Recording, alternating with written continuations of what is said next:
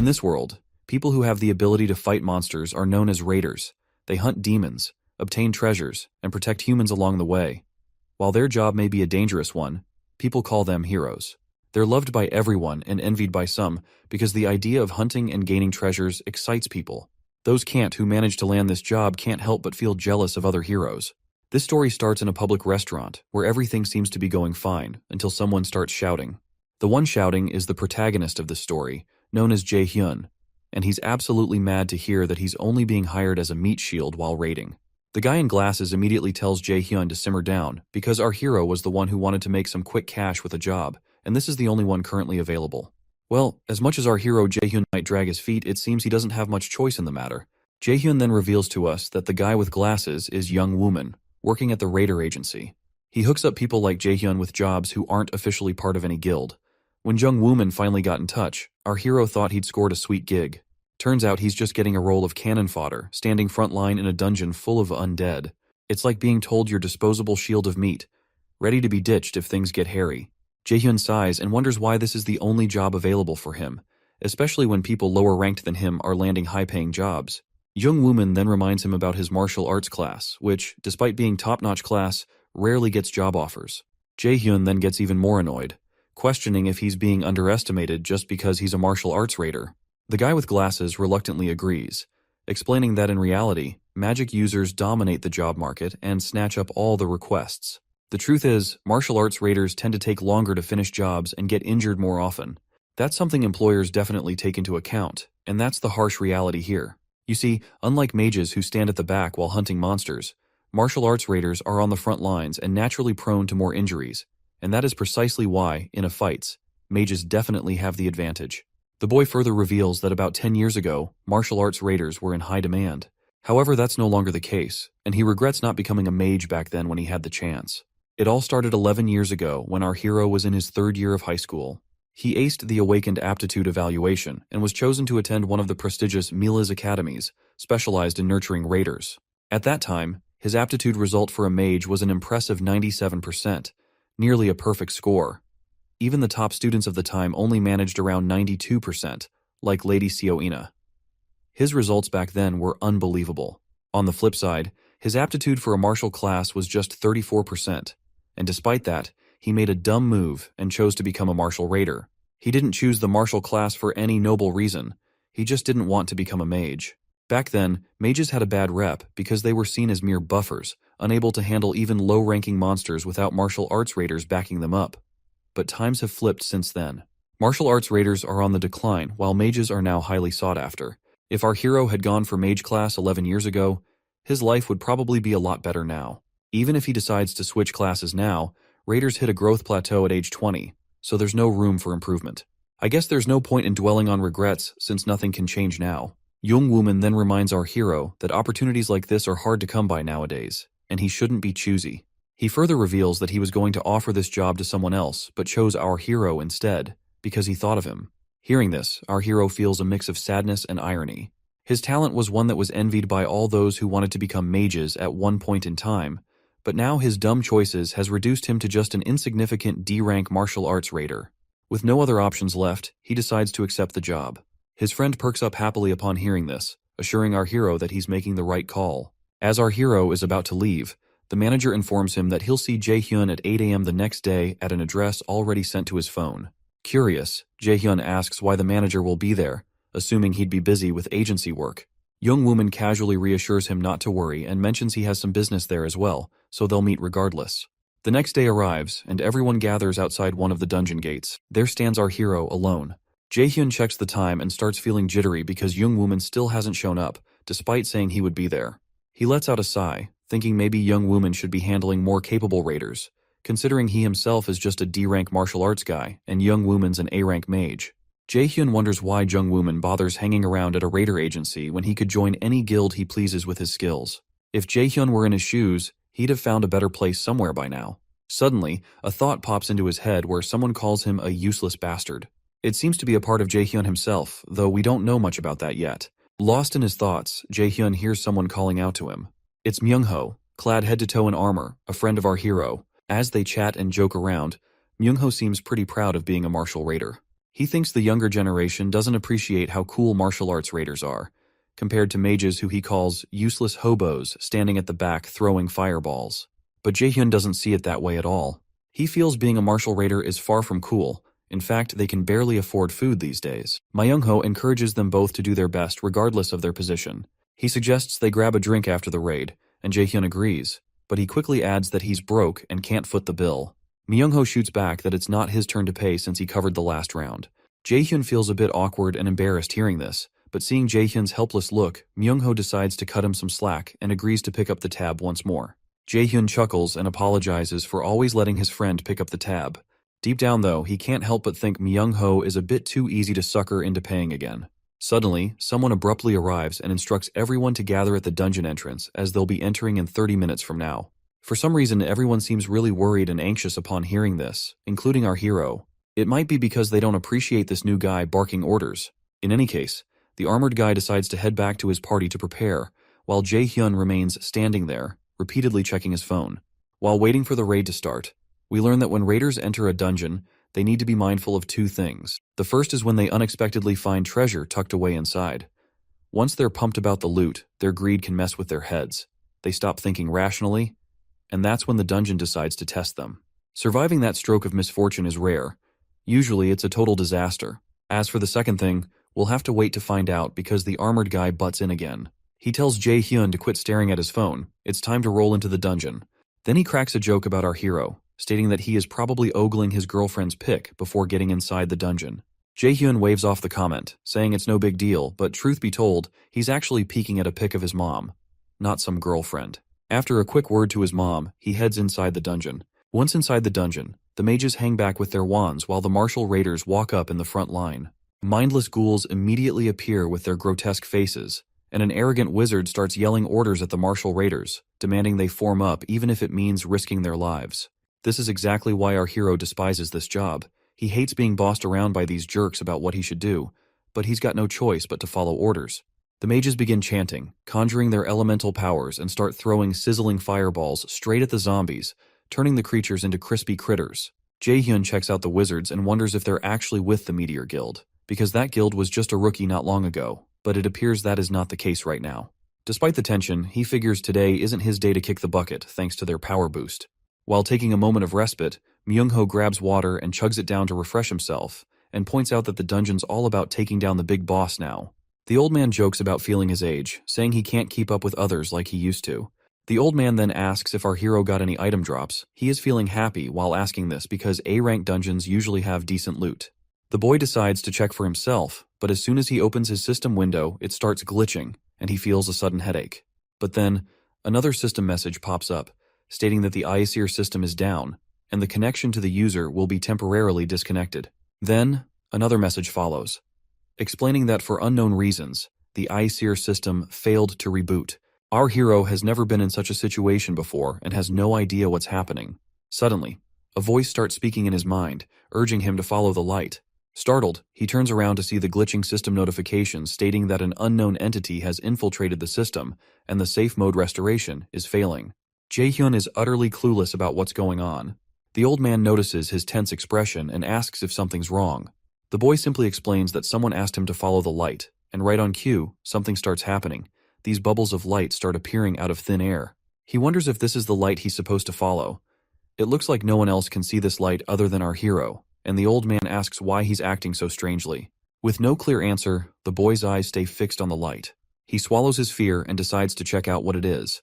When the old man asks where he's going, our hero assures him he'll be back shortly. After following the light for a while, he ends up in a strange place, and the system window immediately pops up, saying the Aesir system has been disabled and the status window can't be loaded. He tries to interact with the system, but it's unresponsive. Another notification arrives, stating there's partial damage and the system will attempt to reboot in safety mode. Jaehyun scratches his head in confusion, because ever since he first became an awakened at 10, the system has never gone down in those 17 years. There's never been any damage or reboots either. He wonders if the voice he heard is somehow related to the system going haywire. The system keeps glitching and bombarding him with the same failed notifications. Despite this, he continues to follow the light and wonders if something is changing within the Aesir system. A little background on the Aesir system. It's said to be named after the Aesir, the gods from Norse mythology like Odin and Thor. The system is believed to have emerged from Aesir, representing humanity's last hope and defense during the year of disaster back in 2011. During that time, a massive tree suddenly grew in the middle of the Pacific Ocean, towering to unimaginable heights in just 9 days, casting a shadow over the world. And that terrifying tree from back then was none other than Yggdrasil, the world tree from mythology. Once it fully sprouted on that 9th day, all hell broke loose. The world faced a catastrophic wave of monsters, with half of humanity perishing in the chaos and the rest struggling against famine and plagues. At the time of despair, true heroes emerged, wielding divine powers, bringing a glimmer of hope for mankind. Slowly, many people started to tap into their Aesir systems, becoming raiders to save humanity. From that point onward, Aesir has been humanity's greatest weapon against these monsters. But now our hero worries. If the Aesir system is changing, he fears things might not turn out well. Suddenly, he reaches a dead end and spots a green door right in front of him. He finds himself shocked at first, but then a smile spreads across his face when he reveals that this must be the treasure gate. Here's a bit about the treasure gates. These are secret rooms hidden within dungeons with a very low chance of appearing, even in high-level dungeons. They typically contain special items and rare materials that can fetch millions of won, which is a local currency in this world. Jaehyun's mind races with excitement as he realizes that finding an A rank or higher equipment could instantly change his dull life. He silently prays to the gods for a stroke of luck. As he steps inside, the entire place feels surreal, almost like he's stumbled into some heavenly registration office. Before him, on a pedestal, shines a brilliantly bright item. Jaehyun had heard rumors about such places in dungeons, but he never expected to stumble upon one himself. Nevertheless, he's thrilled to see the item and eagerly reaches out to pick it up. As soon as his fingers touch it, a barrage of notifications surrounds him. The first notification confirms that he successfully restored the damaged system feature. The second announces the discovery of a new piece of equipment, and the third offers to view the item details. Grinning from ear to ear, Jaehyun can't help but feel his prayer might have been answered. As he holds the item in his hands, the system panel reveals this time to be Odin's Lost Eye, a mythical ranked artifact. This eye belonged to Odin, the strongest god of the Aesir, sacrificed for wisdom at Mimir's well.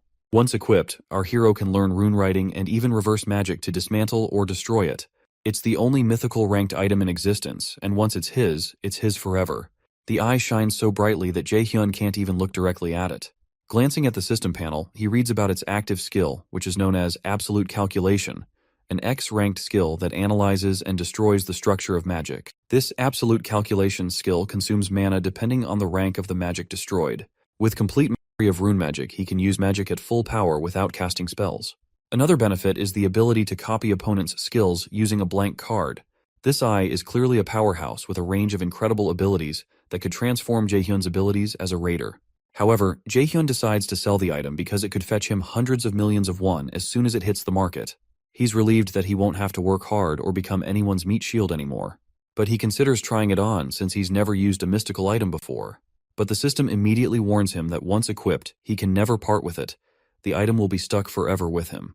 He knows he can't use it effectively even if he equips it for himself, because he's already past the prime age of 20 for this kind of gear, so he decides against wearing it. After this fortunate encounter, he decides to head back to the party. Shortly after, we see the old man reassures the guild members that his friend will return, and right on cue, Jaehyun arrives. The boy immediately apologizes to the party leader for being late and promises it won't happen again. Once they're ready to proceed, the old man gives Jaehyun a gentle pat on the chest, telling him to perk up. But Jaehyun assures him, saying, "I'm already good to go," and cheerfully mentions that he'll be treating them to drinks tonight. This surprises the old man, who is left scratching his head, completely unsure of what happened to Jaehyun all of a sudden. Meanwhile, Jaehyun is relieved that they don't suspect him for anything. You see, inside the dungeon, where no laws apply, mentioning he found an item could be a death sentence, and even his own friends will not hesitate to snatch the item. So he's doing his best to avoid any unwanted attention. Suddenly, the ceiling starts to crack. Before the party leader can give any orders, it collapses with a crash. Jaehyun instinctively jumps in the opposite direction but ends up crashing to the ground, possibly scratching his butt in the process. The purple mist immediately engulfs the area, and the party members start coughing violently, blood leaking from their mouths. Jaehyun reacts immediately, covering his mouth and deciding to flee before he inhales any of the poisonous fog. He calls out to his friend, urging them to get out because the fog is deadly. As he begins to move, a shocking sight freezes Jaehyun in place. His friend is suddenly pierced by a sword wielded by someone unseen. In his dying moments, the friend tells Jaehyun to run. The horrifying scene petrifies our hero briefly, but he snaps out of it and dashes away as fast as possible. While running, he replays the explosion and the sudden appearance of the gas in his mind. It becomes clear to him that this was an elaborate murder attempt. Once he has escaped the danger, he takes a breather while his face is sweating, and he has no fucking clue why this murder attempt is being happened. Suddenly, our hero notices someone behind him. As the figure comes into view, a fiery arrow shoots forward, not targeting Jae-hyun, but crashing into the area in front of him, causing a massive explosion. The guy in the hoodie looks familiar, and Jae-hyun immediately recognizes him as Jung Woo-min. As Jung gathers energy at the tip of his finger, he reminds Jae-hyun that he had promised to meet him today, and here he is. Jae-hyun immediately asks if this was all he was doing, if he was the one who released the poison fog and attacked the Meteor Guild. Jung smirks in response and shamelessly admits he was behind it all. The boy finds himself shocked, but he quickly calms himself down, trying to understand the situation before acting on impulses. So, he asks Jung Woo-min why he did it, to which Jung just shrugs and says his clients told him to do so. Then Jung Woo-min spills that a lot of folks have it out for the Meteor Guild because they've always been high and mighty, looking down on everyone else. Jae-hyun clenches his teeth as he reveals to us about the dungeon assassination contracts. In these kinds of hit jobs, killers exploit the dungeon's close quarters to murder their targets. Apparently, the Meteor Guild's been mixed up in these shady deals as well, which is why they ended up dead. Jae-hyun feels the sting of his injury from the grazed shoulder by the arrow. He's not sure he can go toe-to-toe with Jung Woo-min, because he is an A-rank magician, who's in the top 2% of geniuses in the whole country. On the other hand, our hero is just a mid to low-rank player. Even though he knows he's not their main target, Jae-hyun's worried they might try to take him out to tie up loose ends. Of course, like any righteous protagonist, Jae-hyun feels the urge to avenge his comrades, especially Myung-ho. But right now, he's not about to make any reckless moves. He assures Jung Woo-min that he won't spill a word about what happened to the Meteor Guild. Instead of listening, the guy in glasses launches another volley of fire chains. Jae-hyun immediately takes sidesteps to dodge the attack, but his face still gets grazed by the fiery blast. He's certain that even a split-second delay would have meant his end. The crazed magician continues hurling fiery chains aimed directly at Jae-hyun, who keeps running relentlessly, desperate to escape. He's baffled by why he's being targeted, considering he's just a lowly D-rank player. With each passing moment, his face bruises from the onslaught, while the relentless attacker shows no sign of stopping. Suddenly, that voice inside Jae-hyun's head berates him once again, calling him a useless fool and questioning why he even exists. It seems like this man who always appears in his head to insult him is definitely his father. And after seeing his father in his head, something clicks in Jae-hyun's mind, and he boldly asks if his father is behind this assassination attempt. The man with glasses pauses upon hearing Jae-hyun's question, but soon bursts into faint chuckles that escalate into maniacal laughter. He confirms Jae-hyun's suspicion. Jae-hyun is struck silent by this confirmation, his mind flashing with images of his mother. He recalls the heart-wrenching day when he cried bitterly over his mother's lifeless body. He confronts Jung Woo-min, asking if his father ordered the assassination of his mother 5 years ago during winter. The guy with glasses grimly affirms, acknowledging that he can never understand why a father would want his own son and wife dead. Jung Woo-min shoots another arrow at Jae-hyun, teasing him about his situation. He conjures up a bunch of fiery arrows, ready to blast our hero into oblivion, and before throwing down his arrows, he wishes his final goodbye. Jae-hyun stays quiet for a moment, then suddenly activates Odin's eye. Jung's confident smile takes no time and turns into pure shock as he watches Jae-hyun developing magical powers inside him. The magical powers just keep growing stronger without any sign of stopping, leaving the fool with glasses even more terrified. Realizing the seriousness of the situation, Jung decides it's time to take Jae-hyun down. He throws a fiery arrow at Jae-hyun, expecting him to flinch or run, but Jae-hyun stands his ground. As the fire arrow gets dangerously close, it simply disintegrates into nothingness, leaving Jung Woo-min's jaw practically hitting the floor. It looks like the eye has finally been activated, confirmed by the system itself. A sassy smirk spreads across Jae-hyun's face after feeling that surge of power inside his body. The system window pops up once again, mentioning the availability of a blank card. Meanwhile, Jung is losing his composure, baffled at how his magic was nullified so easily. My guy wastes no time and uses the blank card to copy Jung Woo-min's skill, known as Blitz Chain, and makes it abundantly clear that he is going to inflict a painful death over this bastard. In the next moment, he conjures up fiery arrows, while Jung Woo-min struggles to comprehend how his skill, which took him years to master, is being used by this lowly D-ranked raider. Even though he's visibly shaking in his boots, Jung Woo-min warns Jae-hyun that taking him out won't be a walk in the park. The boy unleashes a barrage of fiery arrows, confidently telling Jung Woo-min they'll settle things soon. In retaliation, Glasses Guy fires off his own arrow barrage. Their powers clash, but it looks like Jae-hyun might be gaining the upper hand. Jae-hyun keeps up the relentless assault, driving the cocky guy to flee in the opposite direction to save his own skin. Jung-wooman tries to strike back with a massive blitz chain attack, but Jae-hyun swiftly activates his absolute calculation ability, disintegrating the incoming attack while sending his own arrow straight at his opponent. Desperate, Jung-wooman throws up a barrier to shield himself, but Jae-hyun isn't done yet. He uses his absolute calculation once more, nullifying the shield and leaving Jung-wooman defenseless. The arrow strikes him directly, unable to dodge in time. As the dust settles, Jae-hyun walks up to the fallen Jung-wooman, who's begging for mercy like a dramatic soap opera scene. Tears are streaming down his face, but Jae-hyun ain't going to cut any slack. He just lets loose with a fiery arrow that finishes off the cocky guy in one good blow. After the intense battle, Jae-hyun is totally wiped out. He flops down on the ground, thinking about how he finally snagged a mythic item, only to end up facing death in such a crappy way. Death was always this scary thing he dealt with as a raider, but now that he's staring it in the face, it's a whole different feeling. He starts feeling that coldness creeping in. Then out of the blue, a system window pops up, talking about a new download. It offers him a way out. If he activates the system, then he can jump back to some past time. Knowing he's about to kick the bucket anyway, Jae-hyun just says, "Yeah, sure, let's do this." With that command, the new system, known as Nornir, activates, and suddenly we find ourselves facing divine-looking ladies conversing in a foreign language that goes way over our heads. The blonde lady extends her hand, possibly grabbing our hero's hand in the process. Just as this happens, the friendly blue system windows turn deadly red, and a notification pops up stating that our hero has become a major enemy of the High Aesir.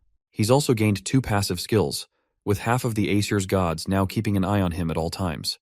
Next thing he knows, he wakes up in his bed, looking utterly terrified as if he's seen a ghost. He scans the room, everything feeling surreal. He stares at his hand, where a red fiery blob starts to form, and the system announces that the user has successfully returned to the chosen time period.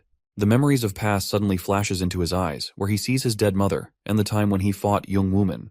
He also sees his mother and rushes to hug her tightly, unwilling to let go, hoping desperately that this isn't just a dream, and in fact, this is not a dream. He was actually hugging his mom. After a while, once he is alone in his room, his chest pains sharply, jolting him back to reality. The system confirms the date as November 15th, 2020, which is the time he's been regressed back to, and his body has successfully been healed by 20%. Breathing heavily, he wonders if he's still dreaming. Looking around his familiar surroundings, he realizes he's indeed in his old home. A system notification pops up, presenting a quest titled, "A Break is the Mother of Success."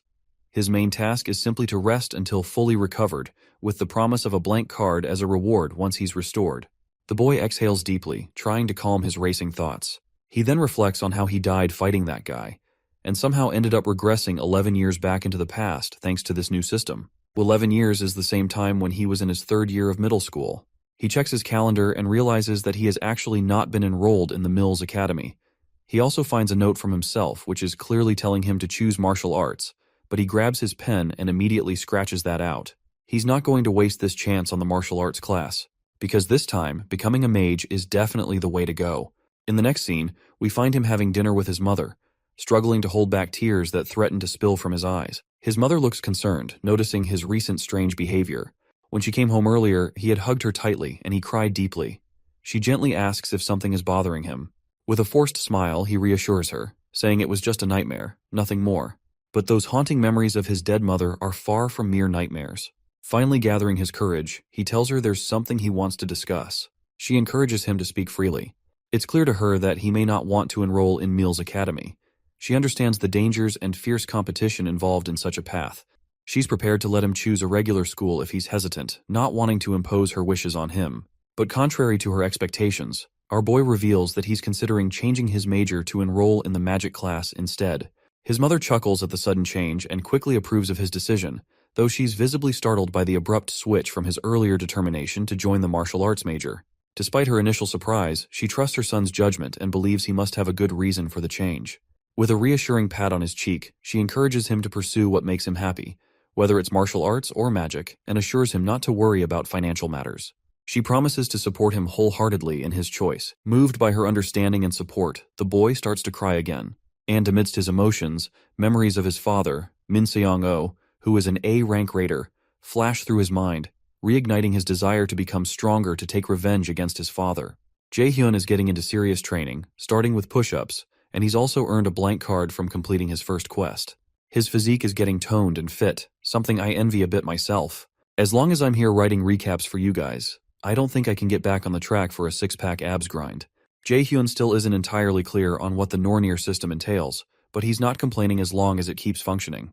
His past life knowledge will let him monopolize dungeon items, and his experience as a dungeon guide will surely be useful. However, he doesn't have many skills besides his martial arts abilities. Absolute calculation and blitz chain he copied from Young Woo-ming. He leans back on his chair, summons his system, and checks his current stats. He's pretty sure his level has reverted to the current time and his stats have been reset. He also somehow retains all the passive skills from his previous life, with 2 new skills. The first one known as One Who is Observed by the Gods and Supreme God's Eye, both maxed out. As we know, he also has absolute calculation and blitz chain skills, but he's curious about his passive skills. He then checks the One Who is Observed by the Gods passive skill, which should assist him in rapid growth through divine blessings. This skill also helped him maintain his other passive skills during the regression, which explains why he retained all his skills without reset. Additionally, it boosts all his stats by an extra point every time he levels up. Thanks to this ability, most of the Aesir's demigods are keeping an eye on him. He then decides to explore his other skills. The Supreme God's Eye passive skill is also an exceptional skill that allows him to see through false illusions and uncover the truth. There's also an active skill called Blitz Chain, where he attacks enemies with electrified chains, sometimes causing paralysis. The mana consumption increases with the number of chains emitted. Initially, I thought they were fiery chains, and I'm pretty sure you'd agree with that too. He takes a look at his other stats. Despite all of them being at abysmal levels, he's really focused on beefing up his magic stat, which is super crucial. And he knows endurance is key too. In those marathon battles, you've got to keep going without burning out. After thinking it through, he decides to use his fresh blank card to copy a healing skill, since he's already got an offensive skill. You see, even in this year of 2020, where mages get no love, those with healing skills are still hot stuff. They're treated like royalty everywhere they go, earning respect beyond just scope of rating. So he figures as a mage with healing powers, he'll still get his due respect. But here's the catch. Finding an awakener with healing skills to copy will be like hunting for a needle in a haystack. Before he was desperate and used his blank card to fight with Young Woo-man. But this time around, he's not blowing it like that again, because he has no clue how many cards the system will grant him. His phone suddenly rings, and as he checks it, his eyes widen at seeing Kim Yoo-jung's name on the caller ID. Kim Yoo-jung is his childhood friend, someone he's been close to for years, and who had always shared his dream of attending Mills Academy to become a raider. In his previous life, he tragically lost her in his arms, a fate he's determined to change this time around. He smirks as he reads her text message. Apparently, she's calling him to meet Saintess Yu Seongan at her seminar. This news fills him with happiness, as Saintess Yu Seongan is known for her magical prowess, particularly in the magic of sacrifice. Without hesitation, he stands up, grabs his hoodie, and quickly informs his mom that he'll be back soon. Once outside, he checks his phone again and lets Kim Yoo-jung know that he's on his way. Meanwhile, a luxurious Rolls-Royce speeds through heavy traffic. Inside, Saintess Yu Seongan sits quietly, surrounded by a busy schedule as her manager updates her on the day's events. Concerned, the manager asks if she's all right, noting she's been pushing herself lately. She reassures him she's fine, but a bit tired, reminding him that sacrifice often means giving up one's own vitality. Meanwhile, the manager appears visibly anxious, wishing there was someone with healing skills comparable to Lady Seongjun's. He fears it's only a matter of time before exhaustion takes its toll on her. Meanwhile, our duo finally arrives at the event location. The girl seems eager, practically pulling our hero through the crowd. When they stop, the boy teases her, asking if she brought him along just because she was afraid of getting lost. The girl gets annoyed and embarrassed, telling him not to accuse her like that. She falls silent, which clearly indicates she did indeed bring him for that reason. He teases her again, joking about how such a smart girl can have such a terrible sense of direction. While she's giving him a hard time, our hero is secretly grateful to his friend.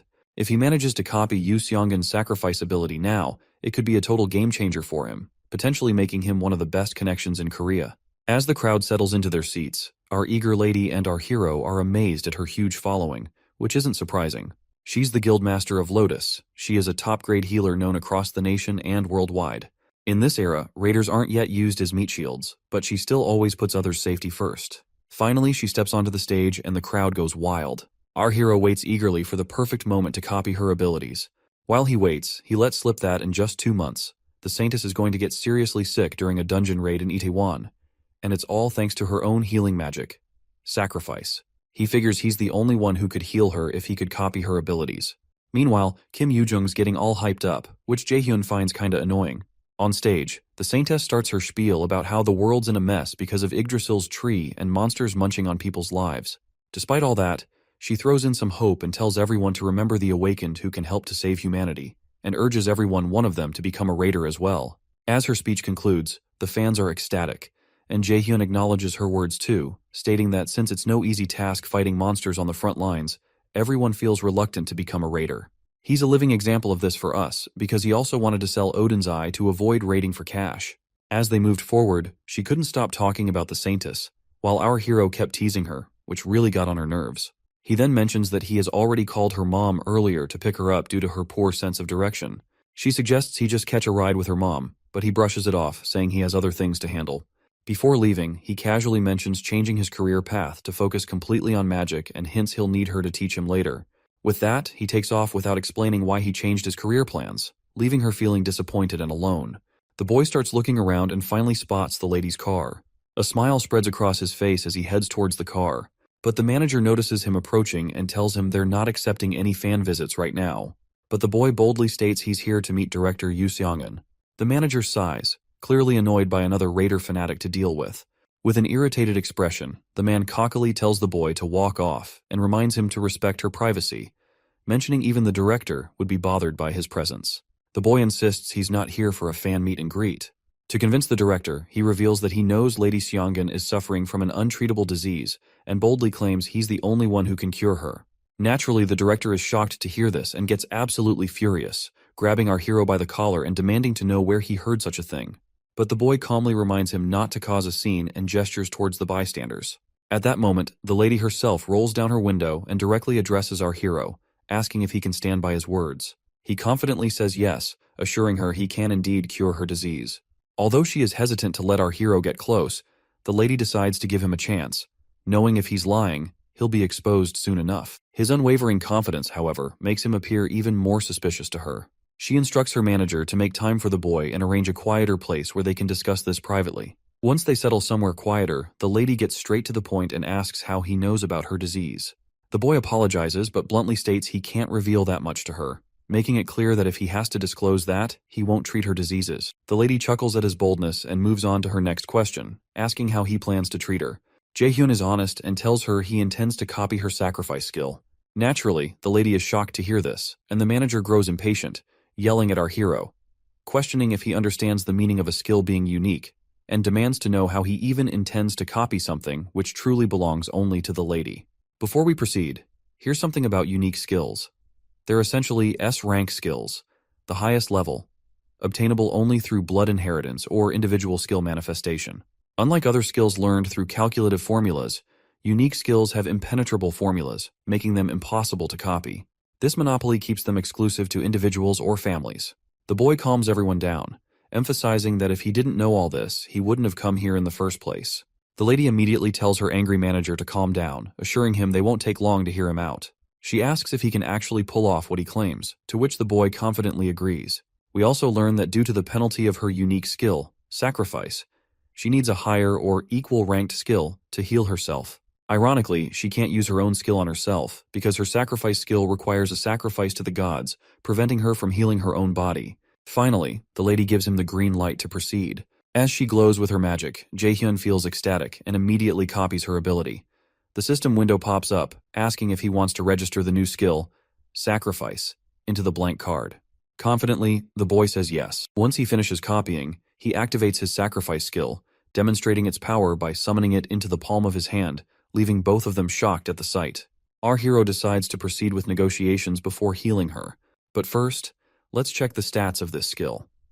The first benefit is that it creates a wave of healing to heal multiple allies and removes debuffs. Secondly, when used on undead monsters, it transforms into the attack skill called Judgment of Light. Lastly, since the skill was copied using a blank card, there are no inherited penalties whatsoever. So then, the lady asks what he would want from her guild. While she outwardly states this, but inwardly she feels confident that dealing with this middle schooler will be a breeze, especially since she's the representative of the Lotus Guild. The boy gets straight to the point, asking her to sponsor him. The lady chuckles, asking if he wants her sponsorship just to help him grow as a raider. Without hesitation, he confirms this, explaining that it's his big dream and that he needs the resources, connections, and support that come with sponsorship to become stronger. Impressed by his determination and skills, the lady readily agrees to sponsor him, but she places a condition. As soon as our hero hears this, he's quite amazed to see that, even though she's not in a strong position to negotiate, she remains bold in her stance. The lady reveals that her disease is a personal problem and has nothing to do with the Lotus Guild. What our hero wants is not entirely in her hands. He's asking for the support of the entire guild, which doesn't have any reason to favor him. Our hero tells her to lay out her conditions. If they make sense to him, he'll decide whether or not to shake hands with her. His mind races with all kinds of possibilities she might be plotting, but she surprises him by simply asking if he can join the Lotus Guild. The boy immediately asks if she's serious about recruiting him. The lady then lists several reasons for recruiting him. Firstly, he uncovered the classified information about the representative of the Lotus Guild's disease, which only a few knew about, showcasing exceptional information-gathering abilities. Secondly, he flawlessly copied her sacrifice skill, something she's never seen before, and she's curious to see if there's anyone else like him in the world who can do the same. The boy feels awkward hearing this, knowing he can't tell her he only knew about her disease because he regressed in time, and he can only copy skills thanks to his cheat system. The lady then leans in uncomfortably close to him and states the third reason for recruiting him into the guild, which is that despite being a middle schooler, our boy didn't even flinch when facing off against the representative of the Lotus Guild, and she likes his guts he just showcased. In his past, the Lotus Guild collapsed soon after her death. Now that she's here, he's pretty sure joining the guild would level him up quickly. But he wonders how they can contract since he's a minor, and contracting with underage people is illegal. With a smile, the lady reminds him about the right of priority negotiation. It turns out our hero does know about it. The right of priority negotiation is a guild's privilege to support the growth of a raider trainee who hasn't yet reached adulthood. Once they come of age, that guild has the right to make a contract with the trainee before any other guild can. Jaehyun never thought he'd be using a perk like this, especially after getting rejected by even the crummiest guilds back in the day. The lady seems to have taken a liking to our hero, and the boy sits up from his seat, saying he'll heal her right away. Though her offer is a no-brainer, he decides to focus on the treatment first before finally accepting her terms. While he stands right over her head, the manager doesn't seem thrilled about our hero healing her. Although he no longer doubts our boy after witnessing his powers firsthand, he's still cautious, fearing our hero might use something cursed or shady, especially since even top doctors failed to cure her. Shortly after, the lady feels magically healed, sensing the changes inside her. The manager is in absolute shock and amazement. He wastes no time bowing his head before our hero, apologizing with utmost respect for ever doubting him. Our hero just shrugged it off, saying it was understandable to doubt a kid's words. But the manager kept on apologizing, feeling bad for his rude behavior earlier. Jaehyun tells the lady that everything's done, and she can move around freely now. As soon as she stands up, she walks to the window and uses her magic to light up the whole room. Tears fill her eyes as she realizes her symptoms are completely gone. She expresses her gratitude for this miracle and asks if he'll face any penalties for healing her, but we know penalties don't apply to his copied skill. My guy assures her with a smile that she can repay him when the time comes, and the lady gladly agrees. She then brings out her card and tells him to think about the offer. She promises to do her best to make sure it works out in his favor. The boy then tells them there's something he wants to ask. The next day, the manager escorts him to a low-rank dungeon owned by the Lotus Guild. As you can guess, he's there to level up his skills, aiming to become an ace at Mills Academy. The guild makes sure they've got all the essentials ready for him, and even loans him some spare gear meant for guild members. But the manager warns him going alone into the dungeon could be risky, asking why he insists on soloing it. Jaehyun just says he wants to grind. As a safety net, the manager hands him a stone, saying it's a warp stone. If he breaks it, he'll teleport outside the dungeon gate.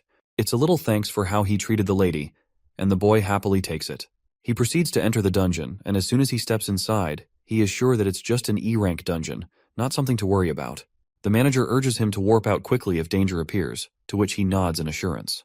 Deep inside, though, he suddenly finds his mouth covered by unexpected hands, and the system indicates he's now in Helheim's Field of the Dead. The scene transitions to the director Yu Seong-in office. There we see the lady deep in thought regarding our hero. She's concerned that even in an E-rank dungeon, a newcomer clearing it alone is nearly impossible, regardless of how skilled they are. However, she can tell this kid isn't your average Joe. He didn't just pick this gate on a whim, so she grins and decides to see where he's going with this. Suddenly, there's a knock on the door, and after getting permission from the director, a lady enters. The director asks about the matter she requested updates on, and the other lady hands her the files, explaining it's our hero's profile. As the director flips through the pages, she's shocked to read that he aspires to be a martial artist, which makes no sense to her considering his magical capabilities. A heavy silence falls over the room as the lady who brought the reports also has no clue how someone can be so talented, but she assures the directory that the reports are accurate unless there are not any mechanical errors. Taking a peek ourselves, we see that our guy's aptitude for magic is at 97%. Shortly after, the director calls his manager Appa and instructs him to call her immediately once our hero is out of the dungeon. She's eager to witness our hero's talents with her own eyes. Meanwhile, our boy finds himself falling into the unknown realm known as the Field of the Dead, hitting his ass on the ground hard upon landing. As he looks around, he realizes he's in a graveyard and struggles to stand up, coughing harshly. Before he can make sense of his surroundings, an undead creature appears. Wasting no time, it aims its bow at our hero and shoots an arrow at him. Reacting too slowly, he ends up with a nasty cut across his face. Another monster appears, ready to strike our hero down. He's unsure if it's laced with paralysis poison, which annoys him greatly. He quickly heals himself using his fancy sacrifice skill. Suddenly, more zombies emerge, and he finds himself surrounded by black souls hovering above in the air. They immediately start attacking and shooting at him, but this time, Jaehyun grabs an arrow with his bare hands and breaks it by clenching his fist, thoroughly annoyed by their pesky attempts. Meanwhile, Kim Yoo-jung stares at the autograph she received from the director, and she is also feeling totally annoyed at our hero for leaving her alone, despite knowing she has a terrible sense of direction. She's getting more and more annoyed by his unpredictable moves. He used to avoid crowds, but suddenly he's agreeing to tag along with her. He never used to ditch her like this before, always making sure she wasn't left hanging, but this time, he left her high and dry down there alone. And now he's switching to magic class, even though he's always dreamed of martial arts. She just can't wrap her head around his sudden change because she knows he's usually thoughtful and careful, not someone who acts without a good reason. Suddenly, she starts texting him again, giving him a piece of her mind about leaving her alone that day. Meanwhile, back in the dungeon, Jaehyun's face pales as he freaks out at the sight of ghosts right in front of him.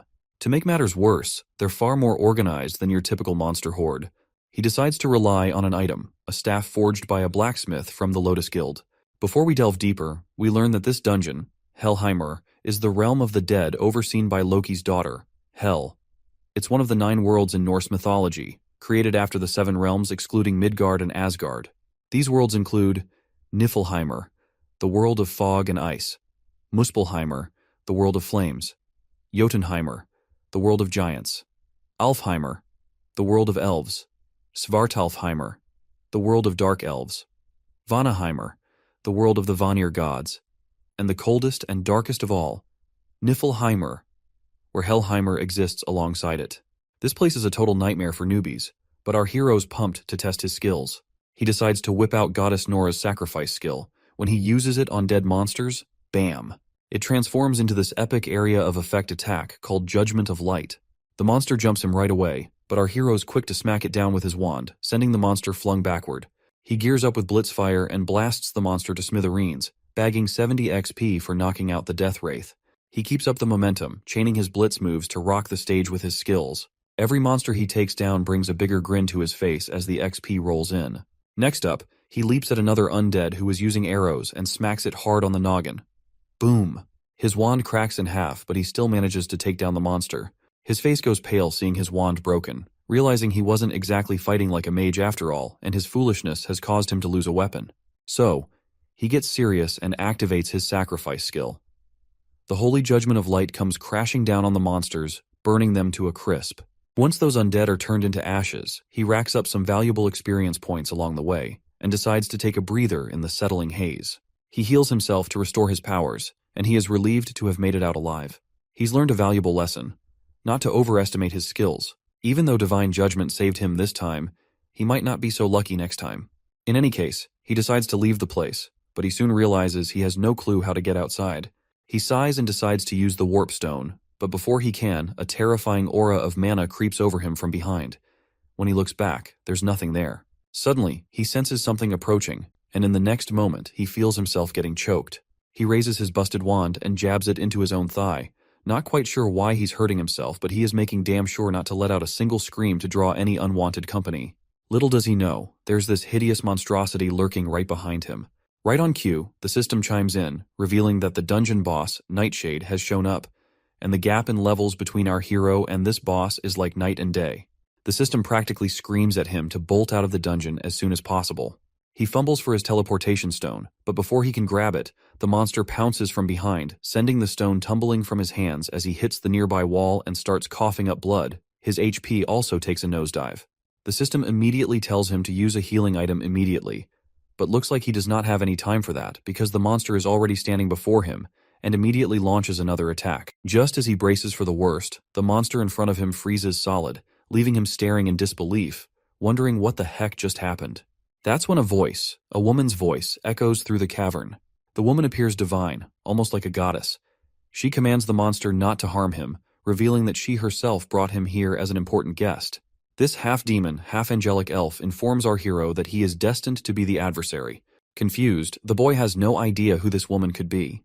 The lady continues, expressing her belief that he was meant to effortlessly defeat this monster as the adversary. However, it seems she was mistaken, seeing him as just an average kid with moderate mana and abilities. She questions why Loki chose someone like him to be the adversary against the mighty Aesir gods. The boy struggles to remain conscious, his life slipping away from the loss of blood. He knows he can't afford to die here, not when he's been given a second chance to make things right. Seeing the determination in our hero's eyes, the lady acknowledges his resolve but states that he's still too weak to fulfill his role as the chosen adversary.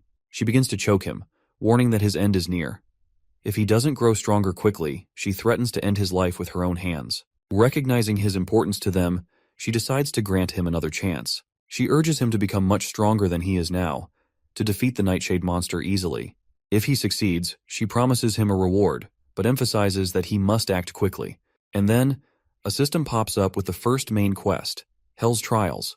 His main goal in this mission is to take down Nightshade within 2 months, and it looks like this mysterious lady is none other than Goddess Hel herself, Loki's daughter.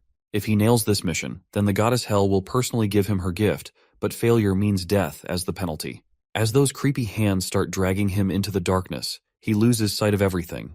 And as the scene shifts, we see this blonde goddess we saw during his time regression, and she still appears to be saying something to our hero in this foreign language. Suddenly he awakens in the real world.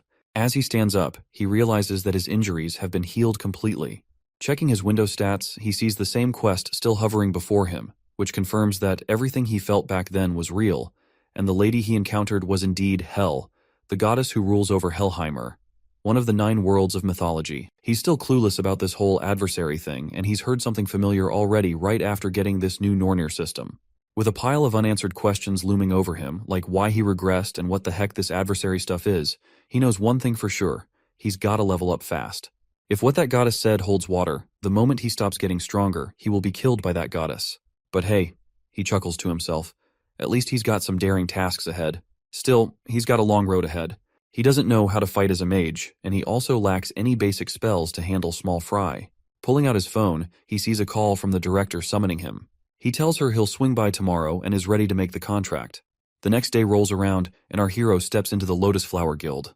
The manager leads him inside, and as they walk, he understands why they are giving him so much special treatment, because his mage aptitude is at 97% after all.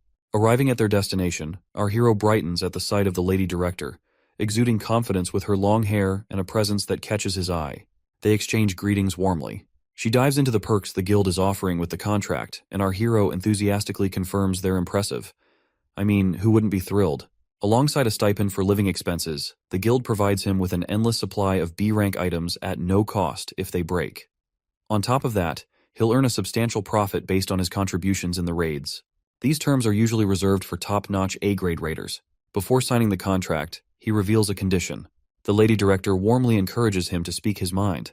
He explains that it's only been a month since he transitioned from martial arts to magecraft, making him inexperienced in magic. Therefore, he requests to be personally trained by the director herself. The manager marvels at our hero's audacity to directly confront the prestigious director without hesitation. Meanwhile, the boy asks if she agrees to his condition before signing the priority negotiation contract with the Lotus Guild. She chuckles at his interesting request and agrees to his terms. He thanks her, and she teasingly reminds him she's already got her eye on his potential and can't wait to see it in action. She presses him to display his talent first, if he's comfortable enough. Of course, our hero had already anticipated this. After all, it's the main reason the Lotus Guild is interested in him. He immediately asks what he should do to demonstrate his power. The lady simply clicks her fingers, and blue energy begins to manifest behind her, forming a mana cube, and she tells him to endure it. The boy is absolutely baffled by the sight of the mana cube. The lady quickly reminds him that a talented individual should be able to manage at least this much if he's going to sign the priority negotiation contract with her Lotus Guild. You see, a mana cube is a test that B rank and above mages use to gauge their mana sensitivity. But there's no way someone like our hero wouldn't be overwhelmed by it, as only 7% of awakened mages can endure it. The boy asks the lady if she's trying to scare him off. She reassures him that even if he fails, it won't affect their priority negotiation and they'll still form the contract. With no way out, our hero bites the bullet and steps forward. The director nods to her manager to prepare, who expresses concern about her decision since even current mage raiders struggle with the cube. The lady reaffirms that our hero isn't your average guy, so it's worth a shot. Reluctantly, the director nods and activates the cube. Once the mana cube is activated, the boy hesitates before the overwhelming energy. The lady behind him encourages him to step in, and finally, he gathers the courage to enter. As soon as he's inside the mana cube, the manager remains visibly anxious, seeing him as just a young kid. The lady reassures her that he can handle it, confidently expressing trust in her intuition that he won't fail. Inside, our hero feels like he's drifting in a vast ocean made of mana. Surprisingly, he can breathe normally, alleviating his earlier concerns about getting sick from prolonged exposure to thick mana, which could even lead to death during the test. He searches for a way out, recalling that the only escape from the mana cube is finding the singular door connected to the outer world among countless whirlpools. He gathers his resolve, searching for a way out within the mana cube. Suddenly he senses something unusual, an unassuming crystal tucked away, pulsating with immense magical power, as if containing the entire essence of the great ocean of mana. Meanwhile, the manager remains anxious while the lady continues to chuckle. Anxiously, the manager asks how long it typically takes. The lady mentions the fastest exit from the cube is 40 minutes, a record high. Upon hearing this, the manager bluntly states it'll either end in our hero's death or he'll set a new world record. The lady agrees, albeit confidently expecting the latter outcome. Their eyes widen as they witness the crystal starting to fracture. Shocked, the manager grabs his phone and realizes only 10 minutes have passed since our hero entered. While the spectators anticipate what's happening inside, our hero senses the immense power of the crystal and grins, thinking that breaking it might just be his ticket out. With determination, he swims towards the stone, clenches it tightly in his fist, and shatters it into pieces in a swift motion. As cracks begin to spread around him, a system notification reveals that he has acquired a passive skill called Crystal of Mana Operation. Suddenly, the mana cube collapses, leaving both spectators in a mix of terror and awe. This kind of test typically takes an hour for an S-rank player, but our guy smashed through it in just 26 minutes, shattering the record held by the European Union's Camilla, a genius mage noted in the World Guinness at 36 minutes. The manager immediately walks forward, shaking our hero's hand enthusiastically and showering him with praise. The lady also joins in, but her curiosity is piqued about how he managed to shatter the cube so quickly. The boy explains that he found a crystal inside the cube and broke it. The lady is shocked to hear this because a mana cube crystal contains all the magic power within the cube, and it's incredibly rare for anyone, especially a regular awakened person, to find or break it. The fact that our hero not only found it, but shattered it, suggests that his mana capacity exceeds that of the entire cube. She bursts into a moment of happiness and immediately vows to help him become the greatest mage in the world. The scene transitions back to Lady Kim Yoo-jung, who is visibly upset that Jae-hyun is still late. Our hero's mother stands beside Kim Yoo-jung, confirming that he's indeed late and not answering calls either. Suddenly, a familiar flashy Rolls-Royce grabs both ladies' attention. They're stunned to see our hero stepping out of such an expensive car, completely blowing them away. How could he afford something like that? Jae-hyun immediately notices the ladies and waves happily. While his mother is anxious, concerned if her son is involved in something shady, Lady Kim is livid to see him lounging around. Once they're settled in the room, the girl jumps straight to demanding answers, asking why he switched to magic class. Our hero casually explains that martial arts just wasn't cutting it for him anymore, and he already filled out all the paperwork for the magic track. She keeps pushing for more details about his decision, but he flips the script and asks why she's dropped by. He then asks if her parents are off at work, to which she nods, explaining that's why she's crashing for the night with our hero's mom's blessing. We then learn that her folks work in a monster processing plant, shipping creatures abroad, which keeps them moving. And whenever she's left alone, she tends to hang out with him, since our hero's mother is a good friend of her parents. Moving forward, the boy asks her to teach him the theories of magic now that he's in the magic class. The girl demands to know what she'll get in return. Reluctantly, the boy asks what she wants. The girl admits she doesn't have anything specific in mind at the moment. After thinking for a bit, she decides that he must grant her one wish. The boy agrees but adds a condition. Her wish must be made within a year. or it expires. The girl agrees, somewhat annoyed, while the boy privately bets that she'll likely forget about it within a year. Teasingly, the boy asks what kind of wish she might have in mind, but the girl, now visibly annoyed, tells him to shut his yapping. The lady gets so mad that while she was holding to that pillow, I thought that she is squeezing her boobs hard. Did you get the same kind of illusion, or it is just me? Let me know in the comments. As they continue their banter, their mother calls them to dinner, but they ignore her, caught up in their playful pillow fight. Observing their chemistry, it wouldn't surprise me if the girl jokingly tells him to marry her as her wish. Meanwhile, in the forest, violent ravens float above in the air, and a man clad in black easily dispatches the monsters with his sword. Finally, we meet our hero's father, Min Seong-oh, who receives praise from the armored man for effortlessly clearing the dungeon. The man invites Min Seong-oh to join their guild, but our hero's father declines, preferring to stay solo. The armored guy practically begs our father to join, promising all sorts of respect from the Scarlet Guild. But the man in black just scoffs and calls him stubborn. Then, out of nowhere, the father starts summoning these weird chain things, and he also yaps about humans being greedy like he's giving a lecture. He vanishes into thin air, leaving the armored guy scratching his head. After this spooky encounter with this killer dad, who, let's face it, looks younger than our hero himself, we're back to the director, who's giving a lecture to Jae-hyun for his first magic class. The lady decides to dive right into sparring and challenges him to take a swing at her. The boy hesitates but realizes he has no choice.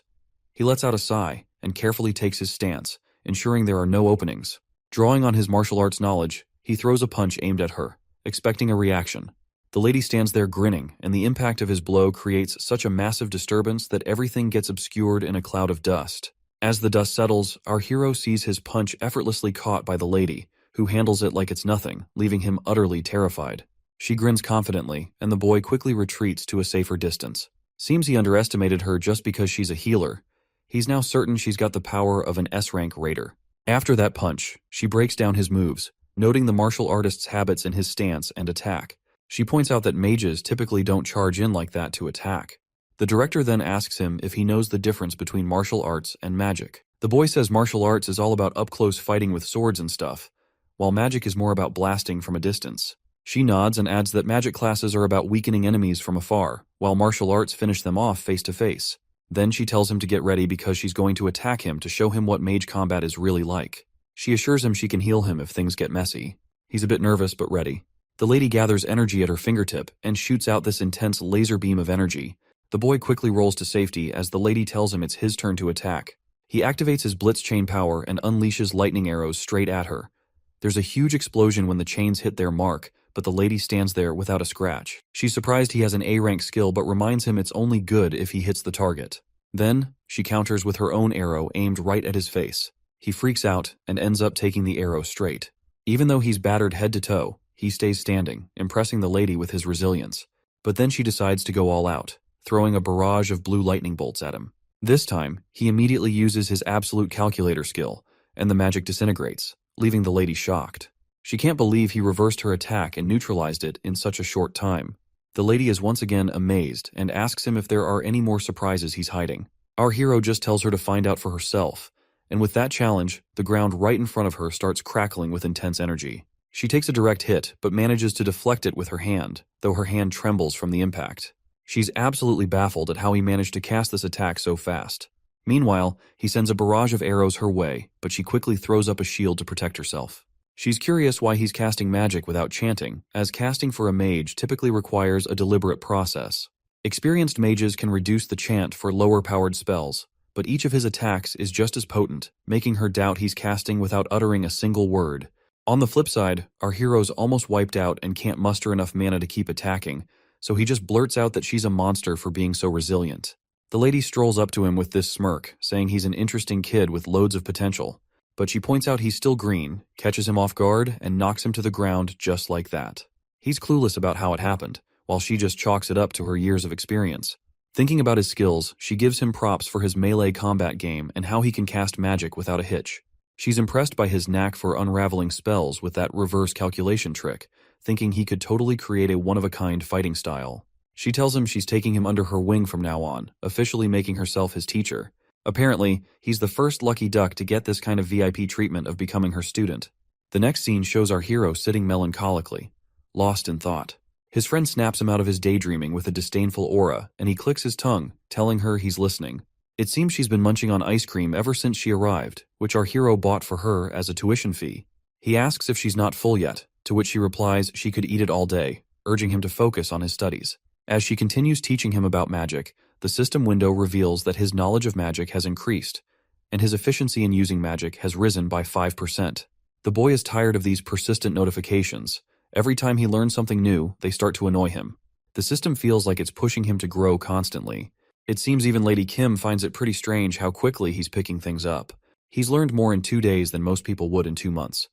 But the boy downplays it, saying there's nothing surprising since she herself can memorize forms just by looking at them. This annoying girl gets even more irritated and demands our hero to call her teacher. Her annoyance seems to stem from the fact that he's learning everything so fast, despite her being in the magic field much longer than him. She's worried he's going to surpass her sooner than later at this rate.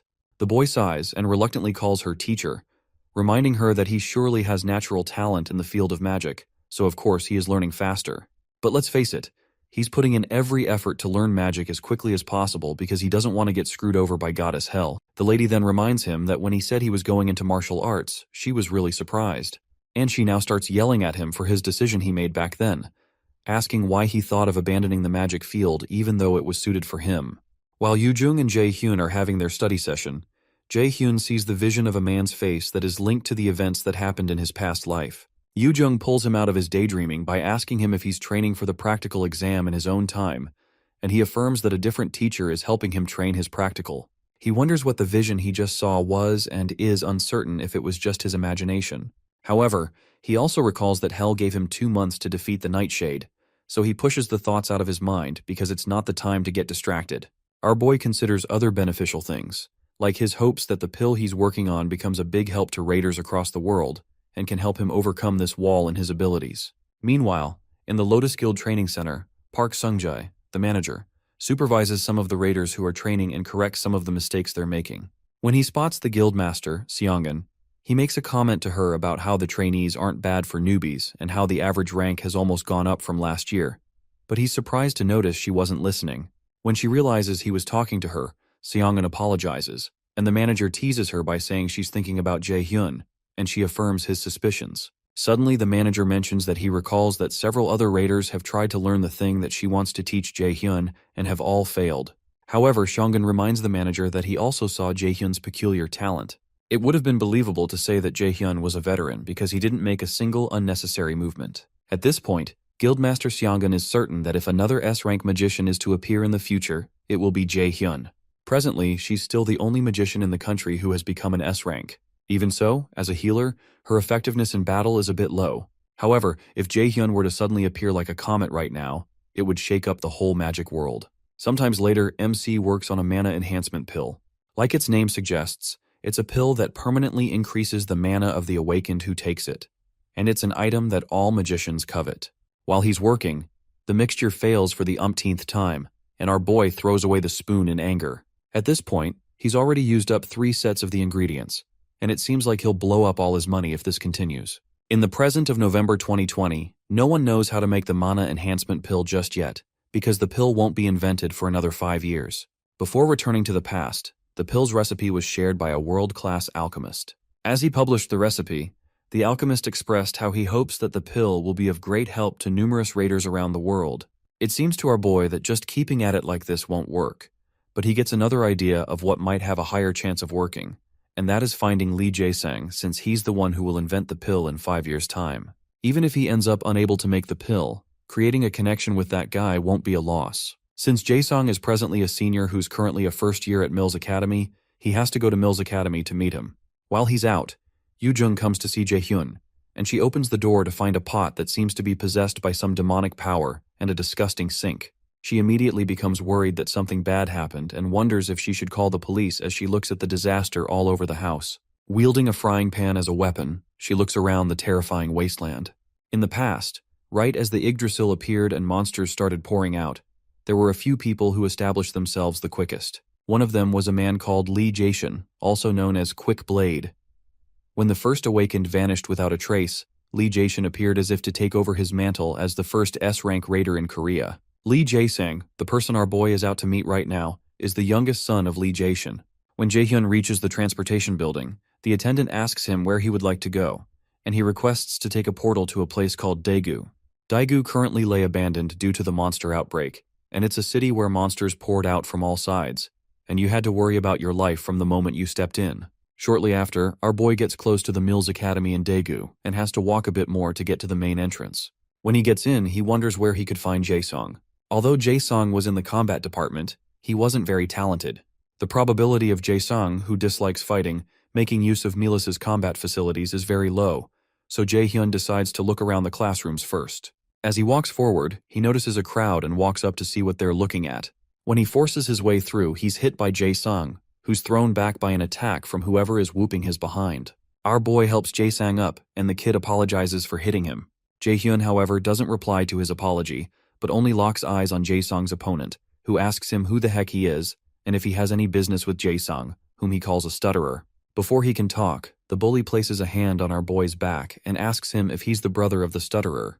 After all, they don't look one bit alike. But Jae-hyun doesn't bother giving any response to this shithead. However, the bully clarifies that they're having an important discussion and advises him to wait outside if he doesn't want to end up in a bad situation. Before the guy can finish his statement, our boy slaps away his hand. Finally, Jae-hyun tells the kid it would be best if he went to the nurse's office and asks if he can walk. But Jae-sung just stares at him in confusion. Annoyed, the bully steps forward and grabs Jae-hyun by his collar, calling him a bastard. The angry bully demands to know if he doesn't understand when spoken to nicely and asks him if he wants to die. However, our boy mentions that this is the second time someone is grabbing his collar, and he doesn't know why people keep doing that so often lately. He remembers his lessons with Yu-jung about having a clear image in his head, then calculating the magic formula, constructing the spell, and then executing it. As he recalls Seongun, the image our boy chooses is a beam of light that shoots out like an arrow. Suddenly, the system notifies him that the skill called Holy Arrow has been activated. Just by pointing his finger, our boy releases a blast of the Holy Arrow into the big guy's chest and throws him backward, even knocking out spit from his mouth. As the big guy screams in pain, Jae-sung watches in shock as he realizes this stranger just cast a spell without incanting. The other onlookers also wonder what the heck just happened, and they wonder how this guy was able to cast and how he was able to fire a holy arrow that broke the arm of a prospective warrior.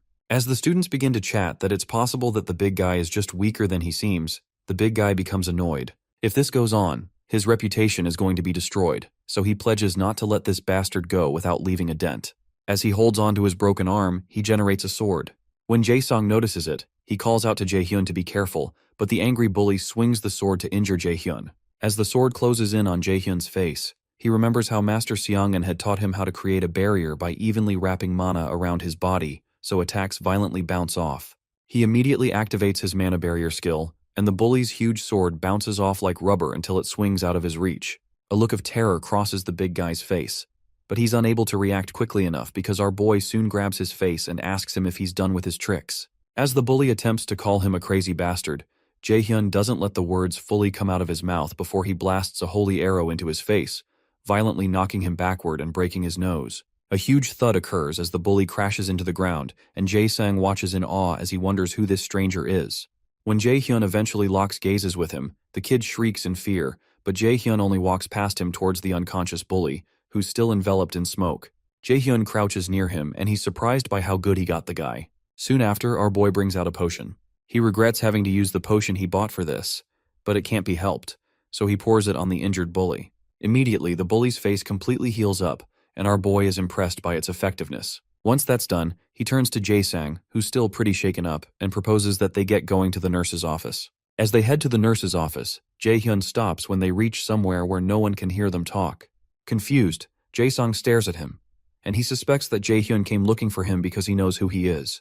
Eventually, he musters up the courage to ask Jae-hyun if his father sent him by any chance. Intrigued, Jae-hyun replies that his father didn't and asks how he would know who his father is, but it's clear that Jae-sung isn't buying it. Eventually, Jae-sung asks him why he came looking for him, so our boy informs him that he has a favor to ask.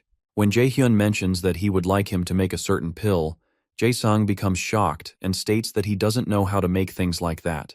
Confused, Jae-hyun tells him he's good at alchemy, and when he brings out the potion he used on the bully, he asks Jae-sung if he wasn't the one who sold the potion on the black market. Shocked, the kid wonders how on earth he found out, because there's no way he could have found his information from the black market. Jae-hyun knows what's on his mind, and truthfully, He's not wrong because the black market is a transaction system that completely hides the user's identity.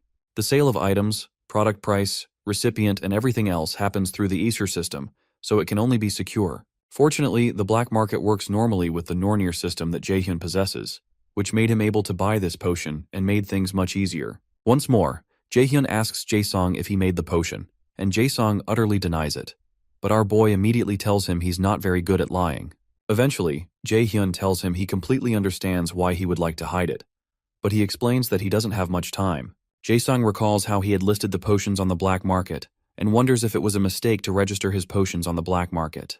He hadn't thought that things would become like this because he had only done this to try to earn some money. He knows that he's going to die if his father finds out, so to stop that, he bows to Jaehyun and pleads that he keep it a secret from other people. Eventually, Jaehyun explains that he didn't tell him this to blackmail him, but he only needs an excellent alchemist that can help him make the elixir that he wants. After Jaesong thinks about it for a while, he asks Jaehyun who on earth he is, so our boy explains that he's a prospective student of Mila's academy and calls him senior. Eventually they both sit, and Jaesong, who's still tense, requests that he tell him about the pill he wants to make. Our boy informs him that he wants to make a mana enhancement pill, a pill that permanently increases a raider's mana. Shocked, Jaesong gets up and asks him if permanently increasing someone's mana is even possible.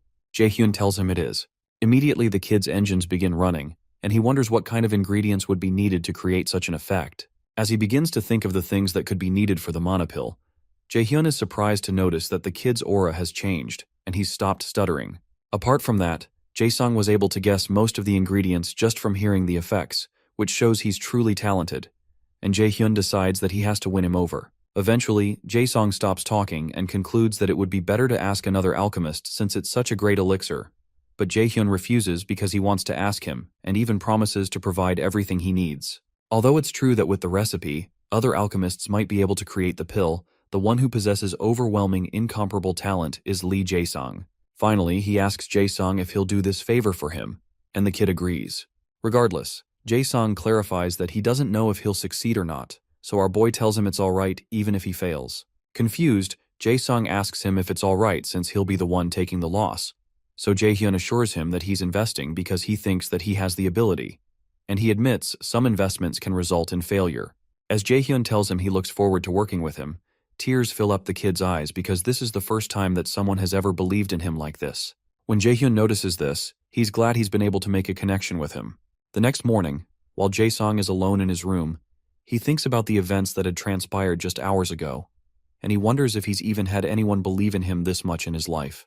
Because he's a coward, not as talented as his other siblings, and lost his mother early, he was eventually left alone and was unable to gain the approval of his father. So to him, it's odd that someone would trust him enough to tell him that it's alright to fail.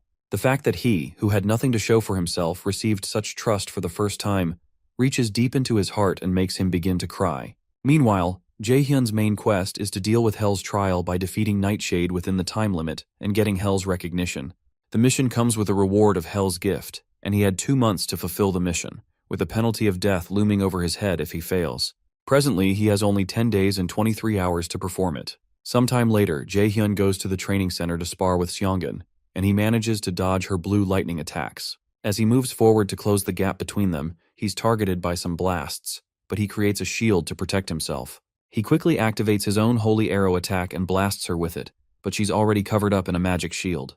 However, she notices a crack in the shield, and she's surprised our boy has grown this strong already. After the smoke clears, both of them lock eyes with one another, as if at a cowboy standoff, until Jaehyun starts to burn bright with yellowish streaks of lightning around his body as he activates his blitz chain skill. But Seongun looks quite ready for his attack. As they both prepare to attack, the manager steps in and tells them to wrap it up because their time is up and they've both worked hard today as well. The manager is surprised that the training hall made with arc metal, which takes a significant amount of strength to create even a little of, has been destroyed by their sparring session. If he hadn't stopped them in the middle, the hall would have been obliterated. While they're resting, Seongun tells our boy that he's grown strong at a truly unbelievable rate.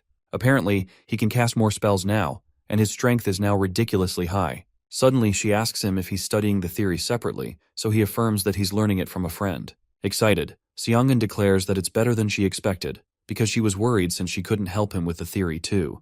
She comments that it seems like Jaehyun has an intelligent friend, and he reluctantly agrees she is. but he considers how the real problem is Yu-jung's weird-ass personality. Before they leave, Shongun reminds Jae-hyun that he had said he wanted to try raiding a dungeon again, and he affirms that he wants to test out the effectiveness of the training thus far. Because of that, Seongun believes that the E-rank dungeon that he entered should be a breeze with his current skills, so she asks him to do his best. The only issue is that it's not an E-rank dungeon he entered, but a C-rank one where he encountered Hell and Nightshade. He wonders if he can defeat a C-rank boss monster alone, but he decides not to worry too much about it since he's prepared well enough and he can only focus on the battle. Sometime later, Jae-hyun goes to see Jae-sang, who meets him with the pill he's worked hard to create. Soon after, Jae-hyun ingests the mana enhancement pill, and his magic stat increases by 15, and the unbelievable effects shock him. Alchemy is fundamentally a profound and difficult science. Even when creating the same item, its effect could differ greatly depending on the skills of the alchemist. If Jae-hyun had taken the ingredients to a different alchemist, they probably wouldn't have been able to give him an item that could even increase his magic stat by 5. Eventually, our boy smiles and reminds Jae-sang that he's truly talented, but Jae-sang says it's because he could believe in him, and he thanks him. Shortly after, our boy takes his leave, and he believes he's ready to defeat Nightshade the next day. Meanwhile, Hell speaks with her dragon Garmer and informs him that it seems that they'll be receiving a delightful guest that day. With 9 days and 22 hours remaining on the timer, he has to clear the dungeon. Our boy returns to the gate of the dungeon. He's given a complete probationary Valkyrie set, with which he gains a passive skill called Mana Plundering. Soon after, he enters the dungeon, and the portal system informs him that he'll be transported to Helheim's Land of the Dead because of the Nornir system he possesses. He falls through the portal and finally lands in the Land of the Dead. If he defeats Nightshade, he'll be able to meet Hell again. Suddenly, he hears a voice behind him refer to him as the adversary, mentioning Loki and Nornir. Soon after, the monster speaking to him fires arrows at him, but our boy protects himself with a magic barrier. As he turns back, he notices several monsters coming out of the ground, and he recalls how Shongjun had told him that what she wants to teach him is the combat style of a battle mage. These battle mages are also called swordsmen by warriors, and it's a hybrid combat style that uses both magic and physical attacks. But until now, no one has managed it. As Jae-hyun turns back to blast the monsters behind him with holy arrows, he considers how this fighting method is not as powerful as being a long-distance magician, and is lacking compared to a close-distance warrior. As he pummels one monster into the ground, he realizes the fighting style is in an awkward position because it specializes in neither, but Seongjun seems to believe that it's going to be a different story for him. He soon begins to destroy the monsters. Meanwhile, while manager Sungjae is guarding the entrance of the dungeon, he senses that someone else is there, and he recalls that he didn't get a report that someone else would be coming here. He immediately wields his sword as a red car rushes towards him. When the driver parks, a woman who recognizes him as senior mentions that it was rather hard to find him. When Sungjae realizes it's an old acquaintance named Yeonju, he stows away his sword, and he asks her what she's doing here, and about her guild. She explains that she's on the job right now too, and that she figured she'd see him again while taking care of some work for the guild, but she had checked at the Manhwa guild and couldn't find him. However, manager Sungjae wonders what nonsense she's spouting, especially since Yeonju hasn't contacted him even once since they graduated from college. Eventually, he replies that it's nice to see her after so long, but he considers that she isn't someone who would come to a remote place like this just to see him. As she steps forward, Yeonju asks her senior if he's managing this dungeon, but he informs her that it isn't something an outsider should concern themselves with. Regardless, she keeps speaking and mentions that managing dungeons is usually not a part of his responsibilities, and asks if he got demoted. When he doesn't answer, she mentions that she was curious to know if the rumor that Guildmaster Shongun is sick is true. Manager Sungjae's face becomes grim, and he informs her that it's obviously just a rumor. When he asks her where she heard something like that, she comments that there are plenty of listening ears, and that their curator guild has a lot of them. Intrigued, manager Sungjae wonders if she's saying that they have spies in their guild, so he thanks her for letting him know, and informs her he'll deal with that. When he grows impatient, he asks her if that's all because he probably has to head back and start the cleanup now, so she also asks him if he knows a kid named Min Jae-hyun. The question alarms manager Sungjae, and Yeonju mentions that this kid has been visiting Manhwa Guild and meeting Guildmaster Yu Songun quite often, so she wants to ask if he knows the reason for it. Confused, manager Sungjae informs her that he doesn't think that is something an outsider should care about either. Eventually, Yeonju sighs and walks away. As she leaves, she informs him that she didn't expect him to tell her anything because she knows how inflexible he is. But the reason she came all this way is because she should at least pretend to do something deserving of her salary at the guild. Eventually, she gets into her car and drives off. Meanwhile, in the dungeon, our boy piles up a lot of monster corpses and sits on them. Soon after, the dungeon boss, Nightshade, appears, and our boy tells the monster that it's been a while. Nightshade's body burns in an eerie bright red, and the monster soon lunges forward, causing our boy to jump into the air as he aims his holy arrows at the monster. While midair, he fires the arrows down into the monster's eyes and mouth, destabilizing it for a while before he lands back on the ground. The monster doesn't seem to be injured and removes its hand from its face, unveiling its bright red, eerie eyes. It releases several blasts of energy towards our boy, who spots them and quickly calculates the place to step to avoid the incoming attack.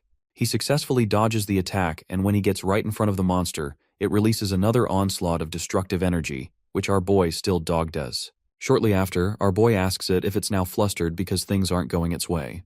Jaehyun activates his lightning chain, and he directs the chains at Nightshade, who manages to knock away the anchor of the chains.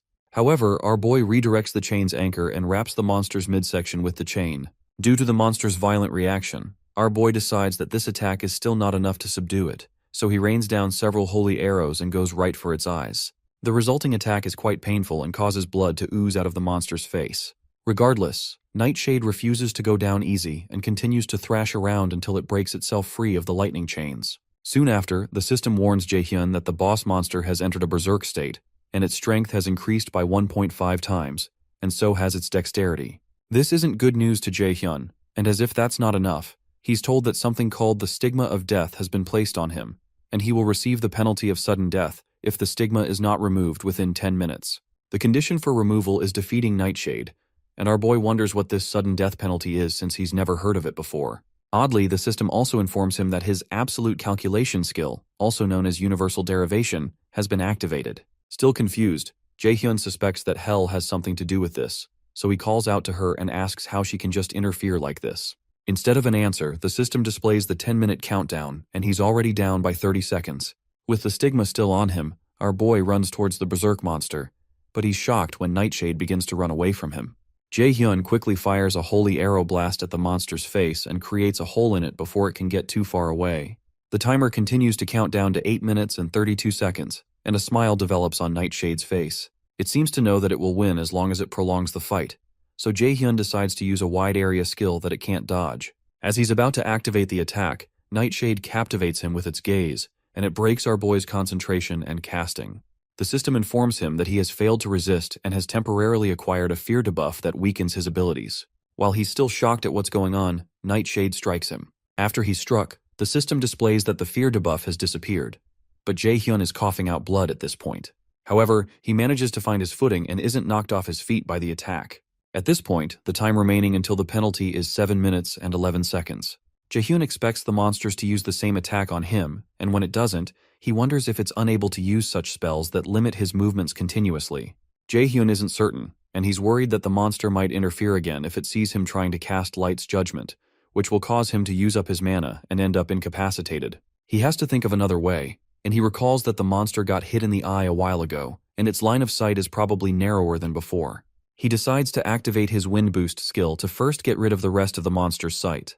After using a blast of wind to block the monster's sight, the smoke soon clears, and our boy is seen wielding a light-type magic in his hand, just like he had planned. He teases the monster for thinking he would have run blindly towards it and calls it gullible as he activates his Flash Bomb skill. The Flash Bomb is soon triggered, releasing an explosion of bright light that covers the entire field, and releases several lightning chains towards Nightshade. Amidst the explosion, our boy is relieved that he finally got the freaking bastard. As the monster is burned up by the explosion, it screeches in pain. Out of nowhere, our boy notices some of the undead monsters he faced earlier behind him. He activates his Sacrifice skill, and the system declares that Sacrifice has changed into an attack skill, allowing him to use his Light's Judgment skill. With only 3 minutes and 46 seconds on the timer, our boy begins to rain blasts of light from the sky onto the field. In the frenzy, the timer goes down to a few seconds until only just 10 seconds are left. As we count down to 6 seconds, our boy fixes his gaze on Nightshade's crumbling body, and he pats himself on the back for having done it. As the timer reaches 3 seconds, the system declares that he's defeated the dungeon boss and has obtained the title of one who has overcome the first trial. Meanwhile, Hell, who had been watching the whole thing, exclaims that it seems there was a reason behind Jaehyun being chosen. She stretches forth her hand and asks the boy to come to her temple. After defeating the dungeon boss, the stigma of death disappears, and our boy receives some experience points, a crafting item called Nightshade's Core, as well as an equipment item called Shadow Armor. He's also told that he's gained 3 levels and has obtained the title of the one who has overcome the first trial. After checking his qualifications, the system informs him that Hell is calling on him to come to her temple. Moments later, he's transported in front of a huge entrance that leads into Hell's temple. At the entrance, he sees a huge monster burst out of the darkness towards him. Our boy leaps backward due to fear, but Hell calls out to the monster, named Garmer, and asks it to show their guest in. Jaehyun follows Garmer into the temple, and he calls out to Hell. Hell tells him that she didn't expect him to have succeeded, and she congratulates him for overcoming the trial she gave him, referring to him as the child born with the fate of the adversary. Confused, our boy asks the reason she gave him the Nornir system and made him go through a trial like this. But Hell only smiles as she watches him, then states that he has to grow as the adversary. Still confused, Jaehyun asks why he was the one specifically chosen to be the adversary, so she adds that it's because he was born with that fate from the very beginning. Apparently, he's destined to be the adversary to the great Aesir and to become the one who will kill the great god, Odin. She explains that this is what Loki and the rest of them expect from him.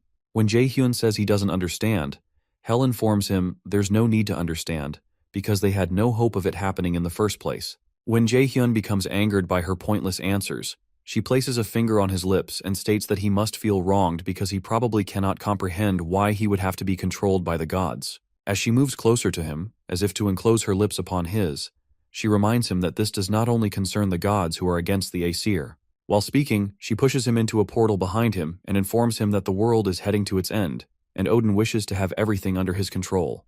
To stop this, the strength of the prophesied adversary is needed. As our boy falls through the portal, he protests that she shouldn't let him go because he still has more questions to ask. But Hell only tells him to grow strong because she looks forward to the day they meet again. After Jaehyun is transported away, Hell turns to someone who is standing nearby and asks how long he plans to continue watching, since she doesn't remember inviting him there. Shortly after, Jaehyun falls to the ground in the real world, and he's annoyed that he was unable to get any real answers. As he sulks, the system informs him that he has received Hell's gift, which is a passive skill called Hell's Blessing that makes all abnormal inflictions on him invalidated. Meanwhile, the old man who was spying on Hell asks her to forgive his discourtesy because he just couldn't resist when he heard that Hell was meeting with the boy. He asks Hell how she feels after meeting the boy in person, and she replies that she doesn't know because it's too early to decide, especially since the adversary has only taken his first step forward. She admits that the growth of the adversary was to a greater extent than she expected, and he won despite the stigma she gave him and stood before her in the end, which is a fortunate miscalculation on her end. The old man is relieved that the boy is doing a good job. Eventually, Hell asks him what he wants because she knows he has more to say to her, referring to him as Mimir, a figure in Norse mythology. Mimir, however, claims he doesn't know what she means, and the goddess accuses him of trying to feign ignorance till the end. As she continues to speak, Mimir asks her to calm down and admits that it seems he can't deceive her after all. Hell further states that the adversary's left eye is without a doubt the one Odin had sacrificed at the Well of Wisdom. She's certain that Mimir and Loki are concealing a secret from her, but Mimir pleads that he would wish to tell her, but it's still too early, so she agrees to wait. However, she states that she can't sit still, and when Mimir asks her what ideas she has, she explains that the adversary is still too immature because, according to the prophecy, there are innumerable hardships waiting for him, and he needs a guide. Sometime later, around 7 days before Mill's academy admission, Jaehyun comes to the store to get some items with a lady. She notices that he doesn't look so good and asks if there's something on his mind, but our boy says it's nothing, so she leads him to buy the rest of the things he'll need.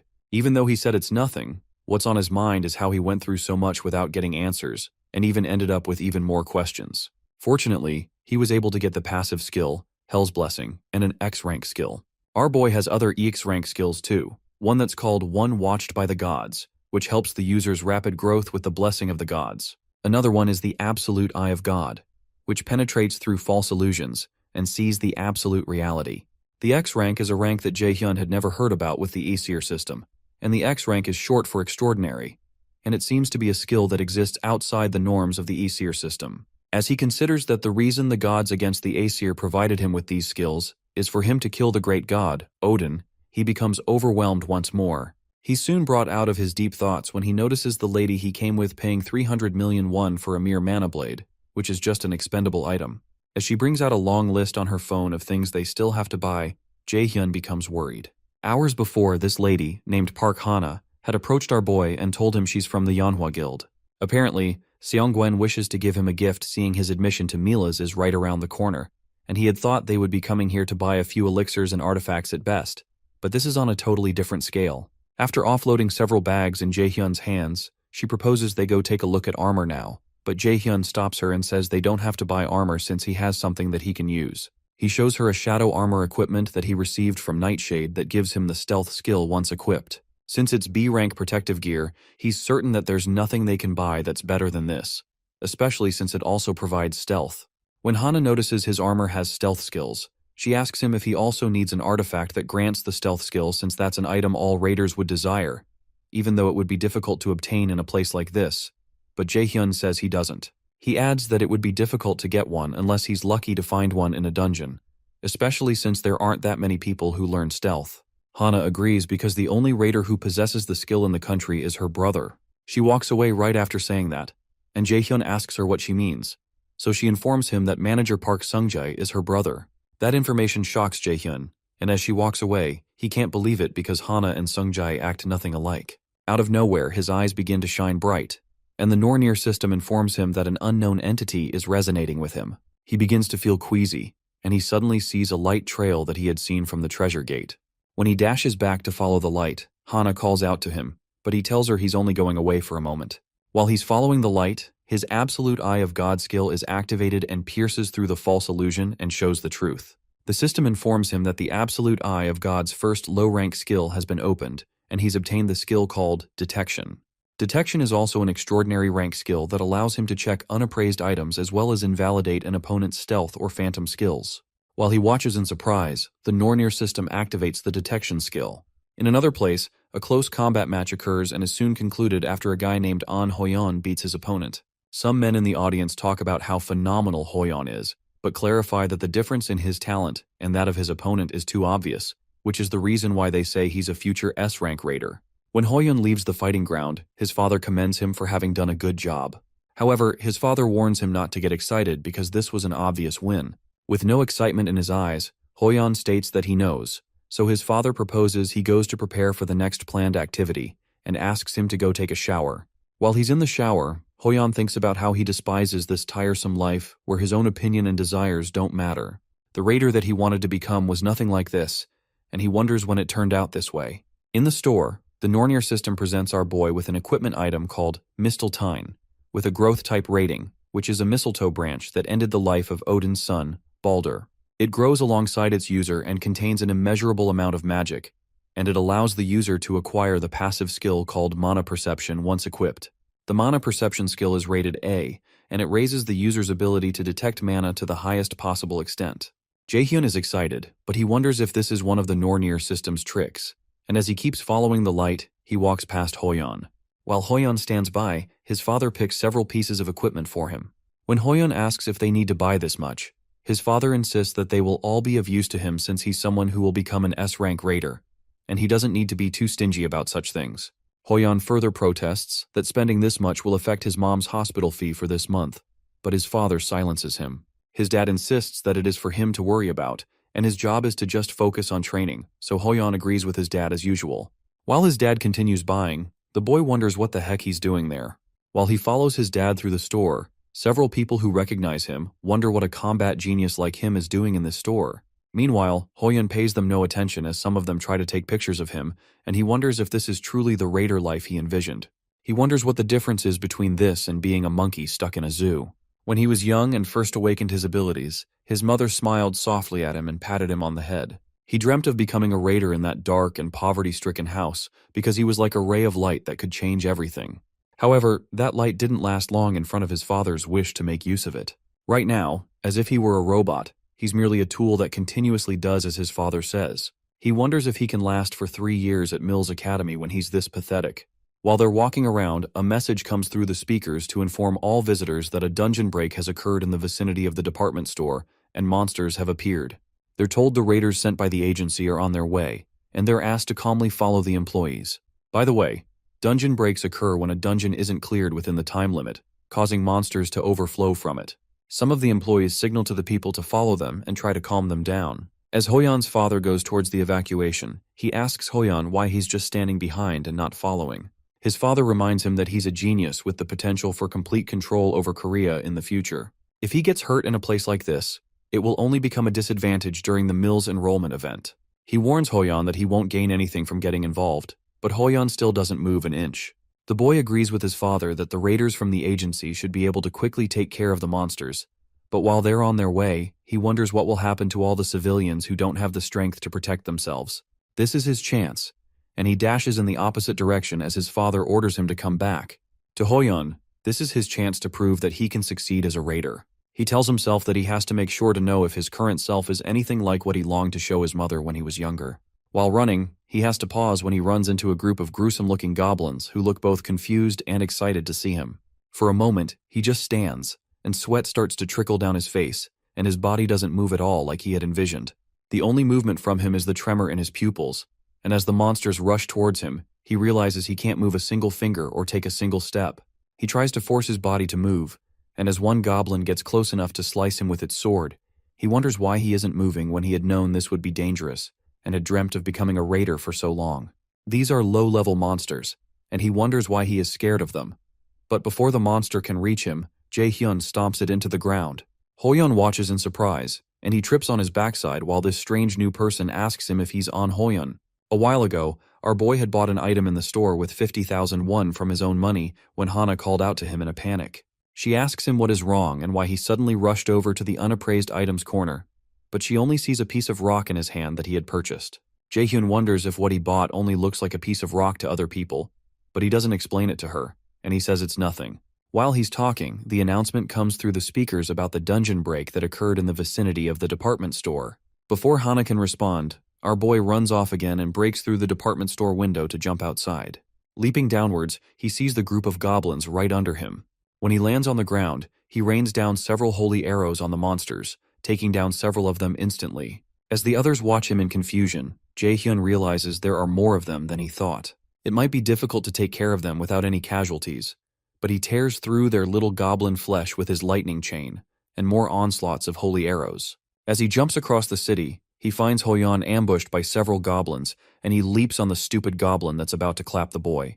Confused, Jae-hyun asks the boy if he's on Hoyeon. Our boy hadn't expected that he would meet the unfortunate genius at a place like this. On Hoyeon, who's still shaken, asks who he is, but our boy doesn't reply and informs him that he'll be needing his help. While Jae-hyun is still talking, Hoyeon notices a goblin behind him and warns him, but Jae-hyun doesn't move an inch and tells him he knows. Without turning around, our boy activates his lightning chains and tears through the upper body of the zombie-like knife through butter. Hoyeon's eyes widen, but Jae-hyun tries to explain to him that they can't let the monsters reach the residential area. When our boy asks him if he's just going to keep sitting on the floor, he quickly gets up to get a weapon. It's strange, but the moment Hoyeon heard those words, the fear that was suffocating him disappeared. This is who a raider is, and what he has to do right now is save people. They walk a bit further and run into another group of goblins. Jae-hyun asks Hoyeon if he knows how to use a skill called Taunt, a skill that provokes enemies in the surrounding area, so he asks the boy to keep the monster's attention on him and to provoke as many as possible.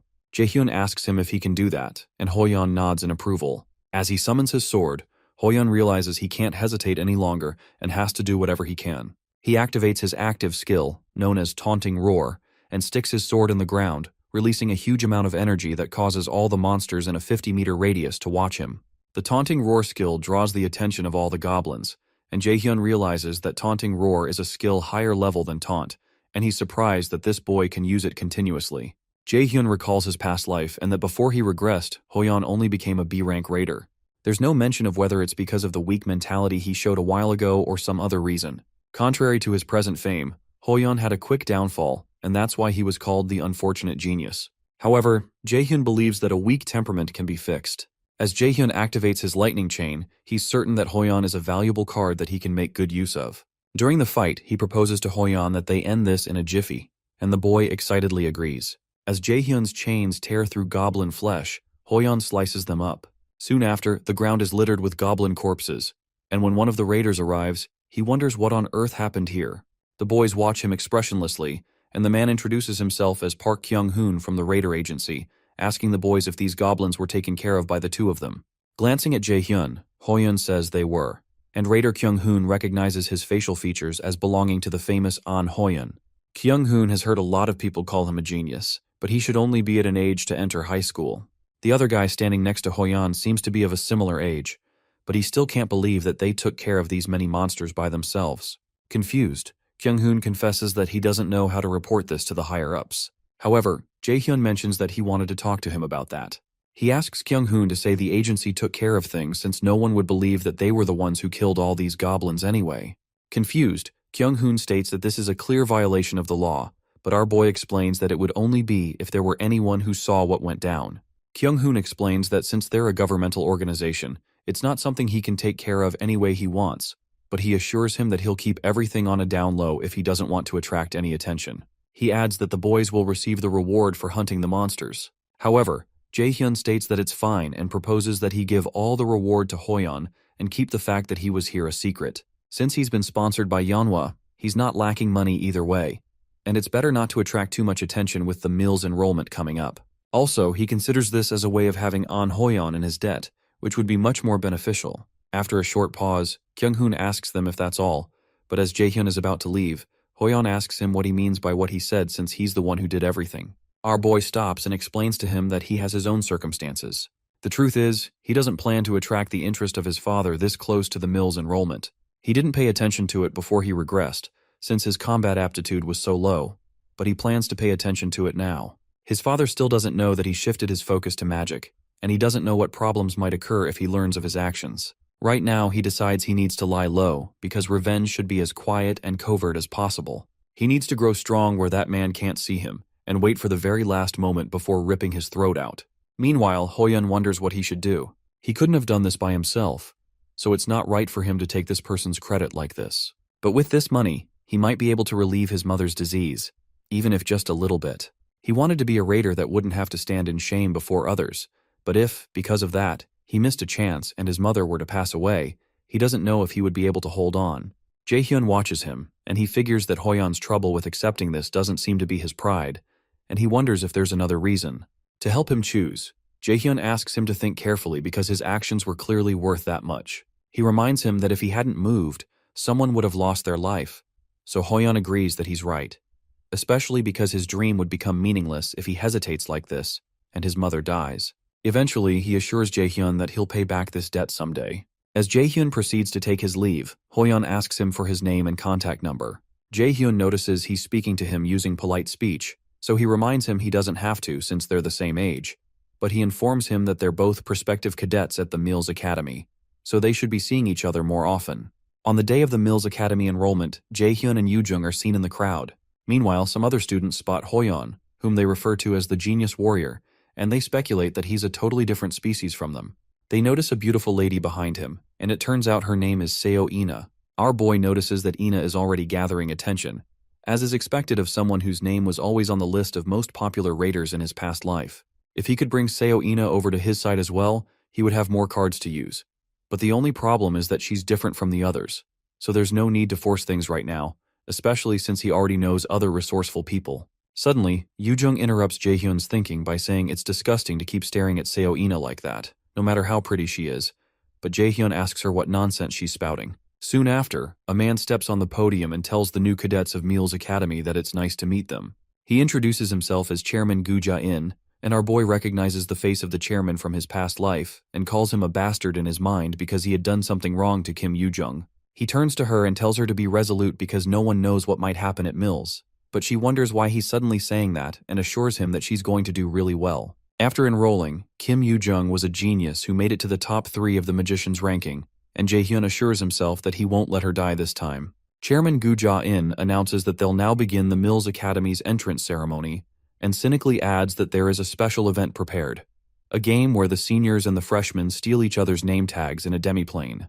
When he announces that the freshman hunt will now begin, a magic circle appears under their feet, which startles the students. As Yoo-jung jumps away because she's startled, our boy grabs her hands because it's dangerous to get separated. Meanwhile, manager Park Seung-jae recalls that today is Jae-hyun's entrance ceremony, and Seong-eun wonders if it's time already because she wanted to send him a message and wish him good luck. She realizes he won't be able to see the message anymore and asks manager Seung-jae if the freshman hunt will also take 3 days this time. He affirms that it will happen in the demiplane for 3 days. Seong-eun considers that it's a shame that she won't be able to contact Jae-hyun for another 3 days. but Sungjai informs her he figured this would happen, so he sent a message in her stead. Excited, the guildmaster asks him if Jaehyun replied. Meanwhile, Jaehyun and the others are transported to the demi-plane, and he asks Yoojung, who is still disoriented nearby, if she's alright. When he looks behind him, he sees Seo Ina, the black-haired lady with hazel eyes, born as a genius with a magic aptitude of 92. In his past life, she was someone who changed people's perception of magicians and became an S-rank raider, following in Seongun's footsteps. In the Yeonhwa Guild, manager Sungjai informs Seongun that Jaehyun has replied that they don't worry. At the Mills Academy Central Control Room, the school officials gather to observe the proceedings of the freshman hunt. One of the instructors, Kim Seok-gi, notes that they have quite a few talented cadets this year, and An Hoyeon is so promising that he's getting attention even abroad. Seok-gi mentions that Seo Ina, Kim Young, and Lee Soo-hyuk all received aptitude scores of around 90 or above, but adds that the profiles of the cadets who changed their career paths haven't been updated yet. However, the chairman tells Seok-gi not to bother because there's no point in hearing about those who changed their paths at this point since their institution isn't so easygoing, and such whimsical people can't last long here. The cadets who enroll in Mills Academy are quite talented on average, but even among them, there are those who are obviously a cut above the rest. The chairman believes the average talents just become a stepping stone for the geniuses in the end, and they don't need to give an opportunity to such cadets. Sometimes, an awakened who meets an enemy they cannot defeat or comes to face death can gain another chance known as a reawakening. Chairman Ja-in believes he has to train one A-rank raider even if it costs him throwing away 100 C-rank raiders. Those who fail are simply those unable to prove themselves, and his role is to pick out the excellent gems to offer to someone behind the scenes, and he can't afford to delay things any longer. The freshman hunt takes place in a man-made demi-plane created with magic. Within this space, it is possible to carry out things that would be impossible in reality, like controlling the flow of time or removing the restrictions of space. In this place, around 5% of cadets fail every year. This event is so difficult and lets them realize just how limited their abilities are. In the demi-plane, Chairman Jaehyun's face appears on a screen, and he proceeds to explain the rules of the freshman hunt. Within the demi-plane, they can only use skills that are C rank or below, and every time they steal someone's name tag, they earn points. When a senior takes a freshman's name tag, they will receive 10,000 points. On the other hand, when a freshman takes a senior's name tag, they can get 100,000 points. Since these points can be used in all facilities within Mills, it's good to have more of them. Meanwhile, our boy realizes that he won't be able to use his A-rank skill, Lightning Chain, because they can only use C-rank skills, but the chairman didn't say anything about unique skills. After explaining the rules, the chairman explains that all skills used will be diminished to 1/10 of their usual power for everyone's safety, so they don't have to worry about getting hurt. While listening, Jaehyun considers these rules as nonsense because not only does the chairman not say a thing about unique skills, but he doesn't mention any limits on stats.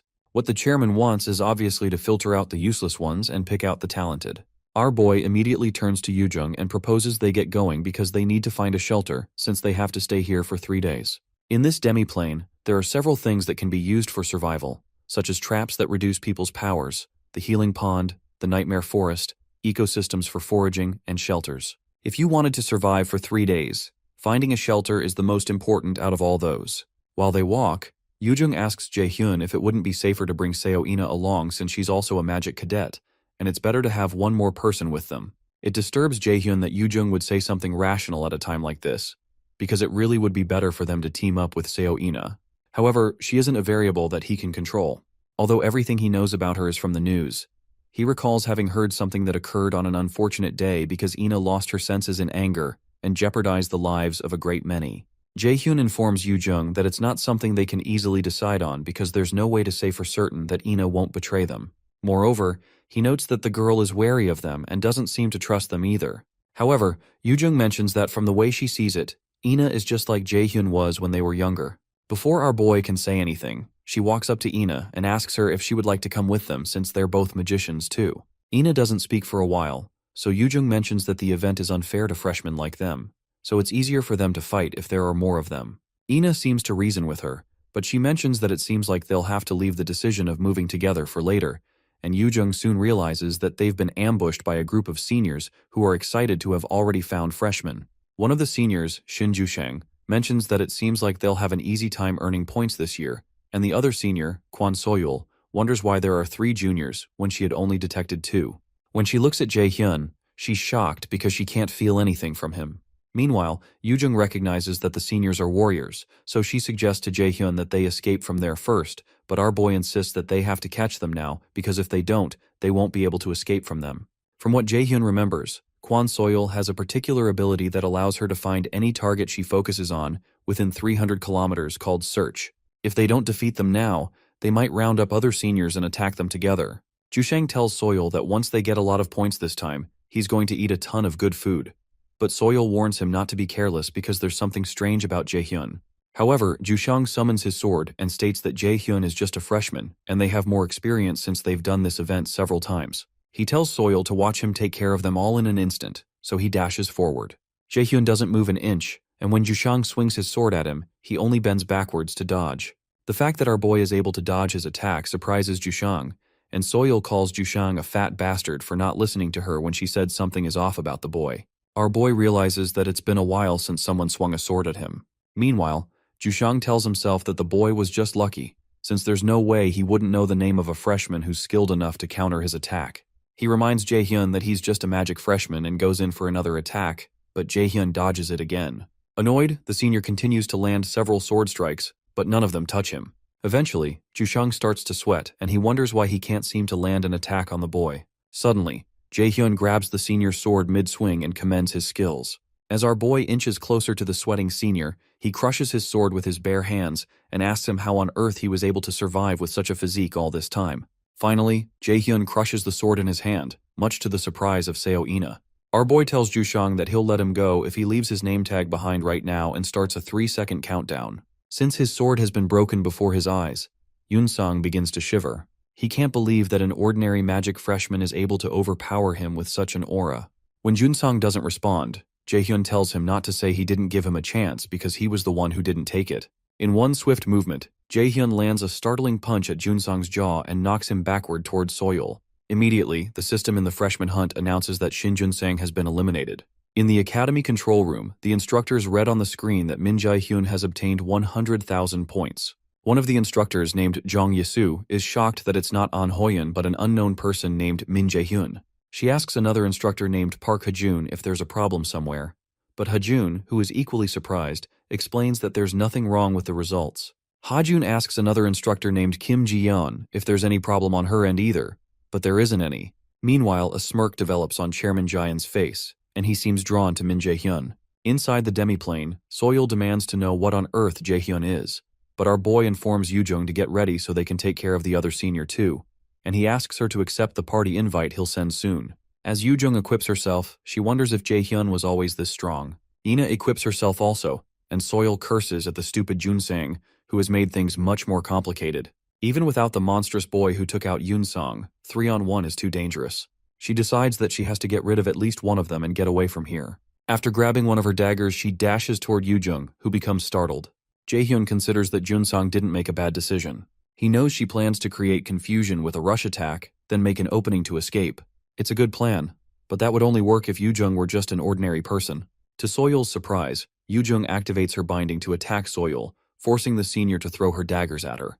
Before the daggers reach her, Yoojung creates a barrier around herself. Jaehyun, who is watching nearby, considers that it's still too hard for Yoojung to take on a senior all by herself. And as he proceeds to help, Ina activates something called the Holy Light of Alfheim. Ina uses the Holy Light to form a radiant sword that catches our boy's attention. He knows that this is Ina's unique skill, and it's called the Falchion of Alfheim. Ina rains several holy swords on the unsuspecting senior and impales her, causing her to sputter blood from her mouth. As Soil falls to the ground, she realizes that all 3 students were monsters and not just one of them. Soon after, the system announces that player Kwon Soil has been eliminated. Based on the level of contribution, player Yoojung obtains 50,000 points, while Ina also gets 50,000. After taking down the senior, Ina turns to the others and asks them if she interrupted by any chance. Excited, Yoojung tells her she didn't because she was able to win because of her. Eventually, Ina asks her if the offer she made before is still on the table, and our boy realizes that he may need to update the information he has on Seo Ina. It's clear that she's reserved, distrusting, and very curious. Soon after, the system informs the 3 of them that they've formed a party and placed Jaehyun as the leader of the party. Sometime later, close to a shelter at the Nightmare Forest, some footprints are evident, and some students figure out that people have passed that way before, and it seems like they entered a shelter. The seniors are looking for the freshmen who were able to eliminate Kwon So-yul and Shin Jun-sung, so they decide to stop searching and just keep an eye around this area. The freshman hunt game lasts for 3 days, and they believe those brats can't stay holed up in the shelter for all 3 days. As they move forward to find the 3 freshmen, Yoo-jung appears nearby, and one of the seniors named Kim Sung-hoon is punctured in the chest by a light, and the system announces his elimination. One other senior notices Yoo-jung running away and signals the rest, so they run after her. However, Yoo-jung is running with a smile on her face, and when she counts that there are about 5 of them, she's relieved that things are going smoothly. She soon turns to them and tells them that they're like dogs going after a bone, so she asks if they aren't embarrassed to be moving in such a big group, and the angry seniors ask her to stop right there. However, Yoo-jung keeps running away as she considers their simple-mindedness. Just a while ago, Jae-hyun had told them that although shelters may be a safe place, they can't stay there the whole time because they need to find food and they need to obtain points. The girls are surprised, but our boy plainly tells them that they need to hunt some seniors. In the present, Yoo-jung keeps running until she finds some mushrooms, which are, in fact, a Class 1 organism that can reduce one's abilities. She's glad that she's found it and has succeeded in luring over the seniors as planned, but she becomes worried that her endurance is slowly reaching its limits. Using the wind boost skill, she blasts herself far away from them and leaves things in Jae-hyun's hands. When the seniors enter the area, they're informed that they've entered the paralyzing spore mushroom habitat.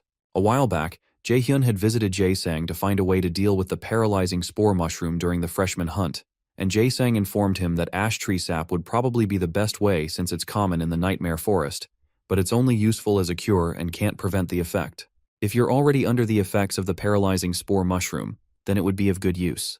In the present, the seniors stop when they realize where they are. As they watch Yoo-jung run away, the system informs them that they have entered the paralyzing spore mushroom habitat. One of them signals to their leader Ji-hyuk that this is pretty dangerous, so he suggests that they retreat, but Ji-hyuk angrily sets his sights on Yoo-jung, who is still running away. He asks the others if they're really saying they should give up when they've gotten this far, but the others consider that everything will be ruined if they make a mistake now, so they suggest they stop chasing. However, Ji-hyuk insists that Kim Sung-hoon was taken out by that freshman brat, referring to Yoo-jung, so they shouldn't be saying such bullcrap right now.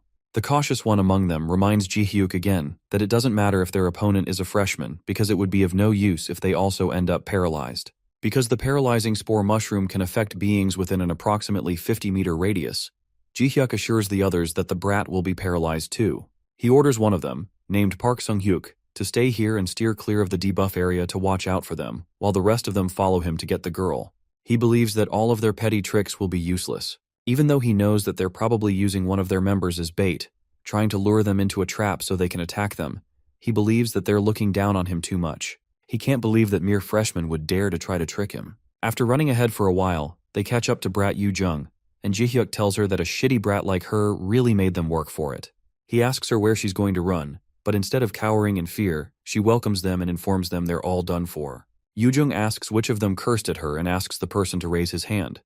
And as the men dash towards her with their weapons, Ji-hyuk is amused that she's acting arrogant to the end. When the men almost reach her, she smiles and touches one of the mushrooms with her weapon, causing it to burst. The system notifies them that a paralyzing spore mushroom has burst, and all organisms within a 50-meter radius have been paralyzed for 2 hours. In a flashback, Yoo-jung protests to Jae-hyun that he had said they were going to look for something important, but there's nothing where they're looking but trees. He asks her to wait a while because they're in the right place while he drains some ash tree sap. Yi-jun points out that they must have noticed that this event is more advantageous to warriors, and Ina agrees that being able to use C-rank skills and below is a big restriction to magicians who rely heavily on skills. For warriors, who have great physiques already, the restriction in the demiplane is useless. Yoo-jung laments that it's still alright for Ina, who has a unique skill, but all her own useful attack skills are sealed, and the best she can do is buff spells and basic skills. When she asks what she should do, Jae-hyun explains that they need to make a plan by using those basic skills as efficiently as possible, so he asks her if she knows how to use the skill called Change. Yoo-jung proudly tells him she can and reminds him that she was the one who taught him magic theory. Ina mentions that Change is a spell that swaps one's location with that of a designated party member, so she asks him what plan he's going to make with it. When he's done retrieving the ash tree sap, he tells the ladies that they can do something pretty fun with Change using the sap. In the present, Jae-hyun tells Ina they need to get ready, and she agrees. On the field where Yoo-jung is, Ji-hyuk calls Yoo-jung a crazy B-word because she really burst one of the spores, but Yoo-jung activates her Change skill and passes the baton to someone else. As she disappears, she informs them that it's no longer her turn anymore, and Jaehyun appears where she disappeared and pushes his leg into Jihyuk's face, stating that it's his turn now. Our boy breaks the senior's nose and kicks him to the ground, then later lands on the ground. Jihyuk lands on the ground still paralyzed and begins to curse. Still paralyzed, he angrily asks Jaehyun if he thinks that everything will go according to plan, and he calls him an idiot for entering the paralyzing spore mushroom's habitat. He informs Jaehyun that he figured he would do something like this, so he left one of his companions waiting outside, and he promises him that they're done for once the spores dissipate. Before he can finish his statement, Jaehyun informs him that the guy he left behind won't be coming. Confused, Jihyuk says he's saying bull, but a scream soon erupts from the spot they left Sunghyuk in, and the system announces to them that player Park Sunghyuk has been eliminated. Sunghyuk lays on the ground with Ina's holy sword driven through his body, and the system awards 100,000 points to Jaehyun, Yoojung, and Ina. Jihyuk lays on the ground confused, and Jaehyun reminds him that he told him that his friend won't be coming.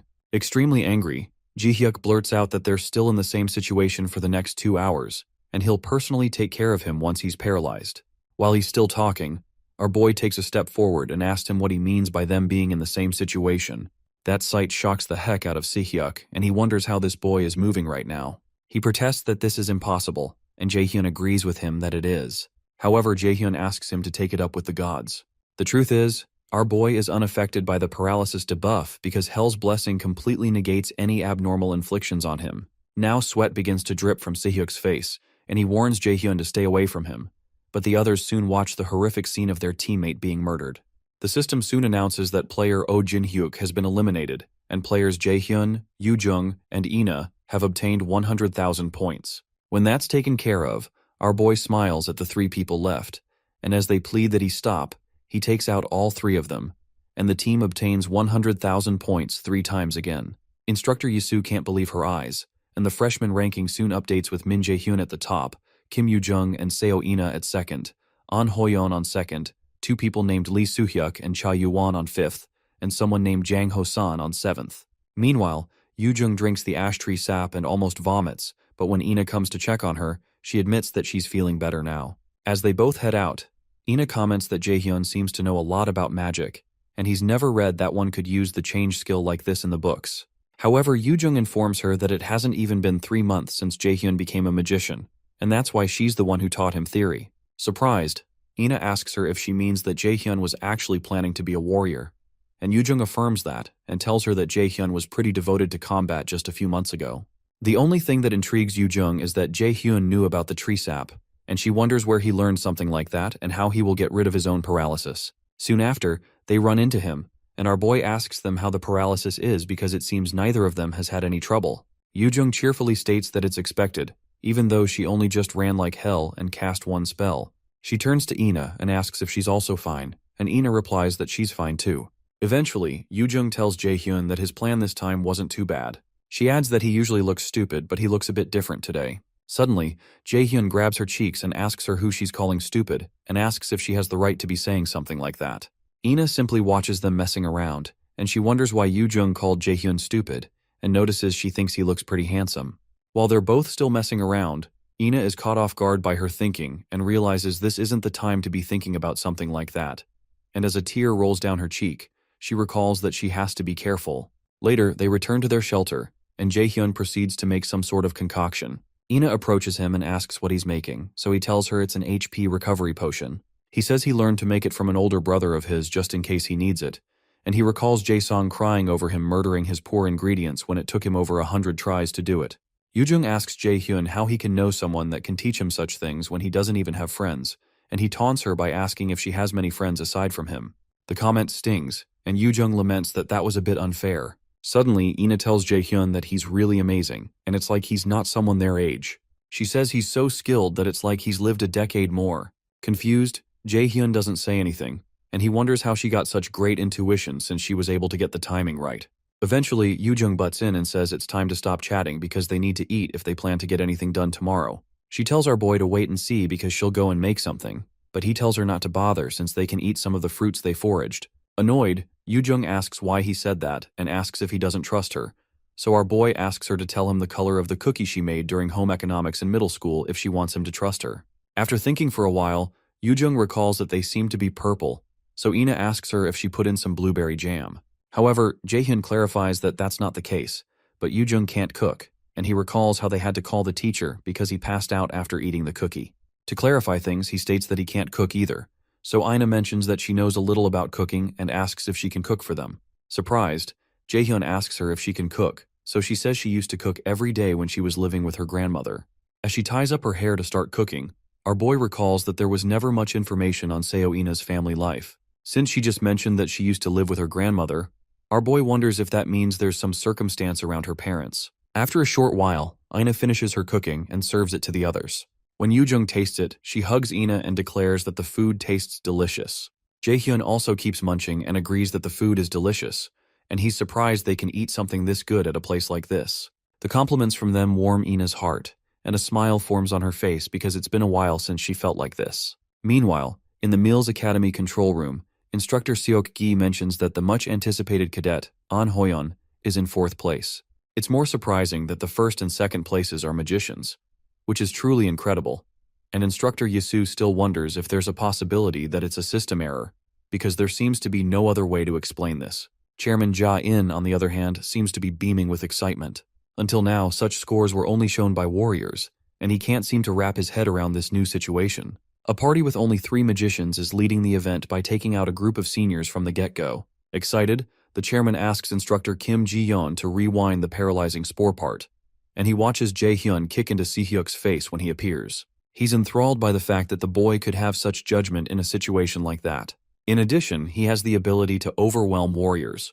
Just calling him a magician or even a freshman is truly unbelievable. Suddenly, Instructor Hajun calls out to the chairman and explains that he's brought the profile of Jae-hyun that he requested, but he's not sure if it's the correct file. Confused, the chairman asks him what he means by that, and when Hajun begins to stutter, the chairman tells him to calm down and speak. Eventually, the instructor shows the profile that displays that our boy's aptitude score is 97%, and he's a warrior class. The information shocks the chairman, but his shock soon turns into a maniacal grin, and he finally says that this is very good. He states that he wants to personally see how talented this Jae-hyun is, and Instructor Seok-gi asks him if he's saying that he wants to interfere personally. The chairman zooms in on Hoyeon and proposes that they make an interesting scenario, so Instructor Seok-gi mentions that he'll prepare everything. Inside the demiplane, Jae-hyun's group keeps taking out other people and keeps earning points. At one point, Yoo-jung is surprised that they've earned up to 1,100,000 points, and Jae-hyun replies that this is good because it's certain that they're in 1st place. However, Yoo-jung asks him if they really have to leave their shelter, so Jae-hyun replies that it can't be helped because the seniors are too afraid to come there anymore. Ina agrees with Jae-hyun that they need to move if they want to gain more points. Eventually, Yoo-jung agrees with both of them and asks what the record for the highest points obtained in a freshman hunt is. Ina informs her that it's 1,140,000 points. As they keep going, our boy senses something, so he signals the ladies to get ready because someone's coming. While they're standing, someone blasts past them, and Jae-hyun notices that this power seems to be way more than the level they're restricted to. The system announces that the connection to the demiplane is unstable and that the restriction on the player is broken. Jae-hyun tells the new fellow that he didn't think they'd meet again like this, and it turns out the fellow who has been loosed from his restriction is Hoyeon. When he asks Hoyeon what he's doing, he doesn't reply and keeps looking at the ground, so Jae-hyun wonders if he's unable to hear his voice. Ina warns Jae-hyun to be careful because she doesn't think this guy's in his right mind, and it's like he's being controlled by something. So, our boy suddenly recalls that this is the chairman's handiwork. Before he regressed, something similar happened back then at the Mills Festival. That day, which was supposed to leave the young cadets with happy memories, instead left horrible red stains that couldn't be forgotten. The cause of the event was Gu Jian's unique skill called indoctrination.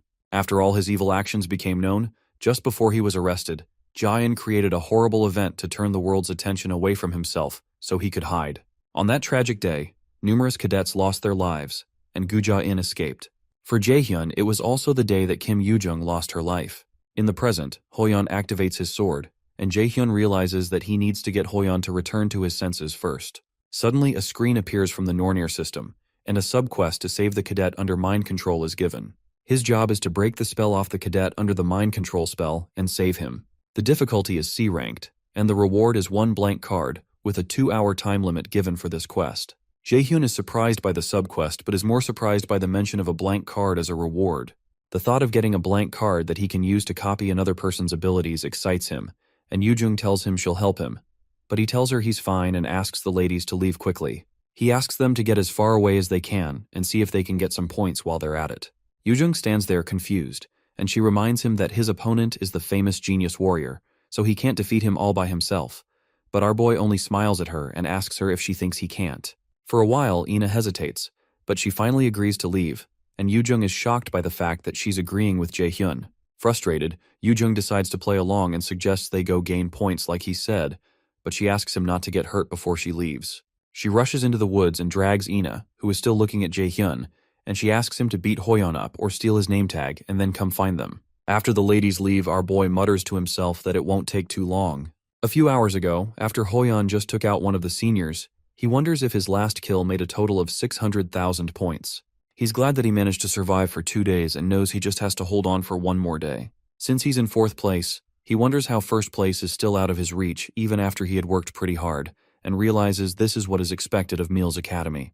The fact that Jae-hyun ranked 1st as a magician in a situation where his skills are restricted, and even carried his teammates to the top ranking as well, impresses him. However, he decides that he can't lose either, and he still has to work hard because there's still time. While he's thinking, Chairman Ja-in appears to him on the screen and informs him that he would like him to personally help him with something. The chairman uses his indoctrination skill on him and tells him he has a small favor to ask him. After Hoyeon's eyes light up from the indoctrination, the system issues him a warning that someone has infiltrated his mind. As the power overtakes him, he wonders what he's doing where he is. Soon after, the system informs him that his mind has been corrupted. After that happens, he immediately realizes that he has to take out Jae-hyun.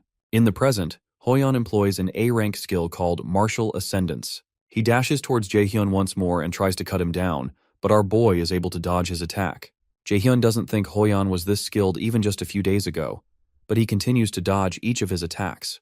It seems to him that Hoyeon has become unrecognizably skilled. As Hoyeon tries to smash his shield into him again, Jae-hyun jumps backward and avoids the impact. He knows that he'll lose if this fight is determined by both of their physical abilities.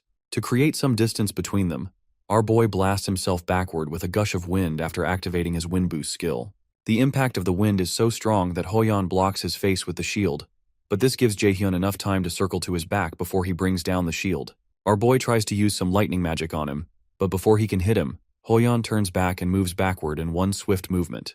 This reaction surprises Jae-hyun because Hoyeon was able to move his body first, even before his eyes could track his opponent's movements. Jae-hyun realizes that his opponent has an innate battle sense, and this isn't as easy as he thought it would be. Breaking indoctrination would be easy with his absolute calculation skill, but the problem is that Jae-in is watching them. Even if he can't see the chairman, he reasons that he's probably got an evil grin on while watching what he does against the talented warrior An Hoyeon. This time, Jae-hyun smiles, and he considers that it would be such a waste to end things carelessly. He decides to give them a show if they want to watch, but promises to make the show an expensive one. When Jae-hyun begins his display, Instructor Yisu wonders if she's seeing things correctly. It's unbelievable that our boy, who is a magician, is fighting on the front lines like a warrior, but now he's overwhelming his opponent, even when the opponent is the said genius warrior, An Hoyeon. On the field, Jae-hyun seems to be using his lightning chain skill, and Yisu considers all of this unbelievable. She wonders how on earth this boy is doing that since a magician can't win against a warrior, and that is something that has always been carved into her mind as she walked down this path as a magician. Meanwhile, Chairman Ja-in watches with keen interest when Jae-hyun injures Hoyeon, and he begins to plead. In the demi-plane, Hoyeon crouches by his sword, and Jae-hyun tells him that he wasn't planning to go this far, but he promises him that he's tough and he'll recover quickly. Eventually, Jae-hyun takes a look upwards at the instructors since he knows they're watching. Then he activates his flash bomb skill, and the impact blinds all the cameras and stops the instructors from seeing the field. Inside the meal's control room, Instructor Seok-gi turns to Ji-yeon and demands to know what happened to their screen. But the chairman realizes that something is wrong, so he grabs the remote out of her hand, desperately trying to bring the video feed back up. Instructor Ji-yeon mentions that it seems that Jae-hyun used a spell to block their sight, but Ja-in recognizes that he used flash bomb, and he wonders out loud if this is how Jae-hyun wants to do things. He immediately summons Instructor Seok-gi, and he asks him to bring Jae-hyun to his office after the event ends. Worried, Seok-gi asks the chairman if it's all right for him to decide so hastily, but the already tense chairman places his hand on the instructor's shoulder and asks him why he thinks Cadet Jae-hyun, who was already in a situation of victory, would decide to block their sight. While stuttering, Seok-gi replies that it would be because Jae-hyun knows how to raise his worth. In the demiplane, Hoyeon remains crouched on the ground as the blinding light from the flash bomb blocks everything. Eventually he walks up to Hoyeon and places a hand on his head, activating his absolute calculation skill, which allows Jaehyun to lift the indoctrination controlling him. Suddenly, Hoyeon's eyes become clearer, and he recognizes Jaehyun. Still smiling, our boy asks him if he's feeling better, and Hoyeon attempts to get up and says he's feeling better, but he soon collapses to the ground because of the violent pain that runs through his body. Our boy apologizes for the pain and reminds him that he attacked him out of nowhere, but Hoyeon doesn't seem to remember attacking him. He asked why on earth he would do that, so Jaehyun informs him that he was under a mind control spell. Confused, Hoyeon asks him what he means by mind control. But when he thinks about it, he recalls seeing a face that he can't remember clearly, and hearing a voice he can't remember either. However, it doesn't make sense to Hoyeon because spells like that, to even control someone for even a short period of time, are usually over A rank, but they had told them that they could only use skills C rank and below. Jaehyun informs him that he doesn't know because there might have been a slight malfunction with the demiplane, or perhaps someone intervened. Hoyeon remains silent for a while and considers that there's no way a cadet could cast a mind control spell of this caliber, even if there were a malfunction in the demiplane. Eventually he asks Jaehyun if he knows who could have intervened if that is the case, or why they would do something like this. But Jaehyun tells him he doesn't. However, he adds that if whoever did this could do something like this, they're probably someone most wouldn't dare go against. Jaehyun doesn't want to spell it out to him, but he knows that as they go through more experiences at Miles, Hoyeon will also figure out for himself what kind of person Gu Ja-in is. Suddenly, the Nornir system announces that Jaehyun has cleared the subquest to save the cadet under mind control, and he's received a blank card as a reward. Eventually, Hoyeon attempts to get up. He realizes his body is a mess, but Jaehyun doesn't have a single injury, so he wonders if this is his current limit. When he finally gets up, Hoyeon says he has nothing to say for himself and apologizes for what happened. But Jaehyun jokingly tells him not to be gross, and says he'll be leaving now since Hoyeon can move around.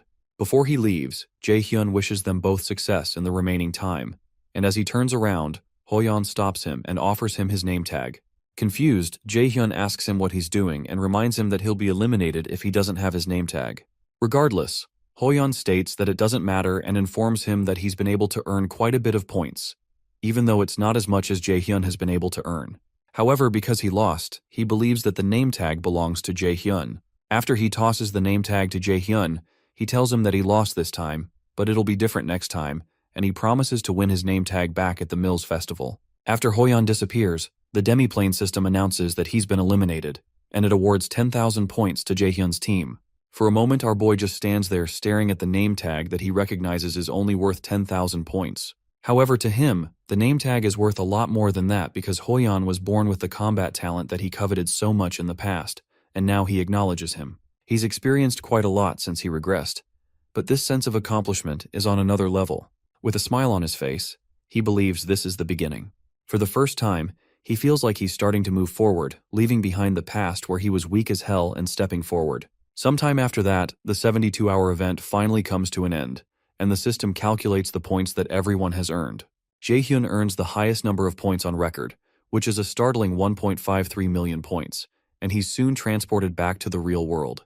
When the students appear back in the real world, our boy considers that 1.53 million points aren't so bad, but Yoo-jung immediately busts his ass for not being much happier since it's still the highest number ever recorded in the event. She turns to Ina to get some support, but Ina laments about how they would have been able to get 1.6 million points if they had just stayed one more hour. At this point, Yoo-jung realizes her teammates are really insane. She tries to cheer them up by saying that they should be able to live quite luxuriously for a while with this many points, and Jaehyun agrees. He calculates that if they multiply the points by 10, it would be kind of similar to real currency value. It's safe to say that they've just earned about 15.3 million won, which is approximately $12,000, and Yoo-jung almost drops her jaw. When Ina hears that, she's shocked that it was such a huge amount of money. Our boy informs them that he's first, but they have 1.48 million points at second, and they should also get bonus points.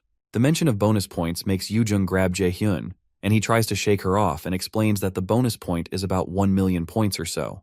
The thought of all that money makes Yoo-jung light up like a Christmas tree, and she starts to twirl Ina around in a dance because of the mention of 1 million bonus points. While they dance, Ina is shocked that they got 2.48 million points and won 24.8 million won in just 3 days. Jaehyun tries to stop them from dancing because it's embarrassing, and he notices the other students watching them with contempt.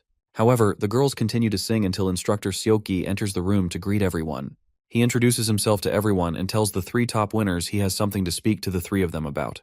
To get some privacy, he asks that they go somewhere else, so Jaehyun asks him if it's related to the amount of points they got during the hunt, and when he nods, Jaehyun follows him hastily. The ladies don't follow him, so they ask to know where they're going first.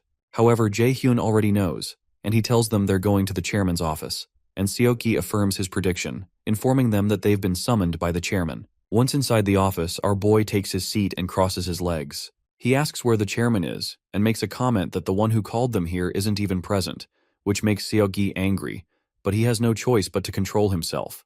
The ladies, who are following behind, wonder why Jaehyun is suddenly acting like that, and they stand speechless until Seoki tells them to also take their seats. When they sit down, the chairman enters and apologizes to them for being late. The 2 ladies stand up, and Yoo-jung loudly introduces herself, and Ina follows suit, while Jaehyun just sits there. The chairman cheerfully tells them that he knows who they are, and Yoo-jung revels in that. Jaehyun tells the chairman that he's late and he almost fell asleep waiting for him. The comment surprises the ladies, and even Seoki becomes tense as he wonders if this kid has lost his mind. A moment of silence continues in the office for a short time until the chairman says he has no excuse for being late. He finally adds that he needed some time to prepare to talk to them, but Jaehyun immediately tells him that they're actually the ones who have no excuse since he called them out right after coming out of the demiplane for 3 days without giving them a chance to wash up, so they had no time to prepare. The chairman's face tenses again, but this time he just laughs. Jaehyun realizes he's putting on an act and figures that it's because he's interested in the people in front of him. Finally, the chairman informs them that he brought some very beneficial news for them. He congratulates them for being the elite of the elite who secured the top 3 spots in this year's freshman hunt, especially Jaehyun, who took first place. When he says that, Jaehyun says it's all thanks to his party members, and he wouldn't have been able to do it all by himself. That comment makes the chairman hesitate as usual, and he wonders if the boy has no wish to show off his abilities. He finally agrees with Jaehyun but comments that he's also observed all his actions, and he noticed that they beat the freshman hunt's record of 1.14 million points by an overwhelming amount. When he claps and comments that the result was unbelievable, the ladies thank him for the compliment. But Jaehyun asks him where he's driving at, which makes Yoo-jung worried again. After hesitating for a while, the chairman explains that the Mills Academy would like to offer them a few special privileges. First, a suite room from the dormitory buildings within the academy will be offered for free. Second, priority in the use of the academy's facilities that usually need to be reserved in advance. Third, if they ever are unable to get a satisfactory score in the school tests, they will get a chance to retake the test. After listing out the offer, the chairman asks them what they think and explains that they will be signing a partnership contract with Mila's Academy should they agree to their offer. But Jaehyun states that he rejects the offer before the chairman finishes his speech. Our boy explains that the benefits sound nice, but those are all things they can earn by themselves in a month or so, especially since Mila's is very much a meritocracy after all, so he doesn't think they should get them while paying an unnecessary fee. Eventually, he grabs the offer out of the chairman's hands and starts reading through the terms. He reads that after signing a partnership contract with Mila's, once they start working as raiders, they would have to donate over 30% of their earnings to the school for at least 5 years. At this point, the chairman looks pretty grim until Jaehyun finally tells the chairman that this isn't to reward them, but to strike them down. When he asks the chairman if he's mistaken, the man pauses for a while and says there's nothing he can do about it if that's what Jaehyun thinks, especially since they can't be forced into signing a contract. He tells them that he leaves the decision up to the 3 of them, and the ladies look at each other to read how the other person is reacting to the whole thing. After a short pause, Yoo-jung apologizes and states that she would like to decline the offer, and so does Ina. The chairman covers his face as if in deep thought, but the veins on his hand bulge out in anger. Eventually, he says that it's a shame because this was the best offer he could give them. However, the chairman mentions that he will give them another chance to think about it, so he locks his gaze onto Jaehyun using his indoctrination skill and asks him if he still does not plan to change his mind. Immediately, the Nornir system informs him that something strange has infiltrated his mind. Jaehyun had been expecting this, but he's soon told by the system that he's completely resisted the debuff thanks to the passive skill, Hell's Blessing. While that is happening, our boy hands Hell his blank card and uses its power because he had only annoyed the chairman in the first place to get him to use his power. For a moment, the chairman just sits there puzzled as to why he didn't get a reaction. Eventually, our boy tells him they'll be leaving now, and the Nornir system informs him that he's acquired the skill called Indoctrination. With this skill, which is of a unique rank, he can manipulate someone weaker than him to do his bidding. Should both parties agree to a master-servant relationship, the skill changes into subordination. Jaehyun gets up and proposes to the ladies that they leave, especially since they're all tired from spending 4 days in the demi-plane. After Jaehyun leaves the office, Yoojung asks the men to have a nice day, and Ina, who is still confused, tells them they'll be leaving first. When the students finally leave, Jaehyun asks instructor Seok-gi to leave. When he's alone, he wonders how a mere freshman can resist his unique skill, and he finds this really interesting. Outside, Jaehyun asks the ladies if they're really fine with refusing Jaehyun's offer. Yoojung confesses that she was a bit tempted at first, but she later decided Jaehyun was right with whatever he said, because it was obvious that Jaehyun was going to sweet-talk them into agreeing and take advantage of them since they're so young. Ina agrees that she didn't also like the contract, and she thinks rejecting it was the best choice. Apart from that, she feels that it's better to earn things with their own hands than to start off with privileges. Jaehyun listens to Ina intently, and he considers her reasonable, which is completely different from the cold image he had of her before he regressed. Suddenly, Yoojung asks them if they also noticed that something was really strange about Chairman Jaehyun, because his expression was totally sickening when they rejected his offer. Ina mentions that she thought so too, and she also mentions that the chairman and instructor Seok-gi never said a word about the problem with the demi-plane. Jaehyun listens to them talk, and he notes that Ina has really good instincts. Eventually, she asks Jaehyun if he knows anything about Chairman Jaehyun by any chance, so he asks her why she'd think that. Ina replies that he's always pretty calm, but the moment they met the chairman, he became strangely aggressive. Yoojung agrees with her, and she bugs Jaehyun to tell them if he knows something about the chairman. To answer their questions, he tells them that he's also not certain, so it's hard to tell them anything. But he informs them not to trust anyone in the academy, whether it's the chairman or the instructors. Suddenly, Ina walks up to him and asks if they can't trust him too.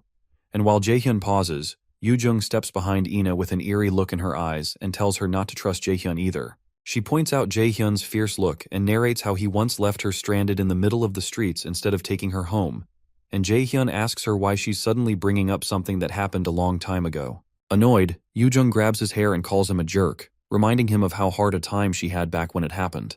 Eventually, our boy manages to get Yoojung off him, and he suggests they go into rest since the sun has set. When it's time for them to separate, Ina doesn't look like she wants to leave, so she asks them if they'll be parting ways here. For a moment, an awkward silence occurs, and Yoojung just looks at the two of them. Suddenly, she hugs them both and asks why it feels like a teen romance over here, so she asks them to make room for her too. Jaehyun, however, drags her away and points her to the girls' dormitory, then asks her to go get some rest. She eventually agrees to go rest, and Ina follows behind, but she reminds Jaehyun to rest well before she leaves. Our boy soon heads to the boys' dormitory. When he gets to the door, he realizes it's been a while since he's been here. He recalls the musty smell of mold from the corners, the floor that a lack of funds left unmaintained, creaking with every step, and eventually goes to his bed. To him, those who remained in this dormitory after a few years are those without talent, so he hopes to find a new place as soon as class is over the next day, because experiencing hell once was plenty enough. The next day, Jaehyun goes for a run and eventually stops after he feels he's done enough for a warm-up. He turns around towards the dormitory so he can start getting ready for his first class. Shortly after, all the freshmen that are magician cadets gather in a room, and their assigned instructor for the basic mana acclamation, Kim Ji-yeon, comes to introduce herself. While she talks, Jaehyun frowns because this instructor isn't someone he's familiar with. Even considering the fact he was a warrior in the past, he doesn't have many memories of his instructor. She could be one of the instructors who quit soon, even though becoming an instructor at Mills wasn't easy. The instructors who still remained at Mills were those like Kim Seok-gi that were greedy for the crumbs Jaehyun was willing to throw them. Ji-yeon mentions that she's sure that most of them found it strange that their first class was not in a classroom, but a large facility like this instead. As some doors open behind her, she explains that the reason is to test their mana sensitivity. The students are shocked by the sight of the doors that seem to be exposing a mana cube, and they hope they're not saying they have to go in there. While they lament that this is too difficult for a first class, Jaehyun considers that this mana cube feels similar to the mana cube he saw before, but it has way less mana. Instructor Ji-yeon explains to them that what they're looking at right now is called a mana room. It was built based on a mana cube that can normally be found at guilds. For cadets like them, she explains that it is close to impossible to break out of a mana cube, and that is why they prepared this. The odd thing is that our boy had broken out of a mana cube at his guild. The mana room is divided into many sub-rooms. The first room's mana is similar to the amount in the atmosphere, but the mana becomes thicker as you go further in. On average, a first-year Mills Academy cadet can usually reach level 3. A graduating cadet can reach their limit at around level 7. In this class, they will find out what level their mana sensitivity is at. Jiyeon asks the cadets to form a line and follow behind her. She informs them that they can raise their hand if they have trouble during the test, so they can follow the assistant instructors out of the room. Soon after, she enters one of the mana rooms, and the cadets follow her in. After everyone enters, Instructor Jiyeon notes that none of the cadets seem to be having trouble at level 1. She decides that they move to level 2, and when they enter, some of the cadets begin to pant, and the instructors have to help them out. After they leave, Jiyeon asks the rest that are still standing to follow her to level 3, and when they enter, almost half of the class raises their hands, but Jaehyun, Yoojung, and Ina do not seem to be affected at this point. Instructor Jiyeon asks that the rest follow her to the 4th level, and many more people raise their hands. When those uncomfortable leave, she proposes they move to level 5, and then many more people ask to be excused at that point. At level 6, several other people are taken out due to exhaustion. Yoojung asks Jaehyun if he feels like it's starting to get hard to breathe, but he says he doesn't think so. Meanwhile, Ina watches Jaehyun and notices that he seems like he's still doing fine, so she decides to try harder. Jiyeon looks around, and she notices there are only 4 cadets remaining. Jaehyun, Yoojung, Ina, and one other guy named Lee Soo-hyuk. They are all cadets that scored high during the freshman hunt. Chairman Ja-in had told her to keep a close eye on Jaehyun and report back to him, but she doesn't plan to simply follow such orders. She soon tells the cadets they'll be moving on to level 7, and the other students wonder who the heck those guys are that are moving on to the next level, especially since the instructor had said only graduates reach level 7. When they enter the 7th level, Instructor Jiyeon proposes that they move on to the 8th level and asks any of the cadets if they're having trouble, and no one speaks, even though Yoojung seems to be struggling at this point. The other students are in awe as they watch them move to the 8th level, and when they get there, the cadets feel a sharp spike, except for Jaehyun, of course. Starting from level 8, the mana level fluctuates at every moment like it does within a dungeon. Jiyeon knows that geniuses should have trouble starting at this point, and true to her expectations, Soo-hyuk and Yoojung raise their hands to leave the mana room. Meanwhile, Ina begins to sweat, but when neither she nor Jaehyun raise their hands, Instructor Jiyeon has no choice but to move to level 9. When they enter level 9, Ina almost vomits and begins to stagger, which startles Jaehyun. When Jiyeon turns around, she's unable to help because she recalled that the chairman had told her that she should never offer any cadet help before they ask, no matter what kind of situation they face. He had said that danger is no different from a new opportunity to a cadet, and if that opportunity is taken before their eyes, that would be heartbreaking. Jaehyun asks Ina if she's alright, and she tells him she is while trembling. At this point, she can't clearly see Jaehyun's face, and she really doesn't want to lose. Everyone Ina knew had always told her that only the strong can survive, and she won't be able to do anything but bow down before a warrior, even if she has some talent with magic. She's been told that the weak have no future, and she really desires to be acknowledged at this point, but she finds herself collapsing as Jaehyun tries to hold her up, and she tells him she's lost again. As the assistants take her out, Jaehyun wonders what she meant by losing. When they enter level 10, Instructor Jiyeon asks Jaehyun if he's alright, and she knows even she will begin to have some trouble from here on. Eventually, our boy turns to her with a smile on his face, and he states that he's also having some trouble and would like to go out now. When she hears that, Jiyeon asks him to come out with her. As she heads out, she wonders what he means by having trouble since she can't see a single sign of that. When they finally get out, Jiyeon asks the other cadets to clap for Jaehyun because he succeeded in reaching level 10, which means he's on a par with a raider, that is, a B rank or higher. As she tells everyone else to work hard and try to catch up with him, Soo-hyuk glances at Jaehyun with a frown, and Ina doesn't look so happy with herself. Shortly after, our boy asks Ina if she's alright. She tells him she is and apologizes for making them worry, so Jaehyun tells her it's good since nothing serious happened to her. Yoojung asks Jaehyun if he's also alright since he looked pretty unaffected a while ago, and he tells her he is. Then he asks her to take the towel from around her neck because she looks like a construction site worker. The statement riles Yoojung up as expected, and she regrets having been worried about him. While she's ranting, Jaehyun asks her if she's also not in any pain, and she says that the doctors also said she's fine, and she gloats about how fit she is. For a moment, Jaehyun watches Ina. He had thought she was just a bit competitive, but something seems to be different.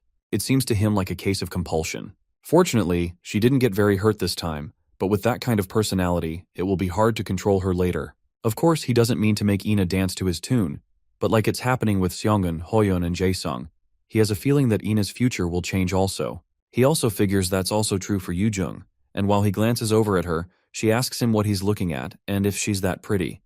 But Jaehyun asks her if she's sure there's nothing wrong with her, because she could only be saying such nonsense if she's hurt somewhere. As Ina tries to subdue Yujung from taking revenge, our boy thinks about how he doesn't know what kind of effect his actions will have in the future. In this quickly changing environment, he decides that he needs to prepare if he wants to stay one step ahead. While he's thinking, Yujung manages to break free from Ina's grip, and she wraps the towel around Jaehyun's neck.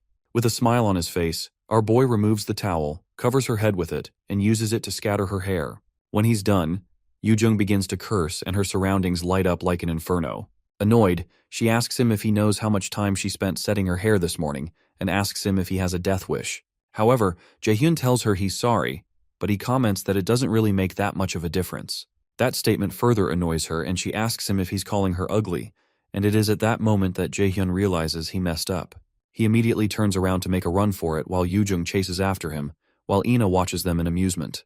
Ina considers how the two of them are really close, and when the two friends run past Soohyuk, the guy notices Jaehyun and wonders how the bastard reached level 10. While he's looking, a friend of his named Kim Minsu comes by to say hi and asks him what he's thinking about so deeply. Soohyuk asks Minsu to tell him everything he knows about the guy that's getting his hair pulled out by the lady, and even though Minsu wonders why Soohyuk is talking to him like a slave, he explains that Jaehyun is the first guy to get first place in the freshman hunt as a magician. Soohyuk tells him that he knows that, but what he wants to know is where a guy like that came from all of a sudden. But Minsu just shrugs because he doesn't have that answer. No matter how much Soohyuk thinks about it, it doesn't make sense. To him, there's something weird about this Jaehyun guy, and he believes he's hiding something. Meanwhile, Minsu thinks about how he's not used to this new Soohyuk because he used to know him when he was younger. Eventually, he tells Soohyuk that Jaehyun has already proved himself twice, so there's no need to keep looking for something mysterious since it's most likely impossible to cheat in meals. However, Soohyuk informs him that there's no way there's someone stronger than him unless they're cheating. That statement stuns Minsu, and he considers that Soohyuk won't win against Ina or Yujung either, but he doesn't say it out loud. Eventually, he advises Soohyuk that they don't need to become unreasonable, because he won't win against Jaehyun even if he dies and gets resurrected, but the guy doesn't listen to him. Sometime later, Jaehyun has a video call with his delightful teacher, Seongun, and he asks her if she called him because she wanted to hear about what happened at the freshman hunt. Seongun agrees that she did, because it's more interesting to hear it from him directly. Excited, he informs her that he got first place, and that makes Seongun proud. She notices that his apartment seems to be too good for a freshman to have, and suspects that he got a lot of points. Finally, she congratulates him for taking the best first step in Meals Academy, known for being hard to survive. She tells him she's proud of him, and our boy mentions that he's relieved because he was worried that she would scold him if he got second place. That makes her giggle, and she asks him if there were any cadets who caught his eye during the freshman hunt. Surprised, Jaehyun asks her if she's going to scout them or something, so she tells him that they're considering it and they're planning to reward him for the information he shares. Jaehyun explains that telling her isn't hard, but to think he'll get a reward for something like this, he asks her if she's not being too generous, but she insists that she's doing this because she knows he won't cooperate if she offered 10 times the amount in the future. Eventually, he mentions Ina, Yujung, and Hoyeon, saying those three are the ones that can be recruited by Yeonhwa. When he hesitates to mention someone else's name, Seongun asks him to speak, so he adds that he knows someone who isn't a freshman, but would be good to recruit from the upperclassmen. Seongun promises to give him a big welcome. After they end the call, the guildmaster thinks of Lee Jae-sang, whom Jaehyun had mentioned, and she recognizes him as the youngest son of the S-rank raider, Lee Jae-sin. During the call, she had mentioned to Jaehyun that Jae-sang is not as talented as his other siblings, and she knows that Yeonhwa might have some problems with Lee Jae-sin's Zephyr Guild by taking Jae-sang in. With such a risk, Seongun asks Jaehyun if he still thinks they should recruit the boy, and he says he does because Jae-sang will become the world's best alchemist in the near future. After they end the call, manager Sung-jae informs her that Guildmaster Ms. Baek Ji-hyun has arrived. Seongun asks him to escort her in, so Ms. Ji-hyun steps in with Yeonju behind her. When they step in, Seongun comments that they arrived exactly on time, so Ji-hyun responds that time is also a very valuable property to a merchant. Ms. Ji-hyun stretches her hand to Guildmaster Seongun and states that it's been a while, but Seongun politely tells her that she doesn't think they're close enough to greet each other so familiarly and asks her to take a seat. When Ji-hyun has her seat, Seongun, still smiling, asks her what the master of the Curator Guild wants with her. Ji-hyun is amused by Seongun's straight-to-the-point nature and comments that becoming close will really be difficult, but she admits that she also likes it. Eventually, Ji-hyun mentions that there seems to be someone Yeonhwa has been raising quite well, so she asks how much she can purchase Jaehyun for. Seongun tells her that it's unfortunate that Yeonhwa Guild doesn't think of its members as commodities that can be bought, so she suggests that Ji-hyun look somewhere else. However, Jihyun asks her if the child would agree with that, so Seongun tells her there are some things that can't be bought with money, but remarks that she most likely wouldn't know. Eventually, Jihyun replies that she didn't think Seongun would take her offer anyway, and it doesn't matter because she only came as an act of courtesy. Amused, Seongun informs her that her thoughtfulness is quite unpleasant, but Jihyun thinks that's a shame and decides to leave since it's getting late, and Seongun doesn't seem to want to talk to her either. As she gets up to take her leave, Seongun retorts that she's glad that she noticed that she doesn't want to talk to her, and Jihyun jokingly responds that a sharp eye is also a merchant's virtue. The next day, after an endurance test at the Mills Academy, the cadets wait for the system to analyze the results of the endurance test. An Hoyeon ends up first with 101 points, while Jaehyun comes in second with 99 points. The result makes our boy hiss, but he had expected that he won't be able to compare to a combat genius like Hoyeon. However, he doesn't consider second place a bad result. To him, there's no need to rush, but he also keeps in mind that he hasn't reached his goal. When Jaehyun turns to the ladies, he notices their disturbed looks, and Yoojung eventually asks him what the hell he is, and she asks how a magic raider can get second place and contend with An Hoyeon in an endurance test. When she demands to know how that's even possible, our boy informs her that it's not strange since he started out as a warrior, but that explanation still doesn't satisfy Yoojung. When she tries to protest again, Jaehyun tells her there's no need to focus on only magic so much, and she needs to also focus on her health. That remark makes Yoojung grim again, and she threatens to one day show him he's not as important as he thinks he is, but Ina soon holds her back so she doesn't start another fight. Meanwhile, Instructor Seokgi watches them nearby and he realizes that Jaehyun is a dangerous guy, just like the chairman said. The boy's muscular endurance is not something a magician should possess, and that makes Seokgi wonder what on earth he is up to. Soon after, the students hear the bell that signals that their next class is about to start, so Seokgi tells the students that their second endurance test is called the AR evasion test. Jaehyun recalls this test from the time before he regressed, and he knows it was the test that examined numerous cadets on their talent and made them hit their limit. Seokgi explains that they'll be gathered in a room with top-tier cutting-edge facilities called the AR test room. The AR combat measurement system in front of them will help test each cadet's ability through virtual battles with opponents created within augmented reality. Jaehyun listens intently, and he realizes that Seokgi is not planning to do this the easy way. Normally, what they would do is eliminate the monsters materialized by drones while analyzing their pattern of attack, but they will only focus on assessing their evasion abilities this time because it's an endurance test. However, if they defeat monsters, they will receive higher scores. Seokgi hands the cadets some objects that look like earphones, and when Yoojung asks, Jaehyun explains to her that they're receivers that can analyze and record the combat simulation. After noting Jaehyun's correctness, Seokgi adds that this receiver is used to implement augmented reality. It stimulates the brain and using the projector creates the realistic illusion of an actual monster. Through drone cameras, 3D images are augmented into the surroundings, making it seem like there are real monsters present. The use of such devices is for safety and to avoid the possibility of getting hurt. What Seokgi doesn't tell them is that the receiver stimulates the brain such that they can still feel about a fifth of the opponent's attack damage. The aim is not to shock the cadets but to create a certain level of caution to increase their possibility of survival in dungeons. Seokgi explains that the AR system has a total of 100 levels, but they will be evaluated only up to level 10. The test will be done in teams of 4, and they will now be grouped and called in order for the test.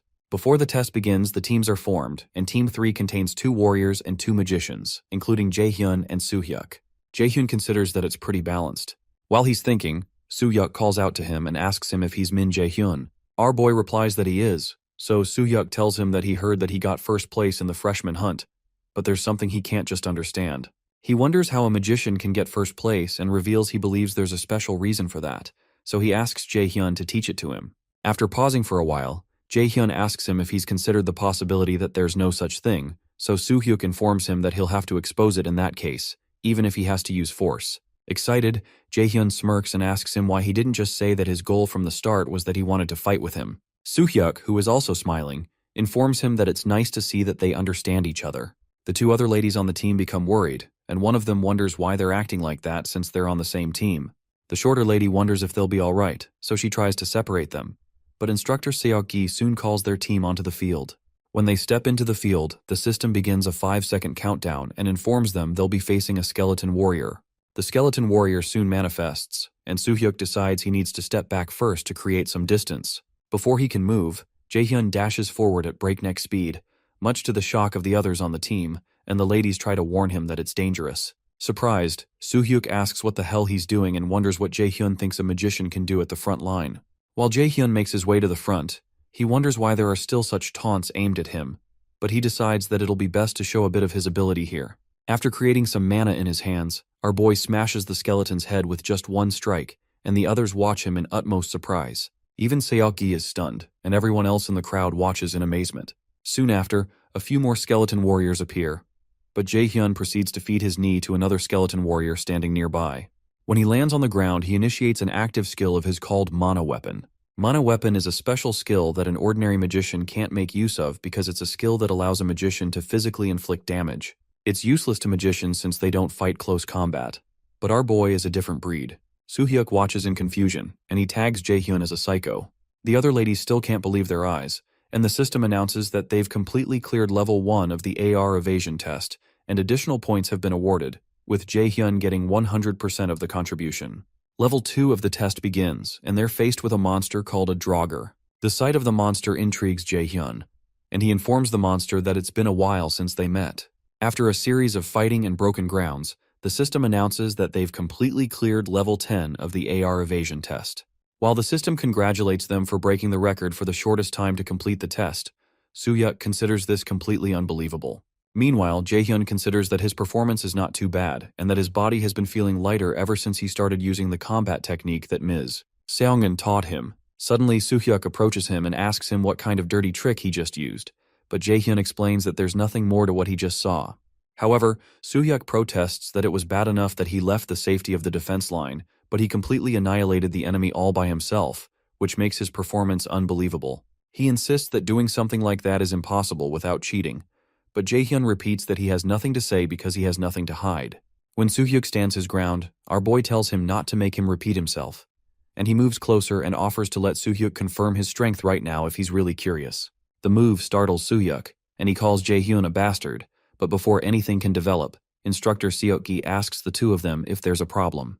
The instructor's interference stops the building tension, and Soo-hyuk wishes there weren't any instructors here. Our boy eventually turns to walk away, and Soo-hyuk tells him not to think he's won, so our boy tells him he doesn't think he lost either.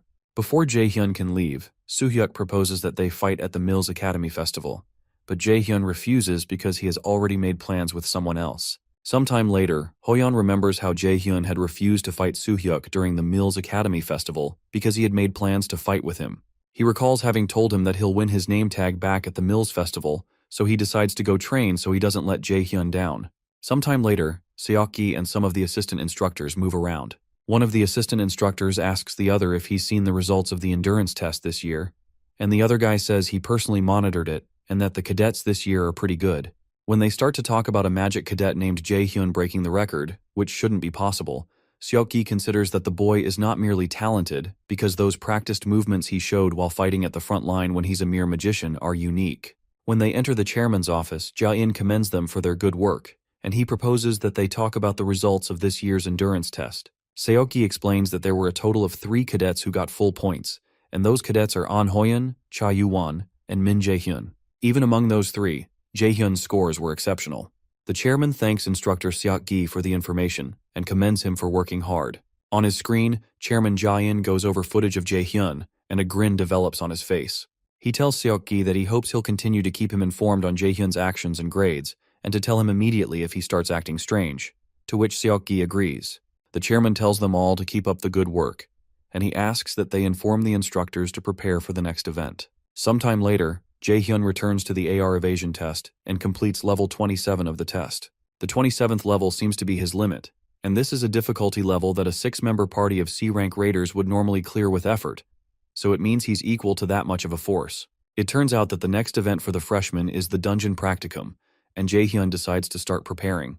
He remembers the Dungeon Practicum incident, which was one of the most disgraceful and tragic incidents at Mills Academy, where numerous cadets lost their lives. He and his teammates were mixed up in that incident, and in the end, he was the only one who survived on his team. Even as he had to listen to people tell him that he should have been the one to die, he couldn't bring himself to leave Mills Academy because he didn't want to disappoint the people who believed in him. Shortly after, our boy goes to the store to make a purchase. When he's done, he wonders if he'll be able to live differently in this life. He was unable to protect anyone, led a pathetic life in his past life, and was as expendable as a single-use item. However, he doesn't plan to live the same life all over again. Living a life of regret once was enough. One day before the dungeon practicum begins, the students go to class as usual and soon finish their activities for the day. When class ends, Yoojung and Ina approach Jaehyun, and Yoojung asks him what they should do tomorrow since it's their first dungeon practicum. Ina admits that she couldn't sleep well last night, so Jaehyun informs them that everyone feels the same when they enter a dungeon for the first time. His comment surprises Yoojung, and she playfully asks if this is not his first time, and if he had gone into a dungeon for a walk or something. He retorts that he doesn't know about dungeons, but he's met monsters a few times, and there's one in front of him right now. That causes Yoojung to lose it one more time, and she starts to curse and pound her fists on him. Ina watches them nearby, and their goofiness makes her smile. Eventually, Jaehyun offers the girls something if they're so worried, and Yoojung asks what it is. Our boy tells them that he bought the potion along with his own, and he tells them to use it when they need it. Eventually, Yoojung agrees to forgive him this time because of his good gesture, and Ina promises to make good use of it. Our boy considers that he survived the dungeon practicum the last time due to luck, but he'll ensure that he does it this time with skill. On the day of the dungeon practicum, Jaehyun spends some time warming up in the early hours of the morning. Warming up is important before going into a dungeon, no matter how great a magician's mana capacity is. If they suddenly overuse high-level spells, they will experience mana rebound. If mana rebounds when casting a spell, it could injure the user's body. A magician who uses high-level spells a great deal is prone to mana rebound, and Jaehyun recognizes that Lightning Chain and Sacrifice are high-level skills. Apart from that, he's not sure how dangerous things will get during the dungeon practicum today, and he doesn't know if he'll die or if his teammates will. On top of that, if he keeps his mana pooled up in his lower abdomen like he has just done, he can use it to strengthen his spell or body quickly when he needs to. He suddenly recalls the time before he regressed, when the system had told him that time would be regressed to the period the user most desires. While he's deep in thought, the Nornir system activates a main quest.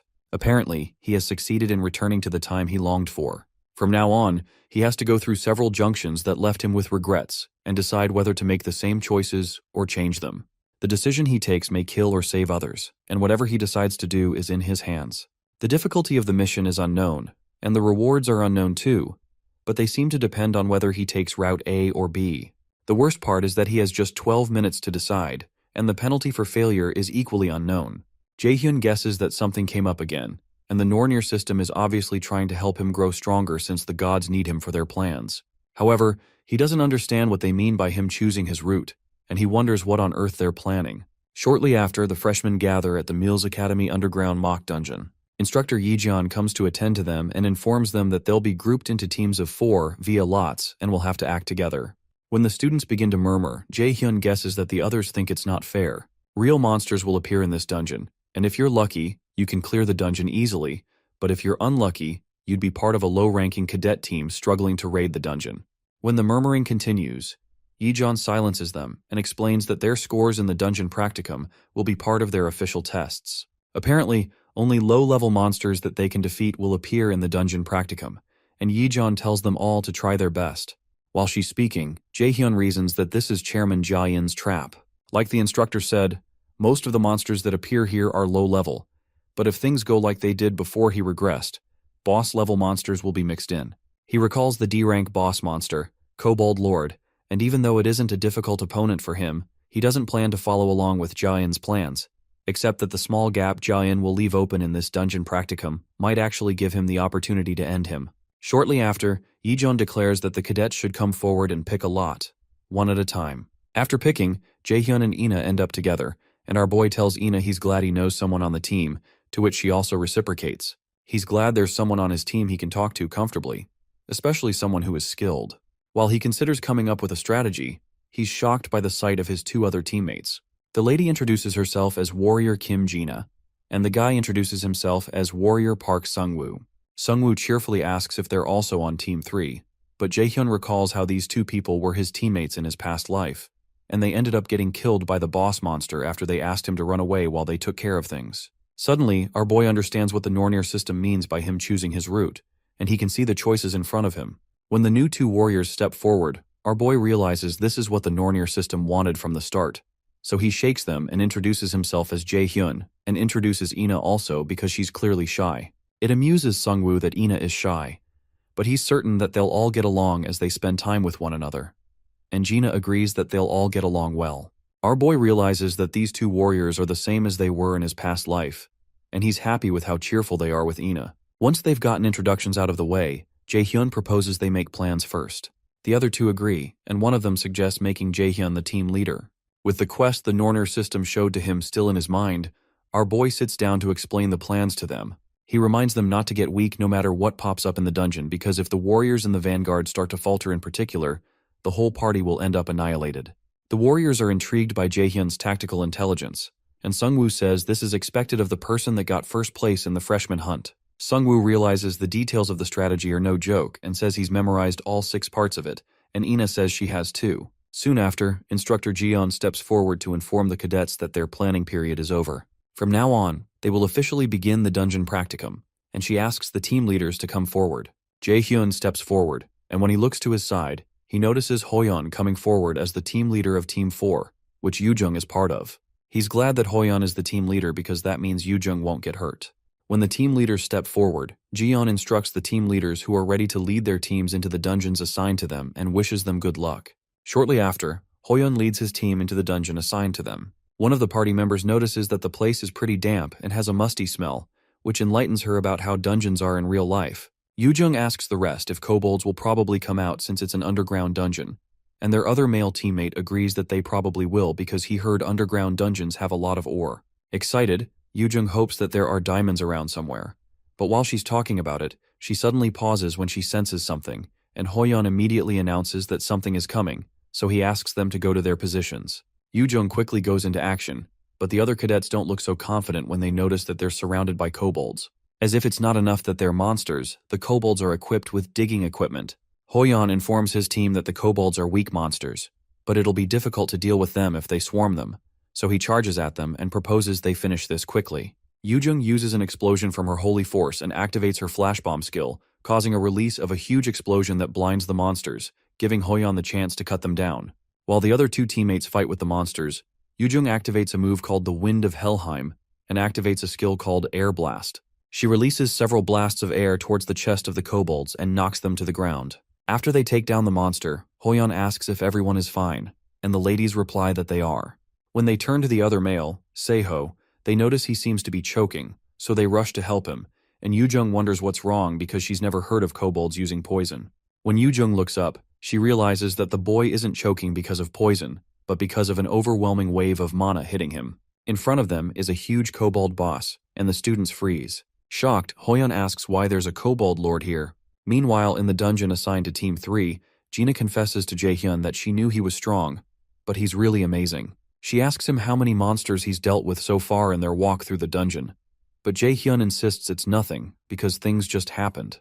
However, Gina insists that it's nothing because they will be able to clear the dungeon without anyone getting hurt if things continue like this. When Jaehyun looks to his side, he notices that Ina is distracted, so he grabs her hand and asks her if other people still make her uneasy.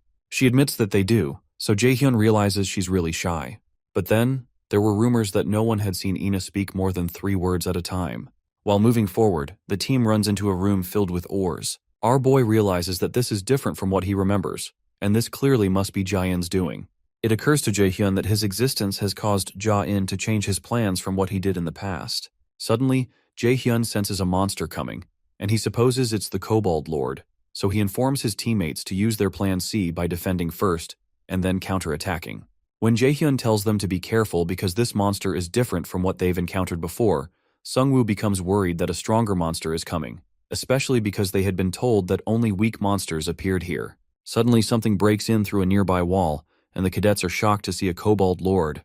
They wonder what a boss monster is doing here, and as Ina is about to run backward, she recalls what Jaehyun said about the whole party being annihilated if any of the warriors in the vanguard start to falter. She quickly activates the magic armor around the warriors, and Sungwoo struggles to focus because of the sheer size of the monsters.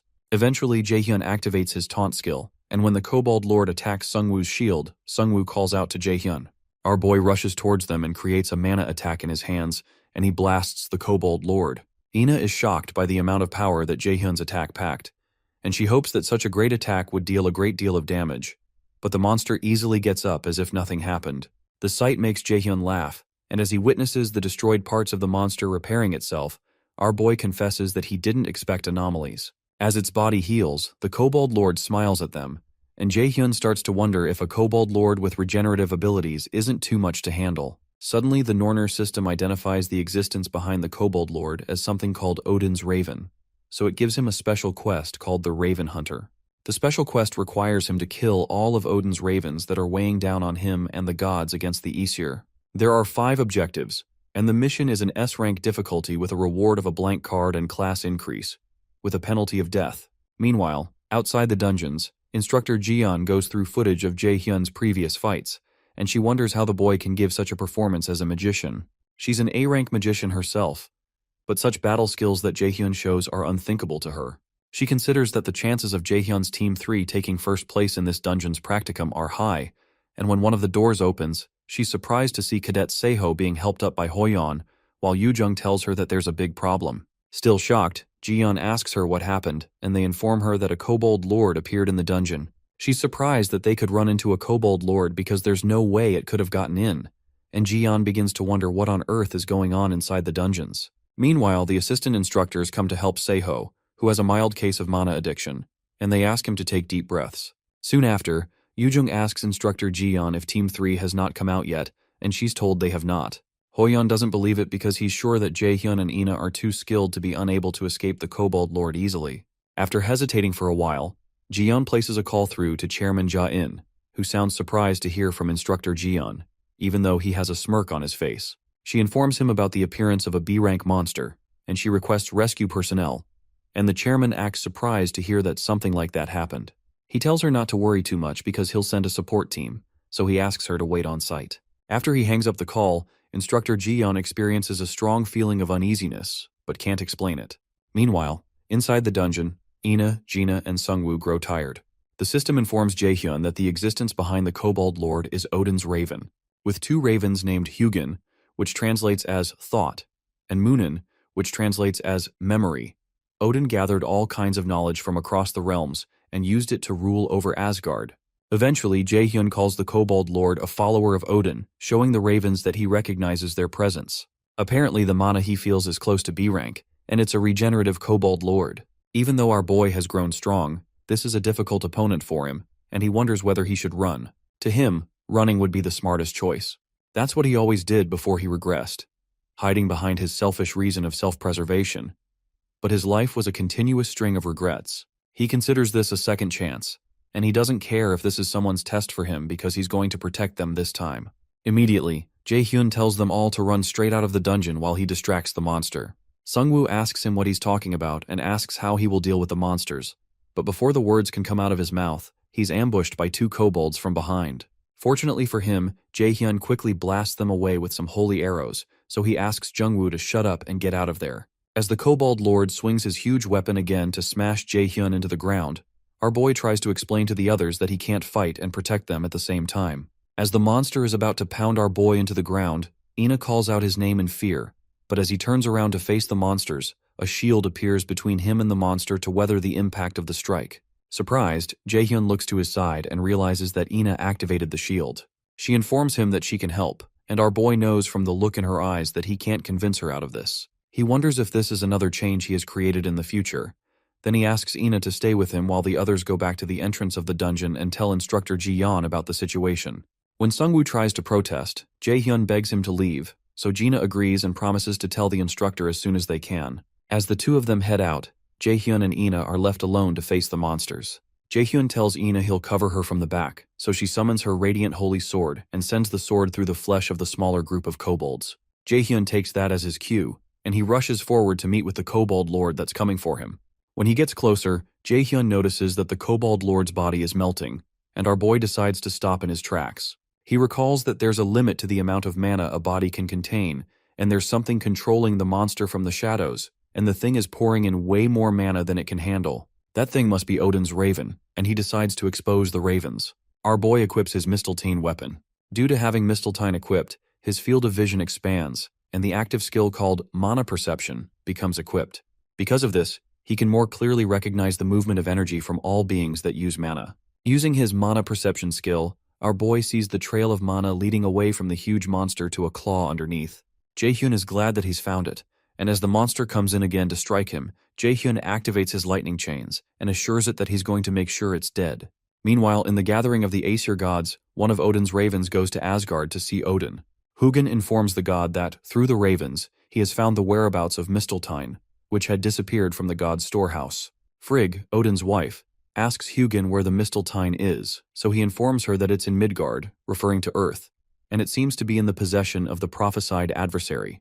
That disturbs her, and she calls Mimir an old fool, but Thor, who is sitting nearby, assures her that they're watching closely, especially since they signed a treaty with the anti-Aesir forces. Freya, who is also sitting nearby, accuses Thor of being complacent and reminds him how they lost Balder in the last war, and how the thing that killed him was the mistletoe branch, Misteltein. After considering it for a while, Odin tells Hugin to find out whether the prophesied adversary has been in contact with the forces against the Aesir, so he returns to Earth to do that.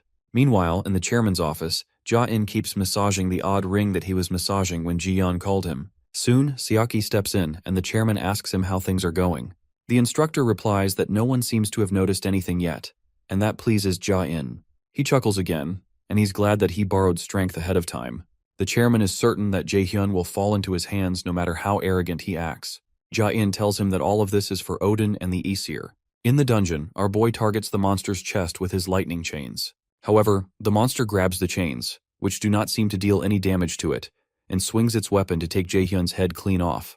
Our boy quickly leans backwards and jumps out of the way to avoid getting decapitated. With Aina by his side, he asks her if she can cover for him because he needs to be clear of the monster's attacks. So she tells him she'll try, but she doesn't look so good. Jaehyun realizes that Ina is probably already aware that she can experience mana rebound. Even if he ends up defeating the Kobold Lord, the chances of Ina dying are high, but he wonders why she still plans to help him regardless. In this second chance at life, Jaehyun had resolved not to trust anyone. After all, this world was completely unfair and cruel to the weak, but he seems to be having a change of mind.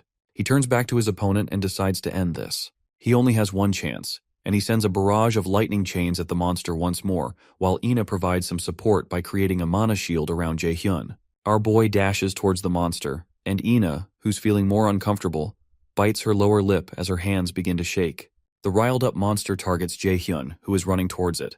Jaehyun recalls that his friend from his past life once told him that there's nothing more miserable than dying because you couldn't trust your companions. So, as Jaehyun leaps towards the monster, he signals to Ina to act, and he promises himself to confirm what his friend said from here on out. Jaehyun jumps on one of the chains and uses it to travel forward, and Ina is shocked that he's able to use that as a movement skill. She wonders how skilled he is with mana control for this to be possible. Meanwhile, the monster waits patiently as Jaehyun dashes towards him on his chain, but instead of colliding into the monster, our boy jumps right above it. In a split second, the monster twists its hand and tries to smash Jaehyun out of the air without turning back because it would take much longer to turn back, but it's clearly doing this under the control of the Raven. Ina becomes worried that Jaehyun would be knocked out of the air, but our boy evades the attack and smiles. Using his mana perception, he traces the mana threads to the spot where Odin's Raven is staying and bears down on the spot with all of the might of his sword. The strike is so strong that it breaks his sword, but it still works because the Kobold Lord reacts by letting out a shout. Suddenly, the system announces that the mana thread connecting the Kobold Lord and Odin's Raven has been broken. When Jaehyun lands on the ground, the Kobold Lord crashes behind him, and our boy walks forward to see the face of the being behind all this trouble. When he steps forward, Jaehyun finds Hugin crumbled after being hit by his strike. He asks the Raven what the hell Odin's goal is and steps on its head when it doesn't respond. Eventually, Jaehyun notices a necklace with an insignia of 3 triangles, similar to the shape on Chairman Ja-in's ring. He steps on the Raven again and asks it what the connection is between Gu Ja-in and Odin, but the monster doesn't respond. Eventually, Jaehyun realizes that the Raven doesn't have a will of its own, and it's meaningless to keep it any longer. He finally raises his leg, allowing the bird to fly back to Asgard to report to its master. Suddenly, Ina bursts into the area looking for Jaehyun, but Jaehyun warns her that it's not over yet because she needs to be careful about mana rebound. Before the words come out of his mouth, she suddenly freezes, and the Nornir system informs Jaehyun that corrupted mana has accumulated in his body. Jaehyun grabs his chest due to pain, and Ina does the same, but the Nornir system soon purges Jaehyun's mana due to the purity of his mana. Soon after, he finally stabilizes, and the system notifies him that his mana capacity has permanently increased by 5%. Jaehyun is glad it worked, and he's told that he has succeeded in hunting the first of his prey from the special quest called Raven Hunter. He's rewarded with 5 stat points, a blank card, and a level upgrade. Once he fully recovers, Jaehyun realizes that things could have ended up worse than they turned out. But when he turns to Ina, he doesn't see anything good, and the Nornir system informs him that his teammate's life is in grave danger. Our boy rushes towards Ina, and he's told that she will die if she does not recover immediately. Sometime later, Ina wakes up in a pool of sweat and a headache.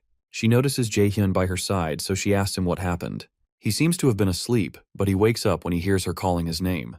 He's surprised she's awake and asks her how she feels, and when she checks her status, she's shocked to realize her health and mana have fully recovered.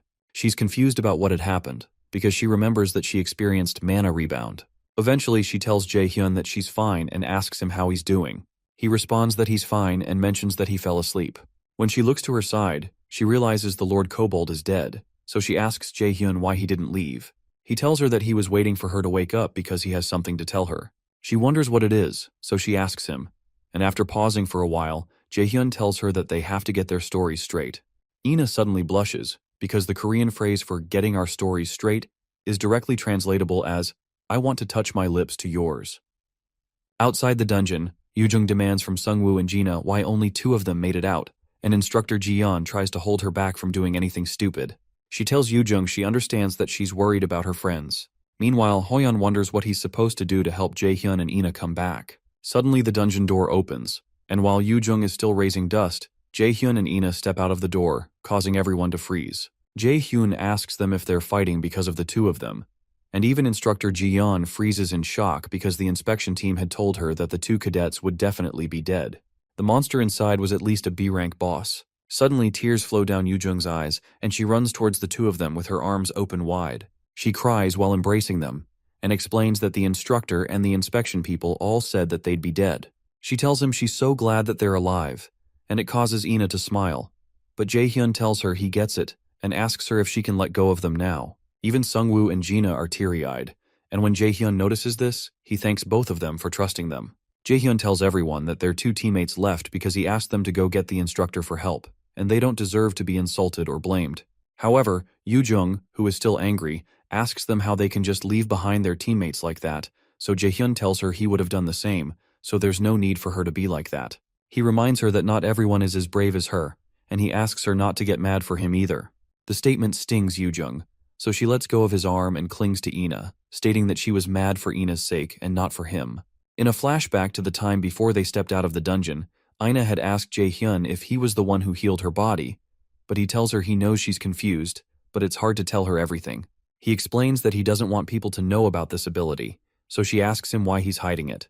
Eventually, our boy asks her if she's not curious as to why a kobold lord appeared here and endangered the students. He tells her it's because of Chairman Gu Jia-in, who's a piece of shit who thinks of students as tools. Jaehyun tells her that Jia-in is very different from the side of himself he shows to the public and the media, and he thinks it's fine for useless students to die. Ina realizes that's why Jaehyun is against the chairman and why he's hiding his ability, and he confirms it. After pausing for a while, she reminds him of some things he said to her the day they went to the office. Apparently, he had told them not to trust anyone, whether it's the chairman or an instructor, so she asks him how much he knows about Jae-in. She points out that he knew from the beginning that Jae-in is a bad person, and he acted as if he already knew what was going to happen, so she asks him how he knows those things. When he doesn't speak for a while, Ina pleads with him to answer her, and Jaehyun still remains speechless because he didn't expect her to react like this. He knows her life may be at risk if she gets more involved, so he considers using his indoctrination skill on her, but he changes his mind because she has a high magical aptitude value. Since her mentality is strong, it might not work, and that's not a good solution in the first place and a terrible way to make allies.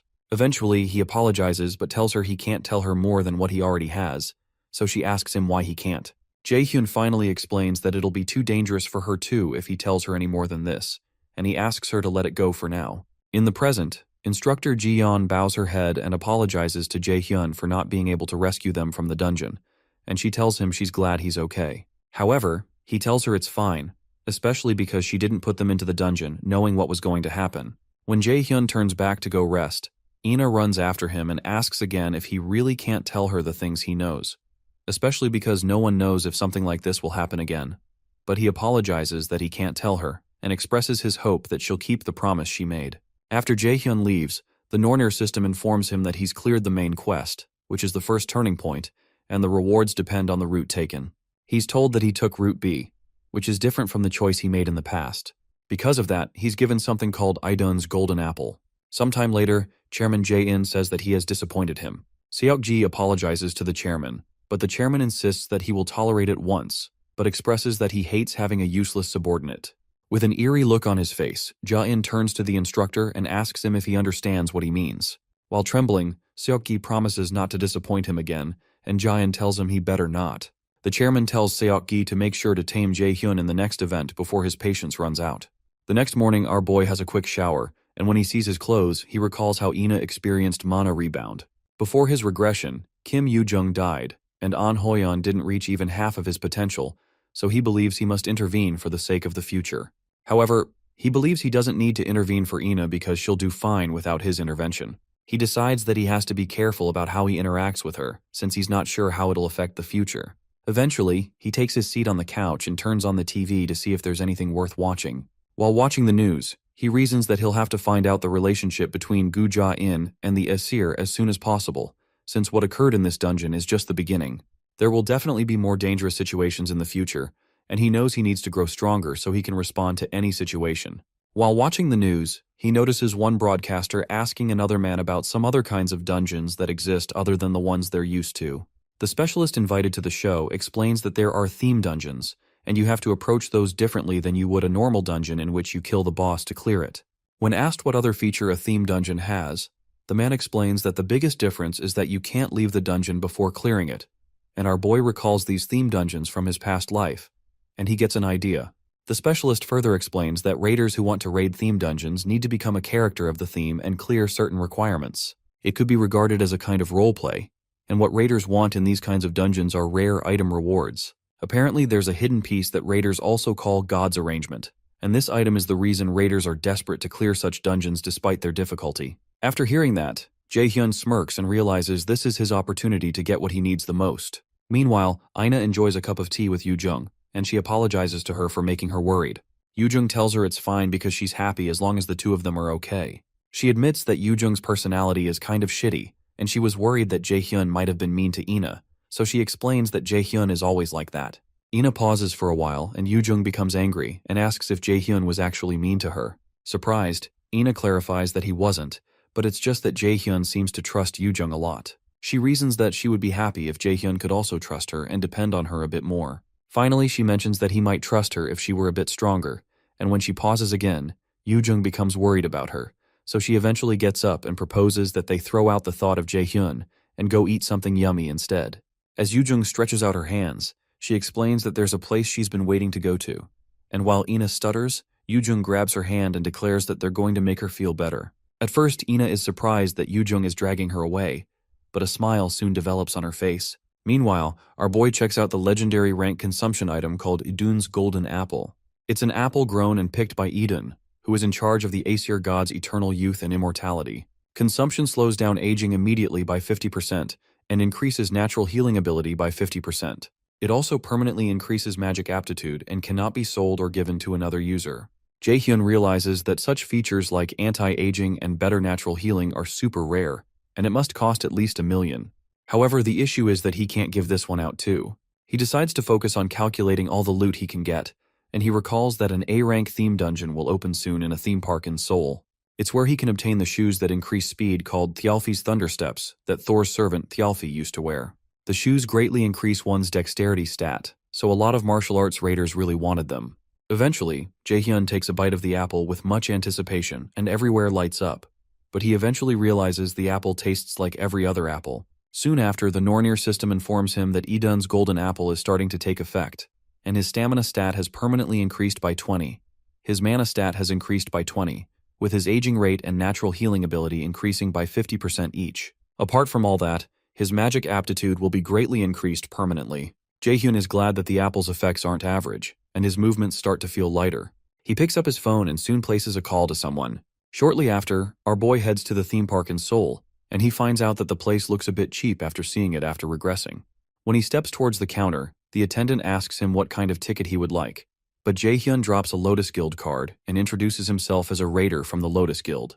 He informs the woman that a theme dungeon will open up in the park in a short while. Meanwhile, Instructor Ji-yeon comes to Jae-hyun's hostel to see him, and she's told that he's not around. The attendant informs her that Jaehyun had said he had something to do today and asks if something is wrong, so Jiyoung clarifies that there isn't a problem.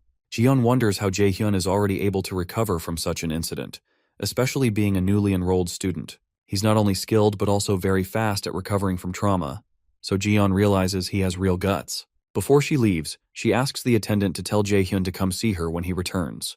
Jiyeon steps out of the hostel and plugs in a communication device to secretly speak with a team manager named Song Jiseok-sun by Nim. Jiseok soon answers and asks her how her investigation went, so she informs him that she found out that Jaein was behind it. Jiseok asks her if Seok-gi was in charge of the dungeon trial and guesses he must be in a difficult position right now. He asks her to keep an eye on both of them and call him if she notices anything. Jiyeon receives the orders and also informs him that she thinks student Min Jae-hyun, whom she talked to him about, knows something about what is going on. At the park officials announce to their guests that they need to leave. Jaehyun is surprised by how quickly they responded, and he realizes the Lotus Guild is really influential. He recalls the call he had with teacher Xiangin to inform her about the dungeon that's about to appear. When he expresses total certainty, she gives him permission to mention their guild's name on the condition that he prioritizes his safety if things become dangerous. He's amused by her condition, so she tells him that it's not that she doesn't believe in how capable he is, but no teacher in the world wants their students to be in danger, since anything can happen in a dungeon. In the present, the Nornir system informs our boy that the theme dungeon called Neverland in Ruins has appeared. Apparently, a special item will be rewarded if 3 missions are cleared consecutively. A special quest called Big 3 is added, and his mission is to clear the 3 missions, which have a difficulty of A rank, with the reward of Thialfi's Thunder Steps. A 24-hour timer begins, but the failure penalty isn't stipulated. Jaehyun realizes things are just as he remembers from his past life. In a flashback, he recalls that another raider showed up and began to talk about how she could easily tell that the Viking was a mission location. In the flashback, she states that she was so smart that she could easily find some of the rides in the park, the haunted house, and the parade. Her name is Seo Ah-hyun, a 16-year-old theme dungeon raider. She openly declares that her skill, Cognition Accelerant, is pretty awesome. To her, there's nothing she can't do if she just uses her brain a bit. She talks about how excited she is to hear it's a theme dungeon, but she's not disappointed. Jaehyun recognizes her as a self-proclaimed genius with an IQ of 150. She was all excited about her own power and bragged about it, but ended up being killed by those who were envious. Thanks to that, Thialfi's Thunder Steps went to some other random person. This time, Jaehyun figures it's going to be better for him to take the Thunder Steps this time. Soon after, the Nornir system asks him if he would like to start the Viking mission, the first mission out of the Big 3, and he agrees. He's soon transported to the Viking dungeon, and the system tells him the ending of this story is being changed.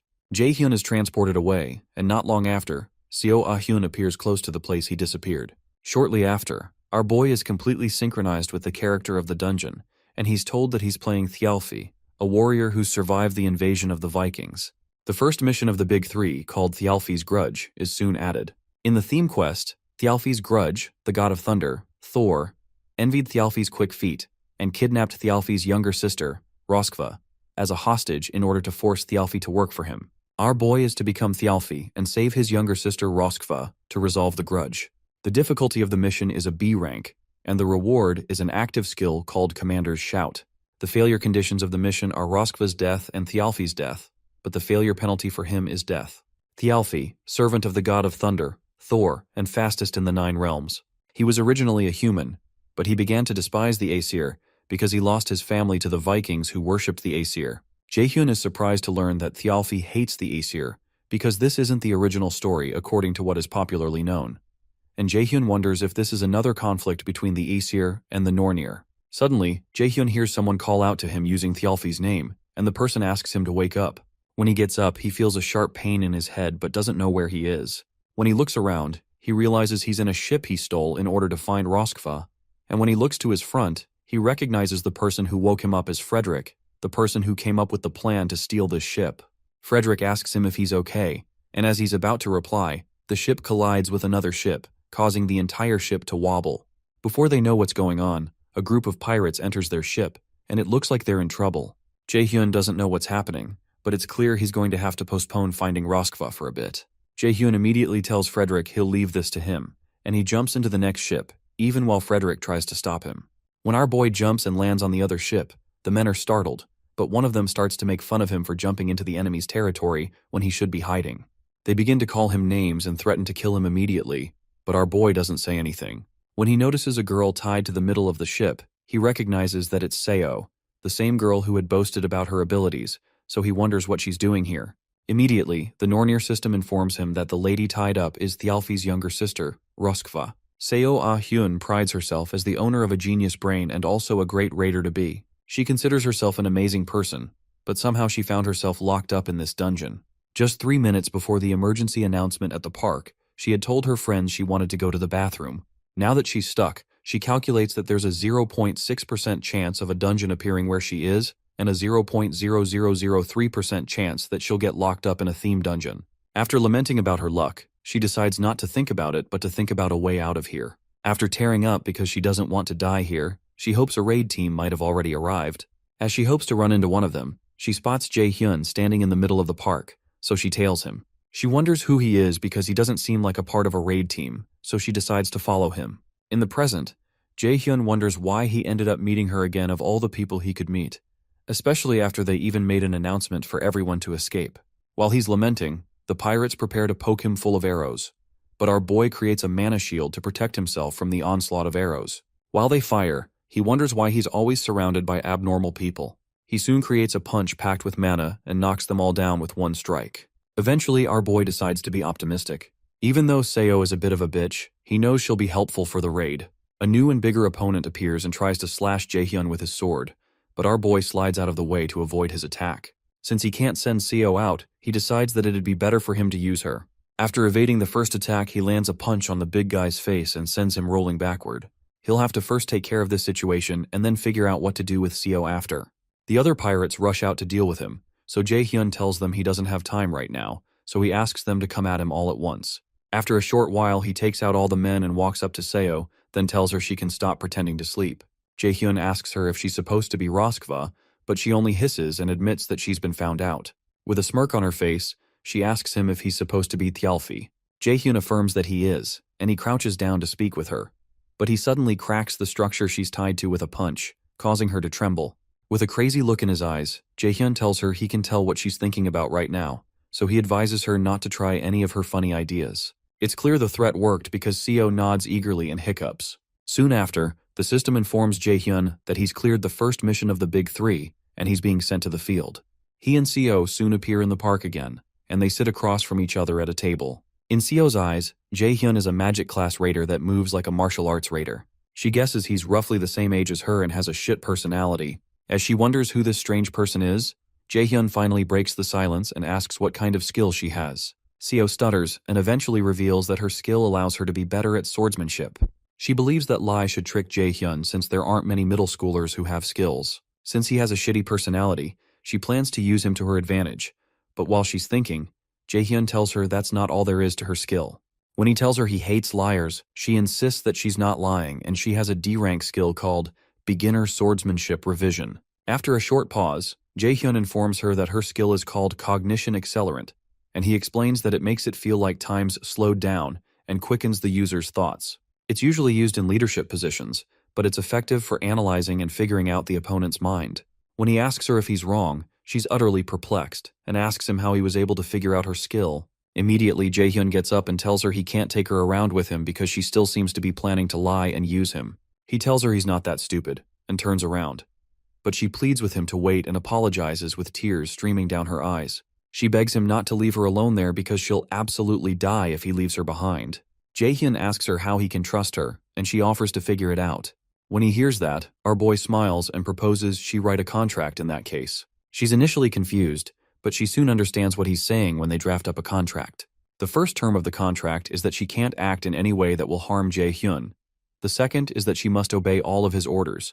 The third is that Jae-hyun will guarantee her safety until clearing the Neverland theme dungeon. And the fourth is that she will never talk about this contract. She grabs her hair in frustration as she reads the contract. This contract is enforceable using Jae-hyun's subordination skill that comes with his indoctrination skill. He can hold supremacy through a contract, and he knows this is the best way to use her since she's a real pain in the ass. Eventually she agrees to sign it, and a binding chain appears around her neck and arm after she does. The system declares that Seo has been subordinated, and the subordination will not be broken even after clearing the question, as it is a subordination through contract. Jae-hyun tries to cheer her up by saying it's a pretty good condition since it's not like he has control over her mind, but she retorts that there's no way it'd feel pleasant to have someone else in her mind. When she says that, he tells her she can break the contract since he never forced her into this, and he can just leave her here. But before he can finish his statement, she assures him she'll do her best. Meanwhile, in Hell's temple, someone tells Hell that he noticed the little adversary seems to be working hard, especially since the glares of the Aesir gods have gotten rather sharp. He shares that the Aesir gods will definitely be upset if he leaves now, so he asks Hell to be his eyes because he'll need to stall for time until the adversary is ready. At the park, Seo follows Jaehyun around, and she soon asks him where they're going now. He informs her that they're going to one of the rides called the Haunted House first, and she shrieks because she's afraid of rides. So Jaehyun asks her if she's scared. However, she asks him if he really thinks she'd be scared of that and asks what kind of middle schooler is afraid of something like that. Jaehyun responds that someone like her could be, but when she insists that she's not afraid, he agrees with her. When they get closer, our boy tells her to prepare to go in, but she pleads that she needs time to do some deep breathing. The system declares that they're starting the second mission in the haunted house, and they're soon transported there. They're to escape without breaking the 3 rules, and some of their skills will be locked. Jaehyun asks Seo what her role is in the dungeon, and it seems to her she's a cameraman because of the camera given to her. So she asks him what his own role is. Our boy explains that he's some horror streamer, and it's been a while since they've had a guest. Suddenly, a huge man appears by their side and greets them. Seo looks like she's about to explode, but the man soon introduces himself as Alfred, a butler of this mansion, and he explains he's serving Countess Flandier. The butler explains that the Count instructed him to come greet them, and the Nornir system informs Jaehyun that he's received the second mission. In the second mission, called the Flandier mission, they've been invited by Countess Flandier, the owner of the Flandier mansion, but this place is creepy and holds a terrible secret. Their job is to use the camera to reveal the truths of this mansion and escape, and the difficulty of the mission is A rank, but it has a reward of an active skill called illusion. The mission will be a failure if they're unable to escape within the time limit and reveal the mansion's truths, and the penalty is death. Alfred soon invites them in because the Countess had emphasized to him that he must treat them to the best of his ability. Our boy looks slightly tense, but Seo is dripping with sweat. Alfred offers to guide them to the dining room first since they must be tired from the journey. Once inside, Jaehyun sees a vase with a tag that shows it's for the most beautiful and foolish little girl. Seo notices a pretty painting of a little girl and a dog, so Alfred informs them that it's a portrait of the owner and Sean, the dog. Our boy figures the girl must have been 12 or 13, so he mentions that the Countess must really treasure her childhood, seeing that she put up a portrait like this. Alfred agrees that the Countess values her childhood because she has very dreamlike happy memories, but he says this with such a ghastly expression that it makes MC uncomfortable and Seo teary. Eventually, the weird butler tells them to follow him. As they both follow behind, our boy knows he has to be alert. The system told him the context of the first mission, but didn't do so for this second mission, which means he'll have to figure out all the secrets himself. He looks over at Seo, who is freaking out, and he asks her if she's good, pointing out that she was lying when she said she wasn't scared. However, Seo interjects that she's only jittery because she's not gotten used to the place yet. Soon after, Alfred tells them they've gotten to the dining table, where he shows them the feast that Countess Flandier has prepared for them. Still with that creepy look in his eyes, he tells them to dig in and slowly disappears behind the door as if waiting for them to eat poison off the plates. When Alfred leaves, the two of them pause for a while. Eventually, Seo mentions that it would definitely be a bad idea to eat the food, so Jaehyun suggests that they explore since the butler isn't here yet. As he's about to move, Seo tells him to wait so they can get some information before they go. When he waits, she focuses her attention and activates her cognition accelerant skill. The skill makes her very aware of her surroundings, and after a short time, she informs Jaehyun that she's discovered a few things about the mansion. Our boy is surprised by how fast she got information, so he asks her what it is. Seo states that she thinks the owner of this mansion is a kid that's about 12 years old, and when Jaehyun asks her why she thinks so, she explains that the nearby chair and the lobby are proof of that. The seat of the chair where the owner sits is higher than the others, which means she's much smaller than the other people who sit in the other seats. Apart from that, all the shelves in the lobby were pretty low, and only the lower handles were used. Jaehyun considers that it truly makes sense, so he proposes that they go check somewhere else. Seo follows him around, and she expresses her wish to take the camera she got back with her because it's a really expensive one. When Jaehyun suddenly stops, Seo walks up to him and asks what's wrong, but he tensely tells her that this is not the time for jokes because they're locked in here. Outside the theme dungeon appearance, raiders and news reporters arrive 2 hours after the appearance, and a particular reporter mentions that an employee of the park had revealed that there is a raider from the Lotus Guild inside, and a middle school student, Seo Ah-hyun. She also expresses their concern to find out whether the two kids will be able to make it out okay. Nearby, a raider named Sun by Neem standing nearby curses when he realizes that their inability to get into the theme dungeon early enough will stop them from getting promoted soon. His pal, Kyung-hoon, the same raider who had shown up after Jaehyun and Hoyeon dealt with the goblins, mentions that there was no way they could know that a theme dungeon would break out in the theme park. Sun Bae-nim mentions that if the civilian council judgment of them falls, then Kyung-hoon may also be demoted too, despite having been promoted with the goblin incident, and Sun Bae-nim recognizes that his own promotion will be nullified. Kyung-hoon thanks him for the positive words, and Sun Bae-nim reiterates that they're going to be blamed for all this. He asks Kyung-hoon to check who the two people who are in the dungeon are, and Kyung-hoon is surprised to find out that it's Jaehyun. He recalls that he heard that the boy enrolled in Mill's academy, and he wonders if Lotus already scouted him. When Sun Bae-nim notices his expression, he becomes worried and asks him if there are two people instead of three. But Kyung-hoon assures him that he believes that this theme dungeon is going to be cleared. Inside the haunted house, Seo is petrified when she learns that they're locked in. She starts to tremble and asks Jaehyun what will happen if they're trapped in here and never make it out. But he asks her to calm down because this is a dungeon, and there must be a way out. She has no choice but to agree with him due to her desperation, so she decides to look around a bit more for an escape. When he's alone, our boy considers that the owner of this mansion doesn't seem to like them. Secondly, there's no way he can't open such a flimsy door with the high stats he has right now. More so, Seo has escaped this place before on her own before his regression, so it's assumable that the required stamina stat for successfully raiding this dungeon is low. It seems to him that there must be another variable involved, and while he's thinking, Seo tells him to come look at something. He asks her what's wrong, so she explains that something is wrong with the camera. He thinks she must be dramatic, but when he steps closer, he finds a corpse of the Alfred who had guided them here on the table they're supposed to eat at, and he realizes the Alfred who guided them here was a fake.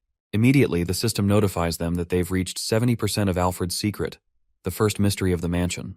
When he realizes that the camera is showing them things they can't see, they realize this camera is a key to solving the mystery. Our boy realizes that if they assume that the Alfred they met is fake, then this screen is either showing them the present or the past. Since this is a dungeon where they have to solve the mystery of the mansion, they wouldn't show them the future, so Seo concludes that it must be the past. She believes the camera is showing them the mansion's secret through the past. If that's the case, she realizes all this food definitely isn't made for eating. Jaehyun realizes that it was weird that he kept sensing a bit of mana, which means all of this is an illusion. Illusion is a type of magic that occasionally appears in dungeon traps, so our boy places a finger on the table and activates his absolute calculation skill. For some reason, the system tells him that there was a failure with activating the absolute calculation skill because the skill is not allowed here. When he realizes that won't work, he turns to Seo and asks her what she's looking for under the table. She mentions that she feels like some device for opening a door might be there, because the only thing in the entire room that's different on the camera is Alfred being on top of the table in place of the food. She believes the key to escaping must be here, so it gives Jaehyun an idea to solve the mystery. Our boy immediately turns on his mana detection skill, and when he focuses on the table, he notices a beam of mana emanating from one of the plates filled with pudding.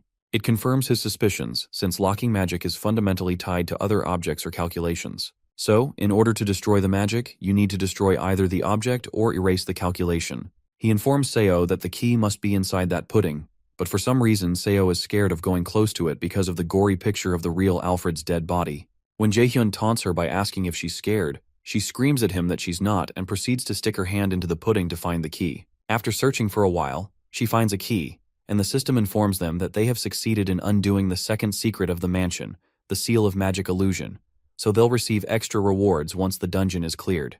Meanwhile, the fake Alfred watches the two guests from a pearl in another room and becomes worried that the guests did not like the meal.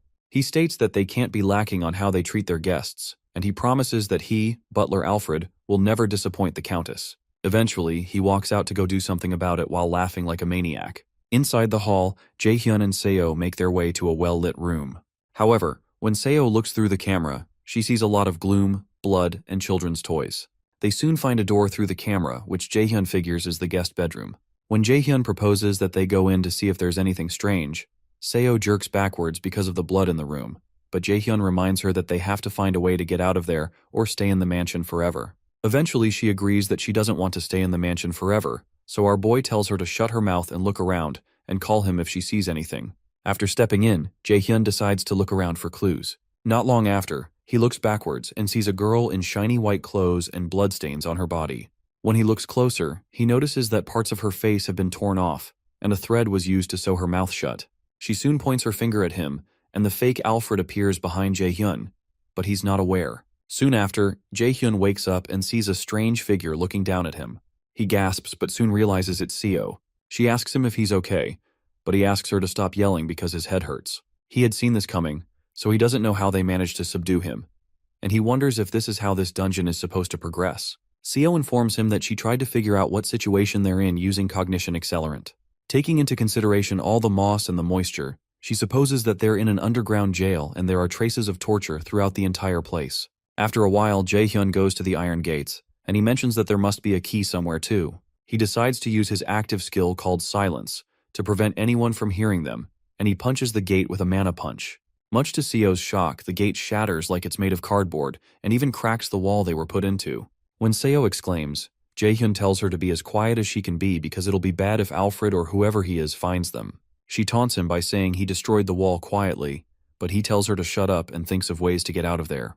While he's talking, they hear a dog bark, and Jae-hyun is shocked to see a small puppy leap into his arms. He wonders what the hell a puppy is doing here and notices a key in its mouth. Frantic, Seo tells him to put the puppy down right now, but Jae-hyun asks why since it's just a normal puppy in both appearance and mana, and he guesses that it may have been trapped here too since it has a key in its mouth. Seo protests that there's no way the dungeon would give them the key so easily, and this puppy could be a trap, but the puppy begins to growl at her. The growling puppy makes her stop talking, and the system notifies our boy that they've received a new quest called Flandier's Diary. The Flandier's Diary quest requires them to go to Countess Flandier's room on the 4th floor of the mansion and read her diary. The difficulty of the mission is B rank, and the reward is the undoing of the theme dungeon's skill locks. The fail condition is if they die before the time runs out, or if they fail to accomplish it before the 2-hour time limit. Jae-hyun reasons that removing the lock on their skills is a good reward, and he figures that Flandier's room must have a connection to the secrets of this mansion. They all sneak around until they make it to the 3rd floor. Jae-hyun eventually stops and admits he doesn't know where they have to go, and the dog jumps down from his hands. Seo also laments because they don't have their camera anymore, but she stops talking when she notices that Jae-hyun has frozen on the spot. She calls out to him to ask what's wrong because he's making her anxious, but when he doesn't answer, she turns back and sees the little bloody girl dressed in white clothes that Jae-hyun had seen before. With a closer look, her eyes seem to have been gouged out and her lips sewn together. Jae-hyun tries to talk to the girl, but Seo grabs his shirt and proposes they leave because they don't have time to talk to a ghost. However, Jae-hyun brushes her hand away and asks the ghost girl why she's still here, and he asks if she has regrets related to this mansion. The girl shakes her head, so he asks her if she's here to help them, and she nods affirmatively. Eventually, our boy asks her where on the 4th floor Flandier's room is, so she points in the direction behind them. Jae-hyun thanks her and promises to help her move on to the afterlife if he gets the chance, so he asks her to wait, as they all turn around, and the dog soon returns. Jae-hyun signals to Seo that it's time to go, but she looks slightly worried about the whole thing. Meanwhile, in the theme park, Sunbae-nim sits with manager Sung-jae, and he asks to confirm if he had said that the Lotus Guild will take responsibility for everything related to this theme dungeon. Sung-jae affirms that this is true and says he can point the knives of the National Raider Association and the civilians toward the Lotus Guild, but in return, Guildmaster Yu Seongan has requested that they don't release any information about Min Jae-hyun. Sunbae-nim hesitates for a while and finally admits that it's hard to understand why the Lotus Guild would go to such lengths just for a Mills Academy student. Sung-jae says he can't tell him the reasons, so Sunbae-nim agrees to accept the offer since they won't lose anything by accepting. However, Sunbae-nim asks him what will happen if he fails the dungeon raid, but Sung-jae assures him that the Lotus Guild wouldn't have done all this for him if he was someone who would fail at this kind of thing.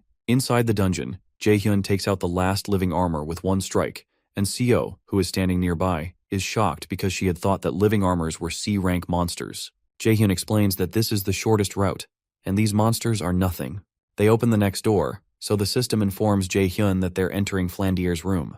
Once inside the room, they notice it's super creepy, so Seo tries to go check the desk first. As she moves forward, Jae-hyun stops her and mentions that it's obvious that there would be something on the desk. He proposes they check places where you wouldn't expect to find hints, and after looking around for a while, Jae-hyun finds it. The system explains that he's found a diary in which Countess Flandier, the mansion owner, wrote every day. The first entry he finds is from May 7th of the year 1474. Flandier mentions her skin is looking paler every day, and all of the doctor's attempts do not seem to be working. She wonders if she'll end up dying without ever getting to see the outside world. In another entry on May 10th of the same year, she talks about how she's excitedly waiting for her great parents, who had promised to buy her a doll she'd been wanting from the city. In another entry on May 12th, she writes how she got a letter stating that her parents died from an attack by thieves. The page is stained with her tears, and she wonders if they would still be alive if she hadn't asked for that doll.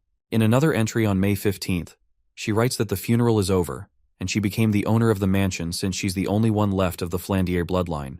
She explains that she's not happy at all because she's alone now and forever. In the month of July, another entry for the 4th day is written, where Flandier explains that a girl was caught who had taken one of the flowers from her garden. Apparently the girl is about her age and looked somehow like her doll, so she took a liking to her. She says she's going to ask the girl to live with her in the mansion. On the 20th of July, Flandier mentions that the girl said she has no name, so she named her Sally. They played every day in the mansion, and she expresses how happy she is to make a friend and hopes this continues every day. In another entry on the 8th of September, Flandier mentions that Alfred left the house without a word. Apparently Sally said he must have been in a hurry and that he went to the next town over, but she mentions how anxious she is because she doesn't know why he left. In an entry for September 10th, she mentions that Alfred has returned, but he seems different. Apart from that, Sally seems to be hiding something from her, and it seems something must have happened. In an entry for November 9th, Flandier mentions that she keeps hearing screams inside the mansion. Apparently the kitchen lady, Selena, and her maid, Michelle, keep screaming, and it seems like their throats are going to tear. She wonders if she's dreaming, but it seems too real, and she's scared. The page is covered with blood, and in another part of the entry, Flandier writes that Sally and Alfred are knocking at her bedroom door, and she's certain that they want to kill her, but she doesn't know what to do. After reading it all, the system informs Jae-hyun that the restrictions on skill use are no longer in effect. Our boy realizes that Flandier had been murdered, and it was probably the doing of the monster that had stolen the mansion. He realizes that the monster must have been a doppelganger monster, and when he turns to look at Seo, he realizes it's actually a doppelganger monster that has been following him around. Behind the monster are several other Alfreds that are also monsters. The system notifies our boy that he's discovered the first secret of Alfred's identity, and he's completed the subquest, Flandier's Diary.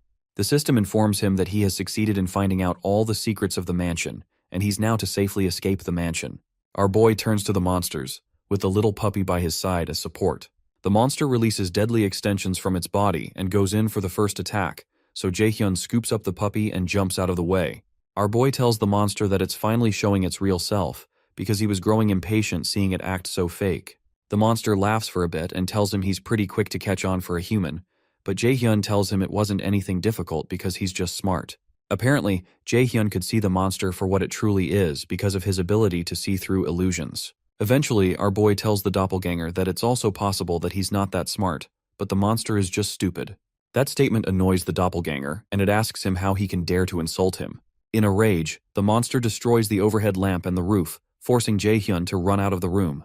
With the monster hard on his tail, our boy activates his lightning chain and fires it at the monster, causing large gaps in its structure, but it doesn't destroy it. During this time, the little puppy begins to feel queasy because of all the quick movements.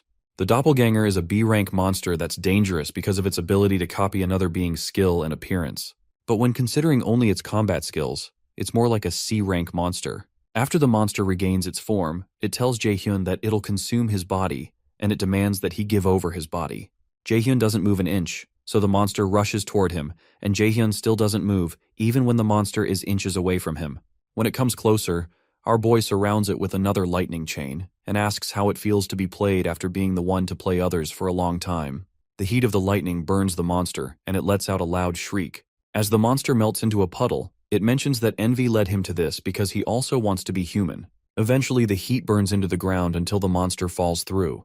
With the monster out of sight, Jae-hyun turns to the dog and tells it it's pretty good at barking, and it's talented at being a dog, which probably means the dungeon transformed Seo into a dog. Eventually, our boy heads to the nearby door, but he soon notices the spirit of Flandier again. But this time, she looks just like she looked in the painting. She has a smile on her face and waves at him, which makes Jae-hyun smile back at her. As he opens the door, he tells her goodbye, and the system informs him that he has cleared the second mission. It also adds that he's cleared all hidden scenarios in the mission, and will be given extra rewards. Jae-hyun and Seo are soon transported to the real world, and our boy checks out his rewards. One of the rewards is called Commander's Shouting, which increases morale in allies to increase mana and stamina. The second is Illusion, which creates illusions for the enemies. Jaehyun doesn't really like the commander's shouting skill because he won't use party member support skills often, but he likes the illusion skill because he can use it to turn tables in a battlefield. When he turns to Seo, she tells him he should have said something since he knew she was the puppy, and she mentions that she was super scared that something was going to happen to her. Jaehyun reminds her that she made it out alive in the end, but she protests that she's still upset. Our boy tells her to get up instead of whining because they have to get to the next destination, which startles her because she was hoping they could take a break. Surprised, he asks her if she's tired since she hasn't even done anything ever since they were in the underground cell. So she explains that she has mental fatigue. However, Jaehyun agrees that he understands that, but he's sure it'll go away if she moves around. Using the subordination skill, he tells her to walk, and her legs suddenly start moving on their own. As she begins to walk to the next mission, she screams aloud in frustration and tells Jaehyun that she will never forgive him. After walking for a while, Seo ends up short of breath, and she asks Jaehyun if this place is a parade. Our boy takes a potion and confirms that it is, but he also warns that they need to keep an eye out because they don't know what's coming. Suddenly, a voice comes out through the speakers and welcomes everyone to Neverland. When they look in front of them, they see a crowd gathered around a stage, and the host introduces himself as Bruin.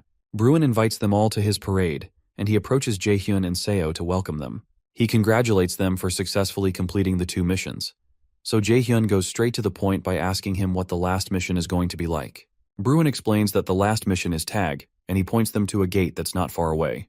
Apparently, the both of them will have to run from the monsters that'll come out of it and reach the final destination. Jaehyun replies that he doesn't believe that's all there is to it, so Bruin compliments his cleverness. Eventually, Bruin explains that the game of tag spawns monsters depending on the number of challengers and how strong they are. Jaehyun realizes this is bad because if his skills are considered, there will be stronger monsters compared to those from earlier, and it's going to be hard to fight and protect Seo at the same time.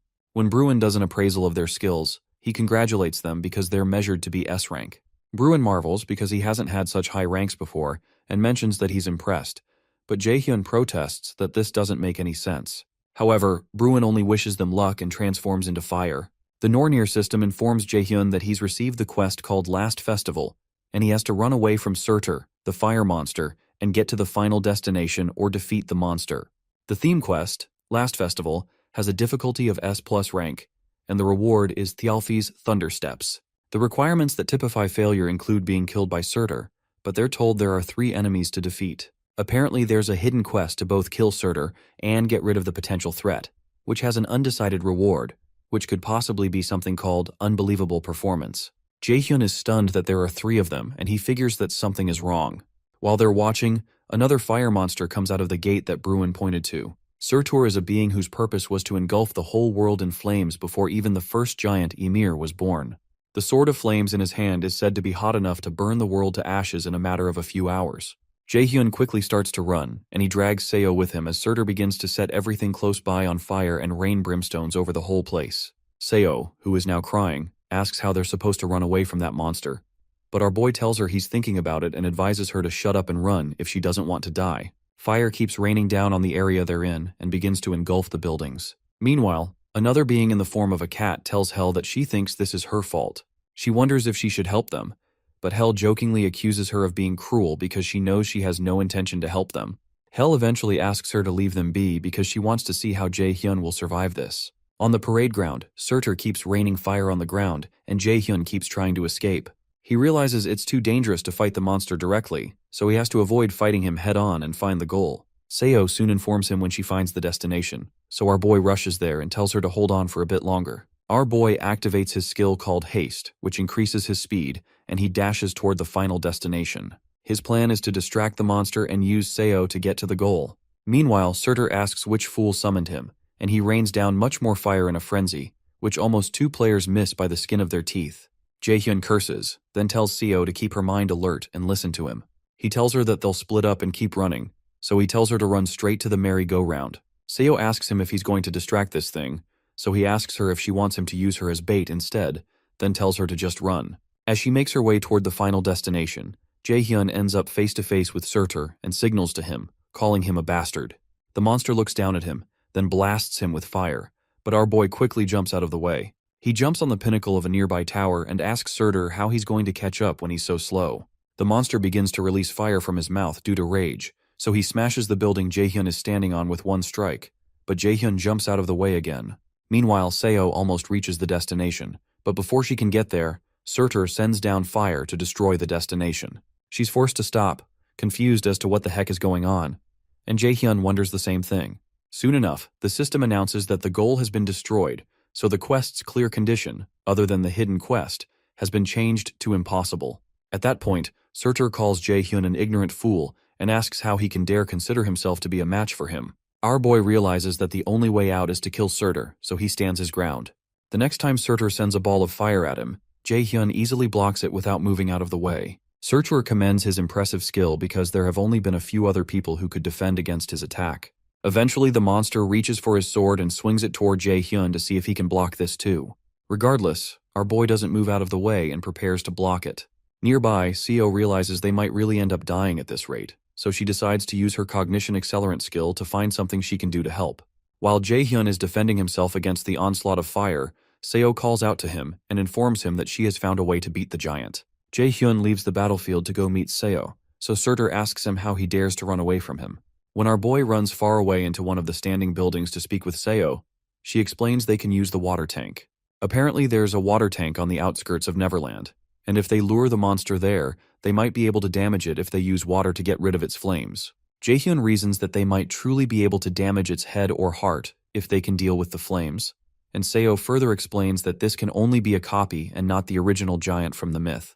She believes that this monster would die if they were to destroy his weak points. She explains that she'll use her skill to predict Surtur's route and tell him so he can lure him to the water tank. Soon after, Jaehyun goes out and runs toward the water tank, but he relies on Seo to call out the number of steps to take in what direction and what to do to avoid the next attack that Surtur is going to direct at him. At one point, our boy stops, so Surtur calls him a weak human and asks him if he's given up on running. Jaehyun turns back at him and tells him he's not running. Our boy mentions that he heard that Surtur is nothing compared to the Aesir gods, and he's just working as a gate guard right now, so he's not in the position to call him weak. That statement stings Surtur, and when he only exclaims, Jaehyun asks him if he's also scared of him, who is a human too. Surtur, now blazing through his eyes, calls our boy a bastard, and when Surtur strikes him with fire, a surge of water bursts out toward him. It turns out that Jaehyun had activated his illusion skill, so Surtur didn't know he was standing right in front of the water tank and not Jaehyun. The water is so great that it covers up the monster and temporarily puts out the fire around his body. Without hesitation, our boy leaps into the air with his mana-packed sword and strikes it into the monster's heart, pushing him to the ground. With his back on the ground, Surtur accuses him of using a dirty trick, but Jaehyun says it doesn't matter since he won. The giant warns him not to be arrogant because he only fought him with a copy of himself, and dealing with the original form won't be this easy. Shortly after, Surtur dematerializes, so the system informs Jaehyun that he has cleared the last mission of the Big Three, and he has cleared the hidden route and will get extra rewards called Unbelievable Performance, as well as an item called Surtur's Undying Flames. Seo, who is standing nearby, is glad that it's all really over. The cat that was watching them realizes that Jaehyun didn't need help after all. He finds him interesting and admires his willingness to get stronger, but Hel mentions that Jaehyun is nothing more than just a vessel. The cat doesn't believe what Hel said because she's the one who's always curious about how Jaehyun is doing, and he also believes that it's too early to let the Aesir know about the boy, but they need to focus on helping him become stronger so he can get strong enough to kill Odin, the leader of the Aesir. Meanwhile, our boy is given the S-ranked Thialfi's Thunder Steps, who stepped up to the position of a god of light as a human. The equipment will reinforce strength and dexterity and grant a skill called the Step of Light, which is also S-ranked. Jaehyun is shocked by how amazing the equipment is, but he soon notices an odd expression on Seo, so he wonders if she's trying to pull something on him. He uses his subordination skill on her to force her to show that she got an item called Roskva's Seal that increases one's strength and gives one a skill called Courage, which resists the state of fear and increases dexterity. While Seo laments about how annoying he is for using the subordination skill on her again, Jaehyun considers how he doesn't have any interest in any of her rewards, but he's more interested in her cognition accelerant skill. He decides to hold off on duplicating it since he can summon her any time. Shortly after, Bruin shows up to congratulate them, but as they are about to leave, he calls Jaehyun the Great Adversary, just like Hel and the other gods call him. That surprises Jaehyun, but when he turns back to ask him why he called him that, Bruin disappears. Meanwhile, everyone waits eagerly for those who entered the dungeon until the shield around it breaks. When the two survivors come out, people begin to rejoice, but Sunbai Nim forces his way through because they need to discuss some things with the survivor.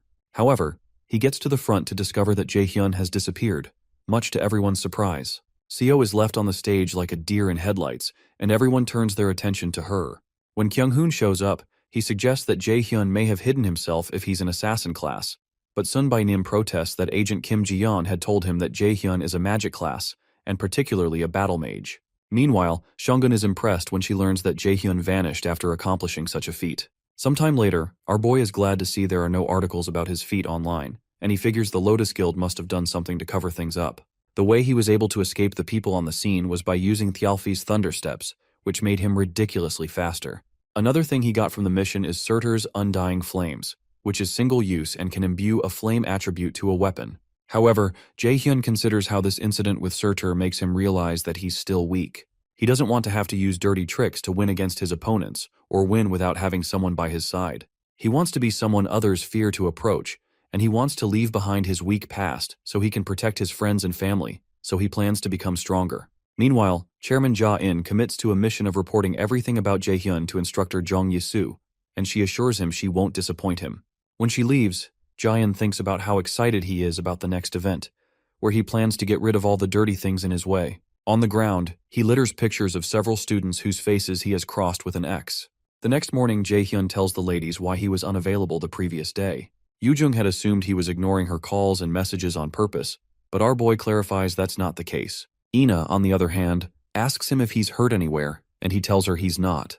Yoo-jung thinks he has bad luck getting into such troubles, and she wonders if God hates him. Suddenly, Soo-hyuk walks up to them and mentions that he saw our boy's annoying face here. He tells Jaehyun he can't play any stupid tricks on him this time, but when Yoo-jung asks our boy if he knows who the strange new kid is, Jaehyun tells her he doesn't know him. Annoyed, Soo-hyuk screams at them that he's Lee Soo-hyuk, but instructor Yi-soo tells him to keep his voice down, so he has no choice but to back off.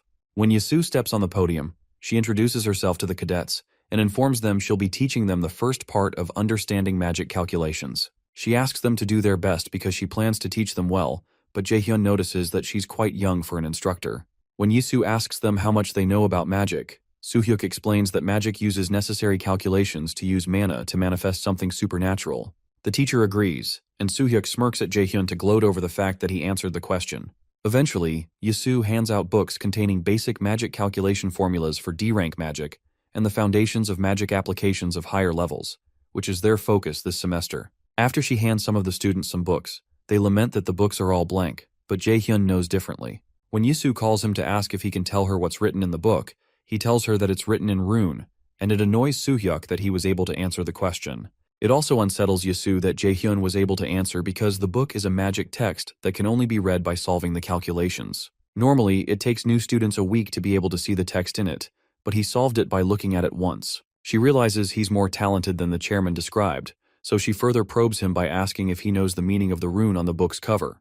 Meanwhile, Jaehyun doesn't know why he can read the book easily, and he doesn't know if it's the Nornir system playing a trick on him, or if it's the fate of the Aesir, but he tells her that the writing on the cover says, Odin's life and the basics of rune. In her apartment, Seo laments because Jaehyun, whom she refers to as a bastard, made her walk so much that her legs are now hurting.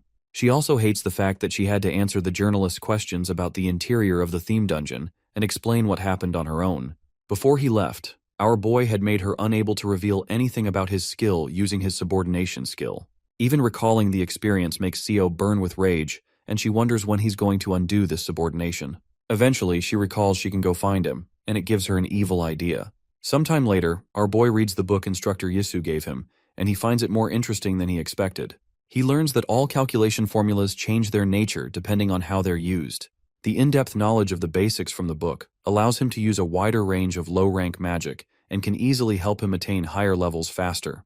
When he notices Yoo-jung collapse from exhaustion, he praises the fact that she was able to succeed in reading the book cover. She laments that she's upset because she was the one who taught Jaehyun magic, but our boy jokes that the student surpasses the teacher. Meanwhile, Ina rejoices because she can finally read the first page now, so Jaehyun praises her hard work. His compliments make her blush, so she covers her face with the book.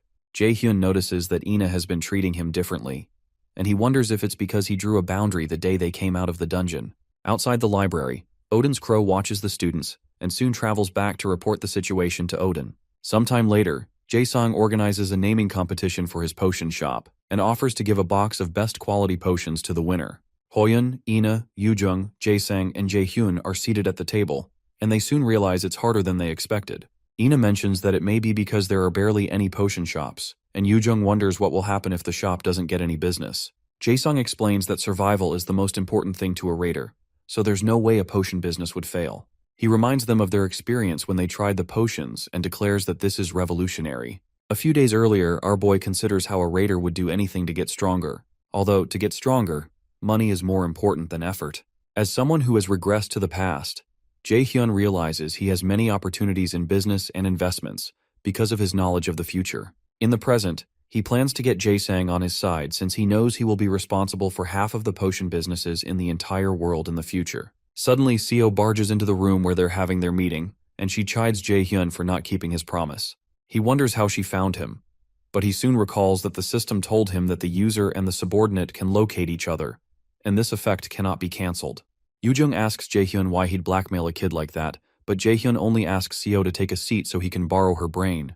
A few minutes later, Seo suggests the name Heavenly Demon Potion, but our boy forcefully makes her shut up using subordination because he thinks her idea is trashy. Others also suggest names, but Jae-hyun doesn't like them, and he believes even the monsters in the dungeons would have better ideas. Eventually, Yoojung gets angry because Jae-hyun isn't asking her for some ideas. He's not asking her because he believes her ideas will also be terrible, but he decides to consider her. She suggests the name Workshop Elixir, and our boy recalls that the word elixir is another name for the Philosopher's Stone that's supposed to bring back the dead and heal injuries. Jae-sang loves the idea, and Jae-hyun also thanks Yoojung for saving them, which is a first. Sometime later, in one of Instructor Yisu's classes, Jae-hyun answers a question about rune being the language and foundation of magic. He answers it perfectly, and it further annoys Soo-hyuk. After the lesson ends, our boy informs Instructor Yisu about a question he has about something he read. When she sees the book he's holding, she becomes tense because it's a 4th-star rank magic text, which even most instructors struggle to read. At this point, she wonders what kind of creature Jae-hyun is. Later on, our boy heads to the library, and he soon realizes he's stuck on this book, and he also couldn't get anything from Instructor Yisu either. However, he doesn't realize that the librarian, who's sitting nearby, is taking notes about him, and the fact that he's reading a 4-star rank magic text. After leaving the library, Jae-hyun goes to see his teacher to help him understand the 4-star magic text. He explains that creation is to make new magic, destruction is to rule out and remove magic, and amplification is to reinforce magic. Apparently, the calculation formulas and theories are high-level and hard for him to understand on his own. Up until now, he depended on Odin's eye to understand the texts, but now he needs to understand at a deeper level. When he's done explaining, Seongun tells him that she can't tell him for certain either. When he asks why, she adds that he needs to understand the concepts in 4-star magic texts on his own so that he can step to the level of an A-rank raider. When she notices he's still confused, she decides to at least tell him a discipline to help him learn amplification. She manifests a cloth in her hand and hands it to him, and Jae-hyun is pleased that this will help him grow stronger. Sometime later, our boy returns to the AR battle system room and battles with the monsters with the sash that his teacher gave him tied around his wrist. He looks pretty exhausted, and he soon activates his magic arrow skill and blasts it at the monsters, but they easily slash the arrows with their swords. Shongun had told him to repeatedly use one magic skill while having this item she gave him equipped. The item is called Gleipnir, a rank B item. It's a string that sealed Fenrir and an imitation item that was modeled after Gleipnir that temporarily decreases all stats by 50% when tied around a user. His teacher told him to focus on just one skill and analyze that magic skill's formulas again and again. When Jae-hyun asks her what this has to do with learning amplification, she tells him that's up to him to find out. In the present time, Jae-hyun notices his entire body feels heavy and slow because of his decreased stats, and it's worse than he imagined. Some days later, Yoojung notices the dark circles around our boy's eyes, and she asks him if he's okay. When he tells her he thinks he's fine, she informs him that she can detect him from 100 meters away because of the smell from his pain relief patch, and informs him that he's been living in the AR test room for a week now.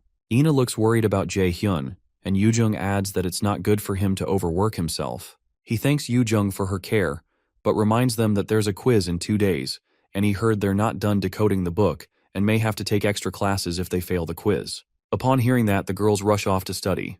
Eventually, our boy returns to the AR battle system room for another session, and he perfectly clears test level 41. The Nornir system informs him that his understanding of the formula has greatly increased, and his magic arrow's efficiency has increased greatly, causing the magic arrow skill to increase to level 2. Because of this, Jaehyun understands that amplification in the 4-star magic text means to level up a skill by increasing one's proficiency with that skill and understanding the magic's formula. Jaehyun realizes he's around the highest level of a B-rank raider, or the beginner level of an A-rank raider, just like Seongun had said. He remembers that they had initially approached each other to use each other, but now it really feels like a student-teacher relationship. Meanwhile, instructor Seok-gi goes to see the chairman. The chairman doesn't look very excited to see him, and Seok-gi realizes that he has to recover his reputation, which has hit rock bottom because of the mock dungeon incident. He informs the chairman that the guild experience event preparations are complete, and the chairman asks him if there are no faults with the thing. When Seok-gi confirms there are no issues, the chairman smirks in his evil manner, and it's clear that he has some terrible plans. Outside, Jaehyun moves into the woods, and he asks a mysterious person if they're going to come here or if he needs to come to them. Soon after, a bright light appears, and a strange figure that looks like one of Odin's crows jumps down toward our boy, but he moves out of the way. When the being is close enough, our boy lands a kick that sends it rolling into a nearby tree. Jaehyun tells the being that it must have missed the news that its colleague went through hell the last time he tried to kill him. Suddenly, our boy notices some other creatures trying to ambush him from above, and it's clear that Chairman Jae-in is on the move for these creatures to have the boldness to come at him inside the academy grounds. Jaehyun surrounds himself with magic arrows and tells them that they messed with the wrong person, then fires them at the bird-like creatures, knocking them backward. However, he soon sees something that makes him cringe. One of those beings turns out to be his father, Min Seong-o, who tells him it's been a long time since they've seen each other. Jaehyun burns with deep rage and fires several lightning chains at his father, who dodges his attack easily. After evading his attacks, his father places his hand on his sword and sends a sword slash toward him. Jaehyun gets cut on his side because he can't escape the slash quickly enough, especially because he didn't even see his father draw his sword at all. The slash Song-o sent created such a deep gash in the ground that it would have cut Jaehyun in half if he didn't move out of the way. After a moment of silence, Seong-o tells our boy he was looking forward to seeing him after such a long time, but his personality seems to have gotten much more aggressive.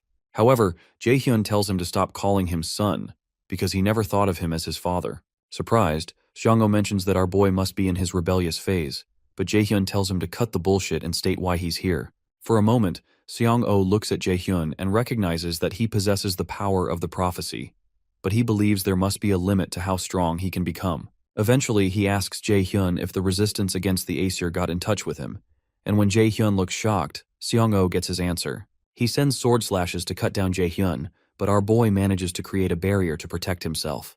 Regardless, the strength of the slashes breaks the barrier and burns up some of his clothing, so Jaehyun wonders if this is really the power of an A-rank raider. His father tells him he's gotten stronger, but Jaehyun still can't wrap his head around how he knows about the Aesir, and he wonders what he's been hiding. Eventually, he asks Seong-o if he intends to kill him, and he tells him he doesn't plan to. However, Seong-o considers that the great adversary's growth is unbelievably fast, and at this rate, he will become a great obstacle not far in the future, to his plans and to the Aesir. He decides to use divine power to stunt the great adversary's growth, so he tells Jaehyun he'll take his limbs. Seong-o amplifies the power of his slash and directs a huge strike toward him.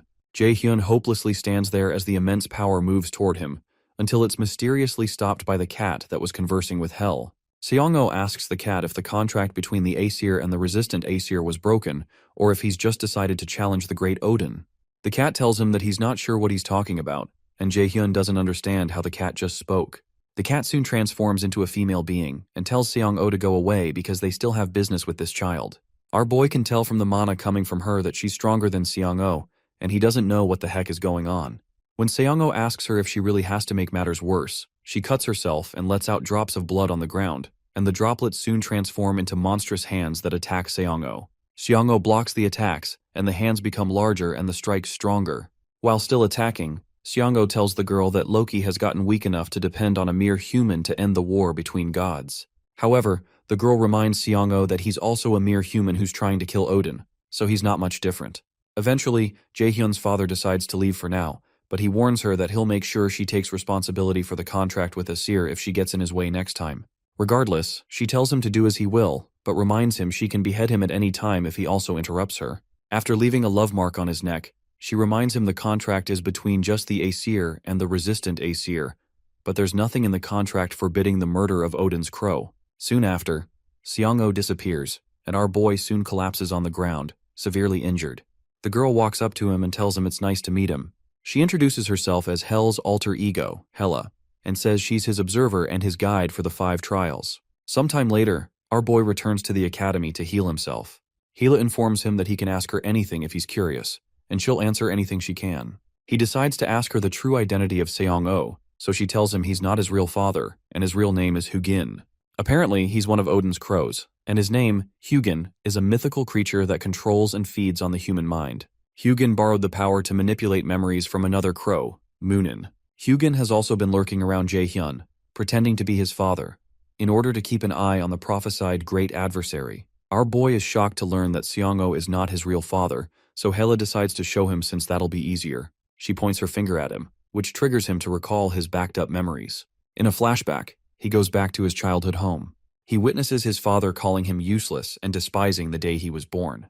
His father didn't like the fact that he awakened, and ever since he unlocked his mana, his days were filled with violence and abusive words. However, his mother always tried to save him and defend him from his father. Suddenly, he finds it hard to breathe, and somehow it occurs to him that he seems to have forgotten something that he should never have forgotten. Suddenly, memories of good experiences with his real father, who had always tried to give him sweets against his mother's wishes, resurface. He remembers how much of a happy family they were, and tears begin to trickle down his face. As he looks at the picture of his real father, he begins to cry profusely, and he wonders how he forgot. After his memory is restored, he returns to the present, and Hela tells him he's finally free from the memory manipulation.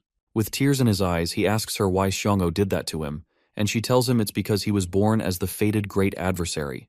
The mention of the prophecy and him being the great adversary annoys Jaehyun, and he asks her what these things mean and why they're all making his life so hard. After a short pause, Hela explains how 10,000 years ago, the first Ragnarok happened, and that's when everything began. Ragnarok is the final chapter of the gods and where the story ends. During Ragnarok, the Resistance Aesir alliance fought hard in the War of Extinction, but they lost to the Aesir gods and the army led by Valkyrie. After the war, Odin agreed to let the gods and giants who were prisoners of war live on the condition of creating a contract. The document notarizes that the resistant Aesir force has lost in Ragnarok, and from this point onward, they cannot harm the Aesir gods in any way, and will have to be obedient to the supreme Odin. Living beings of many worlds have suffered because of this contract and cried in despair endlessly until the 3 sisters of Norn gave a prophecy. They prophesied that 10,000 years from now, when the second extinction comes, the weakest being will bring down Odin and Asgard and open a new world, and that prophesied great enemy is Jaehyun. When Jaehyun confirms that the plan of the Aesir resistance is to use him to kill Odin, he asks what Odin's plan is and what he gains from all this. Hela informs him that Odin wants the 9 realms in the palm of his hands, including Midgard, where humans reside. Meanwhile, in Asgard, Odin finds it irritating to have to watch some inferior being just because of a prophecy. Heimdall, who's standing nearby, mentions that Jaehyun is just a human who cannot amount to anything compared to them. However, because the resistant Aesir are determined and they can't afford to show weakness in such times, Odin grants Heimdall temporary authority.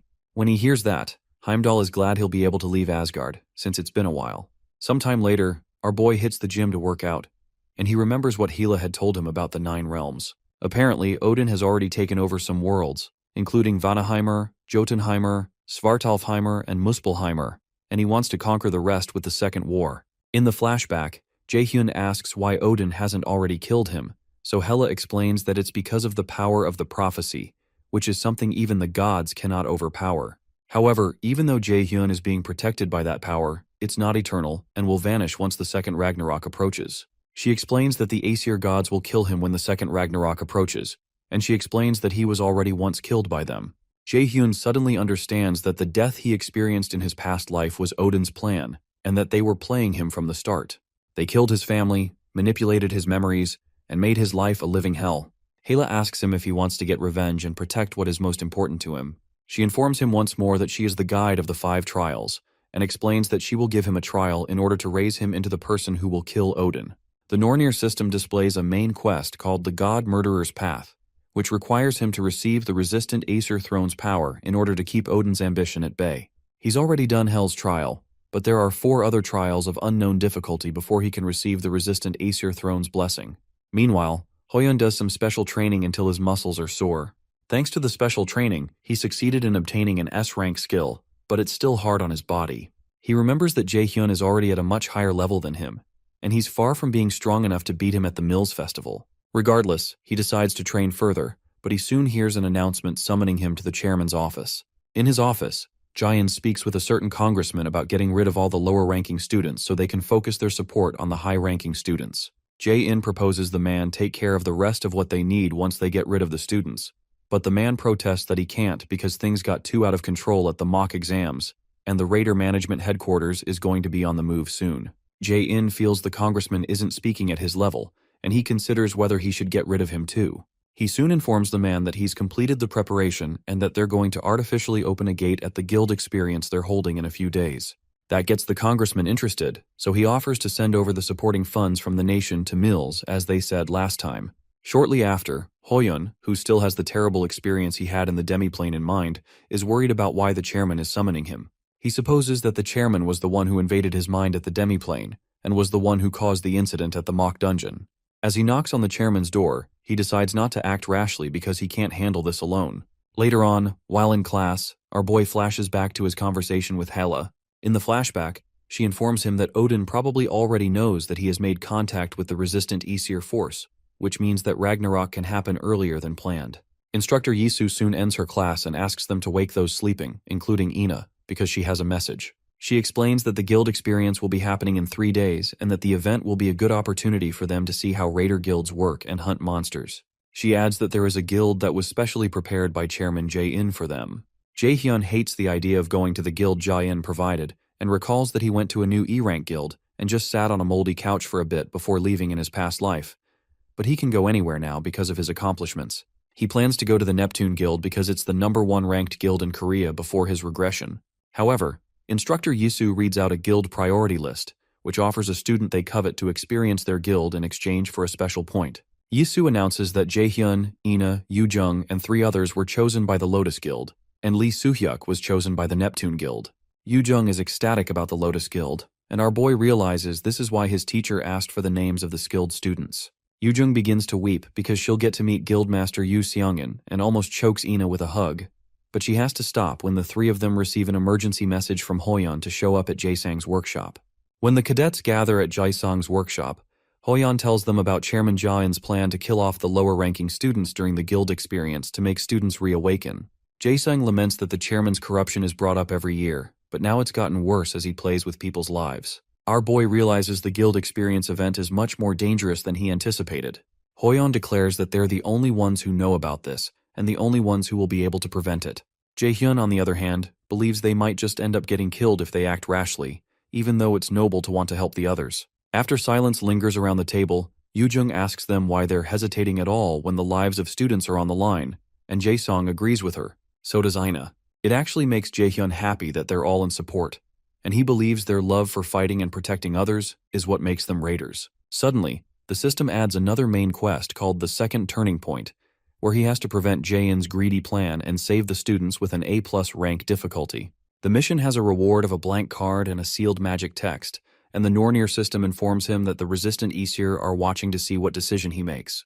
Eventually, Jae-hyun suggests to the others that they make a plan to mess up Chairman Jae-in for good. Sometime later, Instructor Yisu is surprised when Jae-hyun tells her he's already mastered a 4-star magic text, and she doesn't believe it's possible. She suddenly becomes afraid when she realizes this student is dangerous and something is off about him. She knows the chairman plans to use him as a chess piece, but she doesn't believe that Jae-hyun can be manipulated. Suddenly, our boy tells her that she looks pretty upset after passing a lot of knowledge to him as his teacher, so he asks if she's planning to snitch all of this to that bastard Jae-in again.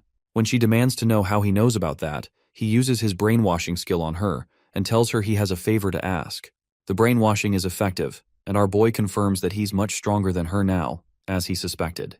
His plan to win this battle is to take control from the inside, so he asks Yisu to tell him about the kind of dirty things Jae-in is planning for the guild experience event. 3 days later, on the day of the guild experience, Yoo-jung is extremely excited that she gets to tour the Lotus Guild building. Soon after, Manager Sungjae comes to welcome the students to the Lotus Guild and tells them he'll be their guide for the day. He shows them around until they come to a place where Guildmaster Seong-in is waiting to meet them. Shortly after, they all sit around a table to have tea and eat. Yoo-jung can barely raise her head due to how much she's in awe, and she eventually asks the guildmaster to sign a paper because she's a big fan. Seong-in signs it and tells Yoo-jung that she gets motivation from people like her. When the guildmaster tells Jae-hyun that it looks like he's already made so many friends, Hoyeon asks our boy if he's already acquainted with the guildmaster. She informs them that Jaehyun is her student, and Yoo-jung almost loses her mind. The guildmaster explains that she was able to hear a lot about them from Jaehyun, and she called them here because of him. She explains that Lotus and a few other guilds already know about Jaehyun's corruption, but they haven't been able to do anything about it because of the absolute power he holds. Most of Jaehyun's skills are kept secret, and Seongun confesses that she doesn't know most of them. Meanwhile, some other students are being shown around in another guild, and one of them named Seong-chan considers his peers foolish for looking down on him or not being talented. He believes it's different now because the chairman picked him out personally to be here, because he finally saw that he had the potential to be a great raider one day. Suddenly, one girl stops Seong-chan and asks him if he also finds this place weird. When he asks what she means, she explains that a raider guild should have various facilities, but this place looks like it's been left here for a while, like some abandoned building. When he also looks around and notices the boxes and cobwebs, he becomes worried, and the man leading them informs them that they've reached their destination. When the man turns around, they notice his face burning off to expose the face of instructor Seoki. Seoki hadn't realized that his skill's effect would burn out so fast, and he realizes he has no choice but to start the plan early. He immediately activates a bright pink magic circle underneath the students and tells them goodbye. The students begin to panic and try to run, but they're unable to. Meanwhile, the kids use the mana map that Guildmaster Shungan gave them to track down the destination of some supernatural activity, but when they realize it looks more like an abandoned building instead of a guild building, they aren't sure they're at the right place. Behind them, Jaehyun communicates with manager Sunjae using his mind, and he confirms that he's following them. When Sungjae asks him how he's already been able to learn telepathy, our boy informs him that he read a few magic texts. Sungjae is proud of his progress because telepathy is not as easy as he makes it sound. At the Manhwa Guild, Guildmaster Seongun detects an ominous mana wave close by. She flashes back to how Jaehyun had told her that the guild that Ja-in wants to use for his plans is one called Kane. Shongun recognizes that as the guild that Jae-in made himself, and she finds it weird because Kane is a guild in the middle of Seoul, which is not far from Lotus. It doesn't sound like something that Ja-in would do to cause such a big incident so openly, so Jaehyun informs her that he got this information from someone working for him. In the present, she asks Hana if she has looked into the guild that Ja-in set up, and Hana says she has.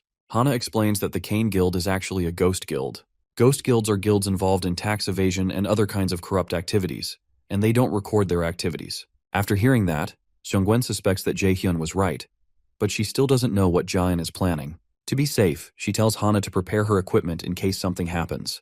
Meanwhile, the students enter the Kane Guild.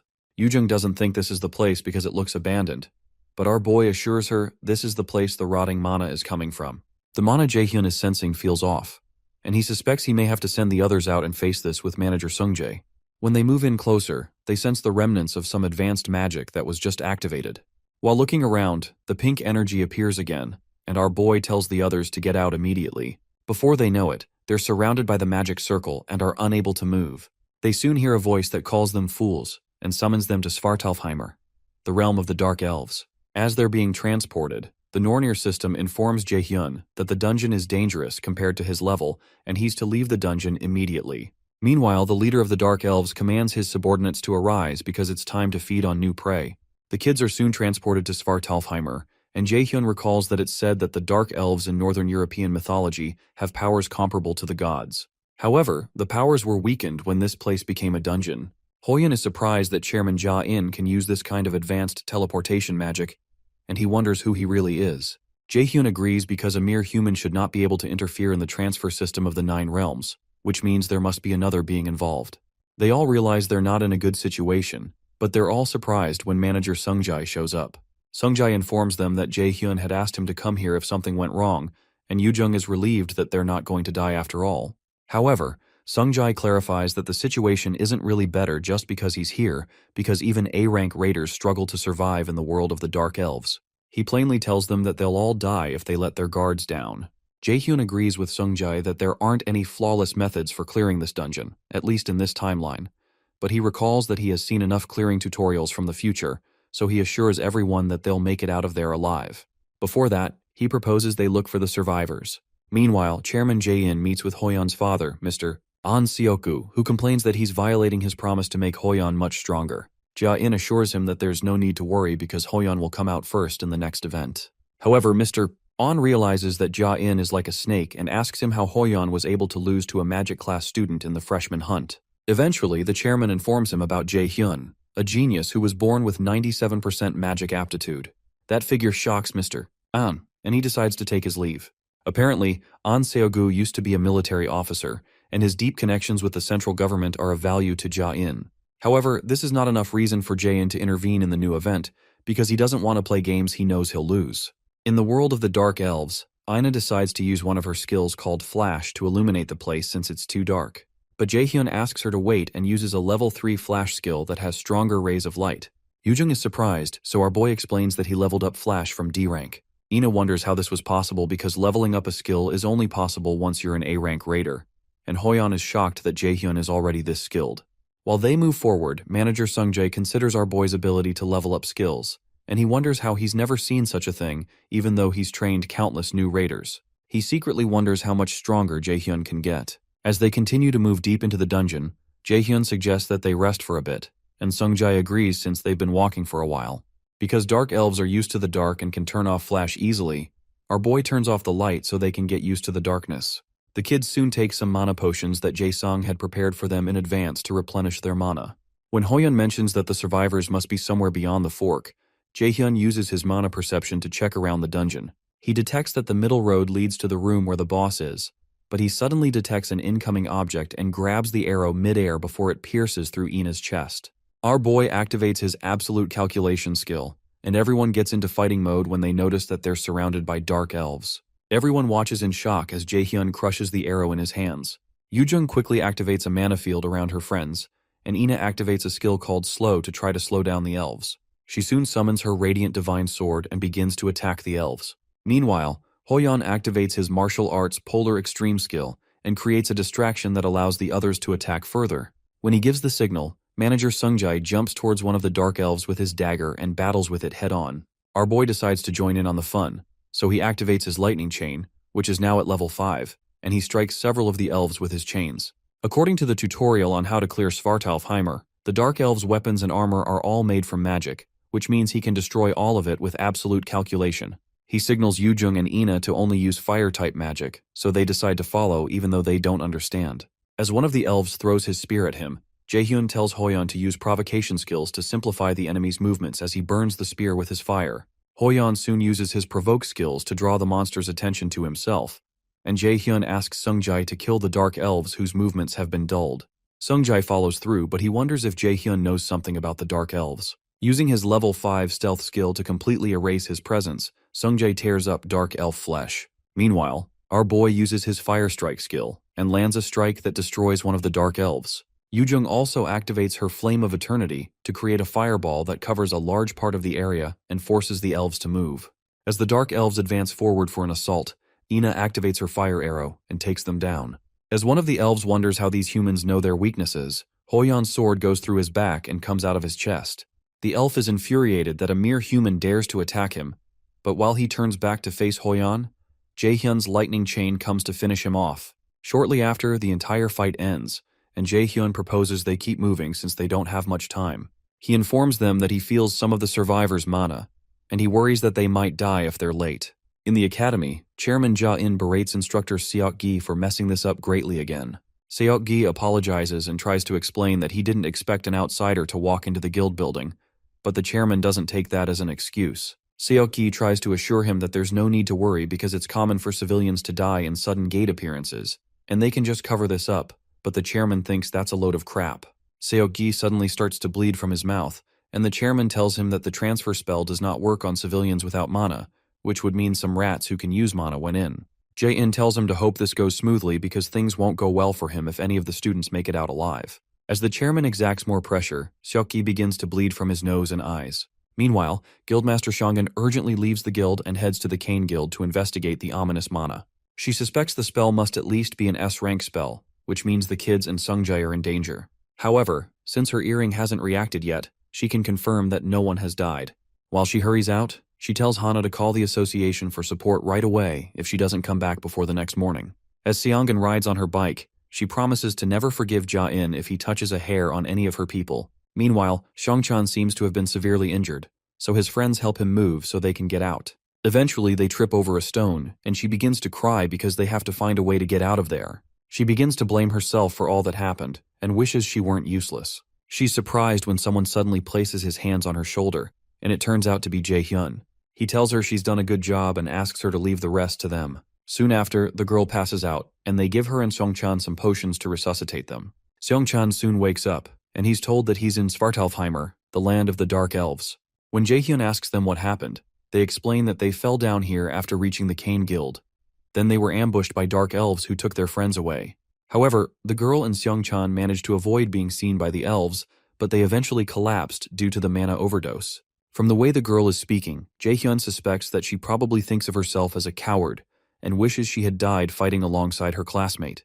However, Jae-hyun believes it's arrogance on her part to wish she fought with an opponent she cannot handle, since that's only stuff that happens in movies. The experience of how he also had to run from his teammates in his past life flashes through his mind, so he tells Seong-chan and the lady that they're not responsible for the others being captured. When Jae-hyun asks them to tell him where they were taken to, the girl explains that they were taken to the king controlling the Dark Elves. Jae-hyun also asks them who brought them here, so Seong-chan informs him that it was instructor Seok-gi. After a while, Jae-hyun asks the others to wait while he goes ahead, but Yoo-jung protests and asks him what he's going to do.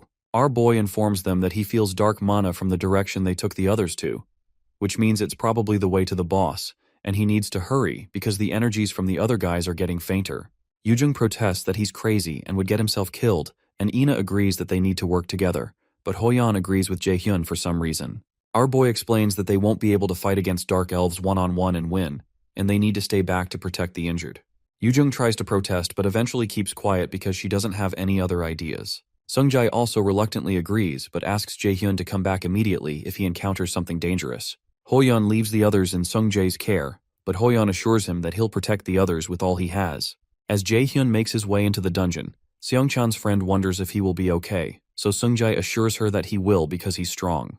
Meanwhile, Yoo-jung wipes tears from her eyes, and she assures Ina that Jae-hyun will be fine when she notices she's also distressed. Suddenly, Sung-jae notices something, and he tells the others to keep quiet because the enemy is approaching. As he reaches for his daggers, a beam of energy blasts past his head and injures him deeply, knocking him to the ground. Suddenly the Dark Elves approach them, and one of the stronger Dark Elves points out that these humans have been disturbing them like flies. Meanwhile, our boy keeps going forward, and he realizes he has to take care of this quickly because something might happen while he's away. He soon opens a huge door and runs into the king, who has been waiting for him and has prepared something special. As Jae-hyun is about to speak, his earring begins to burn, and he realizes the manager's presence is growing fainter. Before he can act, the door closes behind him, and the king tells him he can't leave this place unless he survives fighting with his soldiers. Jae-hyun comes to a crossroads because he has to save the others, but when he remembers Hoyeon's promise to him, he decides to trust the others while he deals with this. The Dark Elf King begins to mock him and asks him what he's going to do, so Jae-hyun creates a wall of fire around himself and assures him that they're all going to die here. In the outer part of the dungeon, Sung-jae still lies on the ground with the sword that injured him by his side. Hoyeon rushes to his side, and he realizes that the manager is in terrible condition and may have been poisoned, which means these beasts are aware of the weakness of an assassin-type raider. The leader among the elves summons his sword back to himself, and he decides to deal with the minions, as he puts it, since the most annoying one is out of the way. Hoyeon confirms his suspicions that they were waiting for Jae-hyun to leave to attack, and Ina mentions that the guildmaster must have noticed that manager Sung-jae is down. She recalls that Seongun had given Jae-hyun an Ivaldi earring that would signal her once any of them were in danger, and she had promised to come if there's an emergency. In the Dark Elf Palace, Jae-hyun burns with rage and literal fire as he tears through Dark Elf flesh. He covers himself with fire and approaches some of the elves, but he notices stains of blood on their mouths, so he tells them they're going to have to throw up what they just ate. Our boy recalls the look of determination on Hoyeon's face, which is the face of an insane person who's come to terms with his decisions. He's seen such a facial expression on his best friend from his past life, and on the friends that got killed in the mock dungeon, so he doesn't believe he should trust those eyes. Meanwhile, Yoo-jung creates a mana field, and Ina summons several divine radiant swords to give the Dark Elves hell. The leader of the Dark Elf group tells them that it's pitiful to see them struggle in a pointless manner, so he assures them they'll all become a part of the king's feast, and sends off his soldiers to attack. Ina realizes the elf is fast, but Hoyeon blocks the guy's attack using his shield. Hoyeon activates his martial arts Polar Extreme skill and retaliates with a slash that forces him to retreat. The move makes the leader of the group admit the humans aren't too useless after all. Hoyeon realizes that this group is stronger than the previous Dark Elves they came across, and when the leader approaches him, Hoyeon asks him what he is. The leader of the group introduces himself as Kel, the captain of the royal guard, and one who is of royal blood. They're shocked to hear that he's a royal dark elf, which means he must be stronger than A rank. Meanwhile, Hoyeon recalls the first day he met Jae-hyun and how he stood in front of him to protect him, which made him remember all the good things he's forgotten about a raider. To him, Jae-hyun's boldness is the dream he wants to realize, and he decides he cannot die in a place like this, and that he needs to catch up to Jae-hyun no matter what. Hoyeon suddenly throws away his shield, much to everyone's shock, and steps toward the monster. He believes this is what he should have done from the start, because a raider has more than one heart, so he reaches into his higher, middle, and lower chi centers to open them. Kel is shocked by the sudden outburst of mana coming from Hoyeon, and even beholding it slightly injures him. The man covers Kel up, and he asks Hoyeon how he's able to do such things. However, Hoyeon doesn't answer him but activates his unity of body and sword skill, which causes him to start bleeding from the mouth. Ina pleads with him to stop, and the system declares that this skill's level is far too high for the user, and the flow of blood within the body has been reversed. He's warned to cancel the skill immediately, or die within 6 minutes and 36 seconds. So Kel takes advantage of the situation and orders his soldiers to capture Hoyeon alive, even if they have to cut off his limbs. Regardless, Hoyeon doesn't deactivate the skill and decides to face the soldiers. He had succeeded in obtaining an S-rank skill called Unity of Body and Sword from his training, but it's still too much for his body. It's a skill used by those who have reached the peak of swordsmanship, where the sword and the body become one. As the soldiers rush towards him, Hoyeon deflects them easily and goes to face Kel. As both of them clash swords, Hoyeon realizes he's not yet a match for Kel because he has only awakened this new realm of strength in an unstable manner. He realizes that all he can do is stall for time, so he continues fighting with Kel. While they're fighting, Kel tells him that his struggling is rather comical, and he points out that he notices what kind of state he's in. However, Hoyeon refuses to back down because he has to keep his promise. He tells Kel he would never know why he's doing this and goes in for a frontal strike, but the dark elf jumps out of the way and attempts to attack him from the side. Kel is unable to land the strike because Hoyeon's heightened senses allow him to pick up the counterattack quickly enough to jump out of the way. Kel calls him a little rat, but Hoyeon leaps right back towards him and almost overpowers the dark elf. Suddenly, while they're fighting, Hoyeon's body begins to break down, and the system tells him to undo the skill immediately because all muscular fibers are being disconnected and all blood paths are being twisted. While he's in pain, Kel comes in to finish him off, but Hoyeon still manages to block his attack. He begins to cough and pant when his body can't take it anymore. Regardless, he continues with the skill and decides to put up one last fight. From where he is, he releases a huge mana blast that tears through the ground. The attack injures a dark elf, but Hoyeon is disappointed when he realizes it's another elf that Kel had used to shield himself. The elf calls out to his captain as he dies in his arms, but Kel tells him not to worry because he was useful. As Hoyeon collapses and profusely coughs out blood, he mutters to Kel that he's a coward. The words barely come out of his mouth before Kel rushes towards him and drives his sword through him. Meanwhile, tears flow from Yujung's eyes as she watches the horror and calls out to Hoyeon. Inside the palace, Jae-hyun kicks Dark Elf behinds using chains of fire. He's still unable to set the captured students free, and when he recalls that he had asked Hoyeon to give him just 10 minutes to kill the king and save the others, he becomes worried. Just then, one of the Dark Elves comes at him with a spear to kill him, but our boy waits for him to get close and covers his face with fire. Meanwhile, the Dark Elf King laughs as he watches the entire thing. He calls Jae-hyun a fool and asks him if he thinks he can win against the number of soldiers going against him. Jae-hyun asks him why he can't, and the king tells him he's very arrogant despite being a useless human. Jae-hyun recalls that he heard people call him useless way too much while growing up, and he's sick and tired of it. Suddenly, the Dark Elves begin to struggle to breathe, and our boy starts to burn bright as several of the elves collapse. The surprised king asks the soldiers why they're immobile and not attacking, but he doesn't know our boy is activating his Chains of Inferno skill. As the soldiers try to attack, Jae-hyun takes out several of them using his chains, and he thanks the king for giving him the chance to try out his new skill. Hundreds of dark elves burn because of the fire of the Inferno, and the infuriated king calls Jae-hyun a bastard. He threatens Jae-hyun that he won't let him live after what he has just done, but Jae-hyun simply approaches him and asks him if he's serious right now.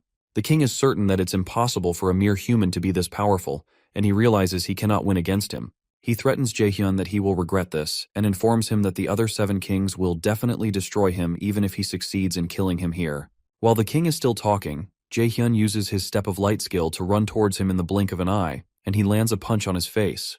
Along with the punch, he releases a fiery explosion in his face that knocks the king away. Finally, he tells him it's none of his business what the other kings do and proposes that they come find him if they're pissed. Meanwhile, Kel drives his sword through Hoyeon's chest. Ina watches in despair because she wasn't able to do anything while her friend was injured because she's weak. She's losing someone once again, and this time, there are only the leftovers. Kel walks up to her and grabs her by the throat, planning to gobble her up. Yujung calls out to her, but she only cries in Kel's hold and tells herself she can't lose. Suddenly, a bright mana overshadows the place, and it turns out to be Guildmaster Seongun, who asks Kel if he hurt them. She asks him to think hard before answering because he will die if it's true. Her aura fills up the entire place, and Hoyan, who's bleeding to death, is glad that he was able to hold on till help arrived. Once more, Seongun asks Kel if he hurt the people on the ground, and the overwhelming weight of her aura begins to make him sweat. Kel realizes that he can't ever win against this lady from the strength of her mana, so he plans to take the kids hostage to have a chance against her. He boldly declares to her that the gnarly sight is his masterpiece, so Seongun asks if that's so. She suddenly activates her sacrifice skill to heal them all at the same time, consuming her own life power. Kel is surprised that she can use healing magic this fast, and he wonders what the hell is going on. Eventually, Seongun tells Kel that she doesn't like it when people put a hand on her people, so she blasts him away with a torrent of energy. The blast knocks him backward and starts to consume his flesh until he begins to fade away. Yujung watches in awe when she realizes that Seongun didn't attack Kel with any skill, but only shot out concentrated mana. Seongun rushes to Sungjae's side to heal him, and she's able to stabilize him. The only issue is Hoyan, whom she realizes is in pretty serious condition, and when she tries to heal him, her system informs her that his injuries are severe and would take a considerable amount of time to heal. She realizes he's overworked himself by using power past his critical point, which has messed up his meridians and nerves. If she had been late by just a little bit, he wouldn't be able to use mana again. Shortly after, she manages to heal him, but her system informs her that her life power, which permanently decreases her life power by 2%. Using the skill takes a lot out of her, and she realizes that she would have been long dead if it weren't for Jaehyun. When Yujung asks after Hoyan, Seongun explains that he'll be fine but may not wake up for a few days. The news relieves the students, so Seongun asks them where Jaehyun is. They reluctantly inform her that he went to the boss room on his own, but instead of panicking like they expected, she assures them that he'll be fine. Yujung protests that Jaehyun went in alone, but Seongun assures that Jaehyun won't die that easily. Since dark elves use magic to attack, she knows that they're no match for Jaehyun. Meanwhile, our boy tells the king of the dark elves that the other kings can come find him if they're pissed, but that can only happen if he makes it out of here alive. The king, who is now bleeding from his face, curses when he realizes he's now losing to a mere human, so he decides to make a run for it to tell his brothers about it. As he makes a run for it, he's shocked that Jaehyun outruns him and ends up in front of him. Using his lightning chains, our boy ties him up and smashes his face into the ground. Infuriated, the Dark Elf King tells him he won't die here alone, but he'll take him to Helheimer with him. The king activates a secret technique only passed down to the king of the Dark Elves called Frozen Earth, expecting Jaehyun to shake in fear. However, Jaehyun thanks him for the unexpected gift, and the king wonders why he's smiling. Our boy activates his blank card and thanks the king for using it now, because he didn't think he would use it in a place like this. He soon registers the Frozen Earth skill onto a blank card and uses his absolute calculation skill to destroy the Frozen Earth that the king triggered. The king watches incredulously as the Frozen Earth attack crumbles, so Jaehyun drags his head up and reminds him of the saying to know himself and to know his enemies. After he burns up the king's head with fire, the Nornir system registers that he has defeated Canaan, the Dark Elf King. Because of that, he earns the title of the one who killed the king of the Dark Elves. Jaehyun obtains an ingredient item called King of Dark Elves Essence and an equipment item called King of Dark Elves Pauldron. After successfully clearing the second quest, he also gets a blank card and a sealed magic text, as well as a skill called Embodiment of Magical Artifact. He soon rushes to help the captured students, and he's glad to find out that one of them is still breathing. However, his stomach turns when he realizes that some of them are dead, so he uses his sacrifice skill to heal the guy that's still breathing. While healing him, Seongun comes to join her power with his, and she tells him that being a healer is a cruel job. Apparently, a healer is happiest when healing is not needed, and the second happiest person when saving a person who's on the brink of death. Meanwhile, on the streets of the city, Seokgi boils with anger when he realizes that his plans have been foiled. He swears to himself that it doesn't matter if they make it out of the dungeon because they will all die painfully. Suddenly, Jaehyun appears by his car window and smashes the glass to grab his neck. With a maniacal look on his face, Jaehyun calls him a son of a bee because of what he did. An hour ago, those who are trapped in the world of the Dark Elves come out at the entrance of the Cain Guild. Seongchan thanks Seongun for her help, so Seongun says they can come to her guild later on if they're so grateful. The offer amazes Yujung, and she wishes she could join right away. Jaehyun thinks Yujung is cringy and tells her to read the atmosphere better, so she kicks him in his calves and reminds him that he's not allowed to talk for the rest of the day because he got them worried. Jaehyun winces from the pain and wonders why it hurts so much even though her strength stat is low. Soon after, Hana arrives in a company van and informs the guildmaster that she had to hurry over because she couldn't reach her for hours. Seongun apologizes for that and tells her she'll explain the details of what happened later. In the meantime, she asks Hana to take the injured and the kids to the guild first. Seongun doesn't follow them because she and Jaehyun have something to do. Hana asks manager Sungjae to come with her, and Jaehyun notices that Sungjae's arm tore, which surprises him. As he's about to say something, Sungjae communicates with him via telepathy not to say anything to his sister because it's going to be worse if Hana finds out about it. There seems to be a love-hate relationship between these siblings, and Hana almost ditches Sungjae when he doesn't come into the car, which forces him to run in. After they drive off, Jaehyun and Seongun ambush Seokgi, who has been watching from nearby. He's shocked that they made it out, and he doesn't understand what Seongun is doing here. Infuriated, he activates a magical equipment that Chairman Jae-in gave him because of the urgency of the situation. Using the equipment, he teleports behind her and attempts to stab her, but she easily slides out of the way. She mentions to him that his teleportation item isn't that great because it only moves him a couple dozen meters. She asks him why he was trying to kill the students and who was behind it, but Seokgi refuses to and states that the mages are inferior anyway. He activates something that Seongun recognizes as a mana suppression device, so she tells him it's a shame. Meanwhile, Jae-in listens in on the conversation, and he decides that he no longer has any use for Seokgi. On the streets, Seongun prepares a blast of mana despite Seokgi's mana suppression device, and she asks him if he had really thought that he could defeat her with something like that.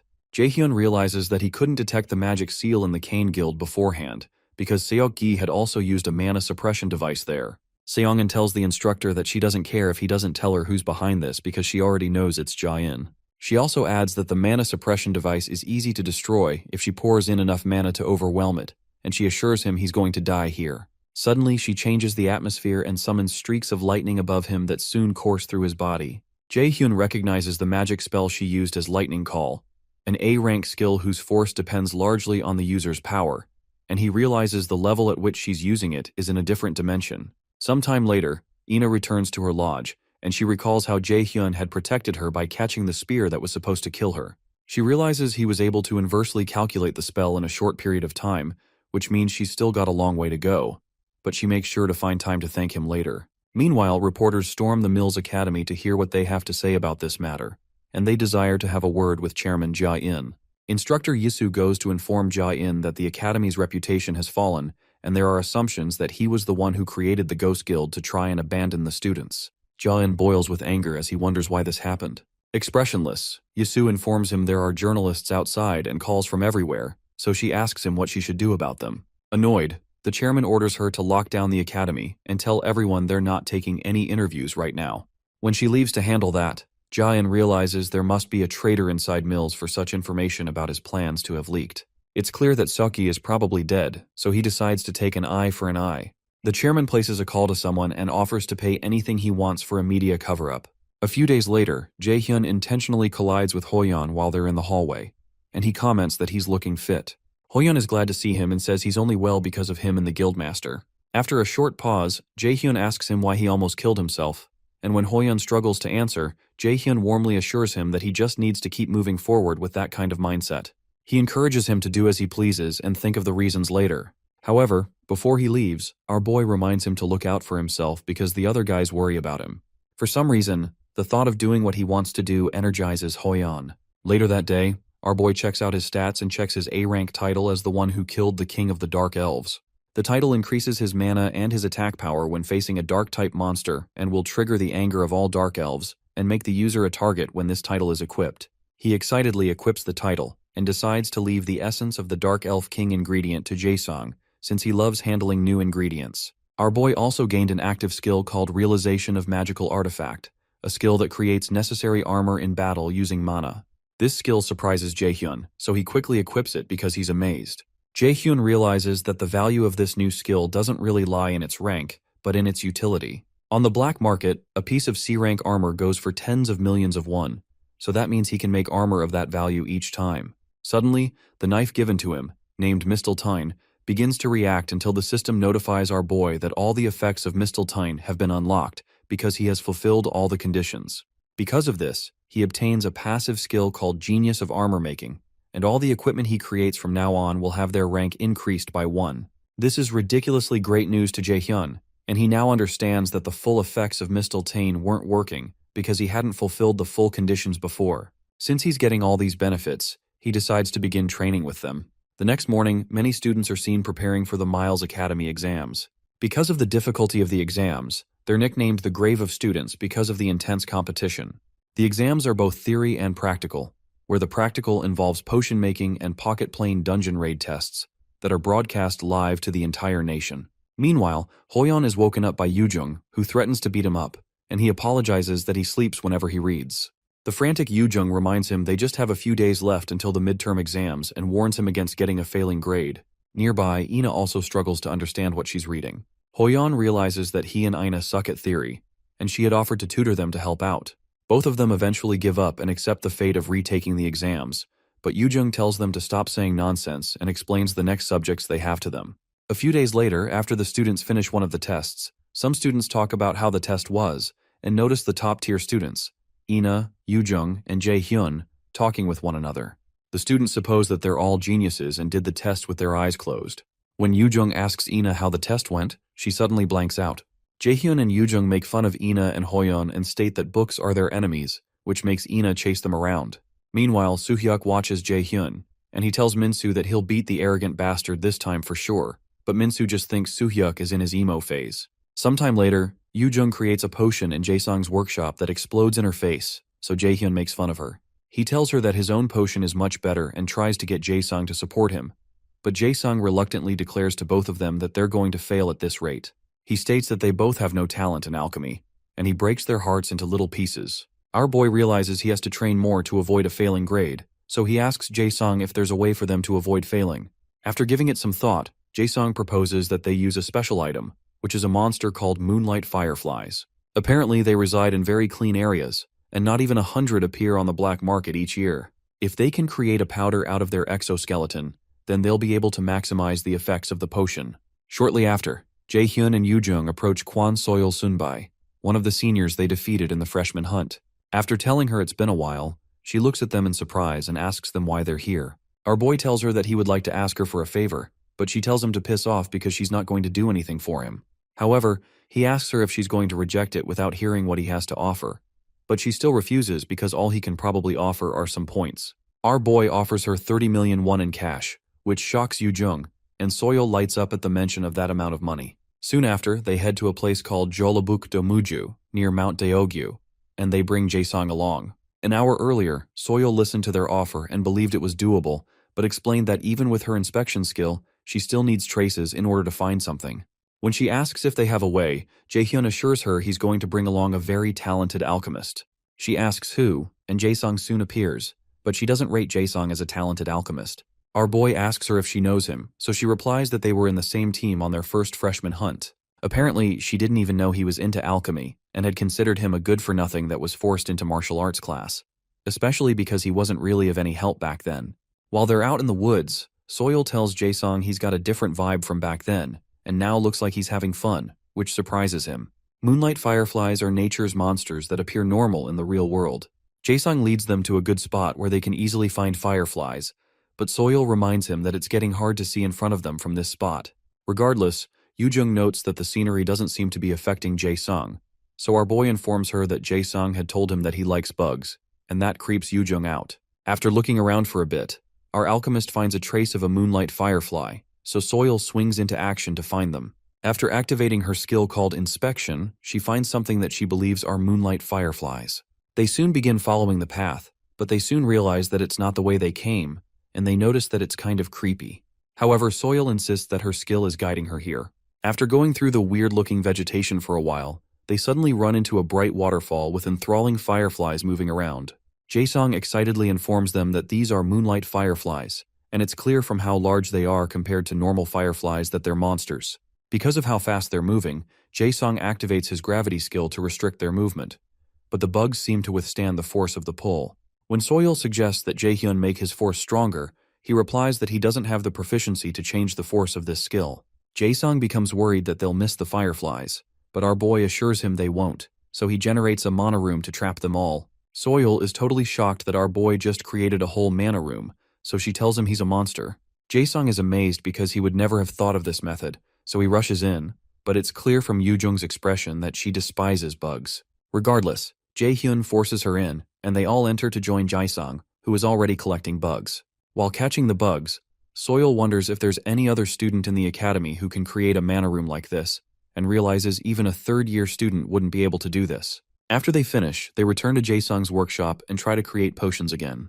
This time it works and doesn't explode in their faces, which shocks Hoyeon and Ina.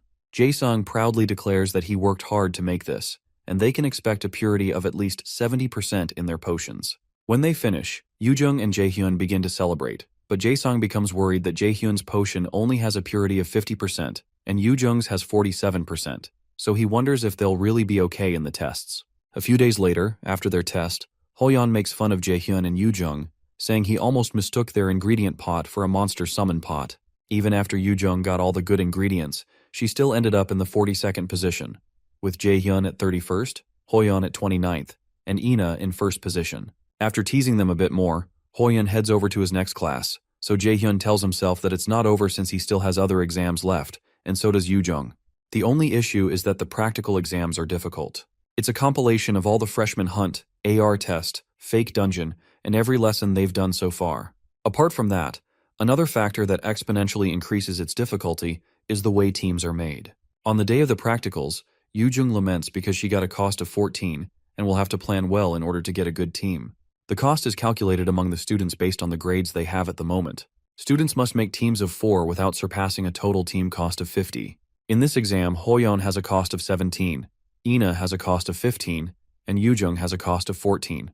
Jae-hyun had a cost of 6 in his past life, and he remembers that he was excited because he got to enter a good team, but the results were the worst. He considers it a crappy way of choosing teams, as the higher ranks choose the lower ranks because they have higher costs and can easily accommodate those with lower costs. Suddenly, our boy is approached by one of the cadets whom he knows from his past life.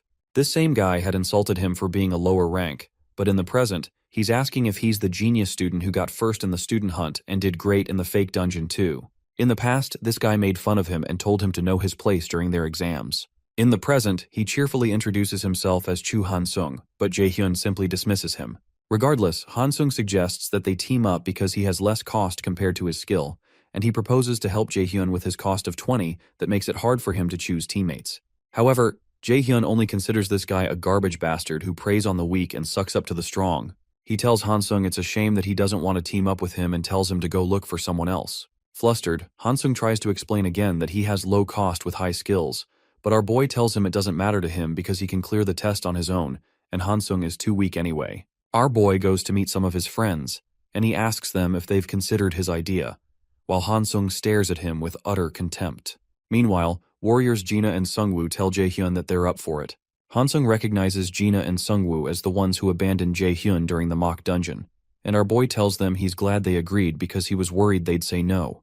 Han-sung continues to burn with rage because Jae-hyun picked those bastards and storms off, certain that Jae-hyun will regret his decision. Sometime later, Jae-hyun and his new teammates meet at a cafe. Suddenly, Jina asks Jae-hyun if he's sure he really wants them since they weren't very helpful at the mock dungeon, and Sungwoo also reminds him that they were abandoned to die in the Kane incident because they were not skilled enough. Regardless, our boy assures them that he doesn't intend to lose. Jae-hyun realizes that Jina and Sungwoo's costs are lower than what they are capable of because they ran away during the mock dungeon, and they're the ones with good costs and not Han-sung. Eventually, the two agree and ask who the last person will be. Our boy tells them the lady will be here soon, and shortly after, Yoo-jung steps in through the door. They recall how instructor Jiyeon had to hold back Yoo-jung from destroying them because they left Jae-hyun in the dungeon. When she steps in, she directly asks Jae-hyun why he called her to team up with these guys. Meanwhile, Chairman Jae-in reads about how the Mills Academy is losing its title as Korea's top academy, and he's at risk of being driven out because of the incident. He angrily smashes the computer because those bastard reporters still wrote these articles even though he paid them so much money. He realizes the media is turning their back on him, the mighty Jae-in, and it's clear that the Lotus Guild is most likely responsible for this. He decides that he has no choice but to lay low for now, even though he'll have to take some losses. He has to wait for the media to calm down and then return to his original plan for the sake of a seer. Meanwhile, in the cafe, Yoo-jung sits defiantly while watching the two warrior cadets. She eventually agrees to overlook the issue, but she asks Jae-hyun if he's really okay with this. Our boy declares to them that he wants them to believe that asking them to run was realistically the best option they had, and Yujing has no choice but to believe him. She eventually asks him the real reason he wants them on his team, since he can easily get full points on the test on his own. Truthfully, our boy chose them because they all share resentment against Jia-in, and he's certain they will keep whatever happens between them a secret. He eventually admits to them that he has a plan to bring down Jia-in using the event, and they all look at him in shock. On the day of the practical exam, the students gather, and one instructor, Park Hajun, comes forward to take charge of the second part of the practical exams. Our boy considers that this Hajun is just one of Jia-in's minions who is here to replace Seokgi. Hajun explains that the exam will be streamed to the entire nation to show the students' skills to the world, so he asks them to do their best and wishes them luck. The students are immediately transported to a place known as the Pocket Plain, which seems to be filled with lava. Our boy's team is Team D, and their mission is to clear all stages and return with the boss's core. The quest on the first floor is to eliminate all monsters on the floor and find the stairs leading to the second floor. The place is clearly hot, and Jae-hyun informs them that they're in a dungeon that was modeled after Muspelheimer. Our boy suggests they begin by mapping out the dungeon because they need as much information as possible to respond to any problem, and because there are items he'd like to get too. Yujung explains that one of the items they need to get is frostgrass, because long exposure to the heat in this place will slow them down and will be dangerous in other ways. Sungwoo commends Jaehyun and Yujung because they seem to be good at this stuff, but our boy explains that it's the basics of dungeon exploration, and survival is the priority of a raider. Soon after, Jaehyun activates his mana detection skill until he finds frostgrass. After tracing the mana, they find a field full of frostgrass, so Jaehyun suggests they take as much as possible and keep it in their inventory. Since Sungwoo had said he got fair grades in alchemy, Jaehyun leaves the job of making potions to him. Suddenly, they're notified that viewers will enter the room soon, and they're reminded to be careful of what they say and do. Students need to perform for the viewers of the entire nation, and they need to satisfy the viewers. Jaehyun doesn't like the idea, but he finds it useful in some ways. While they're picking grass, he informs the others that 4 C-rank monsters are approaching, and he orders that they go with Formation B. They all get into position as several lava slimes approach them. Jungwoo activates his Provoke skill to draw them to him, and Jaehyun advises them all to fight the monsters using items to try and keep their distance, since the monsters explode if they touch a spot on them. They all prep their weapons but don't make a move as the monsters continue toward them. When they come up close, Yujung calls out to Jaehyun, but he tells her it's not time to act yet. When the monsters reach just a few inches away, the viewing channel for their team is created, and several viewers pour in, with some of them asking if this is the stream with the student that got first place in the freshman hunt. Jaehyun orders his teammates to act, so Yujung activates her water shoot skill and fires an arrow at one of the monsters, creating a hole in it. While Gina also fights, Jaehyun considers that this is the best environment to use the frozen earth skill he got, so he smiles at the camera and proceeds to activate a skill. He doesn't plan to make things too exciting so early on, but plans to deploy his big skills when things have gotten more intense. For now, he activates a skill called Ice Rain and pours down ice on the field. Some of the viewers wonder if this is really happening and how a new student can use such a skill. Some of them think it's an error because the skill our boy just used is an A-rank skill. However, Jaehyun is certain that these stupid viewers are going to be the ultimate weapon in bringing down Jia-in. Meanwhile, team manager Sunbai Nim watches the livestream and wonders how Jaehyun is able to use an A-rank skill without breaking a sweat. According to what agent Kim Ji-yeon had told him, Jaehyun doesn't like Jia-in, and Lotus has his back on that.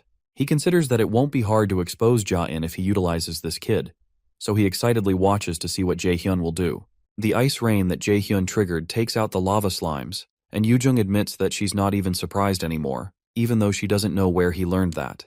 When Gina points out that it's getting really hot, our boy suggests that they drink their potions. They all begin to look for a place with less heat, so Sungwoo points to a spot that has less energy coming from it. Jaehyun agrees with him, so he decides to set up a shelter there. Meanwhile, Aina fires several holy arrows at some of the monsters, and Hoyeon, who is also nearby, tears up another one. After destroying them all, Aina mentions that this dungeon seems too easy, and Hoyeon agrees with her that they're weaker than he anticipated. Their other teammates just watch in confusion because they realize they could have failed with just one mistake, and they just fought lava slimes in close range without taking damage. On Jaehyun's side, he sets up a tent for his team to stay in while they wait for Sungwoo to make the potions that he says will take up to an hour to make. When Jaehyun teases Yujung about making slight remarks to try to speed up Sungwoo, she protests that she didn't mean that, and they start fighting again. Gina laughs because of how close they are, but Yujung claims they're not. Shortly after, Jaehyun talks with the guys about his secret plan. After explaining the plan, Yujung steps out with Jaehyun to ask if it's really possible, and our boy assures her it is. He believes this is the best time to create some ruckus, so he releases some power to make the connection to the pocket plane unstable and cancel the limited voice transmission feature. The viewers wonder what Jaehyun is doing and why he's working alone with Yoo-jung. While they wonder if the others have failed, Jaehyun assures the viewers that his members are fine, which surprises them because they shouldn't be able to hear the students talk. Jaehyun had played with the formulas of the pocket plane a bit so he can speak, so he tells everyone it's nice to meet them and declares that he'll start the real stream now. Meanwhile, Jaehyun almost bursts due to anger while watching Jaehyun's display. Jaehyun can't believe this is happening, and he doesn't understand how Jaehyun was able to interfere with the formula of the pocket plane, which was created by dozens of mage raiders, himself, and many of the Academy's mage instructors. Instructor Ha-jun, who is standing nearby, suggests that they punish Jaehyun, but Ja-in clarifies that he wants to but cannot because there are no rules for this kind of situation since it was never expected. However, there is the rule that an Academy student cannot disclose Mills' sensitive information to the public, and he can be expelled if he violates that. Suddenly, the chairman overhears Jaehyun talking about him on livestream.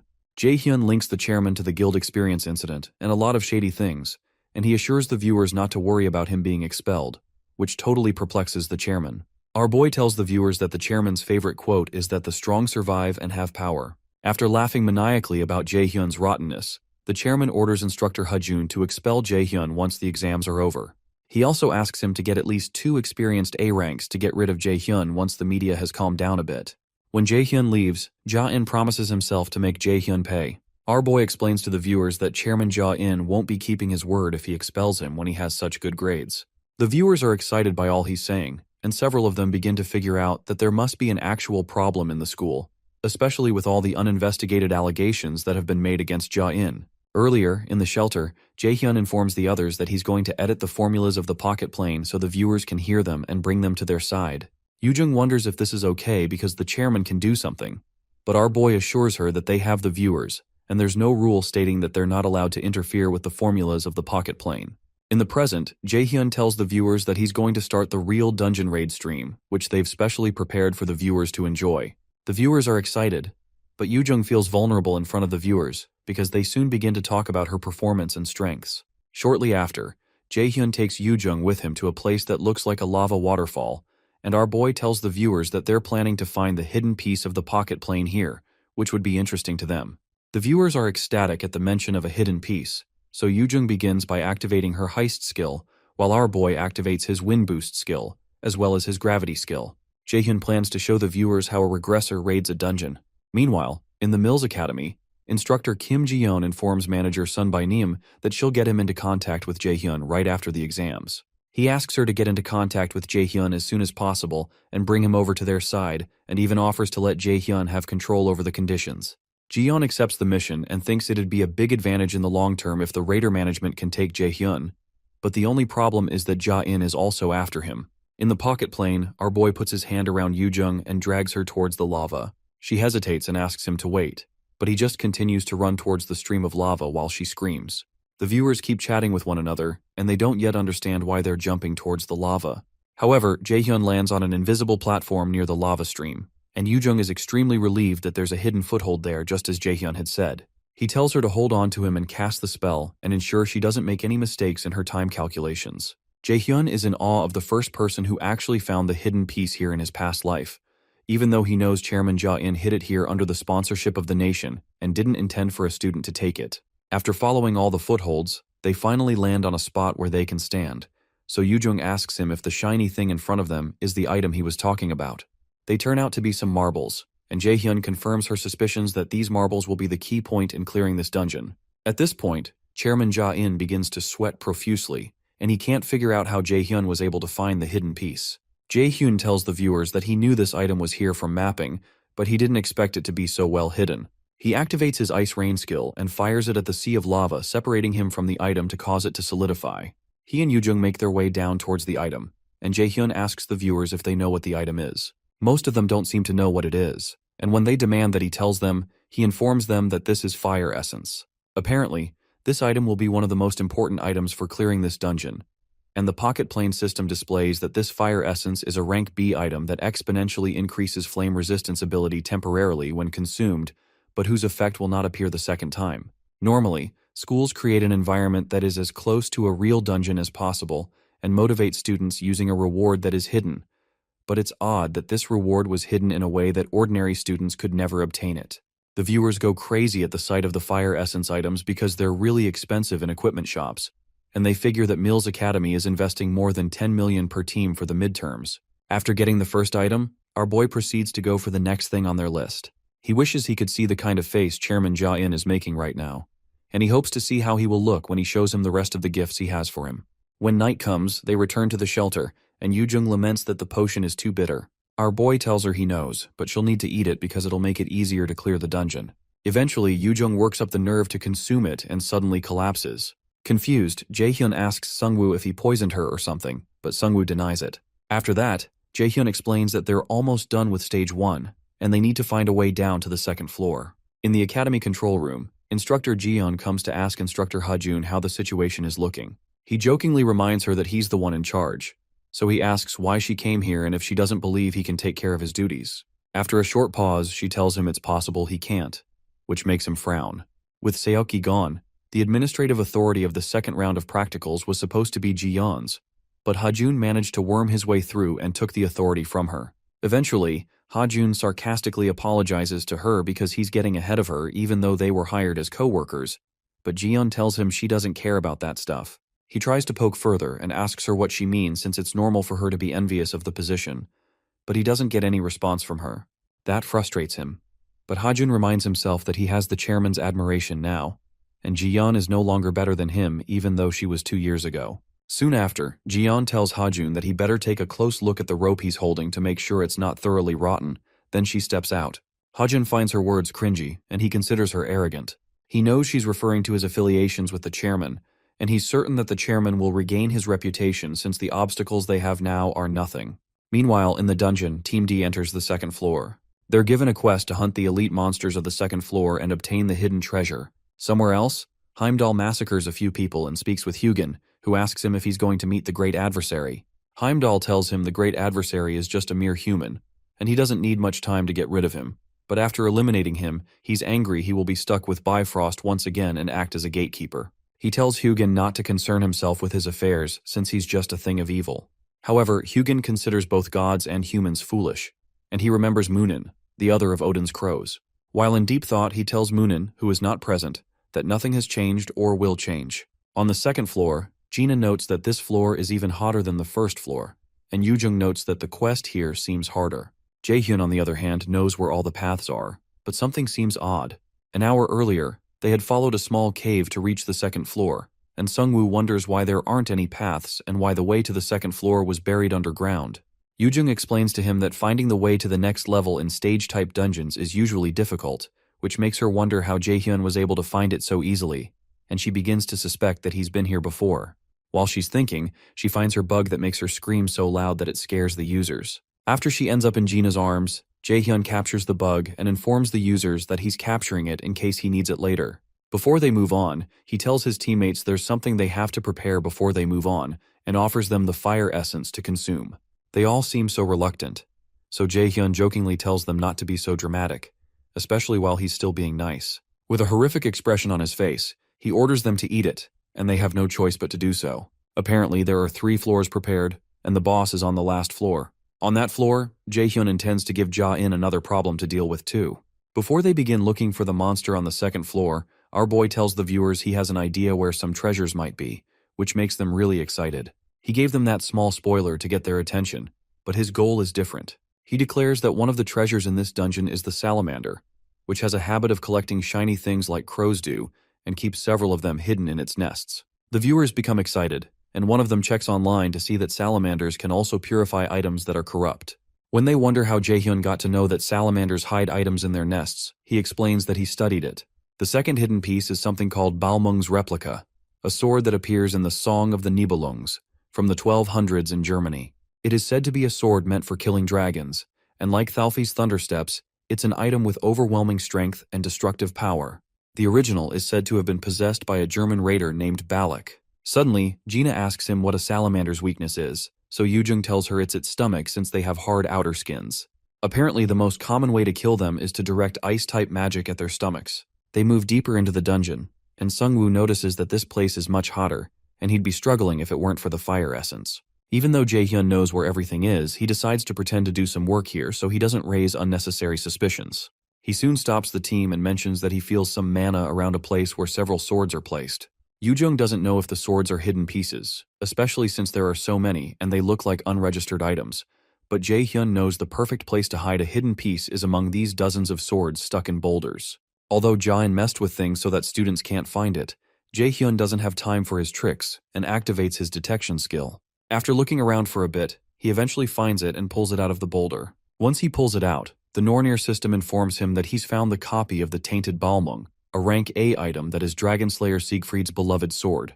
It has a sealed effect that raises strength by 70 and agility by 30, and a passive S-rank skill called Dragon Slayer, which heightens a user's physical abilities when fighting draconic species. However, the effects of the sword cannot be activated because it is tainted. Some of the viewers wonder how he knew that specific sword was the hidden piece, but some of them believe Jaehyun has his ways. They continue their journey, and Yoojung tries to track the salamander down, but Jaehyun reminds her that they need to wait a bit since she had said that the salamander is weakest after it has just fed, and the king salamander eats only once a day at night. Yoojung asks him if it's a wise idea to stall for time, since salamanders are sensitive to smell, and they might get attacked first if they stay there. He proposes that they need to find a way to prevent that and brings out the bug from earlier, which causes Yoojung to freak out again. When she tries to run away, he holds her down because she's the most important part of this plan. The bug is called the bomb centipede, and it expels a liquid when it feels threatened. The liquid is known for smelling so bad that it induces tears, and this stench is what Jaehyun plans to use in this hunt. Shortly after, the salamander shows up after detecting the stench. Yoojung prepares for the salamander and reminds Jaehyun that he had promised her something for doing this. Because she was terrified, Jaehyun promised to give her a magic staff that teacher Seonggun loved if she did this. Truthfully, he was just going to give her a random staff, and he's certain she'll kill him when she finds out. The viewers watch in exhilaration as they wonder if their plan is going to work. Jaehyun assures the viewers that Yoojung specializes in wind magic, and Yoojung creates a small wind to trap the scent of the bug to send to the salamander's nest. The viewers are impressed because this is only possible because she has impressive control over mana, and the humans start to feel bad for the salamander. Upon smelling the bug, tears start to roll down the salamander's eyes, so Jaehyun tells the others to remember the plan to wait and only move when he gives them the signal. He soon activates his level 2 ice spear and strikes the monster that's writhing in pain, knocking it to the ground. Jaehyun waits for the moment the monster breathes out fire, and when it does, he brings out the Balmung sword and throws it into the monster's mouth. Yoojung calls Jaehyun a psycho, and the viewers wonder what on earth he's doing. Meanwhile, Jain almost drops his jaw when he sees what Jaehyun did, and he's certain there's no way a new student would know this since he left it out of the syllabus on purpose. On the second floor, the monster begins to vomit the sword, so Jaehyun signals the others to move, and the warriors immediately stand in front of him to block the sword with their shields. Jaehyun soon picks up the sword, which is now shining differently, and the viewers still go berserk due to confusion. To explain what has happened, our boy opens the equipment status, and it displays that the tainted Balmung sword has been purified. The viewers almost lose their minds because of the high stats of the sword. He explains to them that there's a power of purification in a salamander's core that can purify items. The viewers are surprised at Jaehyun's level of experience since he's a new student, and when he wields the sword, they wonder why a mage would be wielding a sword. They expect him to give the sword to the combat class warriors with him, but he doesn't. Sunbae Nim, who is also streaming anonymously, informs the others that Jaehyun is a battle mage. Jaehyun steps in front of the monsters and activates 2 skills named Agile Steps and Flexible Movements to help his movements, as well as his wind boost. With one swift movement, he leaps towards the monster and cuts off one of its arms. After he jumps down, he activates another skill named Ice Edge to create an icy spike. Sungwoo signals to him that the salamander's stomach is exposed since it doesn't have one arm, so Jaehyun leaps towards it and stabs it in the stomach. The viewers are speechless for a while, and they can't fathom what they just saw. Meanwhile, Seo uploads something online, and she wonders why Jaehyun made her do something so annoying. She has just uploaded an article about Jaehyun's real identity, citing the achievements he had at the Neverland dungeon since Jaehyun had initially covered up his identity at the Neverland incident. This article is meant to go against those who are saying what Jaehyun is doing is computer-generated. Meanwhile, on the second floor, after taking out the salamander, Jaehyun tells the others he's found something called the Ring of Transcendence. The Ring of Transcendence is a B-rank equipment that momentarily amplifies mana to increase the force of magic and grants the active skill known as Overdrive. However, because of the lack of something called the Rock of Transcendence, the rank is lowered, and the state of overdrive is unstable. Overdrive is a rank A skill that amplifies mana to increase the force of skills by 1.5 times for 5 minutes, but will leave the user unable to use mana for 5 minutes after activating the skill due to the lack of the Rock of Transcendence. Since there's only one ring, Jaehyun suggests they do rock, paper, scissors, but the others suggest he take it since he did most of the fighting, so Yoojung suggests he buys them food or something when they get out. Excited, Jaehyun keeps the reward, and they're transported to the next floor. Once they arrive there, they're told the protective barrier will disappear after a minute, and the boss fight will begin. They're protected by a magic barrier that doesn't break even though the boss monster pounds on it. The pounding of the monster freaks them all out, so Gina asks Jaehyun if he has a plan. He tells her he doesn't because they don't need one, and he's going to do this alone. Some of the viewers also wonder if it's a wise idea for Jaehyun to ditch the party formation to fight the monster. Apparently there are a few differences each year, but it's usually a C or B rank monster, and 70% of the students fail on this floor. Soon after, the barrier is taken away, and the boss monster, a lava golem, is set free. Our boy goes in with a mana punch, but Gina warns him that it's dangerous. While Sungwoo and Gina panic, Yoojung assures them that Jaehyun is strong, so he won't lose to that kind of monster. Jaehyun and the monster match up punches, and our boy knocks back the monster's hand. When the monster retaliates with a punch from his other hand, our boy protects himself by setting up a barrier. When he lands on the ground, he activates a level 4 wind boost and activates his Ice Edge skill to hold down the monster's legs. After that's done, Jaehyun activates his mana detection skill and runs past the monster's punches, dodging at the same time. While he's moving, Jaehyun recalls that lava golems are sturdy and have heavy attacks, but there is a way to defeat them. He activates a skill called Bind to create chains that hold down the monster, then rains down a myriad of ice on the monster using his Ice Rain skill. Although the bind magic soon breaks, the ice hits all the golem's joints and cools them, making it hard for it to move its limbs. Excited, our boy activates his water ball skill and shoots water at the ice around the monster's joints, causing all of its limbs to immediately split apart. As the monster crumbles, the pocket plane system informs them they've defeated the pocket plane boss monster. Some of the viewers ask to confirm if that was really a boss fight, and the other teammates just watch in shock. Yoojung calls him an insane bastard and feels like he's already so much farther in skill than she is. Shortly after, the system informs them they've obtained the golem's core, but Jaehyun doesn't believe the test is over since he still has to ensure that Jaein falls today. The system asks them if they'll return to reality, and Jaehyun rejects the option. He tells the viewers that the boss fight was too short, and he has something to show them all, which is to fight the hidden boss. The viewers become curious about what's going to happen next, and Jaehyun leads the team to a place where he says he feels a strong mana presence. When he turns back, he realizes none of his teammates want to follow him in, so he assures them they won't die, no matter how much it hurts. When they enter, the system notifies them that they've found a hidden door, and a special quest is being created where they have to defeat the hidden boss of the hidden floor and return to reality. Ordinary students can't even detect the presence of the hidden door, and they can't even make it to this point even if they stumbled upon it by luck, which is why Jaein planted the hidden piece here. He turns to the viewers, who can't believe that this guy has found a secret floor when the others are still struggling on the second floor. Jaehyun already knows the method to summon the hidden boss, but he decides to at least pretend to look around a bit.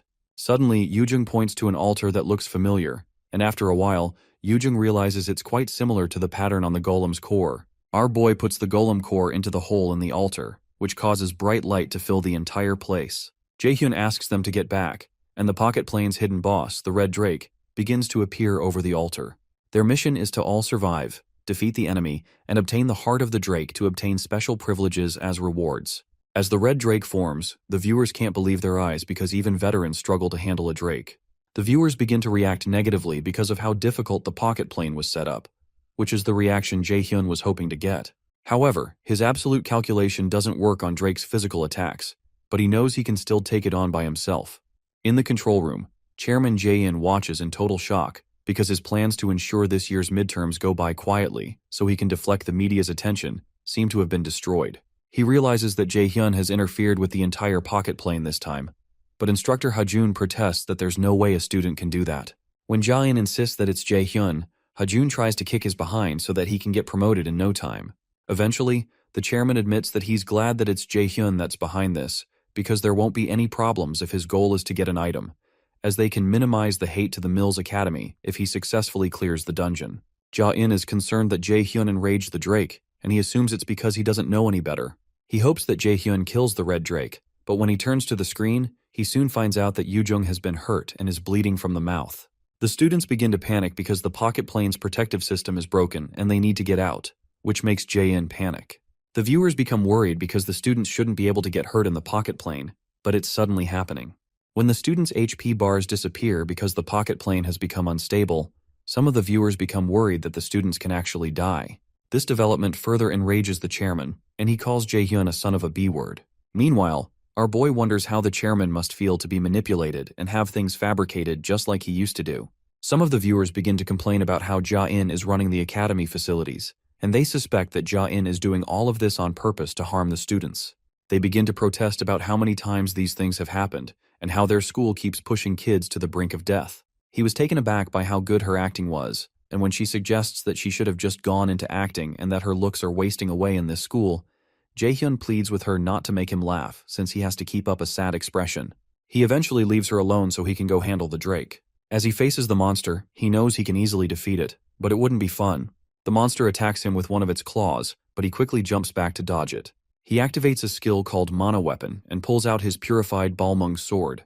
The viewers believe that Jae-hyun may be able to win with this sword, and they begin to root for him. Our boy activates the special skill of the Balmung replica called Dragon Slayer, which makes all attacks on draconic species 300% stronger. He sends a double sword slash towards the red drake, further enraging it so much that it slams its tail on the spot Sungwoo is standing. Sungwoo manages to block the attack, and our boy remembers there are two things to do. He recalls the day Hoyun had seen in his books that a drake's weakness is a mole on its heel, so our boy leaps behind the monster and deals his next attack on its heel. To finish the fight, he activates his skill called Overdrive, which makes all of his skills 1.5 times more powerful. Moments after, he activates his Frozen Earth skill and freezes the entire place, including the red drake. The viewers watch in shock and can't identify any A-rank skill that can do what he just did.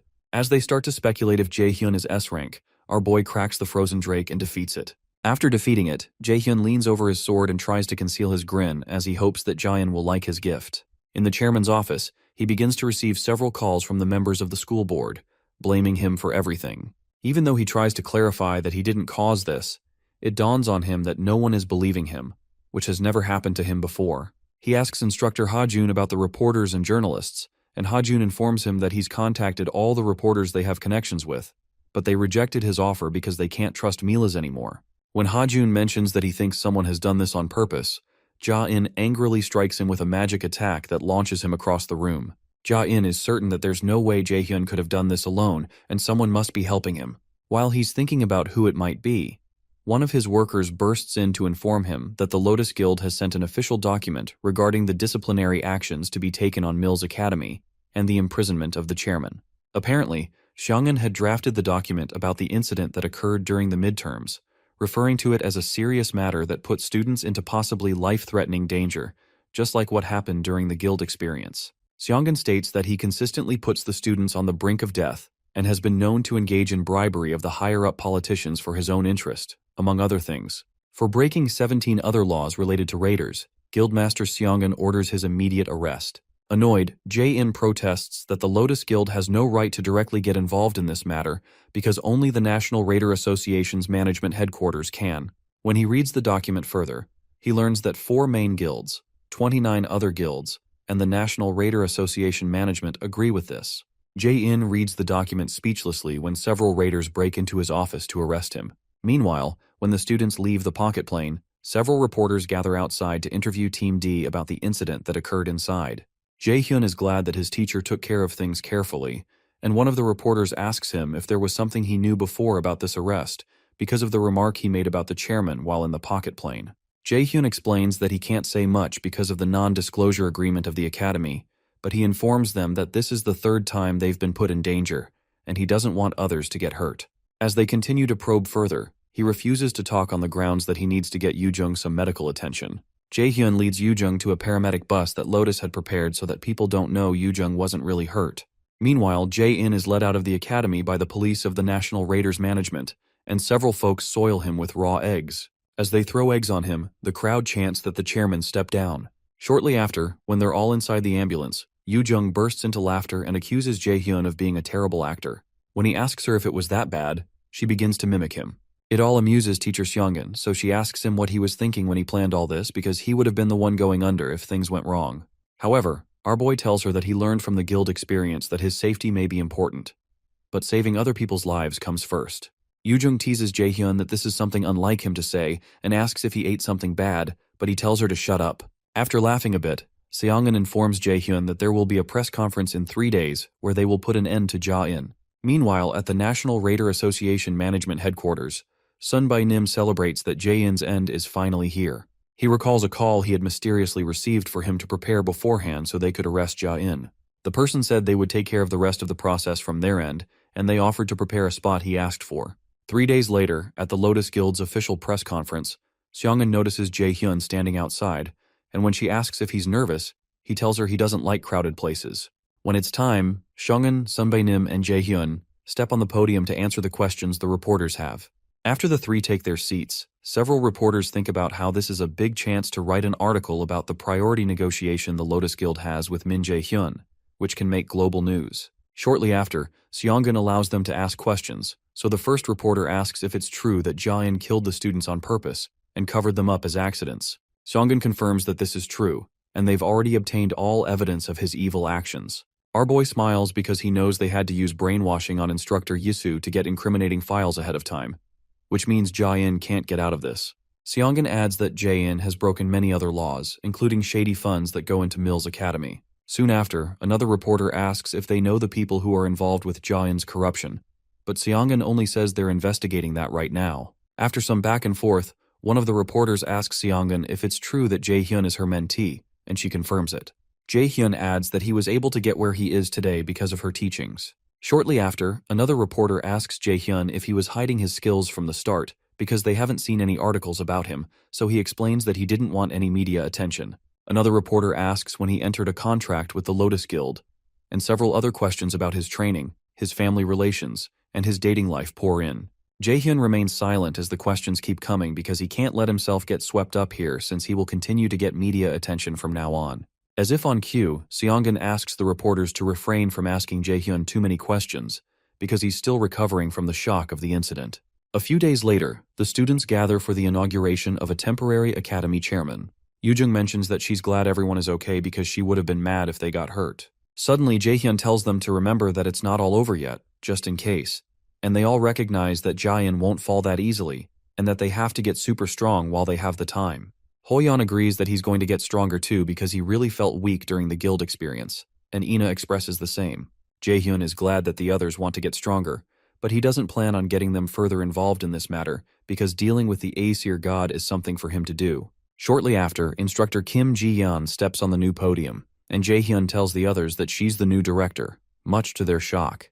Yoo-jung can't believe it since she's so young, so Jae-hyun informs them that instructor Ji-yeon is also a spy from the Raider Association. A while ago, Jae-hyun and Seongun had gone to the Raider Association's management headquarters, and Sun Bai-nim informed them that he's going to make Ji-yeon the new director. In the present, Kim Ji-yeon announces that she'll be the director for the time being, and promises to do her best. Later, the group goes to hang out, and Jae-hyun wonders what the heck is going on as he watches Yoo-jung do some karaoke. Our boy had thought he would finally get to rest, but it doesn't seem so. A few hours earlier, Yoo-jung had banged on his door and ordered him to open up. When he does, she reminds him of the promise they made to go to karaoke once they were done with exams. Apparently, they had made an appointment at the best karaoke place around there, and they drag Jae-hyun with them. In the present, Jae-hyun decides he might as well take the stage to show off his karaoke skills since he's already here. The others look at him in despair, and one of the regulars curses out that someone is terrorizing his ears and requests that such people be banned from karaoke. When he's done, Ina comments that she can see he's also human like the rest of them, and Hoyeon jokes that people can't be perfect at everything. Our boy gets a score of 10 out of 100, and Jae-hyun hands the mic to Ina since she's next.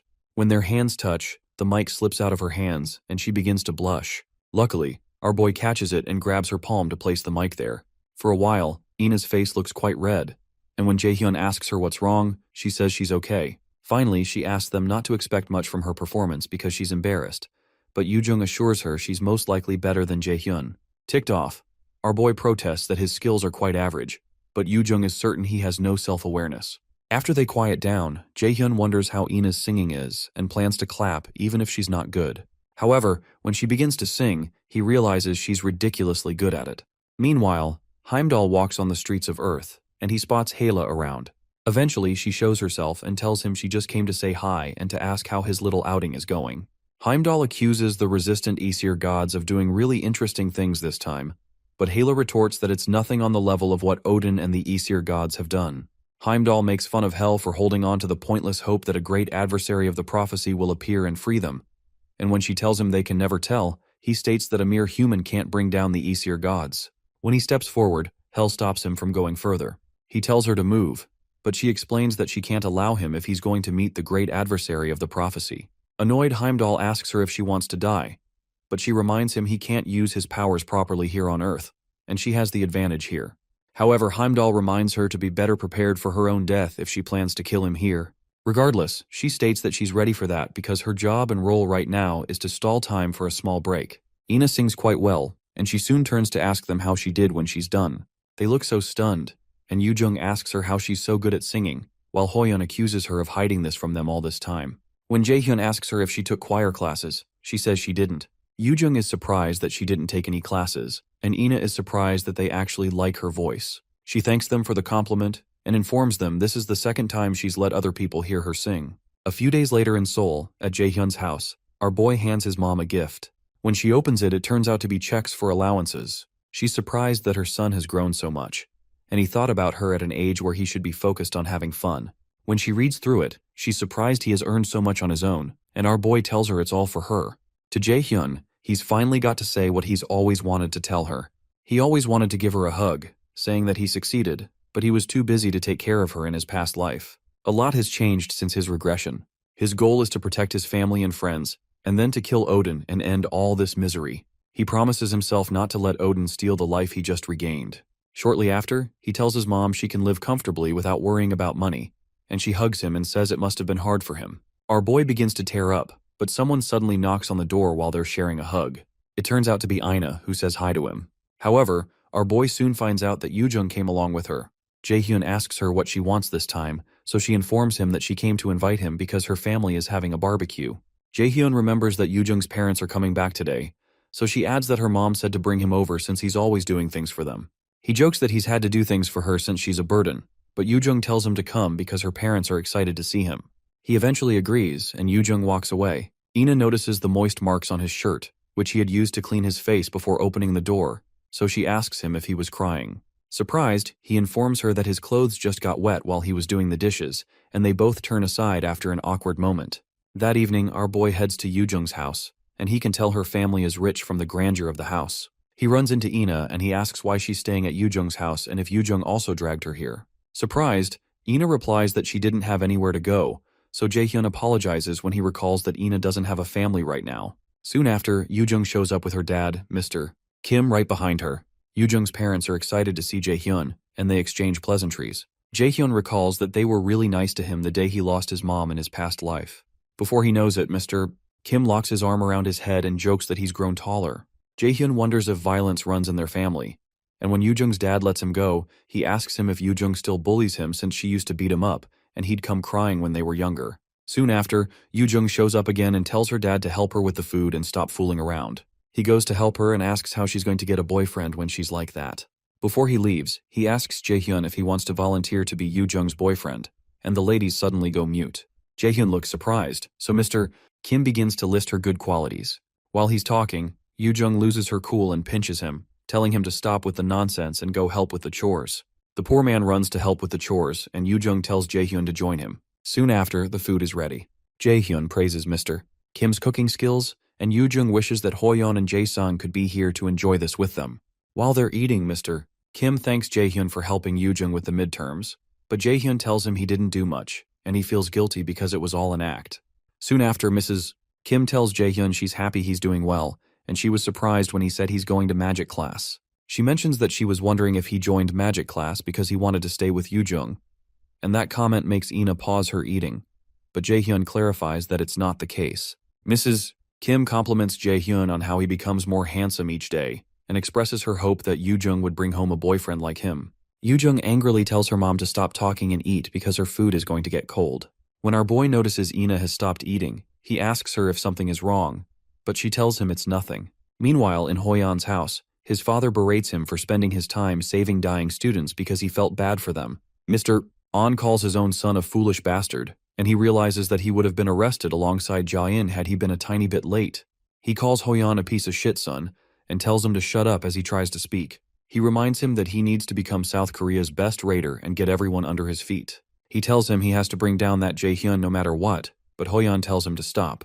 Hoyan realizes that all his attempts to convince his father don't work because his father always tells him to step on others to climb the social ladder. He tells his father he doesn't want to live life the way he wants him to because this is his life after all. Annoyed, his father grabs his arm and asks if he knows what he's saying, but Hoyan slaps his hand away. Our warrior turns around and leaves the house despite his father ordering him to come back.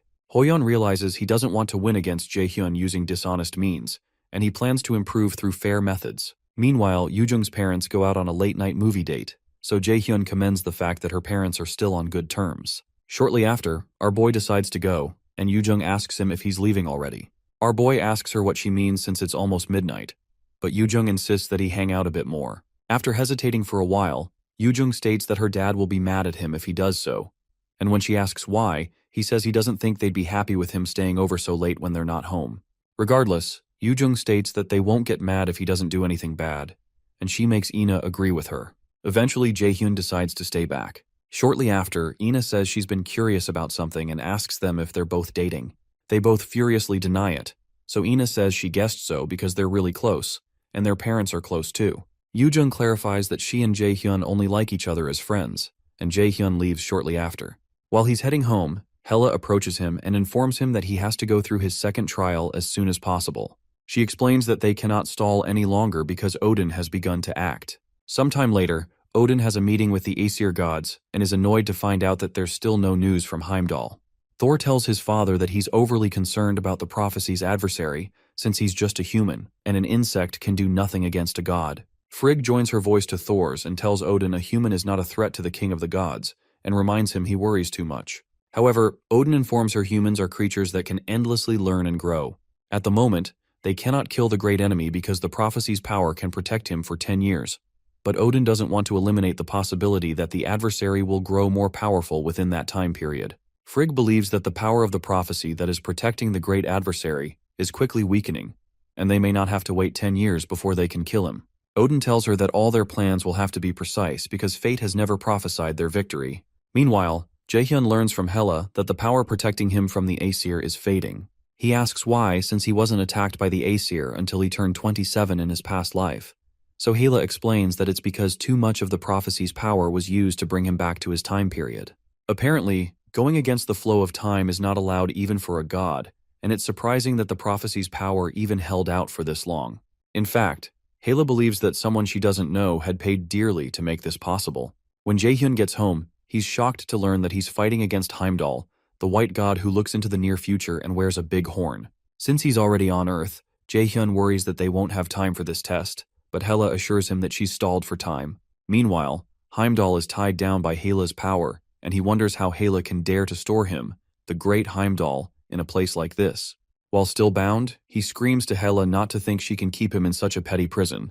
Hela tells Jaehyun she had to use quite a bit of power, but it'll delay Heimdall for a while. When Jaehyun asks where the second trial is going to take place, as if on cue, the news comes up about the recurrent failure of the 11th Great Ruins raid. The news states that a guy named Balak from the European Association joined the raid, creating a lot of hope. But the first trial, called Proof of Qualification, could not be cleared again, and it seems they're not confident about their next attempt. Hela tells Jaehyun that the next trial is in Iceland, the mythology's center and where the giant of the Great Ruins secret is hidden. Apparently, the great ruins these guys are attempting were made for the great adversary to foster him into becoming someone who can defeat Odin again. When he asked her what she means by again, she also finds it strange that she used the word again. Apparently, he's the only one who can attempt the Proof of Qualification trial, which will open up the path to the great ruins. Meanwhile, Balak watches the news about how they were unable to clear the ruin, and he angrily smashes something as he wonders what sort of ruin this is that they can't get in. He calls out to a lady named Camilla and asks her if she's sure the mages are properly looking into this issue, and she reminds him that she's told him not to doubt others. She tells him to stop being in such a rush because she also wants to enter the only great ruin in the entire world. But Balak still wonders how they're supposed to get past the first trial, which keeps asking them to prove themselves if they want to enter. A few days later, our boy heads to the airport to go to Iceland, and he calls director Kim Ji-yeon to help him make up an excuse to his friends so they don't worry about him.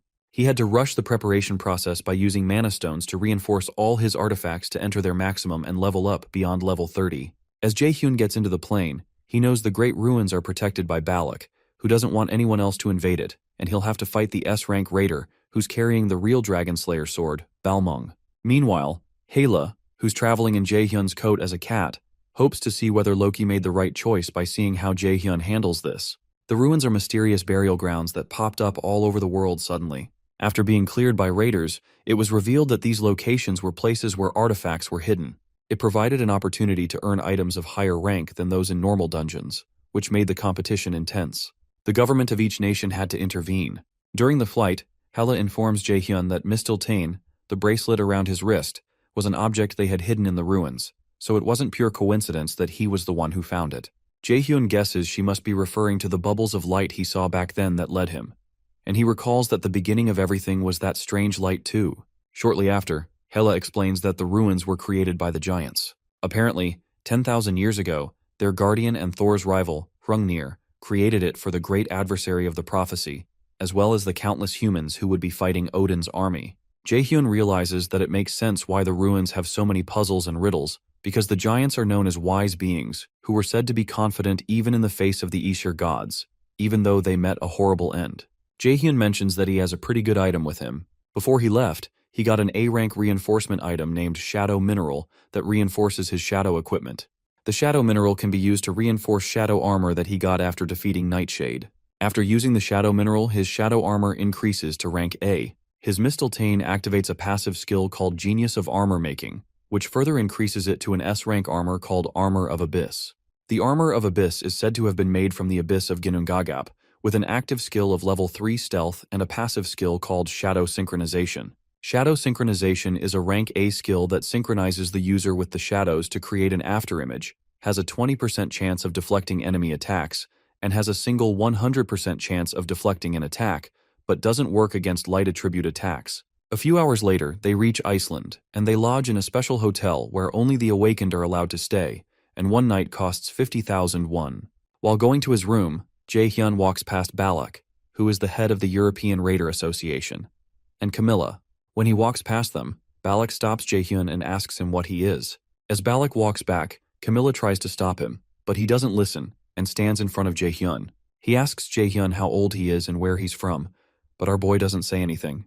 Eventually, Camilla steps in between them and asks Balak what he's doing. After apologizing to him, she pushes our boy along and tells him he can keep going because Balak has a rather shitty personality, and that's why he got dumped by his ex-wife. After waving Jae-hyun goodbye, Camilla reminds Balak she told him to be careful not to ruin the image of the European Raider Association. She tells him she understands that he's sensitive because their last raid failed, but he shouldn't take his anger out on a kid. However, Balak tells her that's not it, but it's because that kid made no noise at all when he walked, and he knows how to intentionally hide his presence. Meanwhile, at the Mills Academy director's office, Jae-hyun's friends are shocked to learn that their friend has gone overseas. Yoo-jung wonders where he went this time, especially since he randomly got himself in trouble at an amusement park. Hoyeon jokes that Jae-hyun gets into trouble, but Ina suddenly interjects by saying that Jae-hyun is not the type to get into trouble. At Iceland's Great Ruins, some guards of the European Raider Association notice a strange figure walking towards them, and they tell him to reveal his identity. Jae-hyun, who has concealed his identity with the armor, asks them if they can't just let him in because he's too lazy for this shit. As they're about to signal that an invader is present, Jae-hyun covers their mouths and activates his brainwashing skill. He apologizes for acting like a criminal, but explains that the ruins were meant for him. Before Jae-hyun left Seoul, Haela had told him that the conditions he needed to meet to be allowed into the Great Ruins were first the Nornir system, and secondly that his strength and agility stats had to be over 150, which is basically S-rank level. She hesitates for a while, hoping he's S-rank, but when he tells her he's not, Haela can't believe it, because she saw him defeat Surtur's clone.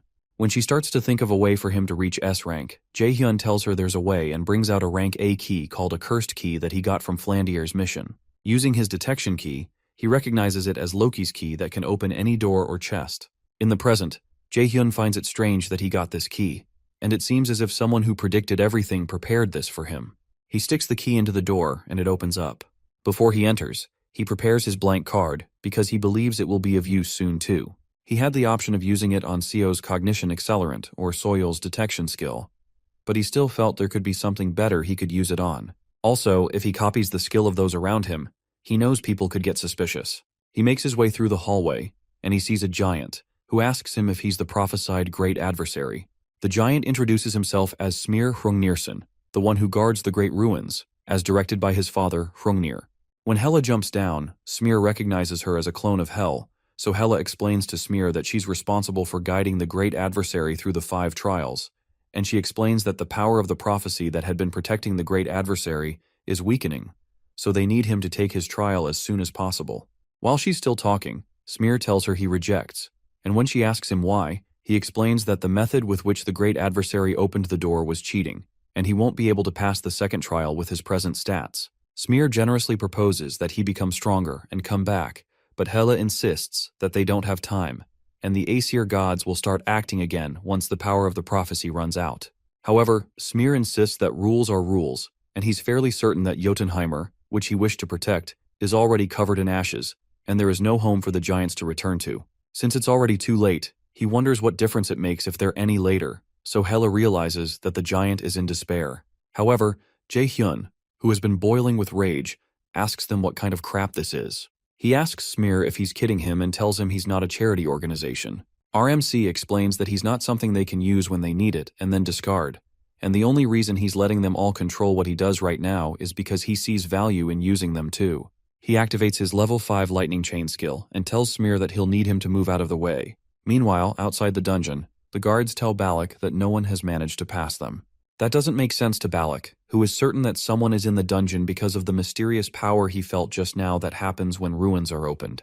Since the doors are open, he's certain he'll be allowed in too, but when he reaches the door, he's told that he's not qualified as usual. Shortly after, Camilla receives a call from Balak very late at night, and he informs her that an invader has entered the Great Ruin. Inside the dungeon, Hela asks Jae-hyun what he's doing, and Smir, who is now enraged, calls him a fool and stands up to face him. Smir asks Jae-hyun how he dares to defy him in that human body, and his roar releases a destructive amount of energy. Regardless, our boy asks him if he doesn't have any other lines, because he's heard that one so many times that he's sick of it. The reason our boy is doing this is that he'd have to retreat if he gives up on this trial and die while fighting Heimdall. It's either that or dying here, so it's the same thing. So as not to end up with regrets as he did before regressing, he plans to stand his ground. Shortly after, Smir tells the great adversary that his courtesy ends here and releases a huge arrow from the top that aims right at Jae-hyun's head. Oddly, our boy doesn't move out of the way and uses his absolute calculation skill to destroy the arrow. Next up, he uses his wind boost to launch himself towards Smir. The giant realizes Jae-hyun is coming straight for his heart, and he wonders if the great enemy is really planning to take him down and walk away. Smir wonders what's driving Jae-hyun to do all this, and our boy senses the feeling of intense pressure similar to when he fought Hugin. He feels this when he's against an opponent that he can't presently win against, and he has no intention of caving this time. Shortly after, he activates his Frozen Earth skill and freezes the ground. Smir notes the skill and says he doesn't know how Jae-hyun was able to get his hands on a secret skill of Dark Elves, but he crushes the ice on the ground with one punch and reminds Jae-hyun he's weak regardless. A look of despair first crosses Jae-hyun's face, but then he smirks. He asks Smir if he's moving the way he expected just because he's stupid and tactless. Our boy soon activates his level 5 fire skill and another level 5 skill called Air Blast. Jae-hyun mixes the ice with fire and shoots them at the giant, blocking his view. He soon activates his level 3 stealth skill to conceal himself, and Smir wonders if he really expects this pathetic trick to work on him. When the fog clears, Smir realizes he disappeared and is unable to find him. Soon after, Jae-hyun leaps toward him and slashes at his neck with his sword. Meanwhile, at Seongun's office, the curator guildmaster, Ms. Baek Ji-hyun, comes back to tell Seongun that she wants Jae-hyun. Seongun doesn't see the point in repeating this pointless conversation, but Ji-hyun offers to give her the right price in exchange. Seongun insists that Jae-hyun isn't an object to be sold, so Ji-hyun offers her an item known as Nidhogg's Fang. Seongun hadn't expected the curator guild to offer an S-class item, and she wonders if that's how badly she wants Jae-hyun. However, Seongun smiles and asks her if she plans to lure Jae-hyun directly with this item if Lotus Guild declines their offer, and from Ji-hyun's response, it's clear that that is her plan. Intrigued, Seongun tells her that she should have gone to Jae-hyun instead, but Ji-hyun tells her they prefer to resolve issues in a gentlemanly manner. Ji-hyun gets up and stretches her hand, telling her she'll be expecting her decision. Once again, Seongun doesn't return her handshake, and Ji-hyun takes her leave.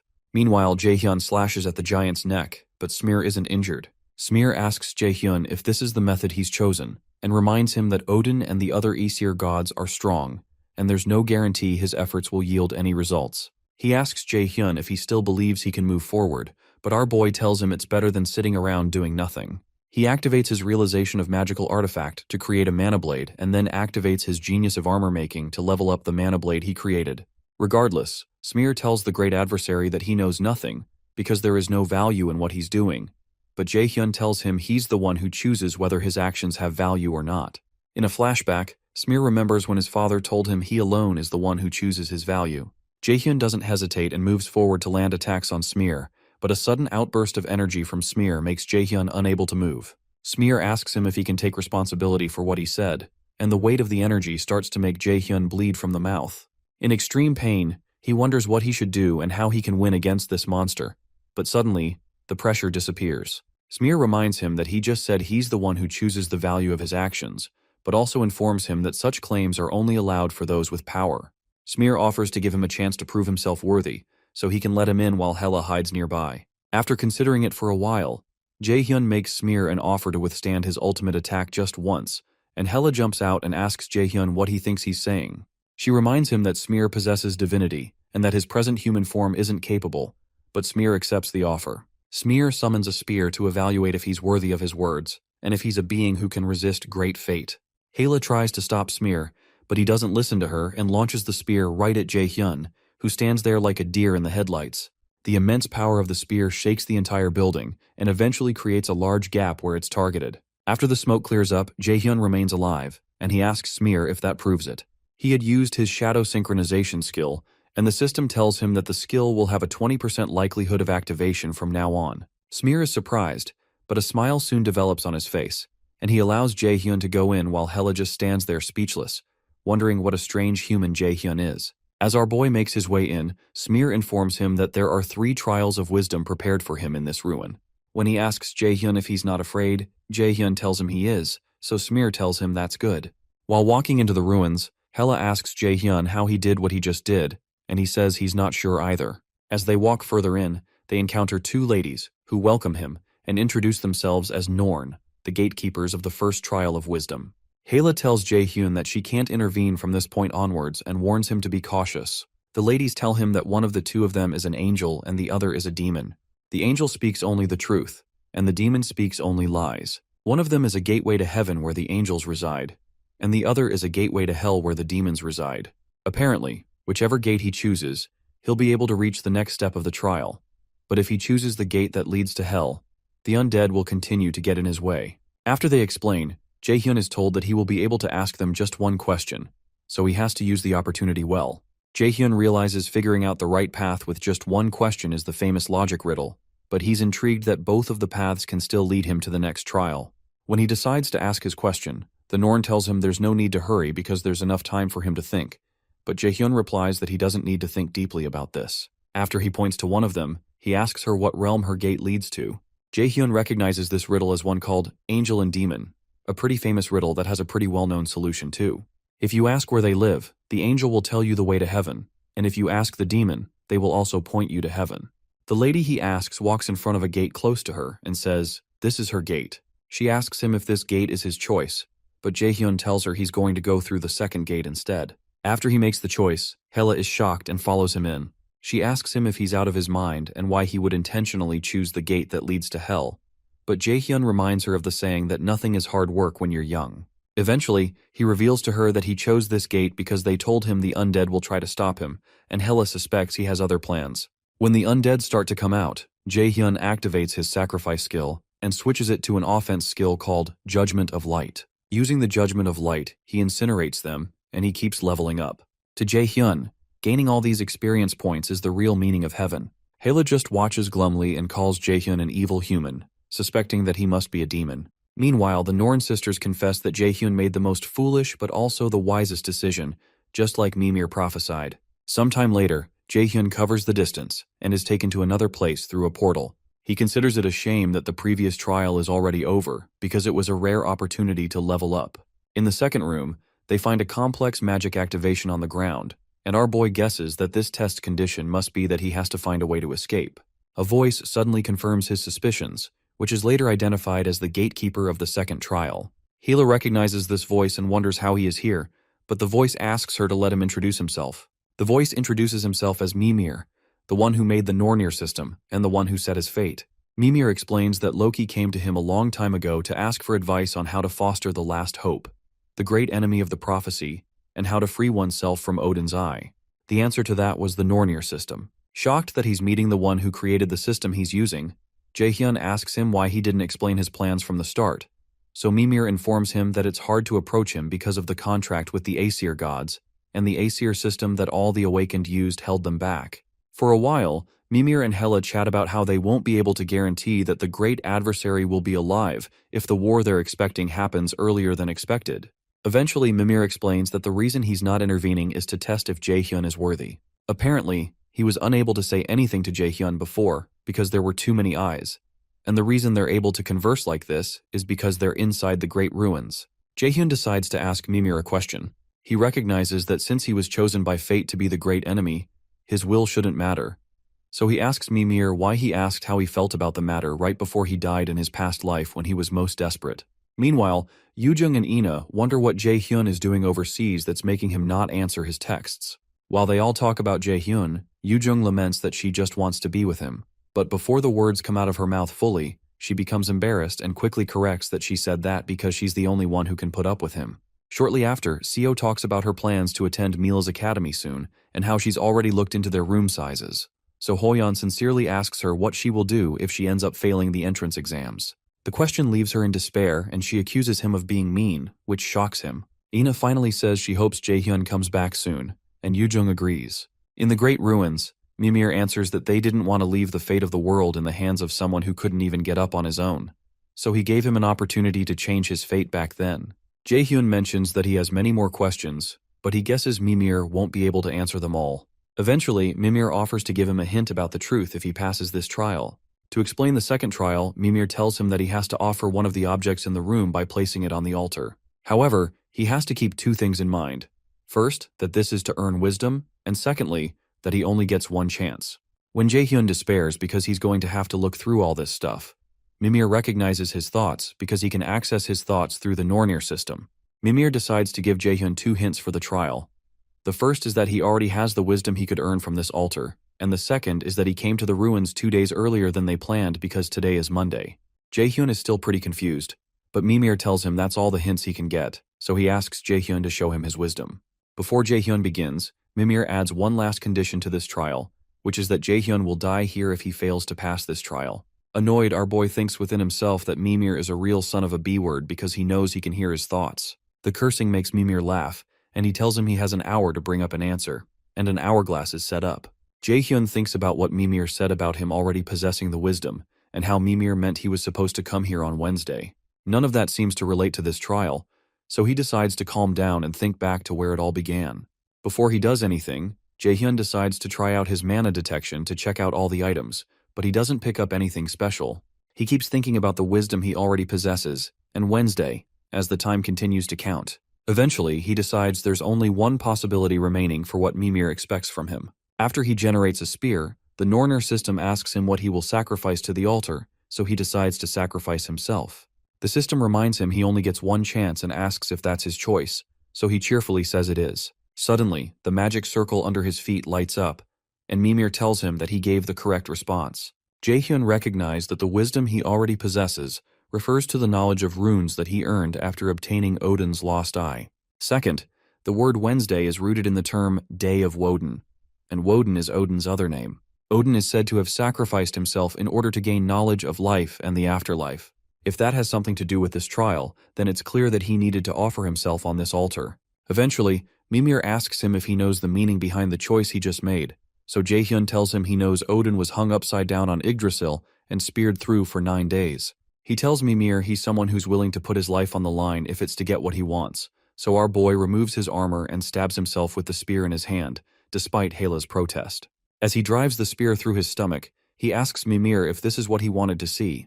Jaehyun recognizes that sacrificing oneself means enduring the threat of death. To end things a bit sooner, Our boy activates his realization of magical artifact skill to create another spear and stabs himself with it again.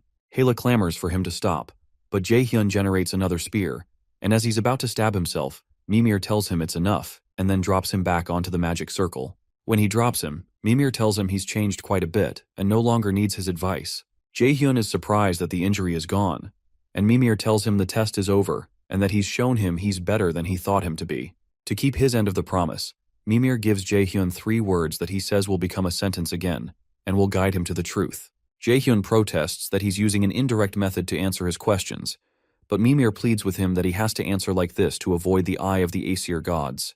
Mimir informs Yahello that even she doesn't know about the thing he's about to say, which surprises her. The first word is raider, the second is eye, and the third is shinier. Jaehyun can't seem to make sense of the words, and he wonders what they're supposed to mean. To help him, Mimir leaves him with one last piece of advice: to doubt the system, as he believes that will help him reach the truth. After Mimir leaves, Jaehyun considers his words carefully. At a glance, all 3 words seem to be pointing to him. Raider is his job.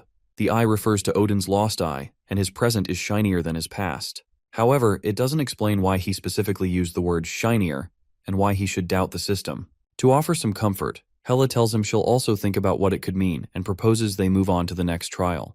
As they move forward, Smear shows up and informs Jaehyun that the last trial now awaits him. Smear tells him the huge mirror in front of him is the next trial. Apparently the mirror is known as the Mirror of Erd, the first of the 3 Norns. It's an artifact that shows the past. Jaehyun will see the memories of a Jotun, and he's to watch the memory and come back to tell Smear the answer he has earned to pass the trial.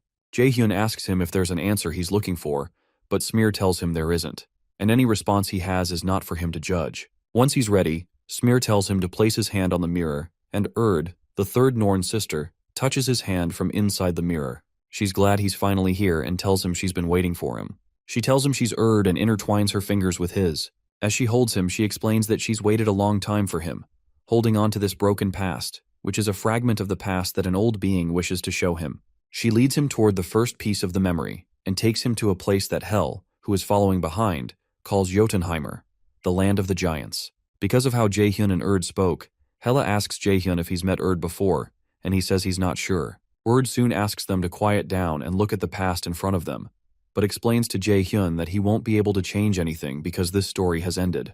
It's merely an echo of the past that Hrungnir, the once great Jotun, relayed unto the great adversary. When Jaehyun turns back, he sees Hrungnir asking the once young Smear what he thinks a good lord should be like. Smear responds that a good lord needs to be strong in order to protect others, and Hrungnir agrees but explains that a good lord should know to share with others and take care of them, while also being able to acknowledge his own shortcomings. He tells Smear he hopes he will become a Jotun like that someday too, but Smear replies that he's weak and scared of a lot of things, including Thor's hammer. Smear laments that he could never have any value as a lord, but Hrungnir tells him not to judge his value so easily, because the only one who can decide his value is himself. When they hear that, Jaehyun and Hela realize that it's that statement that made Smear open up to him. Suddenly, a frantic giant enters the room to inform Hrungnir that Thor and the Valkyries have invaded the city. Hrungnir tells Smear not to worry, because he'll do all that he can to protect them. After that first vision, Erd explains that it was a dark past, but the misery of the giants did not end here. She decides to show him the second piece, and he's suddenly translated to a time when the city is burning. Everywhere he looks, corpses and blood fill his sight. Hela mentions that this is the War of the End, Ragnarok, right before the contract was written, and the man standing over all the corpses is the god of thunder and lightning, Thor. Jaehyun beholds Thor and realizes he's way too strong for him as he is right now. Even if he reaches S rank, he can't face a monster like him. Eventually, he asks the women what he needs to do to become as strong as Thor, and Hela tells him he has to pass the 5 trials. In the vision, Thor mentions that he always hated giants, and he's intrigued that they're not giving up but still want to fight him. To show his respect for such warriors, he offers the king of the giants, Hrungnir, a chance to avoid a massacre of his kind if he will fight him one-on-one. Shortly after, Hrungnir comes out and asks him if he will truly let the others go for the price of his head, and Thor swears on his name to do that. Hrungnir accepts the offer, and Thor promises to return soon for their fight. Word explains that Thor's change of mind, Hrungnir's sacrifice, and the war between Jotunheimer and Asgard ended with Asgard being the victor. After that, she decides to show him the last piece of the past. Sometime later, Smear pleads with his father not to go fight with Thor because it's a trap. Hrungnir tells him he's aware, but he has no choice but to go. The weeping Smear asks him why he must do this and reminds him he's the only family he has left. Yahello informs Jaehyun that the place those in the vision are standing in is called Asgard, the world where the Aesir gods and Odin reside. In the vision, Hrungnir reminds Smear that he has always told him not to be afraid because he's sure he'll do well without him. While Smear cries, his father tells him that the prophesied great adversary will one day come to him, and that great adversary will free them and all other species from the Aesirs. Before he leaves, Hrungnir tells Smear to protect his grave, the Great Ruins. Jaehyun realizes the ruins are the memorials for the giants who died and a symbol of a hopeful future. In the vision, Hrungnir speaks to Jaehyun directly and tells him he knows he'll be seeing this memory in the future, so he asks him to help his child, Smear. Hrungnir soon steps out to meet Thor, who has been excitedly waiting to fight him for a while. Hrungnir asks Thor if he's satisfied now, but Thor says he isn't. The god summons his hammer and says he'll only be satisfied after he kills Hrungnir. Thor fires streaks of lightning at the giant, who blocks them with his weapon. After he stops, Hrungnir asks Thor why he's killing innocent lives for the sake of his greed. So Thor confesses that everything is the will of the great Odin, and he personally doesn't have any reasons. Apparently, Thor's only reason for doing this is to fight a strong opponent. Eventually, Thor asks Hrungnir why he agreed to this fight knowing he's going to die. After a short pause, Hrungnir tells him he has something to protect, and Thor jokingly wonders what he still has to protect when most of his kind has been reduced to ashes. However, Hrungnir assures him that they're still valuable because Asgard will fall someday. When Thor realizes that Hrungnir also believes the prophecy of the three Norn sisters, he calls it idle talk and proceeds to end Hrungnir's life. Before Hrungnir is taken out, he speaks directly to the great enemy again and tells him that the path he must take is chosen solely by him and him alone, and he tells him to have a firm will. Apart from that, he asks him to tell Smear that he's sorry. Thor soon throws his hammer at Hrungnir's weapon. The sheer force of the attack destroys the weapon and smashes Hrungnir's head. Jaehyun finds this ending really messed up, and he suddenly brings out his blank card to get back at Thor. Luckily for him, the Nornir system tells him he can use a blank card. Hrungnir is soon taken out, and Thor stands over his dead body. Suddenly he notices some runes shining out of the dead giant's weapon, which were the inscriptions Hrungnir was making on his weapon while he was speaking with Smear. Thor realizes that Hrungnir has used a petty trick on him, and a huge explosion soon occurs, and strings of light are tied around Thor to hold him down. Thor realizes Hrungnir set this counterattack to be triggered by his death, but Thor doesn't believe something so petty will kill him, so he releases a huge amount of energy to burn the binds away. Suddenly, the Nornir system informs Jaehyun that the rank of the skill he is copying is too high for his level and cannot be properly used until his level is higher. Thor soon successfully burns away all the binds holding him. However, he's suddenly targeted by a small force that remains from Hrungnir's magic that pierces his head. The attack pushes Thor backward, and when he gets up, he finds out that his head is bleeding and Hrungnir had launched an object into his head to repress his power, and it amuses him. Because Thor's power has been repressed, the system allows Jaehyun to register Thor's passive skill known as Lightning God's Power. Yahello asks how it's possible to use a blank card on someone inside a memory, and tells her it wouldn't be possible if this was just an illusion. However, it's not an illusion but a fragment of the past that's being passed down to the future generation, which means that Hrungnir's sacrifice wasn't meaningless after all. Jaehyun is able to register the Lightning God's power, which is of legendary rank. He now possesses Thor's lightning, which greatly increases the efficiency and potency of all lightning-type skills. It increases lightning damage by 300% and lightning efficiency by 50%. However, because the skill is too high in rank for the user's level, it cannot be maintained for long without permanent damage to the body. When Yahello asks him if he's sure about this, our boy tells her he'll just grow strong enough to be able to handle it, and tells her he's sure she'll help him. Soon after, tells them it's time to say farewell once again, but she confesses she can't get used to saying farewell to him once again. Confused, our boy asks her why he can't remember knowing her before, but she tells him there's no point in finding out now. She encourages him to leave the past and go to a new future since there is no space for her in his fate. The veil on her face suddenly disappears, and she tells him she wishes his journey is filled with blessings throughout. Tears drop from Erd's eyes and she eventually disappears. For a while, our boy just stares at the mirror and hesitates before he turns back towards Smear. Smear decides to ask him one question for his last test. Smear asks him if he's ready, and if he's capable of not straying from his path, even if he were to lose something important to him. Jaehyun thinks about his mother, teacher, and friends.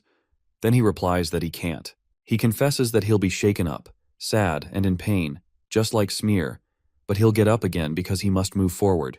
Smear likes the answer and tells him he's qualified to pass this trial. Immediately, the system notifies him that his level has gone up by 4, and he's obtained the title the one who overcame the second trial. Apart from that, he's notified that he's received a gift from Hrungnir. Before Jaehyun leaves, he tells Smear that his father told him to tell him he's sorry, then leaves. When Smear is alone, he says out loud to his father that he never resented him for what he did. When Jaehyun reaches the gate of the dungeon, he's shocked to find the entire European Raider Association waiting for him. Hila realizes the men are very skilled, and it's going to be hard to sneak out. Jaehyun finds it unsettling that they would treat him like a thief, but he understands they feel that way because the European Union put a lot of money into the rights to raid this place. Our boy knows he can't take on 2 S ranks at once with the skills he has right now, so he asks Hela to take care of things while he stalls for time. Hela informs him she'll send a signal, so she asks him to distract the men until then. Jaehyun finally steps out in his armor, and Balak steps out to meet him. Balak asks him if he cleared the dungeon, and Jaehyun asks him what will happen if he did. Enraged, Balak points his spear at his neck, and he's certain that the intruder cleared it since he doesn't feel mana coming from the ancient ruins, but he doesn't understand how he was able to. Jaehyun recognizes the sword with Balak as the original Dragonslayer sword, Balmung, the real S-rank artifact. Our boy informs Balak that this ruin was meant just for him, and they never would have succeeded no matter how many times they tried. Annoyed, Balak asks him if he's saying they're not good enough, and Jaehyun tells him it's possible. He reminds him that he couldn't even get in because he failed to prove himself worthy, and Balak almost curses at him. Annoyed, Balak tells him his original plan was to bring him to their side, but he's changed his mind. He tells our boy he won't kill him because there are a lot of things he can find out from him, and Jaehyun is glad he fell for such an obvious provocation. Eventually, Jaehyun tells him to try to kill him if he can, and he generates a sword he was able to get thanks to encountering Balak. Our boy recreates the rank S Dragonslayer sword, Balmung, and Balak just stares at him in confusion. To answer his questions, Jaehyun reminds him there's no law that states there can't be 2 Balmungs. Balak immediately attacks him, but our boy moves backward using his Step of Light skill. The angry raider keeps trying to attack him, but Jaehyun keeps dodging each attack. Eventually, when he stops, Jaehyun tells him he's slower than he expected. This further annoys Balak, who confesses that there are not many who can dodge his sword even among S-rank raiders, and he wonders who on earth Jaehyun is. Shortly after, Camilla shows up and warns Balak to be careful because the sword the intruder is holding has the same mana as his Balmung. Jaehyun reminds Balak that he won't kill him, but he's going to take his limbs. Recalling that Hugin had said just that to him, our boy asks Balak to stop talking because he's about to trigger his PTSD. Balak looks at him confused, so Jaehyun references an article he read about him that said he went through a divorce and decides to ask why. Suddenly, Camilla tells Jaehyun he's crossing the line because Balak's wife divorced him because he has a shit personality and he's boring. She doesn't make the matter any better, so Balak tells Jaehyun they'll continue this conversation in the interrogation room. Hela soon informs Jaehyun that she's ready and asks him to wrap things up, but he asks her to hold on a second, which further infuriates her. Our boy enjoys this opportunity to fight an S-rank raider, so he activates his overdrive skill and equips his incomplete B-rank Ring of Transcendence to momentarily amplify his mana to increase the force of his magic. After he activates it, the system warns him that he'll not be able to use mana for a while after using this skill. Camilla is shocked to witness that his mana has suddenly changed, so she warns Balak to back off.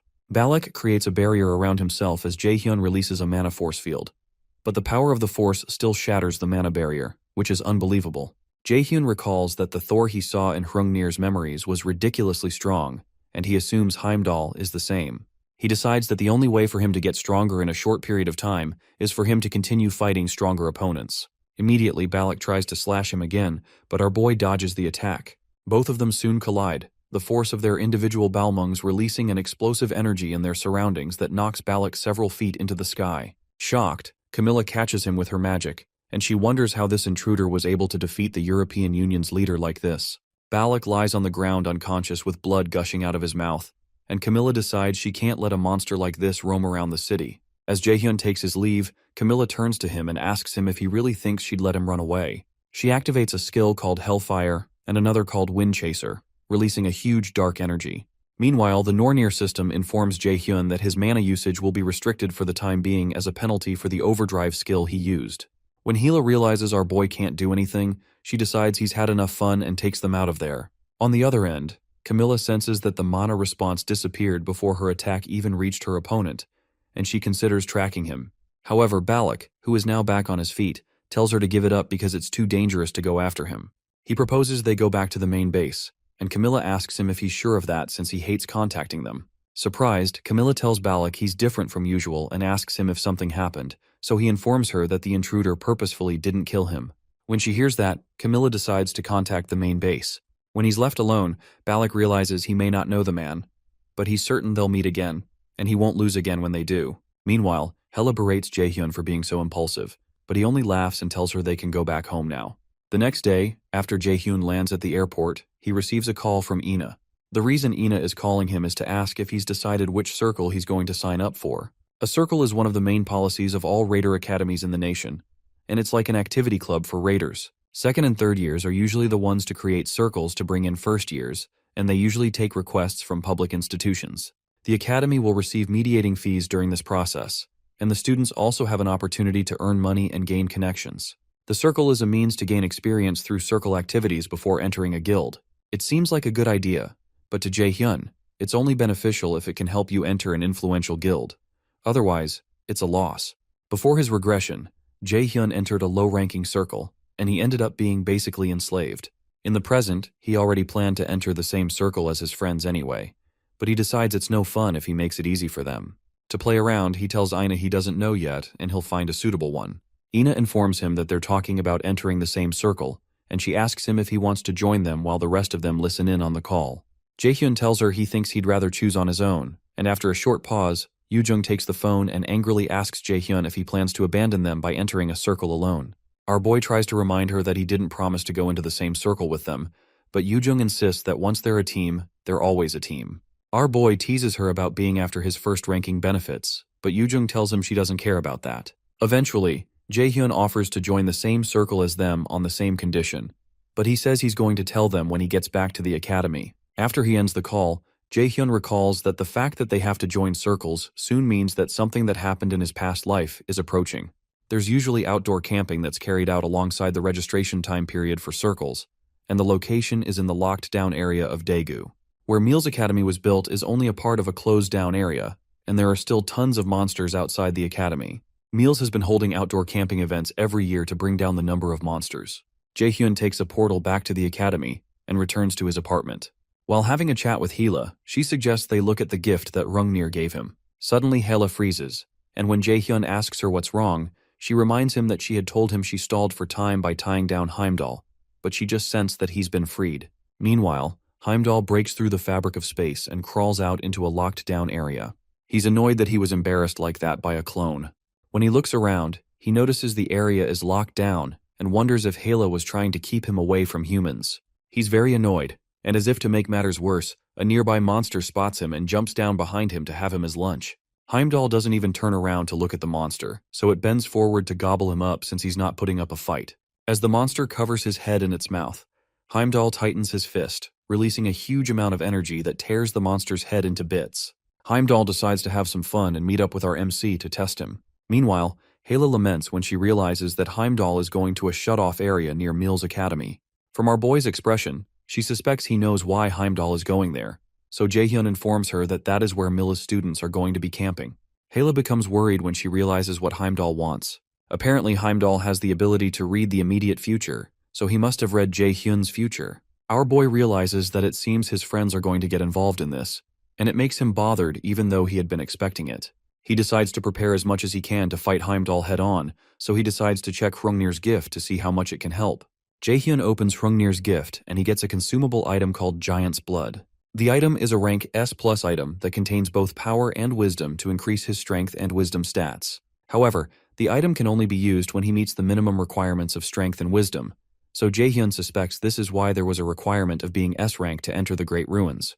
He'd have to get a wisdom and strength rank above 150 to use this item, and that requires him to become S rank. Apart from that, Jaehyun receives a passive skill called Hrungnir's Rage, an extraordinary rank skill that allows all damages against Aesir gods and Valkyries to become double. Hela cheerfully asks him what he thinks about the skills and boasts that this is the reason she had said he needs to hurry with the second trial.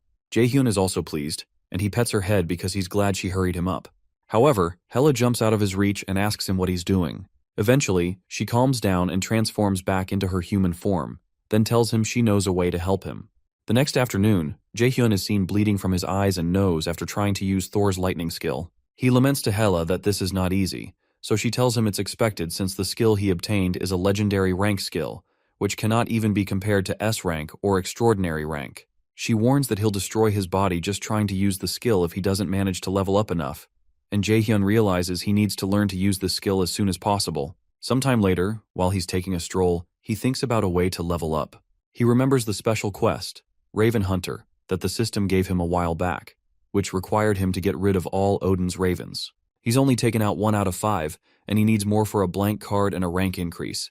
This seems to be the only way for now, but it doesn't seem to be a good idea because time is running out. He also considers that he can take care of any permanent body damage incurred from using Thor's ability for too long using sacrifice, but that won't get to the root of the issue. Suddenly, a nearby car honks at Jaehyun, so he waits to see if it's friend or foe. It turns out to be Guildmaster Jihyun, who tells Jaehyun it's a coincidence to run into him in a place like this. Our boy recognizes her, so she asks him if Lotus is treating him well because she heard he signed a contract with them recently.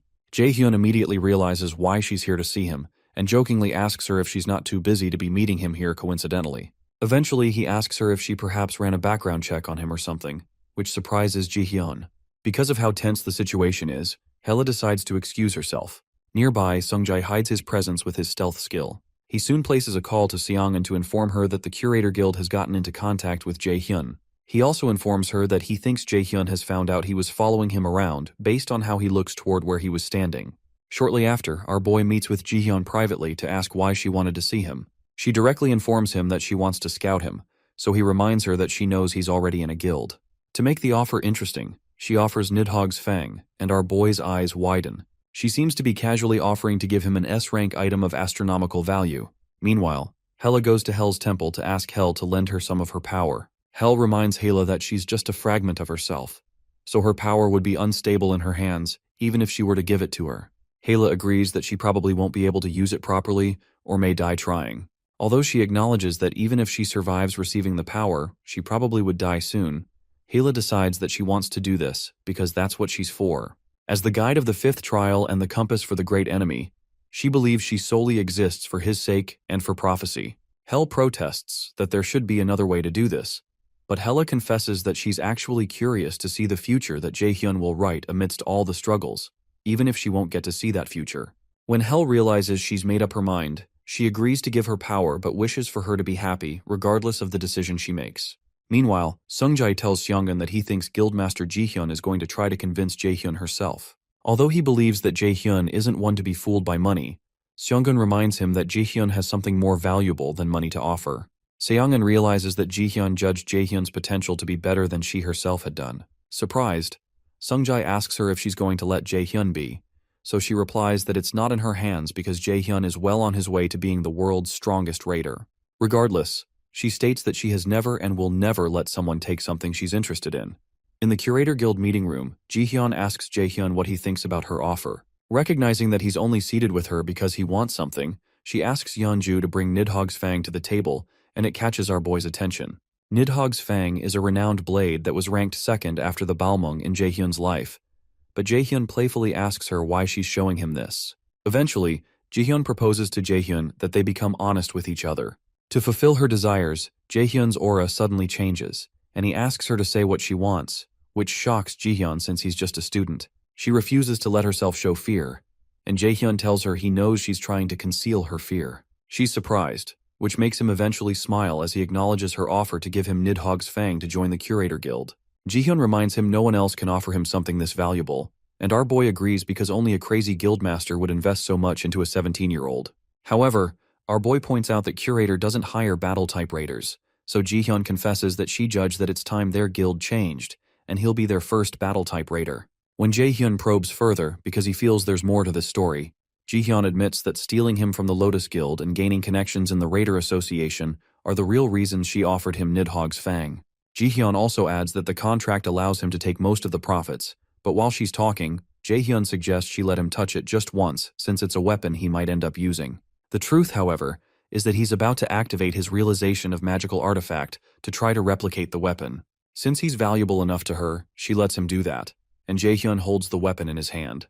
With a smile on his face, he returns the weapon and tells Jihyun that he doesn't think the weapon is really his style and thanks her for the offer. When he gets up to leave, Jihyun asks him if he doesn't like the weapon, but he tells her he's not saying that. It's just not his style. This time, Jihyun becomes angry and asks him who in the world cares about taste when it comes to an S-rank artifact. She reminds him this is a golden opportunity he's turning away, and that he can't buy this with all the money in the world. But Jaehyun stops her by saying he doesn't have anything more to talk about. As he politely asks to excuse himself, Jihyun just stands there, totally stunned. When he eventually leaves, she collapses into the chair and realizes Jaehyun is just like his master, Seongun. Anger wells up in her, and she promises to make them regret this. Shortly after, our boy returns home and activates his realization of magical artifact skill to obtain a copy of Nidhogg's Fang, which he hadn't expected to get so early on. Nidhogg is the name of the great and dangerous poison dragon recorded in legends. The dragon inhabits a spring, Vergelmir, hidden deep inside Niflheimer. However, Jaehyun remembers that he needs to be more calculating and careful now. He wonders how strong Heimdall is, and figures he may just be as strong as Thor.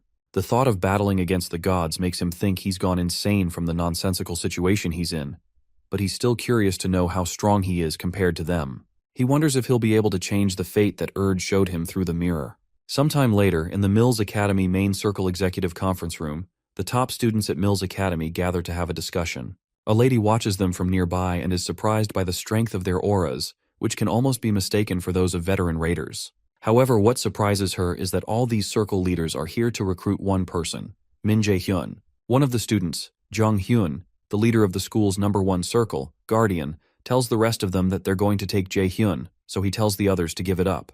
Another circle leader reminds Hyun it's their turn this time since the Guardian group took the best students last year too. She also reminds them that there's a rule that mages and martial art raiders stay out of each other's territories, which means they should be the ones to receive Jae-hyun.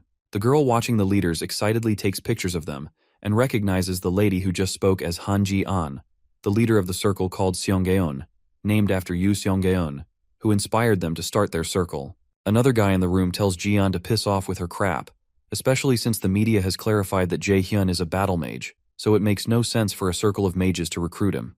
The lady from before continues excitedly taking her pictures and points out that the guy who just spoke is Gang Ju-hyub, the leader of the second-place circle called Garam.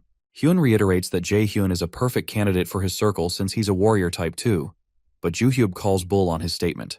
To make things fair, Ji-an proposes that they let Jae-hyun choose the circle he goes into so he can consider the one with the best offer. Ju-hyub scoffs that it's not that simple and calls Ji-an stupid because she seems to have forgotten why they're here in the first place. She quickly attacks him by saying he has brawn instead of brains, which leads to an intense argument. Circles are watched closely by the public, and many guilds keep an eye on circles in order to scout students with good performances. Because of this, the circle leaders have been trying to maintain a balance between each other. However, the girl with the camera believes that Jae-hyun is dangerous and might completely destroy the delicate balance that the circles have been maintaining. While they're arguing, the fourth leader at the table suggests that they all make their offers to Jae-hyun, and if he accepts, they'll let each other know ahead of time. However, the circle that takes Jae-hyun cannot take any of his friends, and must also give up on at least 2 academy events. The camera lady frantically takes pictures of the lady who just spoke, Chae Ji-yoon, the leader of the Third Eye Circle. Apparently, her circle is the least known among the circles in the room, but she's managed to grow it on her own. Ju-hyub agrees that Ji-yoon's proposition is nice, and the rest of them agree with her. The lady with the camera is simply amazed by their meeting and hopes this will make a great article. Meanwhile, our boy receives a call from Ina, who asks him to go somewhere with her. Ina had called to ask him if he wants to go to the National Raider Festival with her. He asks why she asked all of a sudden, so she stammers that there are a lot of things to see there, and Yoo-jung said that every raider should go there at least once in their lives. Jae-hyun asks her if the other guys are going too, and Ina pauses for a while before saying that the other guys don't have time. Eventually, Jae-hyun proposes they go together then. He considers that it's about time for the black market to thrive, and it's not a bad idea to go there now, considering what happened before his regression. He hopes to be able to find an ace card to help him fight Heimdall too. When he asks when she wants to go, she proposes they go in 2 days from now, on April 25th, and proposes they meet at the park at 9 a.m. for the festival. She's glad she didn't stutter this time, so Jae-hyun tells her it sounds like it'll be fun. After they hang up the call, Ina stares at her phone and believes it will be fun too. Shortly after, our boy returns to the academy because he forgot something there. While there, he runs into Yoo-jung on the men's floor and asks her if she's thinking about becoming a man. Annoyed, she almost insults him but later confesses that she had something to ask him. She tells him that she came to ask if he wants to go to the National Raider Festival with her. On the morning of the festival, Ina shows up at the park, and she wonders if she came too early. Soon after, our boy shows up and comments that she's early. He says he was going to come early to take a quick look around, but she's earlier than he is, so he proposes they go inside. As he walks in, Ina just stands for a while, holding her red-hot cheeks in her hands. Meanwhile, some folks around recognize Jae-hyun, and they also recognize Seo Ina walking with him. Ina turns away to avoid the gaze of the hundreds of people fixed on them, and she starts to become uncomfortable. Suddenly, Jae-hyun grabs her hand and suggests they walk faster, and it startles her that he'd grab her hand. When they're alone, Jae-hyun asks her how she asked him to come to a place like this when she's socially anxious. She apologizes that she's not used to it yet, but our boy simply asks her if she's had breakfast and mentions that there's a toast place he knows she likes. Ina is surprised he'd know a toast place she likes and eventually follows him there. The night Yoo-jung came to the academy to ask him to go to the National Raider Festival with her, our boy immediately remembers how Yoo-jung had said the other guys don't have time. Yoo-jung teases him that he's going to be cooped up in his house the whole weekend anyway, but Jae-hyun places a hand on her head and apologizes because he already has plans. He proposes they go next time, but Yoo-jung just remains silent for a while. While in the park, our boy and Ina look around, play some games, and enjoy some toast. A short while later, it begins to rain, so Jae-hyun goes to get an umbrella. He mentions that this is why he doesn't trust the forecast, and Ina agrees. After a moment, our boy suggests they take a picture, which surprises Ina. So Jae-hyun mentions that he heard you should take pictures when you come to places like this. Since he's unsure if she's uncomfortable with it, he turns around and suggests they just take their leave if she doesn't want to, but Ina stops him and agrees to take the picture. When they step in, some guy welcomes them, referring to them as cute lovebirds. Jae-hyun feels the guy looks familiar and informs him that they want to take a picture. Ina starts to blush again as she wonders if they look like a couple to other people. When the attendant tells them that they can pick out props for the picture, Ina excitedly picks out a rabbit headband, which our boy finds cringy. The worst part is that she gets another headband for him, and he has no choice but to wear it. They're both clearly uncomfortable in the first picture, but eventually get more comfortable. When they step out, Jae-hyun complains that one of the pictures is broken, and the attendant apologizes because the employee he assigned must have forgotten when he told him to fix the machine. The attendant tells them they don't have to pay for the broken picture, and asks them to think of it as an empty slot for them to fill out their future together. And Ina starts to wonder if Jae-hyun will be in her future. Our boy just stares at him in confusion, and in an odd tone, the man mentions that they can only ensure the future if they can protect the present. When they finally leave the shop, Jae-hyun wonders what on earth that was, and he realizes the attendant was a bit concerning, but he didn't feel any mana from him. Ina watches him from behind and eventually stutters as she informs him that she lied to him. She explains that she didn't ask the other guys if they wanted to come with them, and says she was greedy because she wanted to spend time alone with him. Our boy just stands there speechless for a second, and he remembers his encounters with Hel, Nightshade, Hrungnir, Thor, Smear, and Urd. Eventually, he tells Ina he's glad she had a good time. She tries to say something but hesitates. When she works up the confidence, she informs him that she has something to tell him, but an explosion suddenly occurs nearby that startles them. Immediately, an announcement is made to all the visitors of the festival that there has been a dungeon break. Several raiders are dispatched to deal with the issue, and the visitors are asked to evacuate to a safe place as the fire covers the area. Shocked, our boy realizes that this level of mana isn't coming from a dungeon. More so, the mana smells like blood, and Jae-hyun wonders why. One of the raiders tells the visitors they need to run away because it's dangerous, and he tries to guide them to a safe place to run to. Ina mentions to Jae-hyun that they need to get out of here, but our boy tells her they aren't, then activates his mana detection. He tells her they'll likely die either way because of that bastard that appears to be directing the people to safety. The guy directing people suddenly laughs because Jae-hyun caught on quicker than he expected. He asks Jae-hyun if he's the great enemy, and Jae-hyun immediately tells Ina to get out of here. Before she can respond, the guy speaking with Jae-hyun appears in front of Ina and attempts to punch her at breakneck speed. Regardless, our boy covers the distance since he has super speed and grabs his hand. Jae-hyun asks him what he is. The guy jokes that Jae-hyun isn't so impressive even if he has the title of the great enemy of the Aesir, but our boy simply asks him once more and releases a burst of mana that forces the other guy to jump backward. The guy introduces himself as one of Odin's 5 ravens and explains he was not permitted a name, but he's certain he'll receive one when he offers Jae-hyun to Odin. Jae-hyun becomes annoyed and recognizes that this fool is the same as the bastard who was pretending to be his father. Ina calls out to Jae-hyun, so he tells her he doesn't think she'll be able to run away at this point, so he asks her to stay behind him. The raven realizes that Ina is important to Jae-hyun, so he informs him that he'll make him taste despair by ripping her limb from limb so that she never gets up again. Jae-hyun activates his realization of magical artifact and tells the raven that it's a shame that he's the one who's going to get ripped instead. Our boy successfully recreated the Dragon Slayer sword Balmung, and both of them dash towards each other. Before they collide, the Raven tells Jaehyun that his fancy sword won't do anything to him, and they both collide with explosive force. Jaehyun hesitates for a while and thanks her for the stone. He realizes he must stay calm because this Raven wants him to lose his composure, but he needs to think logically as usual. He considers what this Raven's weak points can be and what could help him get out of this situation. But the Raven leaps toward him to deal another attack while he's still thinking. Our boy activates his lightning chains and fires them at the Raven's chain, deflecting them. The Raven, however, reveals a dagger hidden up his sleeve and uses it to defend himself from the onslaught of chains. The Raven persists despite the chains and leaps toward Jaehyun with the dagger in his hand. Our boy considers that he and his enemy are on a similar level when it comes to mana, but he can't afford to get too far from Ina because something might happen to her if he lets his guard down. He suddenly steps on one of the lightning chains and rides it toward the Raven, taking the fight to him mid-air. However, Jaehyun gets nicked by the Raven's blade, so he activates his sacrifice skill to heal himself. He realizes that his enemy is fast and he can't catch up to him easily, even though he has Steps of Light activated. Eventually, the Raven admits that he heard Jaehyun has quite a few tricks, but this is more than he had imagined. The Raven admits that Heimdall was right when he said Jaehyun has the potential to become an interference to the gods. The Raven tells him he's going to kill him here, but our boy realizes he's bluffing because the Aesir gods cannot kill him right now since the power of the prophecy is still protecting him. He also realizes that he can use the power of the prophecy to his advantage to help him win. Jaehyun runs forward with his sword in hand, but the Raven points out that such a basic attack won't work on him. The Raven knows that a longsword slows down Jaehyun's attack, but Jaehyun still leaps toward him regardless, as the Raven braces for his attack by putting up his chains. However, Jaehyun doesn't attack with his sword, but performs an attack using his free hand. The attack cracks the Raven's mask, knocking him backward.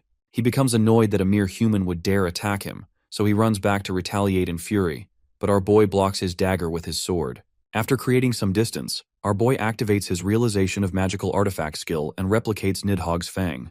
He doesn't want to use the weapon for the first time in this kind of scenario, but he seems to have no choice. After seeing the dagger, the Raven is shocked because he hadn't been told that Jaehyun uses a dagger, especially one with such a strong aura. Jaehyun wonders why the sight of his dagger caused the Raven to be so shaken, and he also notices the Raven has let his guard down. Our boy activates his lightning chains, wraps them around the monster's hand to stop him from using the chains. Using his Steps of Light, our boy rushes toward him and deals several attacks with his dagger. The effect of the Nidhogg's Fang is soon activated, and poison damage is imbued into the enemy, which pleases Jaehyun. Eventually, the Raven breaks free of the lightning chains and becomes angry that Jaehyun is able to use the power of the Nidhogg's Fang. He runs toward Jaehyun to attack, but our boy launches several lightning chains at him. However, the Raven blocks the lightning chains with his own chains. Soon after, the Raven starts to slow down, so Jaehyun points out that he seems to be having difficulty moving because of the poison, which means the tables have turned. Regardless, the Raven swears to take Jaehyun down with him, but our boy reminds him that he can't kill him anyway. The Raven clarifies that he didn't say anything about killing him, then runs past him toward Ina. Before he reaches her, Ina activates a mana barrier around herself, but the Raven breaks through it easily. Ina just stands there in shock with her defenses broken as the dagger flies toward them. Shortly after, an explosion occurs upon impact, and the Nornir system informs Jaehyun that he's successfully defeated Odin's Raven. He's also 1 point closer to completing the special quest to destroy all of Odin's ravens, and he's told he's leveled up. While Jaehyun pants, Ina emerges from the smoke and rushes toward him. He realizes he's using too much mana at once and soon collapses in her arms. With Jaehyun in her arms, Ina beats herself up for not being able to do anything again, just like during the attack when they were in the mock dungeon. In a flashback to a few hours earlier, Yoo-jung returns to her hostel and thinks about how she gathered all the courage to ask, but Jaehyun seems to be pretending to be busy. It really annoys her, and she considers just going to the festival with Ina. Annoyed, she eventually texts Ina and asks if she wants to go to the festival, but Ina apologizes profusely, saying she's already gone out. Yoo-jung is surprised because Ina rarely goes out and usually just naps in the hostel. Eventually, she texts her back not to be sorry and proposes they go have dessert next time, to which Ina agrees. After a short while, Yoo-jung considers that it's strange that Jaehyun and Ina never go out, but they're out on the same day. It suddenly occurs to her that they may have gone out together, and she begins to recall all the times Ina had appeared flustered in Jaehyun's presence. She initially doubts they went out together, but eventually hopes they didn't. In the present, Jaehyun rests on Ina's body due to exhaustion. Ina recalls how she wasn't of any help when he was in danger during the dungeon exam, even though Jaehyun worked so hard to protect her. She also wonders who the person who attacked them was and notes that Jaehyun seems to know him. Apart from that, This person has a similar mana to what they detected in the mock dungeon, so she wonders if there's a connection. Eventually, she hesitantly touches his head, and our boy wakes up. When he looks up, their faces end up inches away from each other, which makes Ina completely flustered. Our boy only smirks and thanks her for letting him rest on her shoulder. After a short pause, our boy tells Ina he thinks he knows what she was going to tell him before they were interrupted. He admits he might be wrong and asks her to hear him out because there's something he has to tell her. Before he can complete his statement, Ina places a finger on his mouth and begs him not to say anything anymore because she's not ready to listen to his response yet, no matter what his reply may be. She says she needs some time and says she can wait for him to be done with whatever he needs to do. As tears pour down her face, she suggests that they talk about it later. Our boy doesn't seem so happy about it, so he places a hand on her face to wipe off her tears. Sometime later, Jae-hyun fights with a group of ogres in the training room. He avoids their attacks and fires several lightning chains at them. While he's fighting, he wonders why he wasn't able to reply to Ina. He already knew that she liked him, so he wonders why he acted the way he did. He also realizes how torturous it would be for her if he were to give her false hope. Because he's distracted by his thoughts, one of the ogres takes advantage and tries to smash his skull in, but our boy dodges the attack. The Nornir system informs Jae-hyun that his level has gone up as an effect of quest progression increase. As Jae-hyun blasts the ogre away with a wind attack, the system informs him that he can now feel the wall that has been restricting him. Our boy isn't certain what that's supposed to mean, and Yahello soon appears by his side to inform him that he will understand it soon. She walks towards him and tells him he can do it, and Jae-hyun jokingly asks her why she's being so nice all of a sudden, which makes him think that she's leaving him forever. Jae-hyun tells her he's not falling for her trick, and she visibly acts nonchalant, but deep inside, she wishes that Jae-hyun has no value for her existence in the future because she knows what will happen. Sometime later, our boy is approached by Hyun.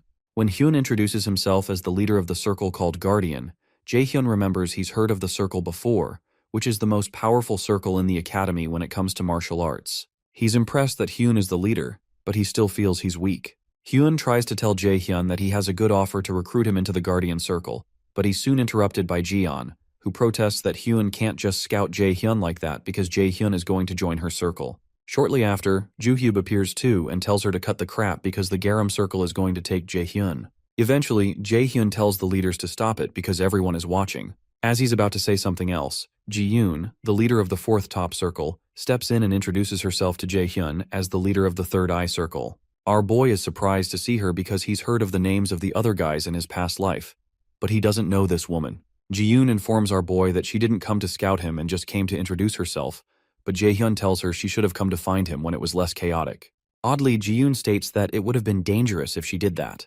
Shortly after, the top students begin arguing again, but Jae-hyun makes it clear to them that he doesn't intend on joining any circle. Surprised, Hyun asks him what he's going to do. He admits that he knows Jae-hyun is the disciple of Yoo Seong-eun, but reminds him that raiders with no experience in circles will have a very low starting rank, which will be a pain. To clarify, our boy explains that he didn't say he's not going to join a circle. Now pissed off, Joo-hyub grabs our boy's shirt and asks him what the heck he's talking about, but our boy suddenly releases a great deal of aura and frankly tells Joo-hyub it'd be better for the both of them if he doesn't cross the line like this. Surprised, Joo-hyub unhands him, so Jae-hyun states that he's going to make his own circle. Sometime later, the leaders gather for another meeting, and Joo-hyub wonders if Jae-hyun has gone insane because it doesn't make sense for a first year to make a circle. Hyun agrees that he doesn't understand it, but he also admits that there are no rules against it in the academy rules, although he also knows it's close to impossible, realistically speaking, because there's a lot involved in managing a circle, and it'd be impossible to be successful without a senior student or teacher to help. However, the only problem is that Jae-hyun might actually be able to create one because the most important things needed to create a circle are connections, a faction within the academy, and money. Considering Jae-hyun's friends, who are all very skilled and popular people, it seems clear to the top students why Jae-hyun would never need them from the start. Joo-hyub laments that this is going to be a mess, and Hyun proposes they change their plans. Since Jae-hyun can destroy the balance of the academy with just the help of his friends, Hyun suggests that they think of a way to survive, and he offers his circle's help. While Hyun passes through the hallway, he remembers how Jae-hyun threatened Joo-hyub to let go of his shirt, and he realizes they have a massive problem to deal with, which is the second time after Chae Ji-yoon, the present leader of Third Eye. Sometime later, Yoo-jung expresses shock when she learns that our boy wants to create a circle after he gathers them to break the news. He explains that he doesn't think they need to join an existing one and be forced under the senior students, but Hoyeon reminds him they're first years, and it'll be bad if other circles try to sabotage them. Jae-sung also finds the thought of fighting other students scary, and Soil asks Jae-hyun if this will get her money. Eventually, Jae-hyun assures them that they only need to get strong enough so that the other circles can't do anything about them. After a short pause around the table, Ina mentions that she's fine either way, and Jae-sung agrees to go along if Jae-hyun thinks it's a good idea. Stung that Jae-hyun ignored her, Soil asks again if they're going to make lots of money because they're all going to starve to death if they don't get points.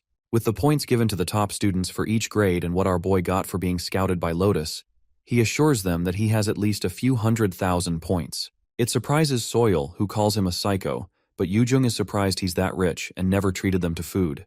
Because of that, Seo declares that they're eating out tonight, so Jae-hyun asks her why she would be a part of them eating out. She reminds him that she's going to be at this academy next year too, and she won't be able to go to any other circle because of the skill he has on her. Jae-hyun immediately uses his subordination skill to make her stop talking about his subordination, and he makes her say that she thought it would be easy to scam the members here since they're all stupid idiots. She's shocked by the words that come out of her mouth, and those at the table are equally surprised, which makes Seo annoyed at Jae-hyun. However, Jae-hyun reminds the guys that they're all talented, and if they can create a circle to nurture their talents, they'll be able to easily surpass the wall they're facing now. Hoyeon immediately pledges loyalty to Jae-hyun, and so does Ina, who intends to be strong enough to be the one who saves Jae-hyun if they're ever in trouble next time. Meanwhile, Yoo-jung whispers to Soil that she has a bad feeling about this and asks what she thinks. Soil agrees that Jae-hyun smiling like this always brings her bad luck, but when our boy turns to them with deadly eyes, they keep quiet. Jae-hyun tells them they'll have to work hard to get stronger, and rhetorically asks them if they will join his circle, with little choice in the matter. Sometime later, the gang goes to the Mills Academy training facility, a fitness facility in the academy that has various equipment and top-tier artifacts. Only the top students and their friends are allowed to enter. Yoo-jung, who is exhausted from working out, calls Jae-hyun a son of a B-word, while Seo lays breathless next to her. Hoyeon suggests they call it a day because it feels like his muscles have been ripped to shreds, but our boy insists that's how they get stronger. Jae-sung is tasked with the job of passing healing potions around, and Soil accuses him of being a traitor, but he reminds her that he's not a battle-type cadet. Jae-hyun gives them all 2 more sets and considers how this gym is special, because the gravity in this place is amplified in order to help the students get stronger. Nearby, Ina keeps pushing the weights, and Jae-hyun looks at her. He recalls the incident with the Raven and worries that something like that could happen again, so he decides that the only thing he can do is help his friends get stronger in the shortest time possible so that they won't become a burden to him and can escape when the time comes. After that, our boy heads to the Lotus Guild to see his teacher, and she eventually asks him if he's going to join a different guild.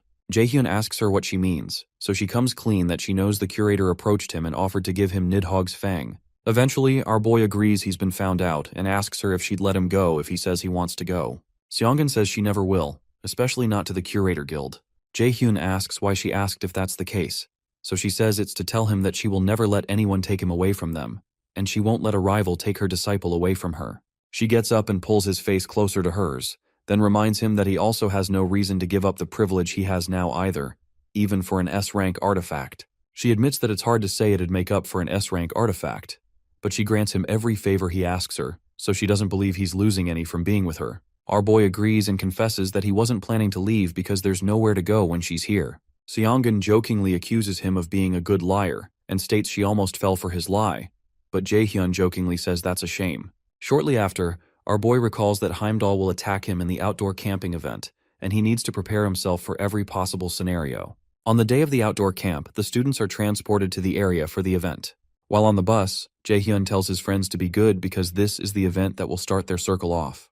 Hoyeon excitedly agrees, but Soyul smacks Jae-sung and tells him to stop shaking, but he tells her he's scared because this feels like the real deal. Jae-hyun agrees with him that they'll be fighting real monsters now, but he adds that the other raiders stopped by and took care of most of the monsters already. However, that doesn't mean this won't still be dangerous. Ina soon asks Jae-hyun why he chose the name 9 for their circle, and she asks him if he likes the number. Our boy admits that he technically hates the number 9 because, in Norse mythology, the number 9 is a very symbolic number. He explains that he picked the number 9 because he hates it the most, and that confuses Ina and Yoo-jung further. They soon reach the entrance to the abandoned city where they will be camping, and Jae-hyun tells the others that they're no longer safe, so he reminds them to stay on their toes. Deep within the abandoned city, Daegu, Hugin goes to inform Heimdall that one of the ravens has died, and Heimdall finds that interesting. Sometime later, on a show known as the World Raider Issue, a host invites some guests to discuss the incident that occurred in the Great Ruins of Iceland. She welcomes Balak and the first ever S-rank mage in the world, Camilla. Balak looks as angry as usual, but Camilla seems delighted to be on the show. Camilla tries to nudge Balak to behave because they're there as the faces of the European Union, but he tells her that it's clear from the eyes of the bastards staring at them that they don't respect them. Camilla agrees the audience looks sketchy, but she still advises him not to act so prickly either. Balak considers that these people think that the European Union is the one behind the ruins robbery, and it makes sense since they were the ones with the rights over the ruins when the incident happened. The host soon announces that the topic to be discussed today is the recent robbery of Iceland's Great Ruins, and Balak becomes agitated, but Camilla nudges him to calm down. Going further, the host asks why two S-rank raiders couldn't guard the ruins, and why the European Union couldn't get through the ruins first when they're said to be the strongest in the world. She states that these 2 points are what people are talking about and asks for their thoughts on the matter. Eventually, Camilla admits that they weren't skilled enough and doesn't say more. The host soon asks what went wrong since they were so confident that they would be able to succeed in the raid after gaining the rights to the ruins, and Balak answers this time. He asks the host if she heard of the invader, and she smugly states that they're the person who is said to have passed the proof of qualification that the Union failed and raided the ruins. However, she states that people want the truth, and this annoys Balak, who asks her if she's implying that he's lying. When his expression changes, the host becomes afraid, but Camilla chides Balak to stop messing around. Regardless, Balak walks to the camera and tells the whole world to listen closely. He explains that the invader, whom they nicknamed the Black Robe, was strong, and was strong enough to the point that he still won even when he and Camilla attacked him together. Instead of trying to rip them apart for their failures, he tells them to do something about the invader instead, who he knows for a fact will appear again. Meanwhile, in the outdoor event, an instructor tells the students that this event will influence what their life in mills will be like going forward. He explains that this field trip will go on for a week, and they must cooperate with the members of their circle, but they will only get the survival kits that are being distributed to each circle. They're to hunt down monsters with what they've learned, but they're not allowed to leave the 50-kilometer radius of the base so as not to get disqualified. The instructor adds that their first task is to survive to prove that they possess the potential to be a great raider, and the second task is to hunt as many monsters as they can within the time limit and bring back the tokens they drop. The higher the monster's rank is, the more points they'll get, but they're warned not to be so careless that they get injured during hunting. In the case of an emergency, they're told not to worry because there is an instructor nearby at all times. The instructor tells them not to hide an emergency, but to go to the instructor instead. Once the announcement is done, they're all given rings, which is a symbol of solidarity, and our boy tells his circle members to move according to the plan. While they move around, Hugin watches them from nearby and states that it has begun. Shortly after, they find a good place to use as a base, and Jae-sung believes they will be able to avoid winged high-ranking monsters there. However, Soil mentions that there might be bugs in the place, and she doesn't like this kind of atmosphere. Jae-sung tries to advise her not to hate on the bugs too much, but Soil tells him to shut up because bugs are the worst. They start fighting again, and Jae-sung retreats behind Jae-hyun. Our boy eventually stops them and tells them to stay alert. They're in a city that has been locked down and sealed off due to the invasion of monsters. However, Yoo-jung hopes they rack up a bunch of points again so that they'll be able to get so much ice cream and visit the restaurant they wanted to visit. While she's raving about food, she notices that Jae-hyun doesn't look as excited as she is, which makes her keep quiet. Our boy is thinking about how the event isn't much of a hassle to some of the others, especially for them since they're at the top of the new students.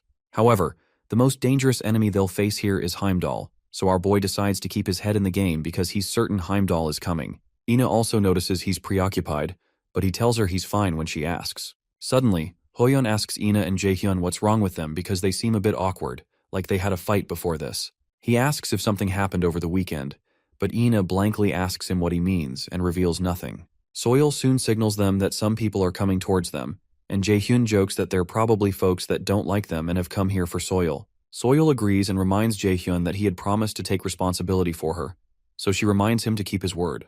Ina and Yoo-jung are shocked by the mention of Jae-hyun taking responsibility for her and wonder what that means. Our boy tells the others to prepare for battle, and they're soon ambushed by a circle called Seed.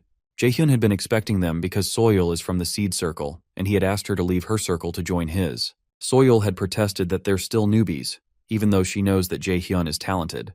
She explained that she's pretty satisfied with Seed, which has more people and potential to give her more points than in a new circle. However, Jae-hyun told her she's not seeing the bigger picture and asked if she considers the members of Seed her friends. She explained that they're more like business partners, but Jae-hyun suddenly brought out a magical item called a record sphere to play voice recordings of her circle members talking badly about Soil, stating that she can't fight properly, and she's just there to make the leader shine brighter.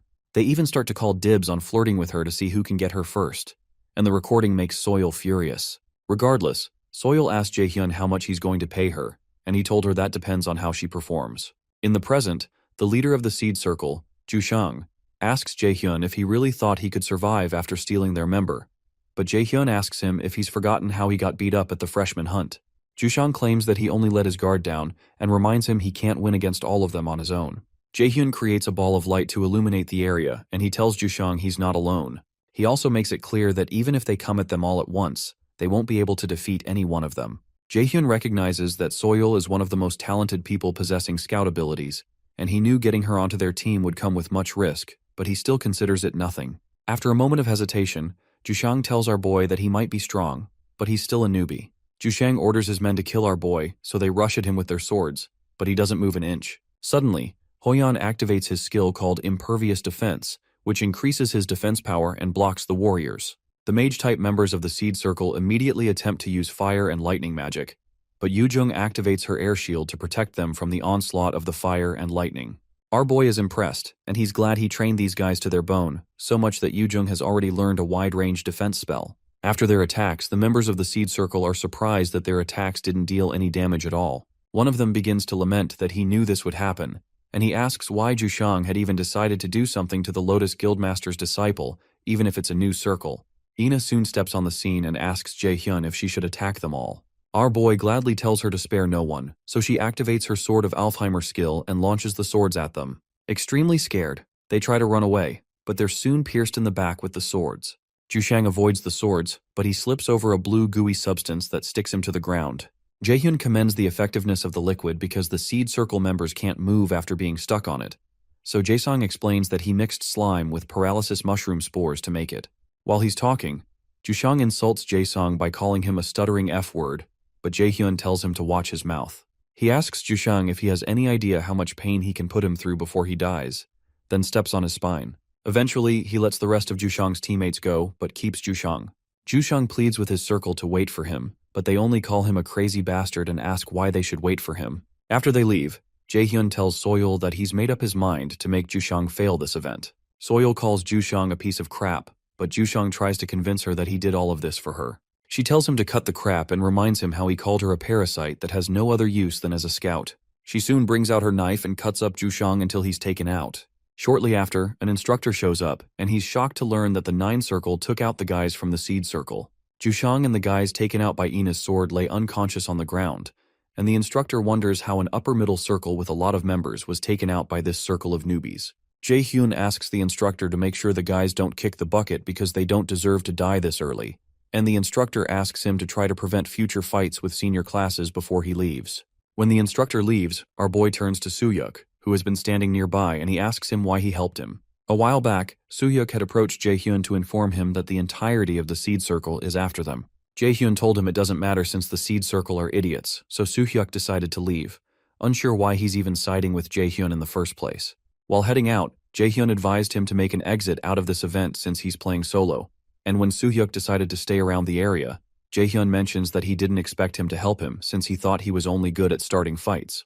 In the present, Jae-hyun asks Soo-hyuk what his name is again, and the other ladies are surprised to learn he's called Soo-hyuk. It annoys him because he expects these fools to have remembered his name by now.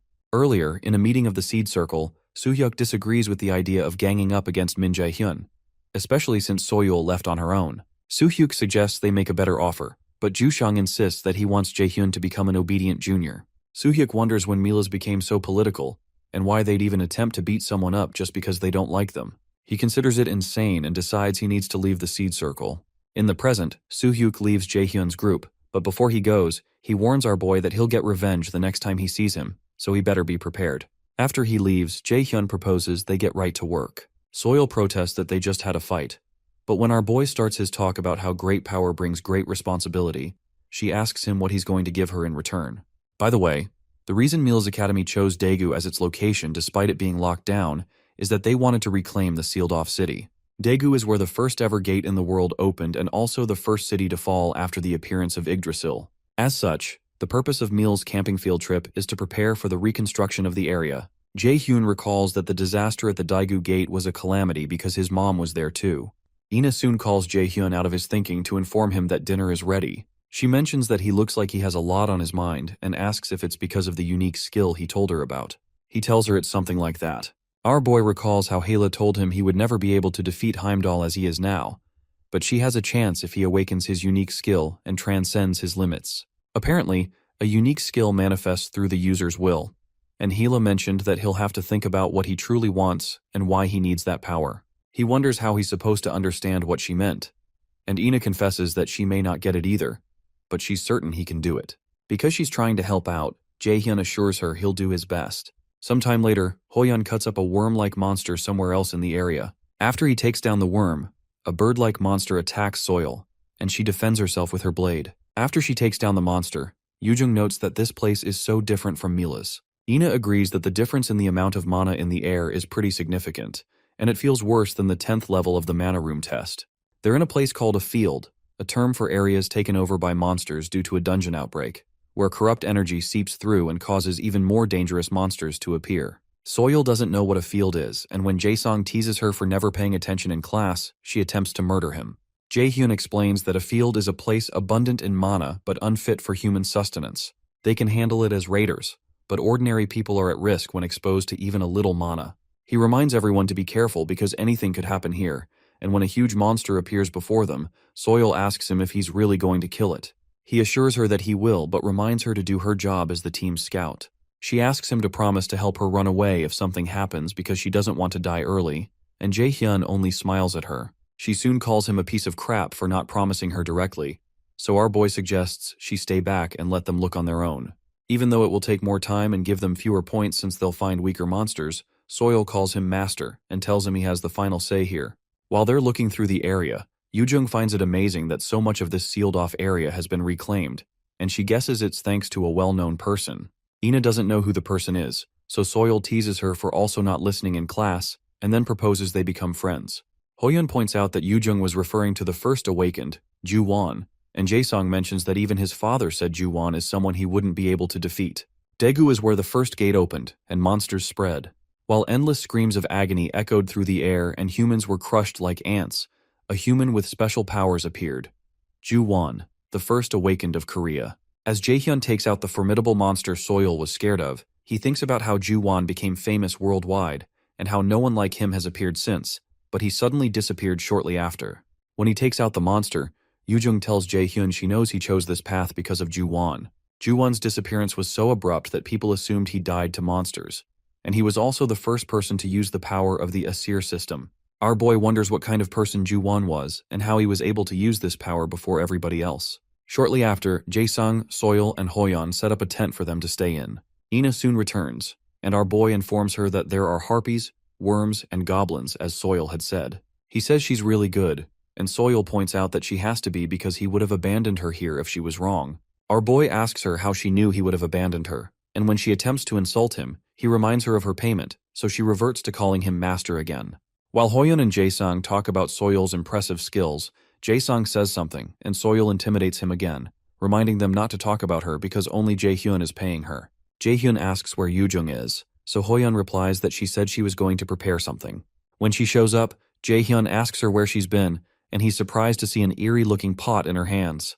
Their faces immediately turn pale as Yujung praises herself for the pain she went through to prepare this. When they bring out the ominous-looking substance in the pot, our boy asks if this is supposed to be food, so Yujung proudly says she added a special sauce to the worm they caught. Our boy can't believe she wants them to eat this, but she insists because she put so much effort into it. The only idea Jae-hyun has about how to handle this is probably to feed Heimdall this to kill him easily. Meanwhile, Ji-yoon meets up with Ju-won somehow, and she asks him when he plans to act again. He tells her he doesn't know, but he guesses it's about time because the great adversary is already on the move. Ji-yoon replies that the great adversary is still very young, but he's proving more and more that the prophecy isn't false, so she tells Ju-won that they need his help. He replies that Heimdall is already on the move, so he doesn't see the need to do anything, but he states that he'll take action if necessary. It occurs to Ju-won that things are about to get interesting. At the field event, Jae-hyun laments that this food could kill them, but Yujung insists the food isn't that bad. She turns to Jae-sung to get support, but he agrees with Jae-hyun, and Hoyeon also says he isn't hungry. Yoojung laments that they're all so mean, so she turns to Soil to get comfort and hopes she'll eat her food, but Soil looks over Yoojung's shoulders and notices the other guys furiously signaling to her not to. Although she is grossed out, she can't fight back Yoojung's puppy face, so she agrees to eat the food since it's made out of edible things. Soil scoops some of it in a spoon and says it's not a big deal, but she soon ends up puking her guts on a nearby fence. Some of the others tease her that she sounds like a monster in pain, and Jaehyun reminds her that she should have listened to them. Annoyed, Soil protests that there was no way for her to say no when Yoojung seems so hurt, so Jaehyun gives her something to help with the pain and points out that she's softer than she looks. After that, Soil asks if something happened between him and Ina, which surprises Jaehyun. She clarifies that it's clear that something is off, and she asks him not to be too hard on Ina as well as everyone else, so Jaehyun agrees. Eventually, our boy points out that he wouldn't expect someone like her to say that, which annoys her further, and then he reminds her that they promised to take some person down. Soil remembers but asks for some time to let her stomach feel a bit better. Jaehyun asks her if they should try to see if Yoojung's food can poison the monsters, but when she starts vomiting again, our boy realizes it might take a while for her to feel better. He suddenly hears a loud cry, and he tells Soil to follow him inside because those they're expecting are here already. They run towards the others, and Jaehyun tells them to form the A formation because B-rank monster harpies are approaching. He asks Jaesung to prepare the light-up paralysis traps, put Hoyeon on forward, Yoojung on support, and Ina on attack. After their fight to protect their base, they head back, and Hoyeon laments that he didn't expect there to be dozens of harpies. He hadn't expected them to go around in such large groups, and Yoojung agrees that they're mostly in groups of 4 at most, which means this was a special case. A special case would mean that a boss monster with very overwhelming amounts of mana is ordering them around, which must mean a creature known as the Harpy Queen is nearby. Soil had detected this, but hadn't expected that the queen would be this close. Jaehyun asks them to stay back and protect this place until he and Soil get rid of the monster and return.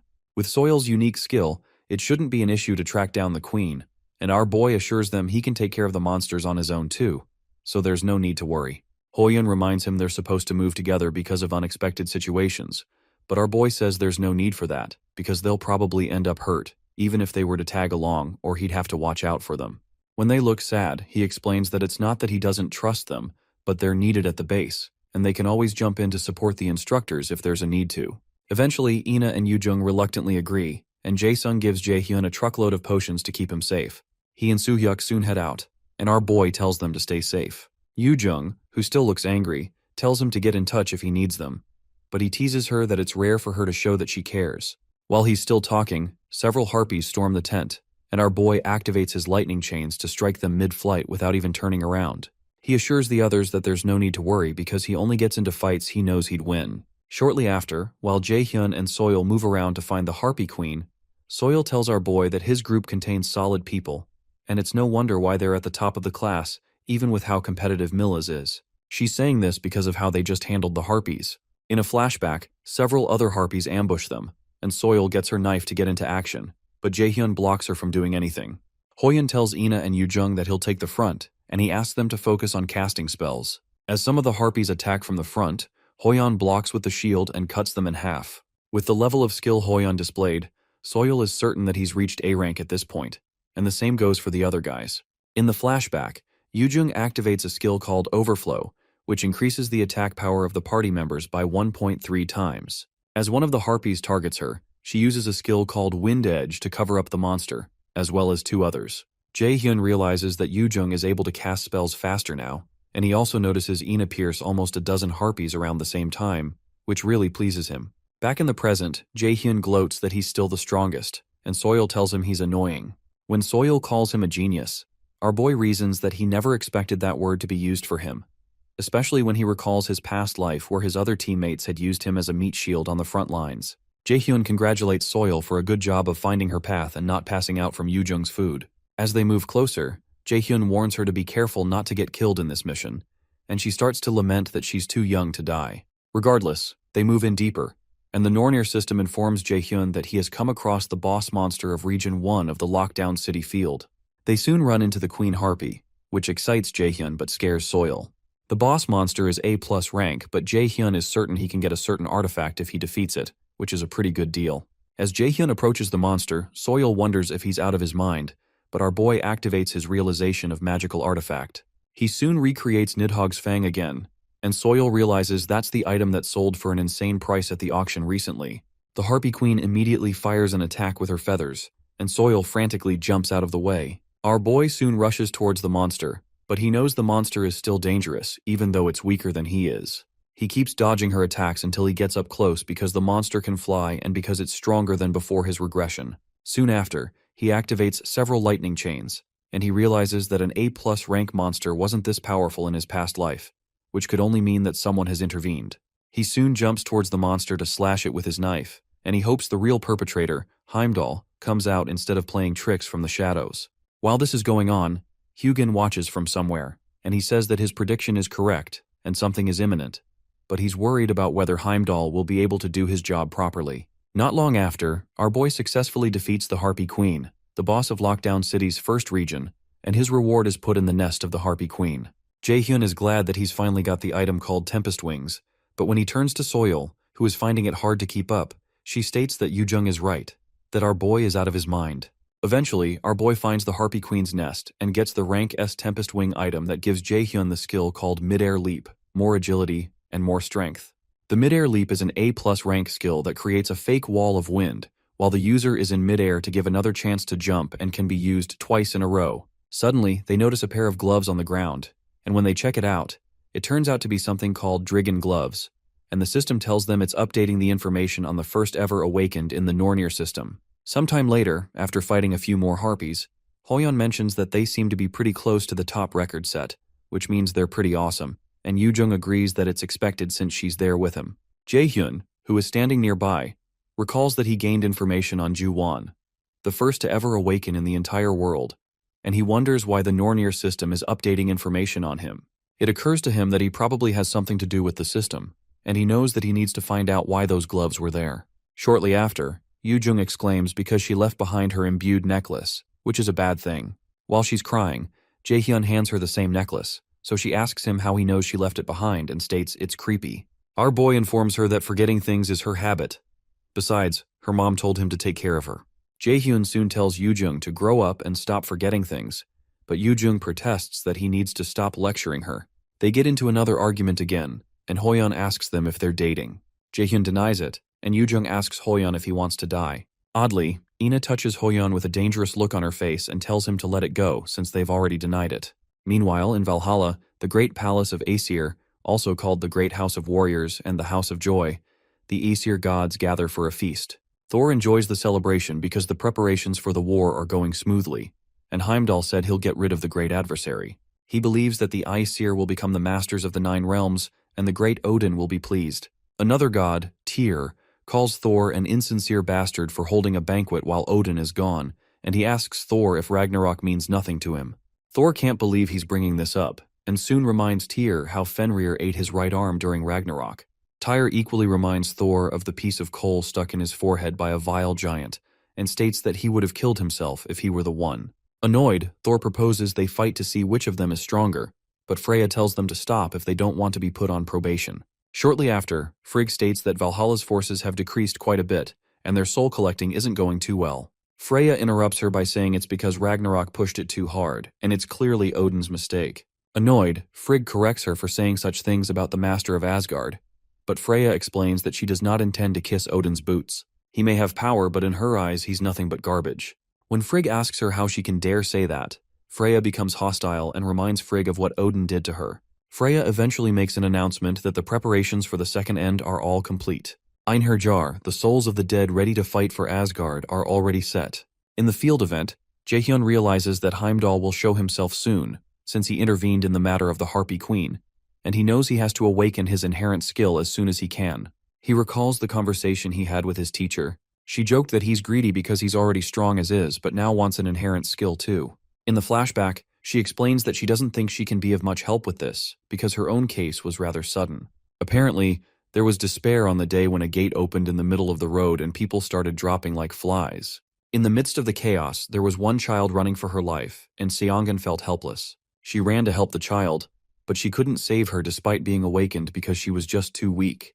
However, right after the child died, she earned a new skill called Sacrifice, but she couldn't bring back someone who had already died. She adds that she really doesn't know how to learn an inherent skill as fast as possible the way he wants, but she counsels him not to rush himself because she doesn't want him to lose anything he holds precious in the process of gaining an inherent skill. In the present, our boy wonders if Ina might know how to awaken an inherent skill, so he asks her how she earned her inherent skill so he doesn't lose what's important to him. After hearing his question, she confesses that she earned her inherent skill because of the death of her family. To be exact, she let them die, and she confesses that she still thinks it's a good thing they died. Apparently, when she was 5, she lost her parents and was left alone. After that, she and her grandmother went to live with her aunt. Although she didn't have parents, she never felt alone after moving in, not even when her aunt was mean to her, because she still had her grandmother, who was now her only family. However, that happiness didn't last for long, because she overheard a conversation where her grandmother told her aunt that she doesn't have much time left and asked her to take care of Ina even when she's not here. She knew that her only family and the one person who she could depend on was about to leave her. Dark clouds loomed over her from then on. Although she wasn't a child that spoke much, that experience made her completely shut off from everyone else. Her life stayed the same until a year of middle school when her aunt said she got a call from her class teacher that raiders make a lot of money. Her aunt quipped that even people like her have some use in the world, and she never knew Ina was talented. Her aunt reminded her that they spent much money raising her, and she'd have to pay them back for it. So her aunt told her she had no choice but to become a raider if she wanted to be worth anything. Ina hated her because she had already taken the life insurance money from her parents' death, and now she was trying to use her for her own gain as well. She hated how her aunt had treated both her parents and her grandmother like a burden she wanted to get rid of. What disgusted her the most was the fact that she couldn't say anything to defend herself. After that, she applied for a raider program because her teacher had told her she was fit to become one. When she submitted her application, her teacher asked her if she was sure because even though she was a perfect candidate and people treated raiders with high regard, that wasn't the case for mages. Her teacher explained that she didn't want her doing dangerous things, but Ina insisted because she knew better than anyone that some things were worse than death. When she got home, her grandma asked her if she was sure about becoming a raider. Ina realized that her grandma would leave her too eventually, but she could never bring herself to hate her. However, she decided that all that was happening was fate, and it couldn't be stopped no matter how hard she struggled. She suddenly burst into tears and told her grandma that she was fine, but her grandma told her she didn't have to do it if she didn't feel like it because she didn't want her granddaughter to get hurt. After choosing to become a raider, her life changed completely. She learned how to handle mana and how to kill monsters, and her cold personality helped her a lot. When she had gotten used to this life, the unavoidable happened, and her grandmother passed away. Apparently, she wouldn't have passed away if she had received treatment. But Ina was shocked to find out that she had refused treatment. She wondered if her grandmother gave up on life, and she wondered if her grandmother abandoned her too. She couldn't be sure of anything, but all she knew was that she missed her, and she fell into despair. She wondered if her grandmother left her because she was stupid, and she hoped that she would have taken her along. Shortly after, her aunt called her to say that the sponsor contract had been signed and the guild was going to take her, so she just needed to come sign the papers. The fact that her aunt was still controlling her life made Ina angry, and for the first time ever she yelled at her aunt. When her aunt protested that she should be grateful that she didn't sell her off, she decided to run away from home. She waited until dawn to go back home to get her stuff, but when she got home, she found her aunt's house burning and the monsters spilling out of the open gate.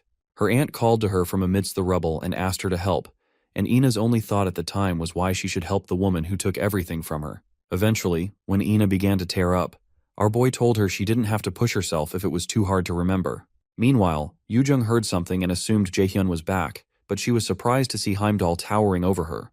The level of mana this strange person was giving out was more like that of a monster's. Shortly after, Heimdall came down to speak to the others and asked them if they were the great adversary's friends. They all stared at him, and when Yoojung asked him what he was talking about, he released an explosive amount of mana again that made them stagger. When they fell to the ground, he told them to answer his questions. Soil tried to use telepathy to signal Jaehyun to come back immediately because there was an enemy who seemed to have the mana of a monster, but Heimdall approached her and lifted her by her throat when he detected what she was doing. He told them all that they were going to die here, and he prepared an attack in his other hand. He told them to blame the great adversary for this, but Jaehyun soon showed up and told him he wouldn't let him do anything. Our boy activated his absolute calculation skill and deactivated Heimdall's attack. Meanwhile, while one instructor was lamenting to his counterpart about having to babysit the students after already clearing the monsters in the event area, they noticed a huge purple mana cloud that startled them. Before they knew what was going on, a huge monster appeared behind them and gobbled up the guy that was lamenting, immediately giving the other guy PTSD. Before he could reach for his walkie-talkie, the monster impaled him with its scorpion-like tail, but he managed to inform the others that there was danger before the monster completely drained the life out of him. Ridiculously huge monsters suddenly filled up the whole place, and things didn't look good. While that was happening, Heimdall dropped Soil when Jaehyun showed up. He turned to Jaehyun and released his mana storm again as he demanded from Jaehyun to know how he had Odin's eye. Heimdall realized how Jaehyun was able to grow so quickly because a mere human could never grow at such a pace. But our boy told him to come take the eye if it bothered him. Soil told Jaehyun that even he wouldn't be able to take on someone so strong on his own, but Jaehyun told them to run away because this was his problem. Yoojung refused because they were a team, but Jaehyun bluntly told them to run away. Heimdall, who was now armed with his sword, asked him if he really planned to protect his friends when he was there. With one swing of his knife, Heimdall shattered the ground in front of them, but our boy activated his windstorm skill to blow away his friends so they could get out of harm's way. Yoojung called out to Jaehyun to ask what he was doing, but he told her they would all end up dying if he did otherwise. However, she still refused, but Ina stopped her and told her Jaehyun was right because they didn't stand a chance against someone that strong. Yoojung insisted that this was why they should help out, but Ina told her she was sure Jaehyun could do it, so she proposed they go to the entrance and inform the instructors about the situation. Yoojung still didn't seem convinced, but she told Jaehyun to stay alive before leaving. When his friends finally run away, Jaehyun activates his Frozen Earth skill to freeze the entire area. The skill intrigues Heimdall, but he reminds Jaehyun that it's a skill that takes dozens of seconds to fully activate, and asks him if he really thinks he'll be able to hold him off for that long. Jaehyun replies that there's no reason he can't, especially because he had thought of this plan for when he'd have to fight Heimdall. Heimdall jumps towards him to land an attack and tells our boy to go ahead with his tricks. Jaehyun realizes Heimdall's attack could hit his friends if he fails to block it, so he activates his realization of the magical artifact and brings out his Balmung sword to block it. Along with that, he activates his lightning chains and uses them to anchor himself to the ground as he prepares for Heimdall's thunderous strike. The impact of Heimdall's attack soon clashes with our boy's blade and knocks him back, but he manages to keep his balance with the chains. After Heimdall notices that Jaehyun was able to stop his attack from going any further, it annoys him that a mere human would be able to do that. Before he can react, our boy leaps towards him and activates his mid-air leap skill with his Balmung sword in his hand. Meanwhile, the instructors on the other side of the field signal for a rescue team because many instructors and students have already been hurt. They run into a mass migration of monsters that has never happened before. The lead instructor, named Ms. Lee, tries to think of something, but the circle leaders soon approach her and offer to help. However, she tries to make them avoid fighting as much as possible since they're still students, but the students insist. Eventually, Ms.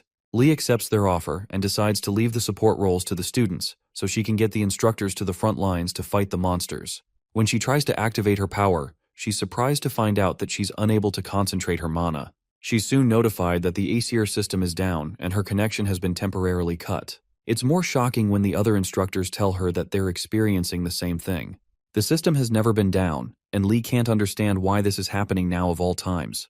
When she turns back to ask if there's anyone who can use their skills, the top circle leaders say they can use theirs. Ms. Lee realizes that it seems only students can use their mana, so she decides to change plans to let the students fight the monsters while the instructors support the students as best as they can. She directs them to the 3rd district because that's where help is most needed, and the top students hurry. While they hurry, Hyun tells Juhyub to take the right side, but Juhyub protests that he doesn't boss him around, so Hyun tells Jian to heal them from the back. While they're running towards the district, they turn back and see a huge skeletal monster that brings a sense of overwhelming dread over them, and they can't believe they're supposed to fight that.